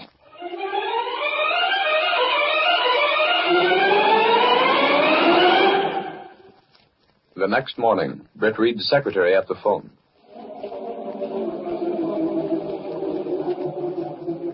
Gunnigan are in there. Ride with Britt Reed. Jenks is here if you want him. Oh. What's the city at stake, Casey? Well, he hinted that he didn't want you. Gunnigan don't know what he wants. Hand him a story on a silver platter, and he says it's not enough. Mr. Reed's been riding Gunnigan pretty hard. He's after information concerning Joe Desmond. You're telling me? Well, I thought that was last night, Axford. So what's next? I just finished going through that once with Casey. Desmond. I tell you, Casey, Reed is on the warpath. He has been for some time where Desmond was concerned. Well, I got plenty to tell him. You really learned things? Yeah, I got... Gunnigan said you were here, Jenks. Yeah. Say, boss, have I got news? I doubt it, but go on. Desmond has a rat... Smuggling with a team of 2. Sneed and... Still got cash. Makes them think they're getting their citizenship. Tells them if they get it, you get them a job right away. Takes their cash and and gives them what they think is citizenship papers, but which turns out to be nothing but a simple life insurance policy for which they pay an exorbitant rate. You know about it? More than that. After they've got their paper, he takes them down. Took it. But he couldn't find out who was giving the tip-off. Do we stand another watch, boss? You do, Lowry. The sentinel Urges himself to give Desmond an alibi. Oh, you knew? Of course I knew. What do you think I'm after Desmond for? Well, I thought it was because of the graft in his ward. It's a mere detail. And you call yourself a reporter, Jenks. Lay off. Get after Melvin. Find out what you can about him. If I get near that Green Hornet, I'll You'll bust do it. nothing. A weak link. It might be Melvin. Find out. Okay, boss, I'll try. Gannigan, please. If I could only... No, Gannigan. Here's what I want. Give me a story on Andrew Melvin. Yeah, that's the man. Story? I want to scare him. I want him to think we have a lot of information on him. Leave his name out, but point it so he'll know what we mean. If we can scare him enough, he might back down on that alibi he gave Desmond and Nelson. You get the idea? I thought you would.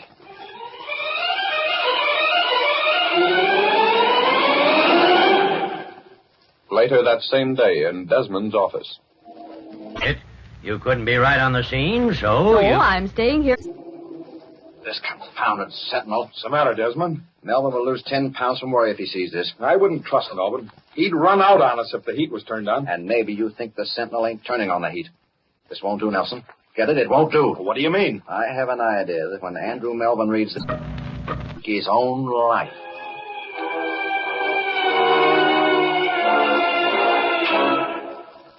That night, Britt Reed drove as the Green Hornet.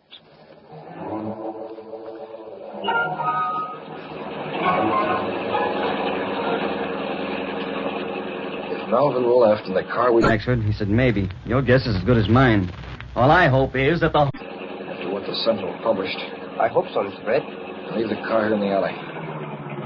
You have the master keys and weapons? I have them.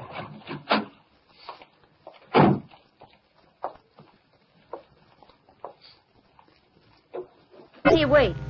We leave.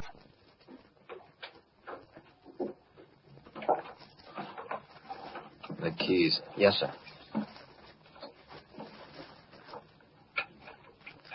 That one won't do. Good.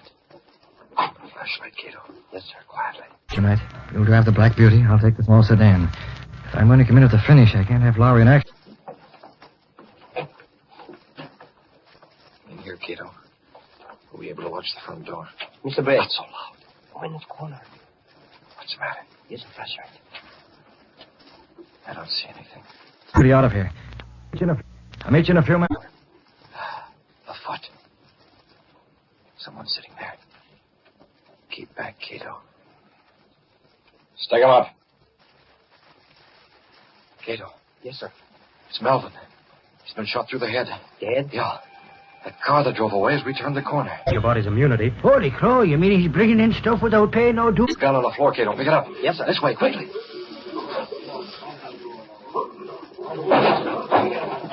Lights.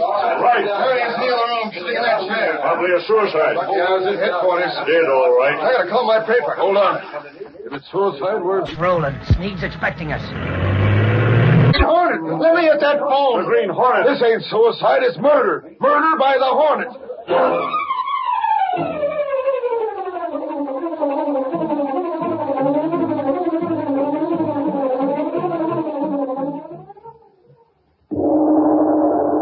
Riled when a trunk bus. And you're told to go peddle your papers.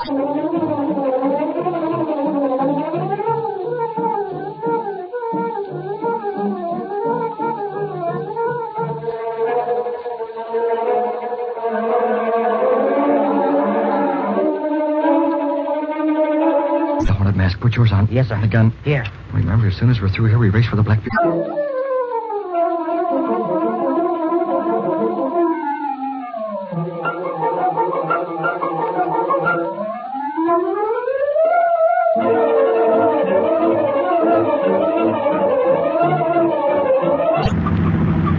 Be right out. Oh, here he is now. Yes? What?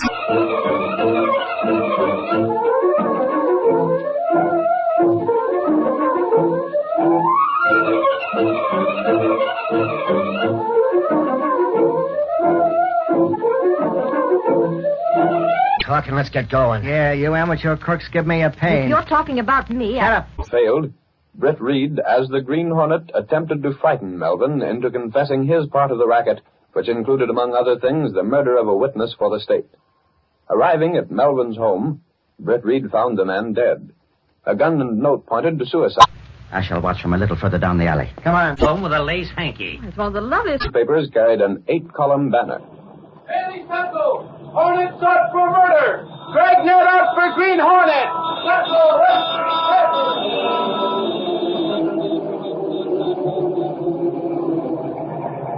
Lace handkerchiefs like this at a swell. But Desmond? The cops got there as he drove away. Didn't they find a suicide note? No. The gun? No. Didn't find a thing except Melvin's body. Don't drive so fast, Nelson. I'm nervous. Well, what's the odds? Melvin's dead. He won't talk now. No, but And the Hornet's blamed. That puts us right in the clear. I hope so. There's just one thing. What's that? The Hornet's got the Truck, Sneed. No, what for? Now, before your thugs return with that last trunk. Customs official. And he didn't mince. See me now. You always laughed at anything of this sort. Listen, Punk. When we had the law to worry about, I didn't worry. Sure not. When the DA tried to investigate me, that was a laugh. But now... Now what? I don't like it. The Green Hornet don't work like anyone else. He's after something. If he wasn't, what did he take the store? Well, maybe you... Maybe power. Maybe he's figuring on taking over the ward. Maybe he's after me, I don't know. But I don't like it. Now, what about the party? You figure on going ahead with it? Sure. Sent the bids out. We gotta go ahead with it. Our political pals figure on it. We gotta make some plans for the next election. The party has to go on. Why shouldn't it? Well, I just thought maybe you... Hey, where is Sneed? I don't know. Yeah, he maybe don't like that. That's true, Lowry. Holy mackerel case. Imagine this. A party. What? Desmond is throwing a party in his social club. Every crook in town will be there. It's not that sort of a party. Saying goodbye. We got the goods. Ain't you turn any place? That'll be on tap. They will? Sure. Soup and fish and champagne. James, Well, tell me something. Desmond's a crook. Everyone knows it. not till he's proved one. All right, but everyone still knows it. Yet they'll accept favors from him. Why? As far as the record goes, Desmond isn't crooked. We can suspect all we want.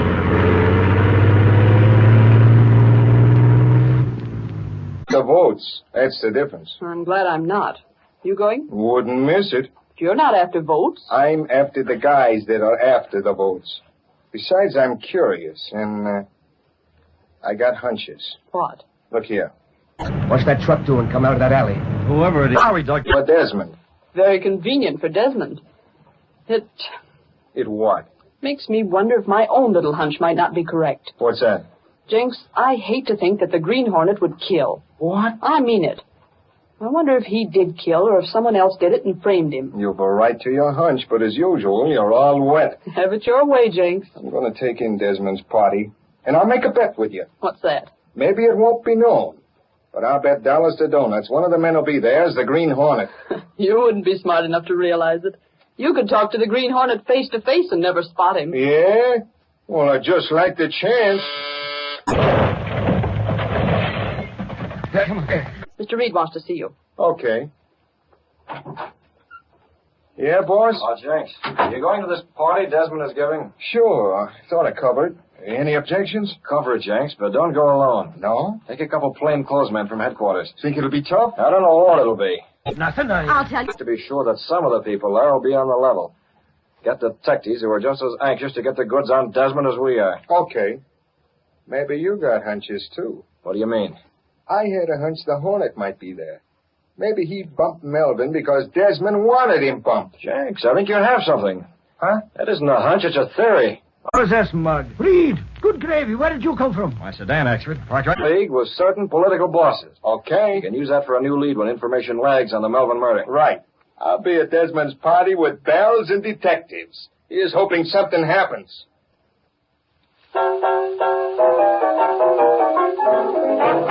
If you could pin anything on us, you're badly mistaken.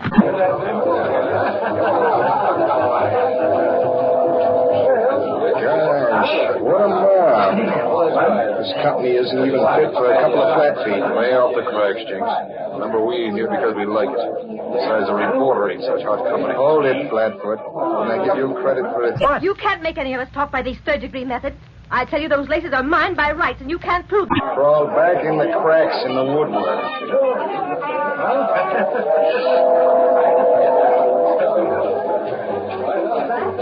Something I don't know what it is, Nelson. How'd they get around that the Hornet might be here? Don't ask me. This? Oh, holy mackerel. It's got Sneed's name written. So the Sentinel has it, too. See who's with him? Dix. Yeah. And they haven't done anything but stand and wait. I know. Hey, boss. Well? What's the matter with everyone? What do you mean? They seem like they was waiting for something. Yeah. Oh, it's screwy. It's great. No difference. Got it tight.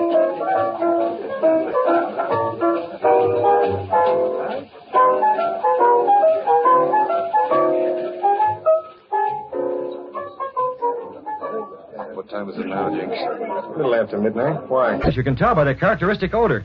This was done with a chemical that doesn't be... Before this, I wonder if he is here. Who? The Green Hornet. If he is, I'd like to know it. I'd like to get my hands on him. That's what I'd like. Desmond, I checked with the doorman. There's no one here without invitations. Okay. Your knowledge of chemistry comes in handy, Cato. Here, I'll hold the funnel.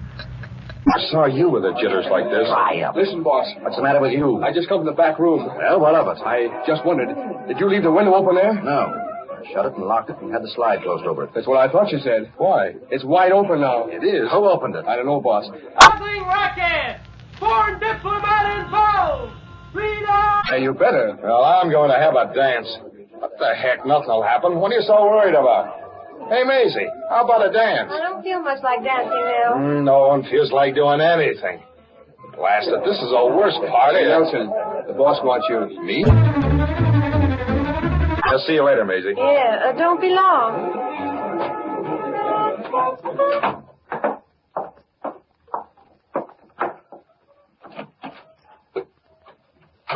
Now, where are you, boss? Where is he? Window's still open. This way. Slow. You, that mask. Not too loud. The Hornet. Sure, it's the Hornet. Desmond. Joe! Joe, where are you? I'm taking his place. You're likely to squeal after the cops pick you up. No. What cops? What cops do you think? Those flatfeet out there aren't here for their health. They're here to crack the Melvin murder. Green Hornet Incorporated. The events and characters in tonight. I won't get the goods on Desmond. He's too handy at putting those who might squeal out of his way. Not me. No, not me. I won't squeal. You bet you won't. Desmond has the rod that killed Melvin. What'd you take it for? It was all set for a suicide, I know. Yeah, the police wouldn't accept a suicide. Suicide. Suicide. Suicide. Suicide. Suicide. Suicide. Suicide. Hi-ho, Silver! Away to those thrilling days of yesteryear with The Lone Ranger.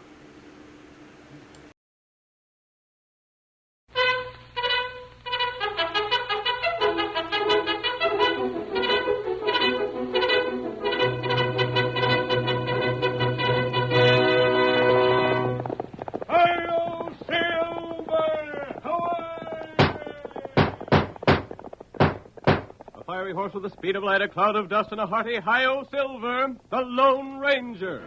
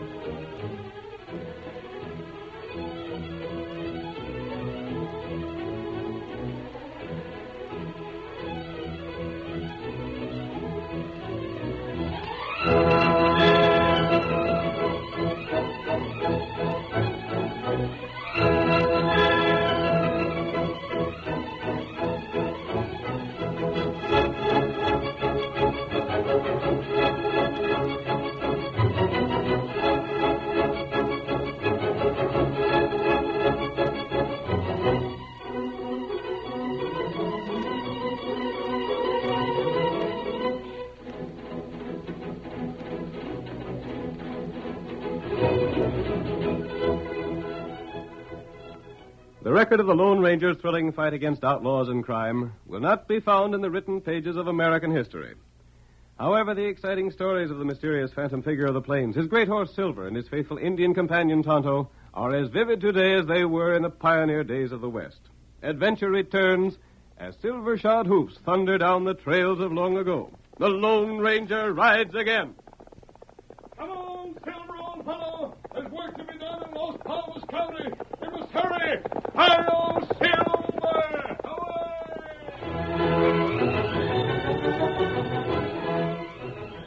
At the end of the Civil War, Bolivar Bates and Hackshaw Hawkins had driven westward with little to show for their careers as soldiers other than a saddlebag stuffed with worthless Confederate paper money. As our story begins, we see them mounted on a pair of sway-backed horses on the road leading to the capital of the territory. Their uniforms are ragged, their belts tightened to the last notches.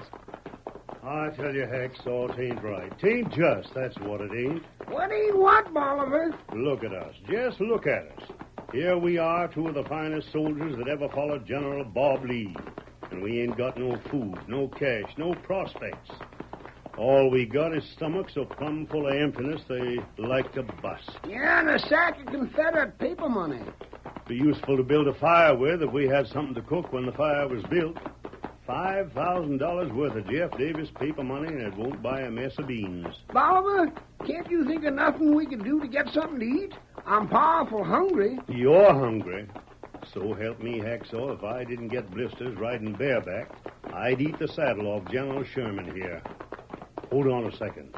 Here comes a couple of fellows on white horses. They might lend us a hand. One fellow's masked. I ain't particular. Hi there, stranger. Hello, soldier. Stop a minute. Oh, Silver. Oh, white fella. Whoa there. Whoa, General Sherman. Whoa. General Sherman? Yes, my horse. He kicked me once when he was in the cavalry, so I up and named him after that Yankee. He's seen better days. Mister, General Sherman was once one of the finest horses south of Potomac. Jeb Stuart himself never rode a finer one. So you rode with Jeb Stuart? Sure did. Why, stranger, I was Jeb's right-hand man. Yeah, and I was his left. Go on, Bolivar. You might just as well try it once more. Maybe the masked fella and the engine ain't as known as they look. What do you want to ask me? Well, you see, we got a saddlebag full of paper money that we figured we might trade you for silver. Paper money? It's right handsome. Confederate money? Well, what if it is? It's still pretty looking. You can't spend Confederate money now. We found that out, stranger. Shucks, you knew that, eh? Well, Bolivar, I reckon we're going hungry again tonight.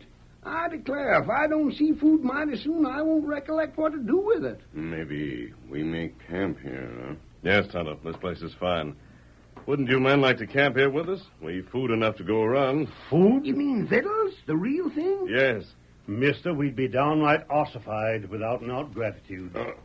Tonto, fix some camp. We'd be right glad to help you in any way we could, Injun, but I'm afeard the sight of food would be so weakening we wouldn't be worth much as helpers. You men might be able to get jobs if you have a lot of courage. Courage? Stranger, if there'd have been a dozen more like us, the South would have won the war. It'll mean work. Work? Gosh, Hacksaw, you hear that? Well, Bolivar, we can swallow our pride for our stomach's sake. Name the job, stranger. We got nerve and courage aplenty. There's been trouble collecting taxes in Los Palmas County. That's so. The ranchers are not in sympathy with the federal government. Men who have been sent out to get the taxes haven't lived long. Gosh, Bolivar, how bad do we need that job? Bad enough to take it. Wonder if we can get it. After we've eaten, I'll tell you how to reach the office of Mr. Bradley at Los Palmas.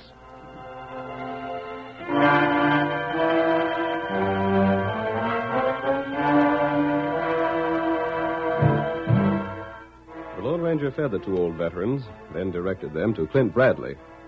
The masked man and Tonto mounted and rode ahead. That evening, they went to Bradley's home and took cover in the concealing shadows outside, watching the two old men as they meet the tax commissioner. Yes? Your name, Bradley? Yes. Well, shake the hand of Bolivar Bates. That's me. And Hacksaw Hawkins. That's him. Glad to know you. What can I do for you? Well, it ain't what you can do for us. It's what we hanker to do for you. We aim to collect the taxes. What's the matter? You want to leave this world? We need jobs. Los Palmas people don't like paying taxes to the government. Take a look at what's left of our clothes, Bradley. Maybe we can talk the same kind of language them folks talk. Confederates, eh? And proud of it. Say, you wouldn't want to change some shin plasters for cash, would you? No. If you're really serious about collecting the taxes, you're hired. Come inside, and I'll give you the list of names and what each man owes.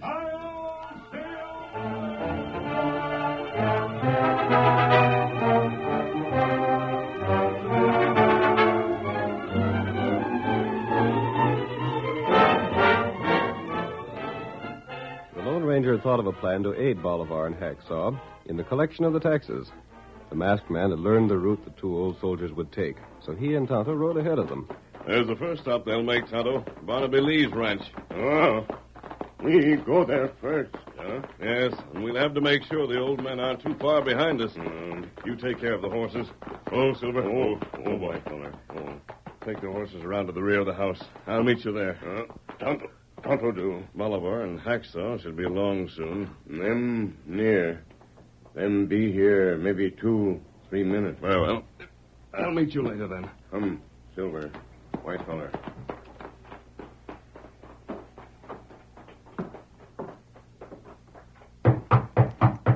Who's there? Open the door, Lee. I want to talk to you. Well, what the... You're covered. Don't move. What's this, a hold-up? What do you think? Oh, mercy. Barnaby, what's the masked man want? Stay right where you are. Bring out your gold and silver. Oh, Robert. Hurry. You mean... Money. You have money here. You've refused to pay your taxes, so you must have money. I'll relieve you of it. Now, hold on. Let's talk this I've no over. time for talking. Bring out the cash. I better get it, Barnaby. There ain't no sense in trying to talk him out of robbing us. Yeah, you better get it. Hold on, General Sherman. Someone coming here. Maybe they'll save us. Listen to me, Lee. I'll be at the rear of the house. I'll keep you covered while those men are here. Betray me, and you can guess what will happen. Oh, my sakes alive. Come on, Hacksaw. Here's the first stop, and the door's wide open. I'm right with you, Bolivar. Get rid of those men as soon as you can. Remember my warning. Barnaby, they're soldiers, southern ones. Yeah, I see that. We aim to walk right in, being as the door is open. If your name is Lee, we hanker to make some talk. Well, I'm busy today. Yep, and so are we busy. That's why we don't hanker to spend much time here. Lee, you owe the government some tax money. Oh, and here's papers signed by Mr. Bradley, which gives us the right to collect that same. There's the amount you owe. And here's my old persuader to see that you pay up. You two are tax collectors? Southerners? Yes, so, Lee. And we fit as hard as any 10 men agin the Yankees. Now, if we can stomach the collecting of the taxes, by thunder, you can stand the paying of them. Yeah. Sure. I'll pay him. Huh? Here's the cash right here. Yeah, we'll pay the taxes, and doggone glad to do it. Well, fry me for a side of bacon. Take the cash. Take it all. Pay up my taxes for the next few years in advance. Now, don't you try no skin game. Aye, take the cash and welcome. Just give me a receipt for it. I'll mark my X right here, showing I got the cash. You fill in the amount yourself. My eyes ain't good. Hacksaw, pick up that cash. Sure enough. There. Now I'm paid 4 years ahead. Good luck to you, gents, and thanks for coming for that cash. I still don't savvy, but I sure can see the cash. I got the cash, Bolivar. Let's get going before Mr. Lee changes his mind. Come on. Must be he's heard of us. And my downright determined look showed him it wasn't no use argufying. Now, there ain't nothing to steal. Come on out, you stick-up man. Reckon that's the time I fooled you. Instead of you getting my cash, I paid up my taxes. Where is he, Barnaby? I went back here. I thought he'd be shooting me most any second, seeing what I was about to do. Hey, you. Where are you? There he goes. Look at him travel. An Injun with him. Silver? He called that horse Silver, Martha. Great guns. Maybe I wasn't so smart after all.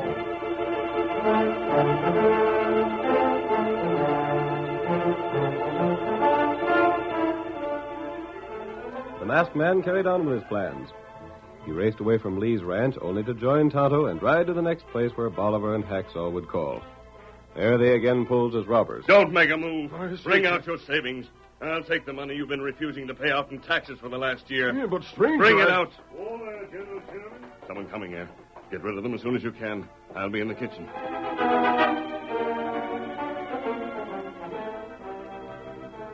Sure, I'll pay my taxes. There's the cash right there. Doggone it, Bolivar. There's something wrong about this, but I'll be a six-legged calf if I can settle what it is.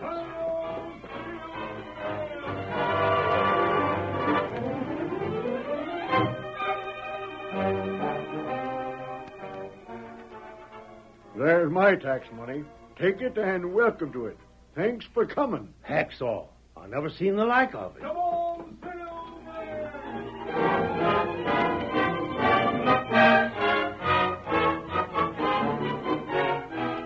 Wherever Bolivar and Hacksaw called to collect the overdue taxes, they found the ranchers surprisingly willing to pay.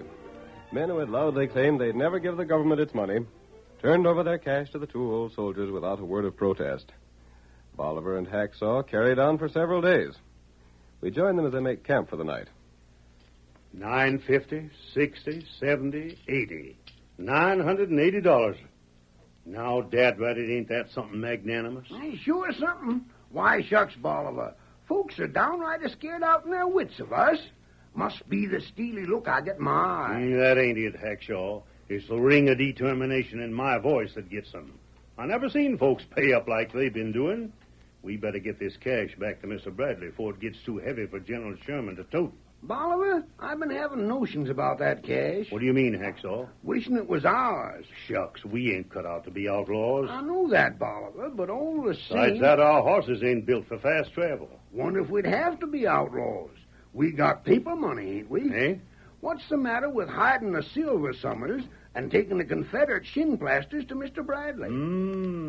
I wonder if it'd work. Tell him that's all the Las Palmas County folks had, so we had to take it. Hacksaw, maybe you got a notion that it'd work. We had to take Confederate paper, didn't we? Sure we did. Why should we get stuck with it when we can pass it on and keep the silver for ourselves? By thunder, Hacksaw, we could do it. And we will. Bradley can't catch us because he won't never know.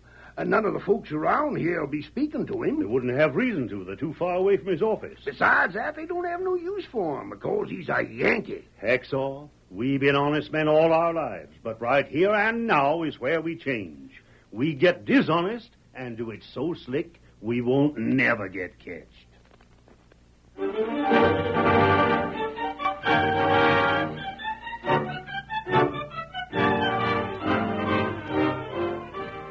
The curtain falls on the first act of our thrilling Lone Ranger drama. Before the next exciting scenes, please permit us to pause for just a few moments.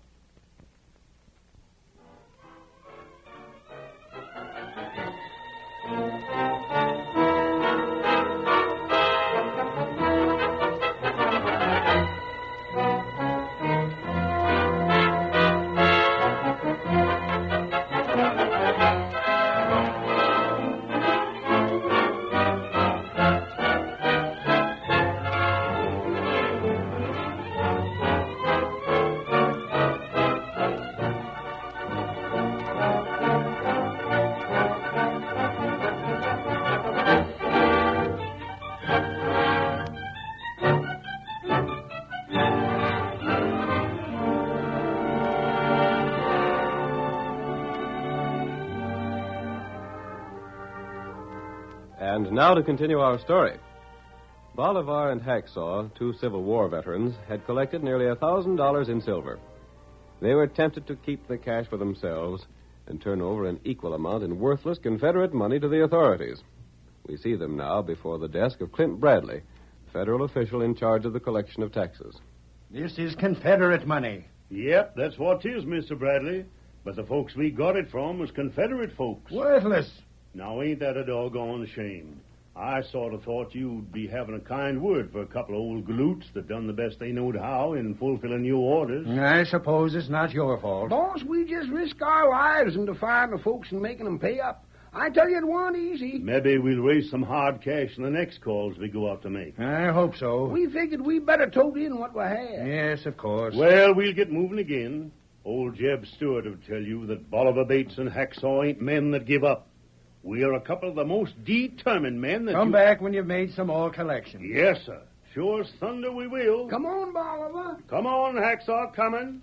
Good day to you, Mr. Bradley. Goodbye and good luck. Paper money, Confederate money. This stuff won't pay the bills to run the government. Get up there, General. Bradley. Huh? Oh, hello, my friend. Those two old men who just left I'm here. afraid your plan was a failure because the settlers didn't have silver money. They did have. But this here is the tax money those men just brought in. I know it. Bradley, we put temptation in the way of two poor old men. What do you mean? They collected silver, but they hid it. What? It's hidden under a rock. They replaced it with their own worthless paper money. Why, those double-crossing One old moment. thieves? They aren't thieves at heart, Bradley. They stole. They took made the a money. mistake, but it isn't too late to correct it. How? Show them that they'll have nothing to gain by what they did, and make use of them in collecting the rest of the Los Palmas County taxes. And let them steal more money? No, Bradley. You know that your regular collectors failed in every case. Yes. While Bolivar and Hacksaw made a collection in almost every place they went to. With your help. Nevertheless, where ranchers had the cash, they paid their taxes. Agreed. But what is your plan? Let Bolivar and Hacksaw carry on. Then? Then let them come in here with the rest of the taxes they've collected. And then what? Teach them a lesson they'll never forget. A lesson that will make them useful citizens in a country that needs good men. I don't have much hope for that, but I will listen to your plan.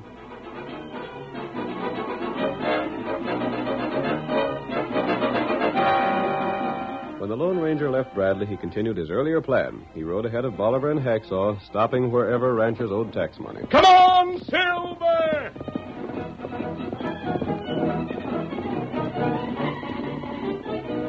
Hi-yo, Silver!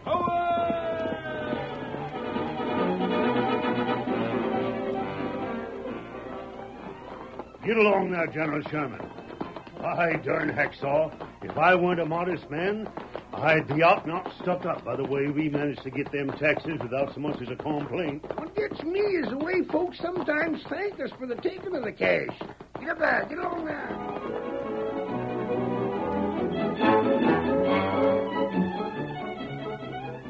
I never seen the like of it. That masked man wasn't no outlaw at all, Ma. He was here for no other reason than to make us pay the taxes.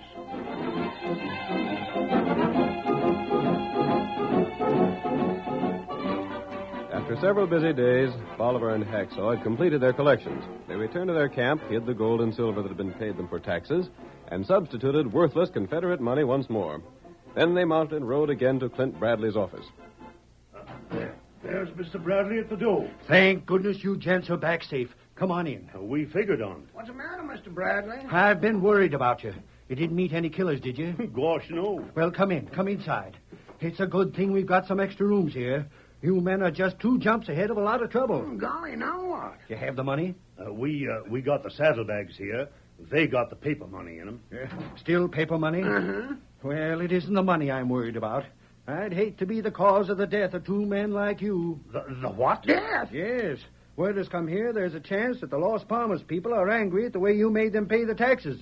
They're likely to come here looking for you. Oh. Gosh. Well, we'll just turn this cash over and hightail it away from here.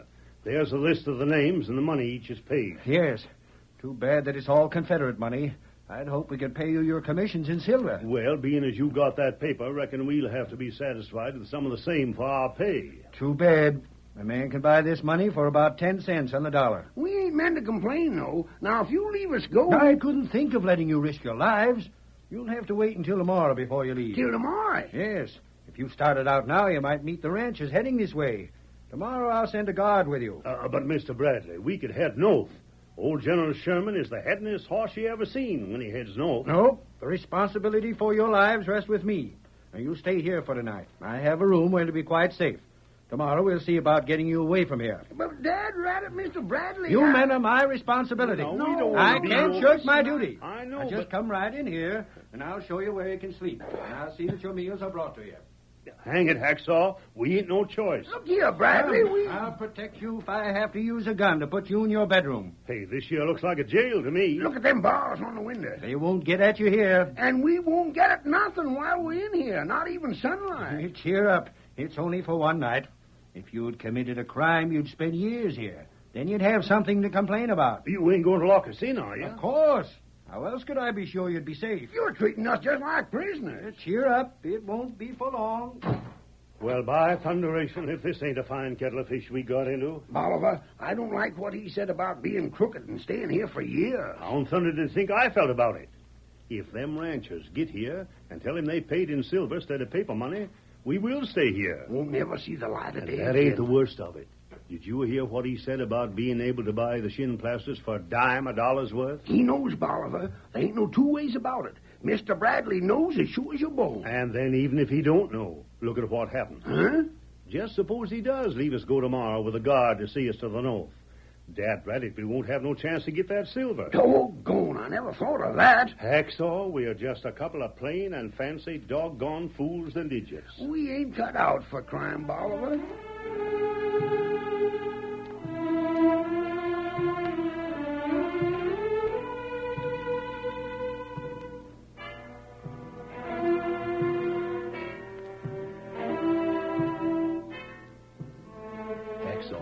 Mr. Bradley's opening the door to the office inside. Maybe he'll have grub for us. Crackety bread and water'd go all right with me. Here he is. Morning, gents. Did you sleep good? When we slept. But we slept darn little. I never slept a wink. These jails are awful. Well, step out. Your horses are ready and you can head north. You mean that? Sure. I guess that was just a scare about the ranchers. There ain't been no more word from them. And we're free to travel? Of course. Is there any reason why you shouldn't be free? Jumping juniper. Look at all the silver piled on that desk. Oh, that. Yes, I'm counting it. Why, there's a sizable sum there. Must be close to $2,000. Where'd it come from? Just an affair of the government, that's all. Oh, there's that redskin. Hello there, Tonto. Oh. He brought some of that silver in. Oh, where'd he get it? Now, gents, don't get curious about the business of the government. You got your commission on the tax collection. In paper money. That's what you brought me. But, Mr. Bradley, it's no good for spending. I know it. But you and those who gave you the tax money in paper expect the county bills to be paid with it. Well, good luck to you, gents. Reckon we'll be needing it. Come on, Hacksaw. Coming, Bolivar. Goodbye. Bye. Dad, rat it all, Hacksaw, we still ain't at a man's meal. Let's get for a hiding place as fast as them horses can take us. Yeah, let's travel fast. Get along now, General Sherman. Get along.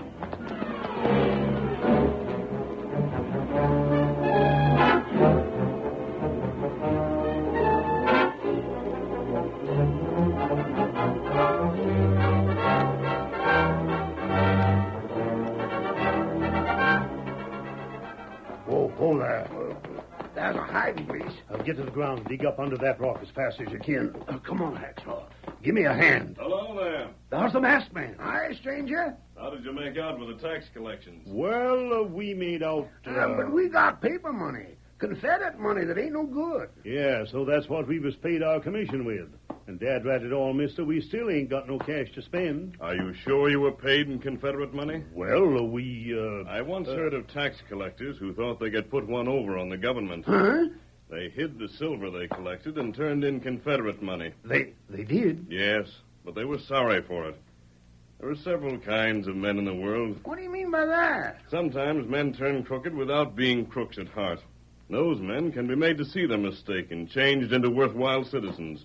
The West needs that kind of men. Yeah, I reckon so. Other men are naturally bad. They don't take advantage of the second chance that's given them to make good. They are the kind who spend all their lives in jail or end up at the end of a rope. But what's all this to do with us, mister? You men were tax collectors. I hope you were good ones, because I got you that job. If you fell down on it, it would betray the trust I put in you. Oh. By the way, did you see anything of my Indian friend? Yeah, we seen him this morning in Mr. Bradley's office. Very well. I'll join him there. Come on, Silver. Hacksaw, what'd you make of what he said? I don't know what to make of it, Bolivar, but I was darn uneasy when he was saying it. Doggone it. I wish we hadn't turned crook. Well, we did. And we better get that silver cash and head north. Come and help me load it. Yeah, Hacksaw. What's the matter? It's gone. What? Our silver ain't here. Someone's took it. I bet that masked man got it. That's why he was here. He seen us hiding it, I bet. Bolivar, I'm dull-witted and slow thinking, but by darn it's finally got through my head that the silver we seen on Bradley's desk was that same silver that we had hid here. And we got swindled out of our commission. Hacksaw, it's as plain as the nose on your face. They know we tried to swindle them, and they wanted us to know it. Yeah, and we lost our commissions for doing that same. No, we had it coming. We ain't cut out for crooks. Now all we can do is chaw that stale grub that's in our saddlebags, if that's still there, and let it be a darn good lesson. Why, Oliver, don't tell me we ain't even stale bread left. What's that look on your face for? Why, there's something in the saddlebag. What is it? Silver cash. Money. Hard cash. Wait. Here's something else. A bullet. 45. Hacksaw, this here bullet is of silver. Get it. Did you get it? Why, it's sort of confusing. Remember what the masked man said? He got the silver. He turned it in and put our commission into the saddlebag in cash. Just so. And the silver bullet to let us know who he was. Silver bullet. Horse named Silver. The Lone Ranger's given us a chance to go straight, Hackshaw. I don't hanker to see no jail again. We are going straight.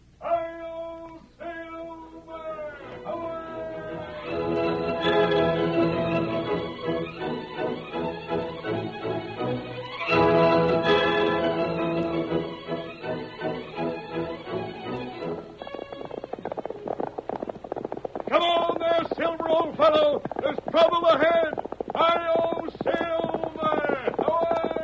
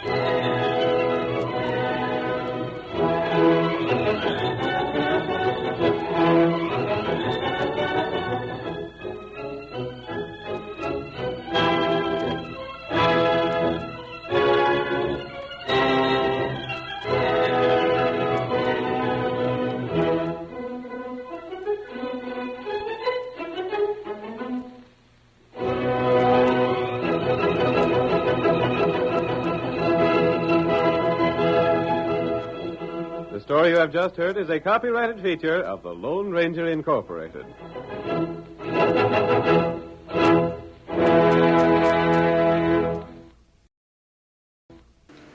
Groucho Marx meets some of the most interesting people you could ever hope to hear on radio in You Bet Your Life, coming up next.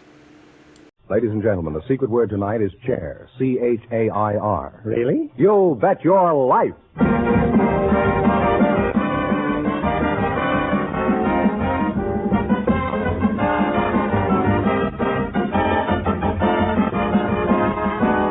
Elgin America, creator of America's most beautiful compacts, smartest cigarette cases, magic action lighters, finest dresser sets, presents Groucho Marx in the Elgin American show, You Bet Your Life. The comedy quiz series produced and transcribed from Hollywood. And here's that sterling Elgin American, the one, the only... Last time I saw him, he was coming down the chimney. Oh, that's me, Groucho Marx.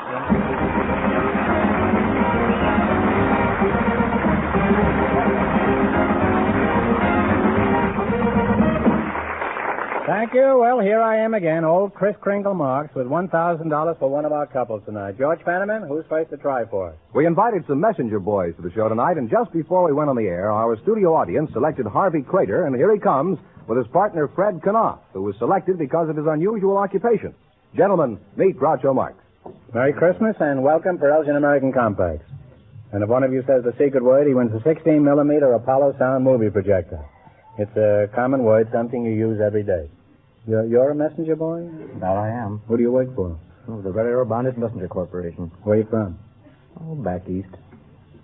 Far east or the Middle East? Oh, I think it's more about the middle.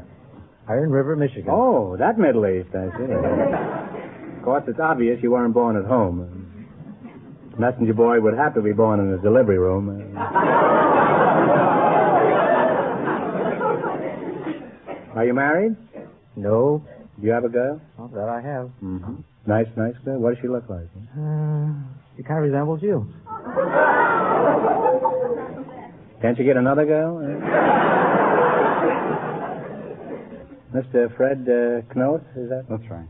You were chosen from the audience because of an unusual occupation. What's unusual about your job, Mr. Knoth? Well, I manufacture bottles to break over people's heads, make rain, snow, fire, earthquakes, anything of that nature. What's so unusual about that? Huh? Well, I'd like to clarify that a little bit. I wish you would. I'm one of the supervisors of the special effects department at Universal International Studio, and that's my job to do the special effects required for picture work. Do you do any special work around Christmas? For example, could you make it snow? Sure. What do you use for snow? Cornflakes? Cornflakes.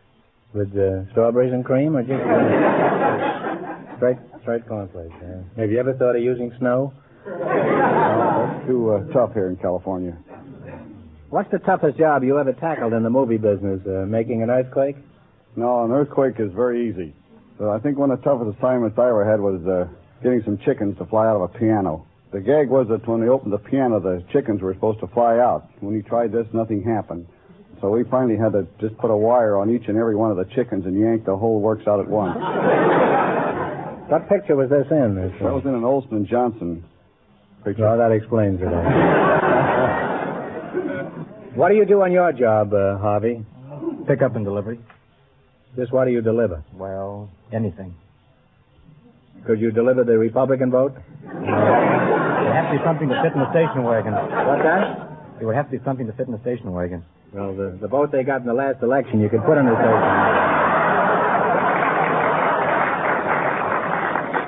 Not only you could put it in the station wagon, you could put it in the glove compartment. Where do you get most of your business, Mr. Crater? Oh, from department stores. Anybody who needs emergency delivery service in a hurry. Mm-hmm. And how do you handle these emergency calls? In the jet plane? No, we use the station wagon, but in the downtown area, we like to use bicycles. You use a bicycle for speed? Well, sure. I can make better time downtown on a bike than you can in an automobile. Maybe downtown, but not on Mulholland Drive.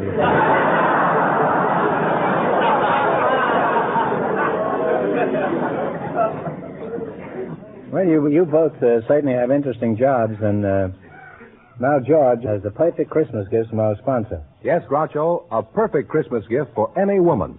And I'm sure Mr. Knoth's wife will love this sterling silver compact engraved in 14-karat gold. And Harvey's girlfriend will love one just like it. They're by Elgin American, of course. You're a garrulous fellow, aren't you? Anything embarrassing ever happen on your job, Harvey? Such as delivering a message the same day it was given to you?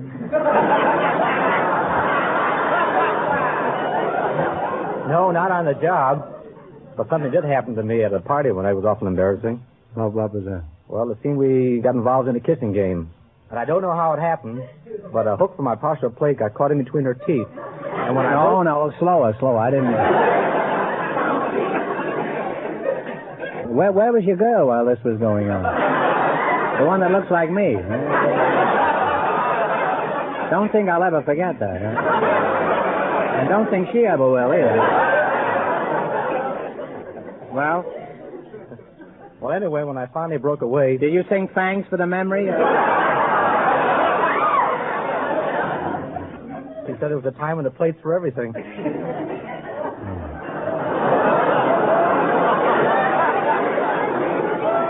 Now I know why your girl looks like me.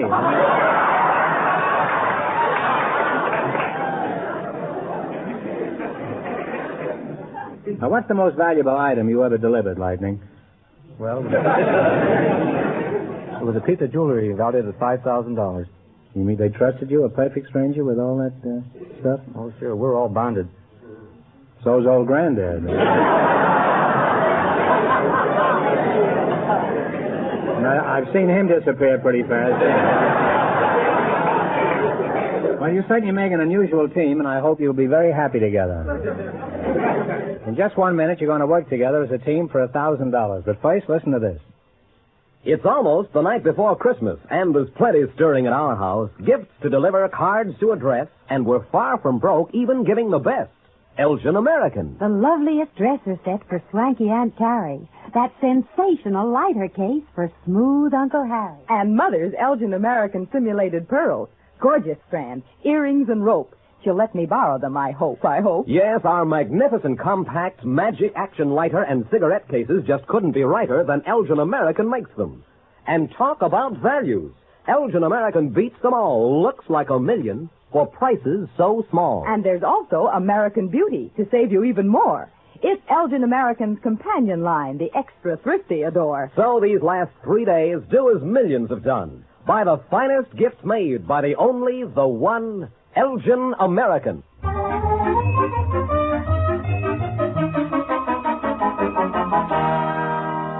All right, let's see if you two will get a chance at the $1,000 question. You're going to play You Bet Your Life, Fenham, and bring them up to date on the rules. Each of our 3 couples has $20. They bet as much of that 20 as they want on each of 4 questions. The couple that earns the most money gets a chance at the $1,000 question at the end of the show. Our other 2 couples are in a waiting room off stage, so they don't know what's going on out here. Here we go. Let's see how high I can build you $20. You selected songs that ask questions as your category. Is that right? How much of the $20 you're going to risk? $10. $10. All right. Jerry Fielding will play, and you give me the title of this song. Play, Jerry. Is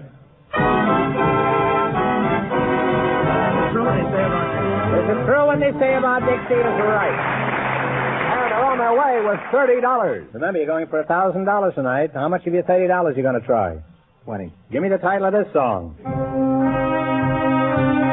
much do you love me? One answer between you now. How deep is the ocean?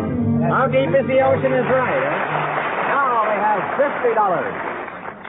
All right, here's your third question. How much of the 50 will you try? 45. $45. All right. What's the name of this song?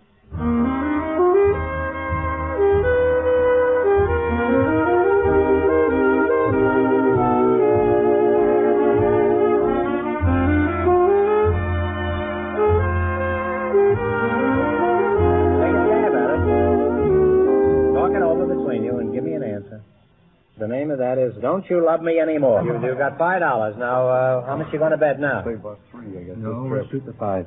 All right, you're going for $5. What is the name of this song? It asks a question.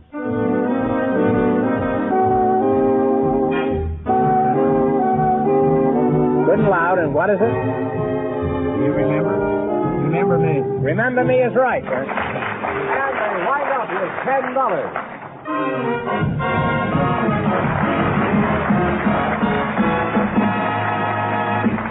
Thanks and good luck from Elgin American. Now stick around. You might still get a chance at the $1,000 question. Groucho, the secret word is still chair. Perhaps our next couple will say it.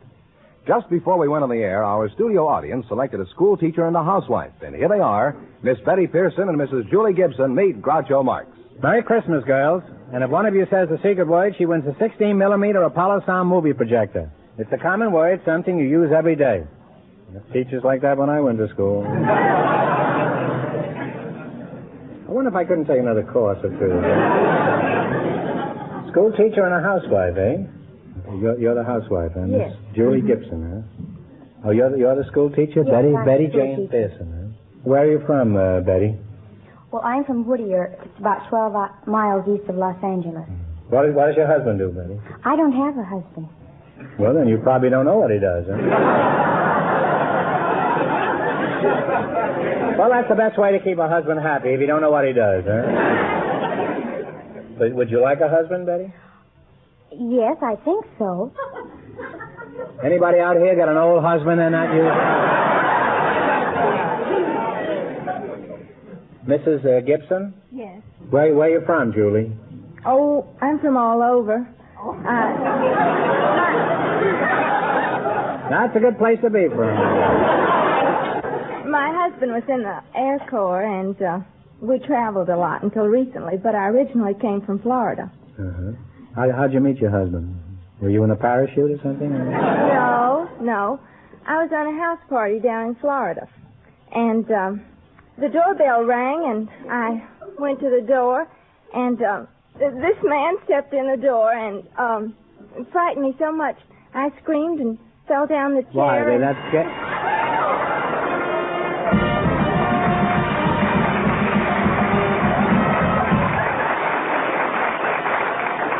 You don't know it, Mrs. Gibson, but you just said the secret word, which is chair, and George over here will tell you what you won. A 16-millimeter Apollo sound movie projector. Now, Mrs. Gibson, you can show regular Hollywood sound movies or movies you take yourself. It sells for $129.50. How'd you meet your husband, Mrs. Pearson? I don't have a husband. What grade do you teach at school, Betty? I'll call you Betty, huh? That's fine. That's fine. Well, I'm in the first grade. You're in the first grade? What do you teach in the first grade? ABC? Well, sort of. We teach reading and writing and number work and games and English. You teach English, huh? Yes. How's my English? Well, you speak fairly well, but sometimes... Thanks for the qualifying. Sometimes you're a little careless with your syntax. You say my syntax? Yes. You even got a tax on that now.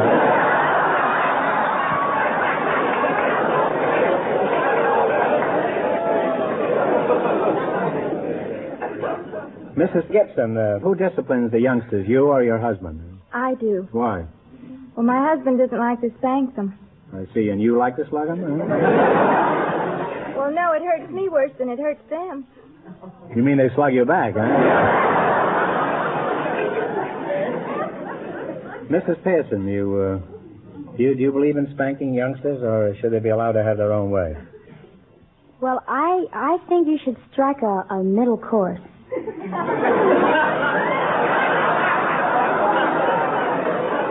Well, that's certainly the best place to strike them, huh?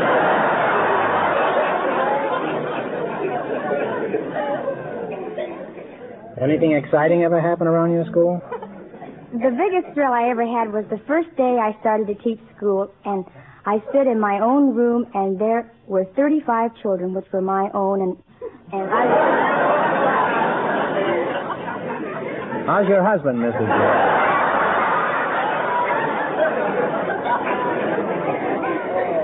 I don't have a husband. Still haven't got a husband. Suppose you got up Christmas morning and there lying under the tree was a handsome, wealthy, lovable young bachelor. What would you do? I'd call the police. That's a good idea. They could hold him until you got a preacher.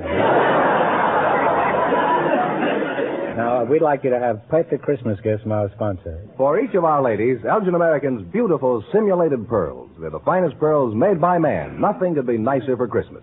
Thank you very much. They're beautiful. All right, now let's play You Bet Your Life for $1,000. You run your $20 into more than the other couples, and you get a chance at the big question later. Fenneman's offstage to remind our listeners how much the first couple won. The messenger and the movie man earned $10. You selected famous children of fact and fiction, is that right? That's right. Now, here's your first question. You have $20. How much are you going to risk? 10. 10 or 15. 15 then? 15? 15. What was the name of the poor English boy who became a wealthy merchant? He owned a famous pet cat. Was it Moby Dick? No, that was he owned a whale, huh? Was it David Cox? Oh. No. I'm sorry. It's Dick Whittington, and you should have known that, Betty. They now have $5. You now have $5. Well, that's a shame. How much of the $5 will you try? Oh, $1, I think. $2.50. How about $2.98? Okay. $2.50, huh? Okay. What was the name of the kid in the Arabian Nights that owned a magic lamp? Aladdin. Aladdin is right.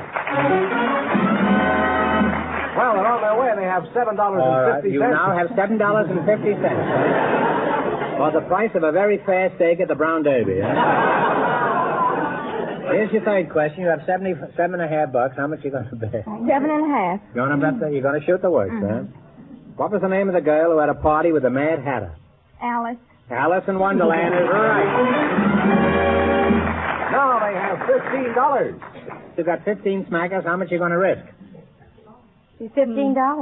$15. What is the name of the little wooden marionette whose nose grew every time he told? Pinocchio is right.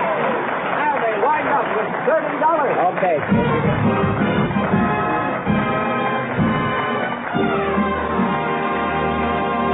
Thanks and good luck from Elgin American Compacts. Now, in just 1 minute, our last couple will play You Bet Your Life, and then we know who gets the chance at the $1,000 question. But right now, I want you to pay attention to this.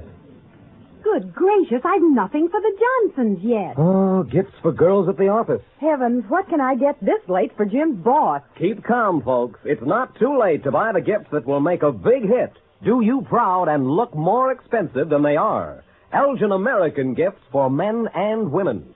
Exquisite compact cigarette cases, dresser sets, luxurious simulated pearls, sensational lighter cases, magic action lighters, an almost endless choice of the most wanted gifts, all at real value prices.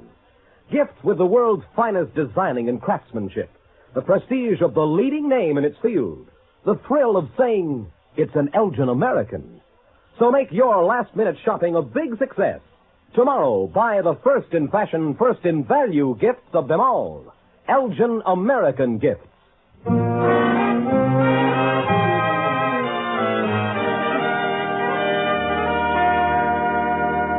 Now then, we'll soon know who's going to earn the most money and get the chance at the $1,000 question. George, who's ahead so far? The housewife and the school teacher are leading with $30.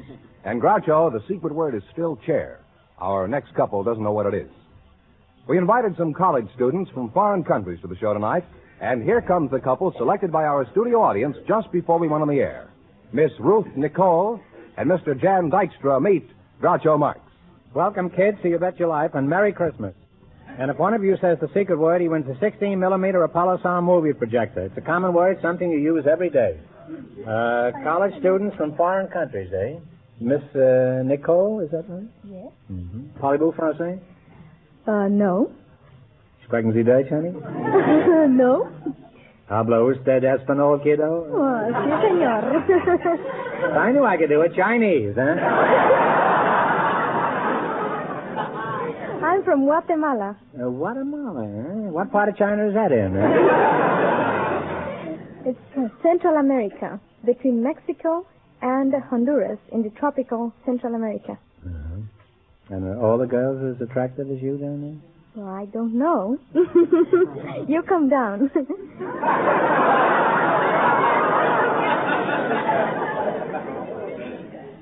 I'm sorry to ignore you, but that's... It's a beautiful girl here at the spring. That's right. Jan Dykstra? Yes, I know. What language do you speak, Jan? John? Well, let me How do you try. pronounce that, Jan? Jan, that's right. Jan, That's my name. What language do you speak? Huh? French, German, Italian, Indonesian, Greek, and then I have a dialect, Frisian. It's a part of Holland. You're a waiter at Ciro's, eh? And then I speak All right, I give English. up. I speak English, Yeah, too. I should say you do. You speak very good English. How is your syntax? Huh?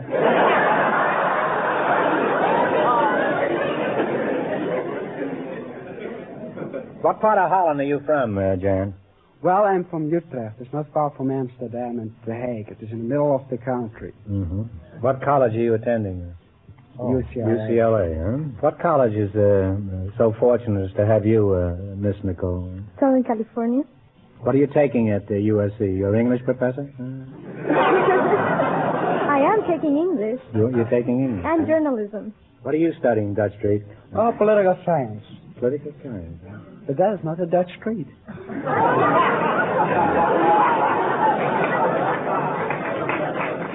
That's no treat at all, is it? How old are you, Jan? 24 years, next month. 24, huh? And may I ask your age, Miss Nicole? Of course. How old are you? 21. 21, huh? Dutch Bob, don't you miss being home for Christmas? Very much. Holland is the original home of Santa Claus, isn't it? Yes, we do have a Santa Claus, Does he but we climb call down him... the chimneys over there? No, he didn't climb down the chimneys. Our Santa Claus, we call him Santa Claus, and he didn't come at Christmas, but at the 5th of December. And he himself is a dignified old bishop with a long beard and not a jolly round face as your Christmas man. And he rides around on a white horse. Does Kris Kringle come down there south of the border? Yes, but we know him as Saint Nicholas. Saint Nicholas. Saint Nicholas. What do you want for Christmas, Miss Nicole? Well, as long as I'm not going home, I like the people who have been so damnified by those terrible floods in Guatemala to have a better Christmas because they're going to have a very sad one this year. Is that so? I'm sorry to hear that. Does a Latin American girl ever run into unusual situations over here? Oh, yes. I had a letter for my father that I wanted to mail. And I wanted to mail the letter, and I saw a box, and I pulled the lever, and nothing happened, so I said, well, nothing happened. Things go wrong in the United States. And fire engines began to come all over the place. And then came the fire chief and everybody. And then I discovered that this was not a mailbox, but a fire alarm box. Well, you lost the letter and got the ladder. Now, what are your impressions of the United States, Miss Nicole? For example, what impresses you most about this country? Oh, there are so many things, but I'd say hamburgers are very special. Here we have the Grand Canyon, the Chrysler Building, Niagara Falls, Tallulah Bankhead. And what impresses her most, a piece of meat on a bun.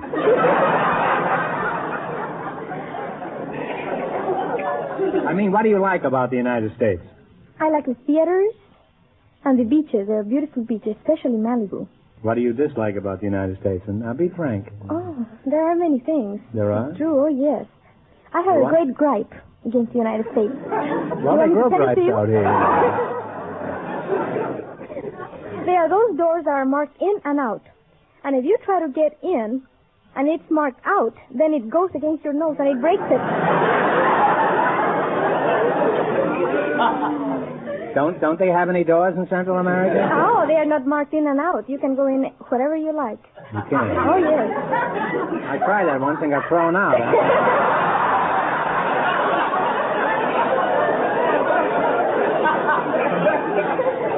Well, you certainly are a charming couple. We enjoyed having you here, really.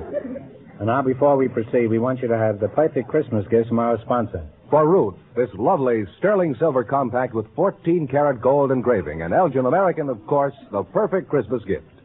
Oh, thank you. You like it, Ruth? It's beautiful. Thank Mr. and Mrs. Elgin for me. Not only Mr. and Mrs. Elgin, I'll thank Mr. and Mrs. American. You too. And what have you got for Old Dutch Cleanser over here? Elgin American's popular cigarette case with today's smart leather-like look. Something to show off to your friends. Beautiful. Well, I'm glad you like it, Jan. Now, let's play You Bet Your Life. You beat the other couples, you get a crack at the $1,000 question. I can't tell you how much they won, but George is off stage to remind our listeners. The school teacher and the housewife were ahead with $30. Here we go. Let's see how high I can build you $20. You selected world leaders as your category. That's right. Okay, now here's your first question. You've got $20. How much do you want to try? 5? No, let us put 6. $1 more. All right, who is Argentina's president? Perón. Perón is right. You can decide on the single answer between you, huh? So on their way, Groucho, they have $26. Okay, you got $26. Remember, you're going for $1,000 tonight. How much of the 26 will you try? Shall we go one higher? Oh, go 10 this time. 10? Okay, 10. Who is the Prime Minister of India? Nehru. Nehru is right. They're climbing now. They have $36. All right, you got $36. Here's your third question. How much of the 36 are you going to risk? 15? Okay, $15. $15. Who is the Chief of State of Spain? Franco. Francisco Franco. Now they have $51. You've got $51, and here's your last chance to beat the other couples. How much will you bet? 25. 25. Who is the Prime Minister of England? Attlee. Attlee is right. And that means that these people, the college students, with their $76, get the chance at the $1,000 question.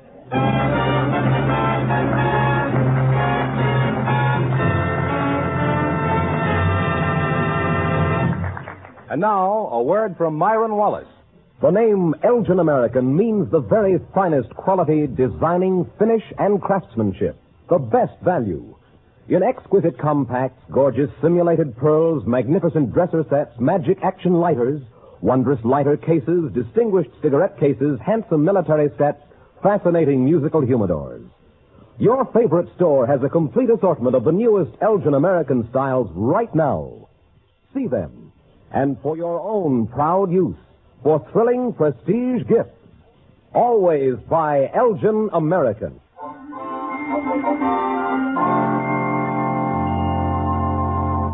And here's the winning couple, the college students.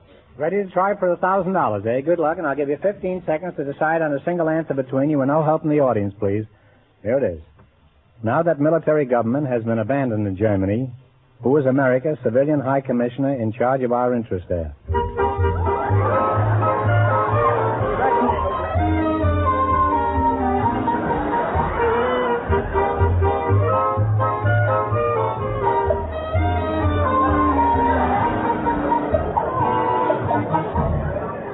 All right, Mr. Dykstra, what is the answer you two have decided upon? McCloy.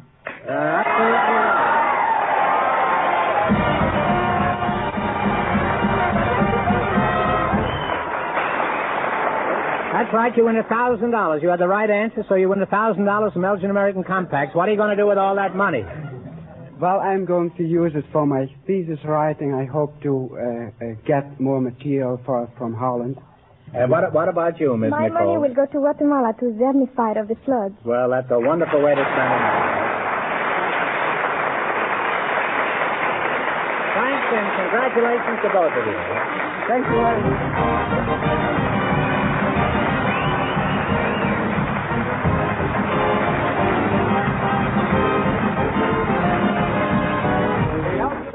Show, You Bet Your Life is a John Goodell production, transcribed from Hollywood, directed by Bob Dwan and Bernie Smith. Music by Jerry Fielding.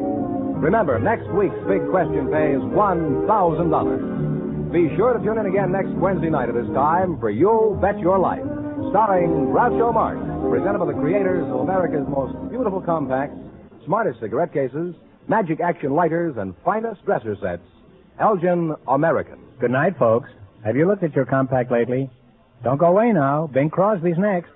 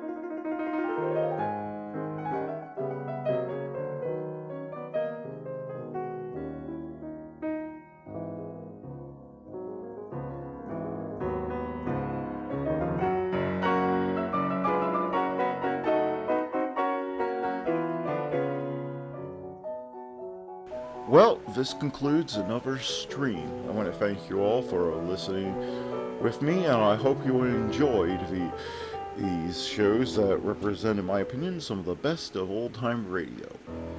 Join me again tomorrow night at 8 p.m.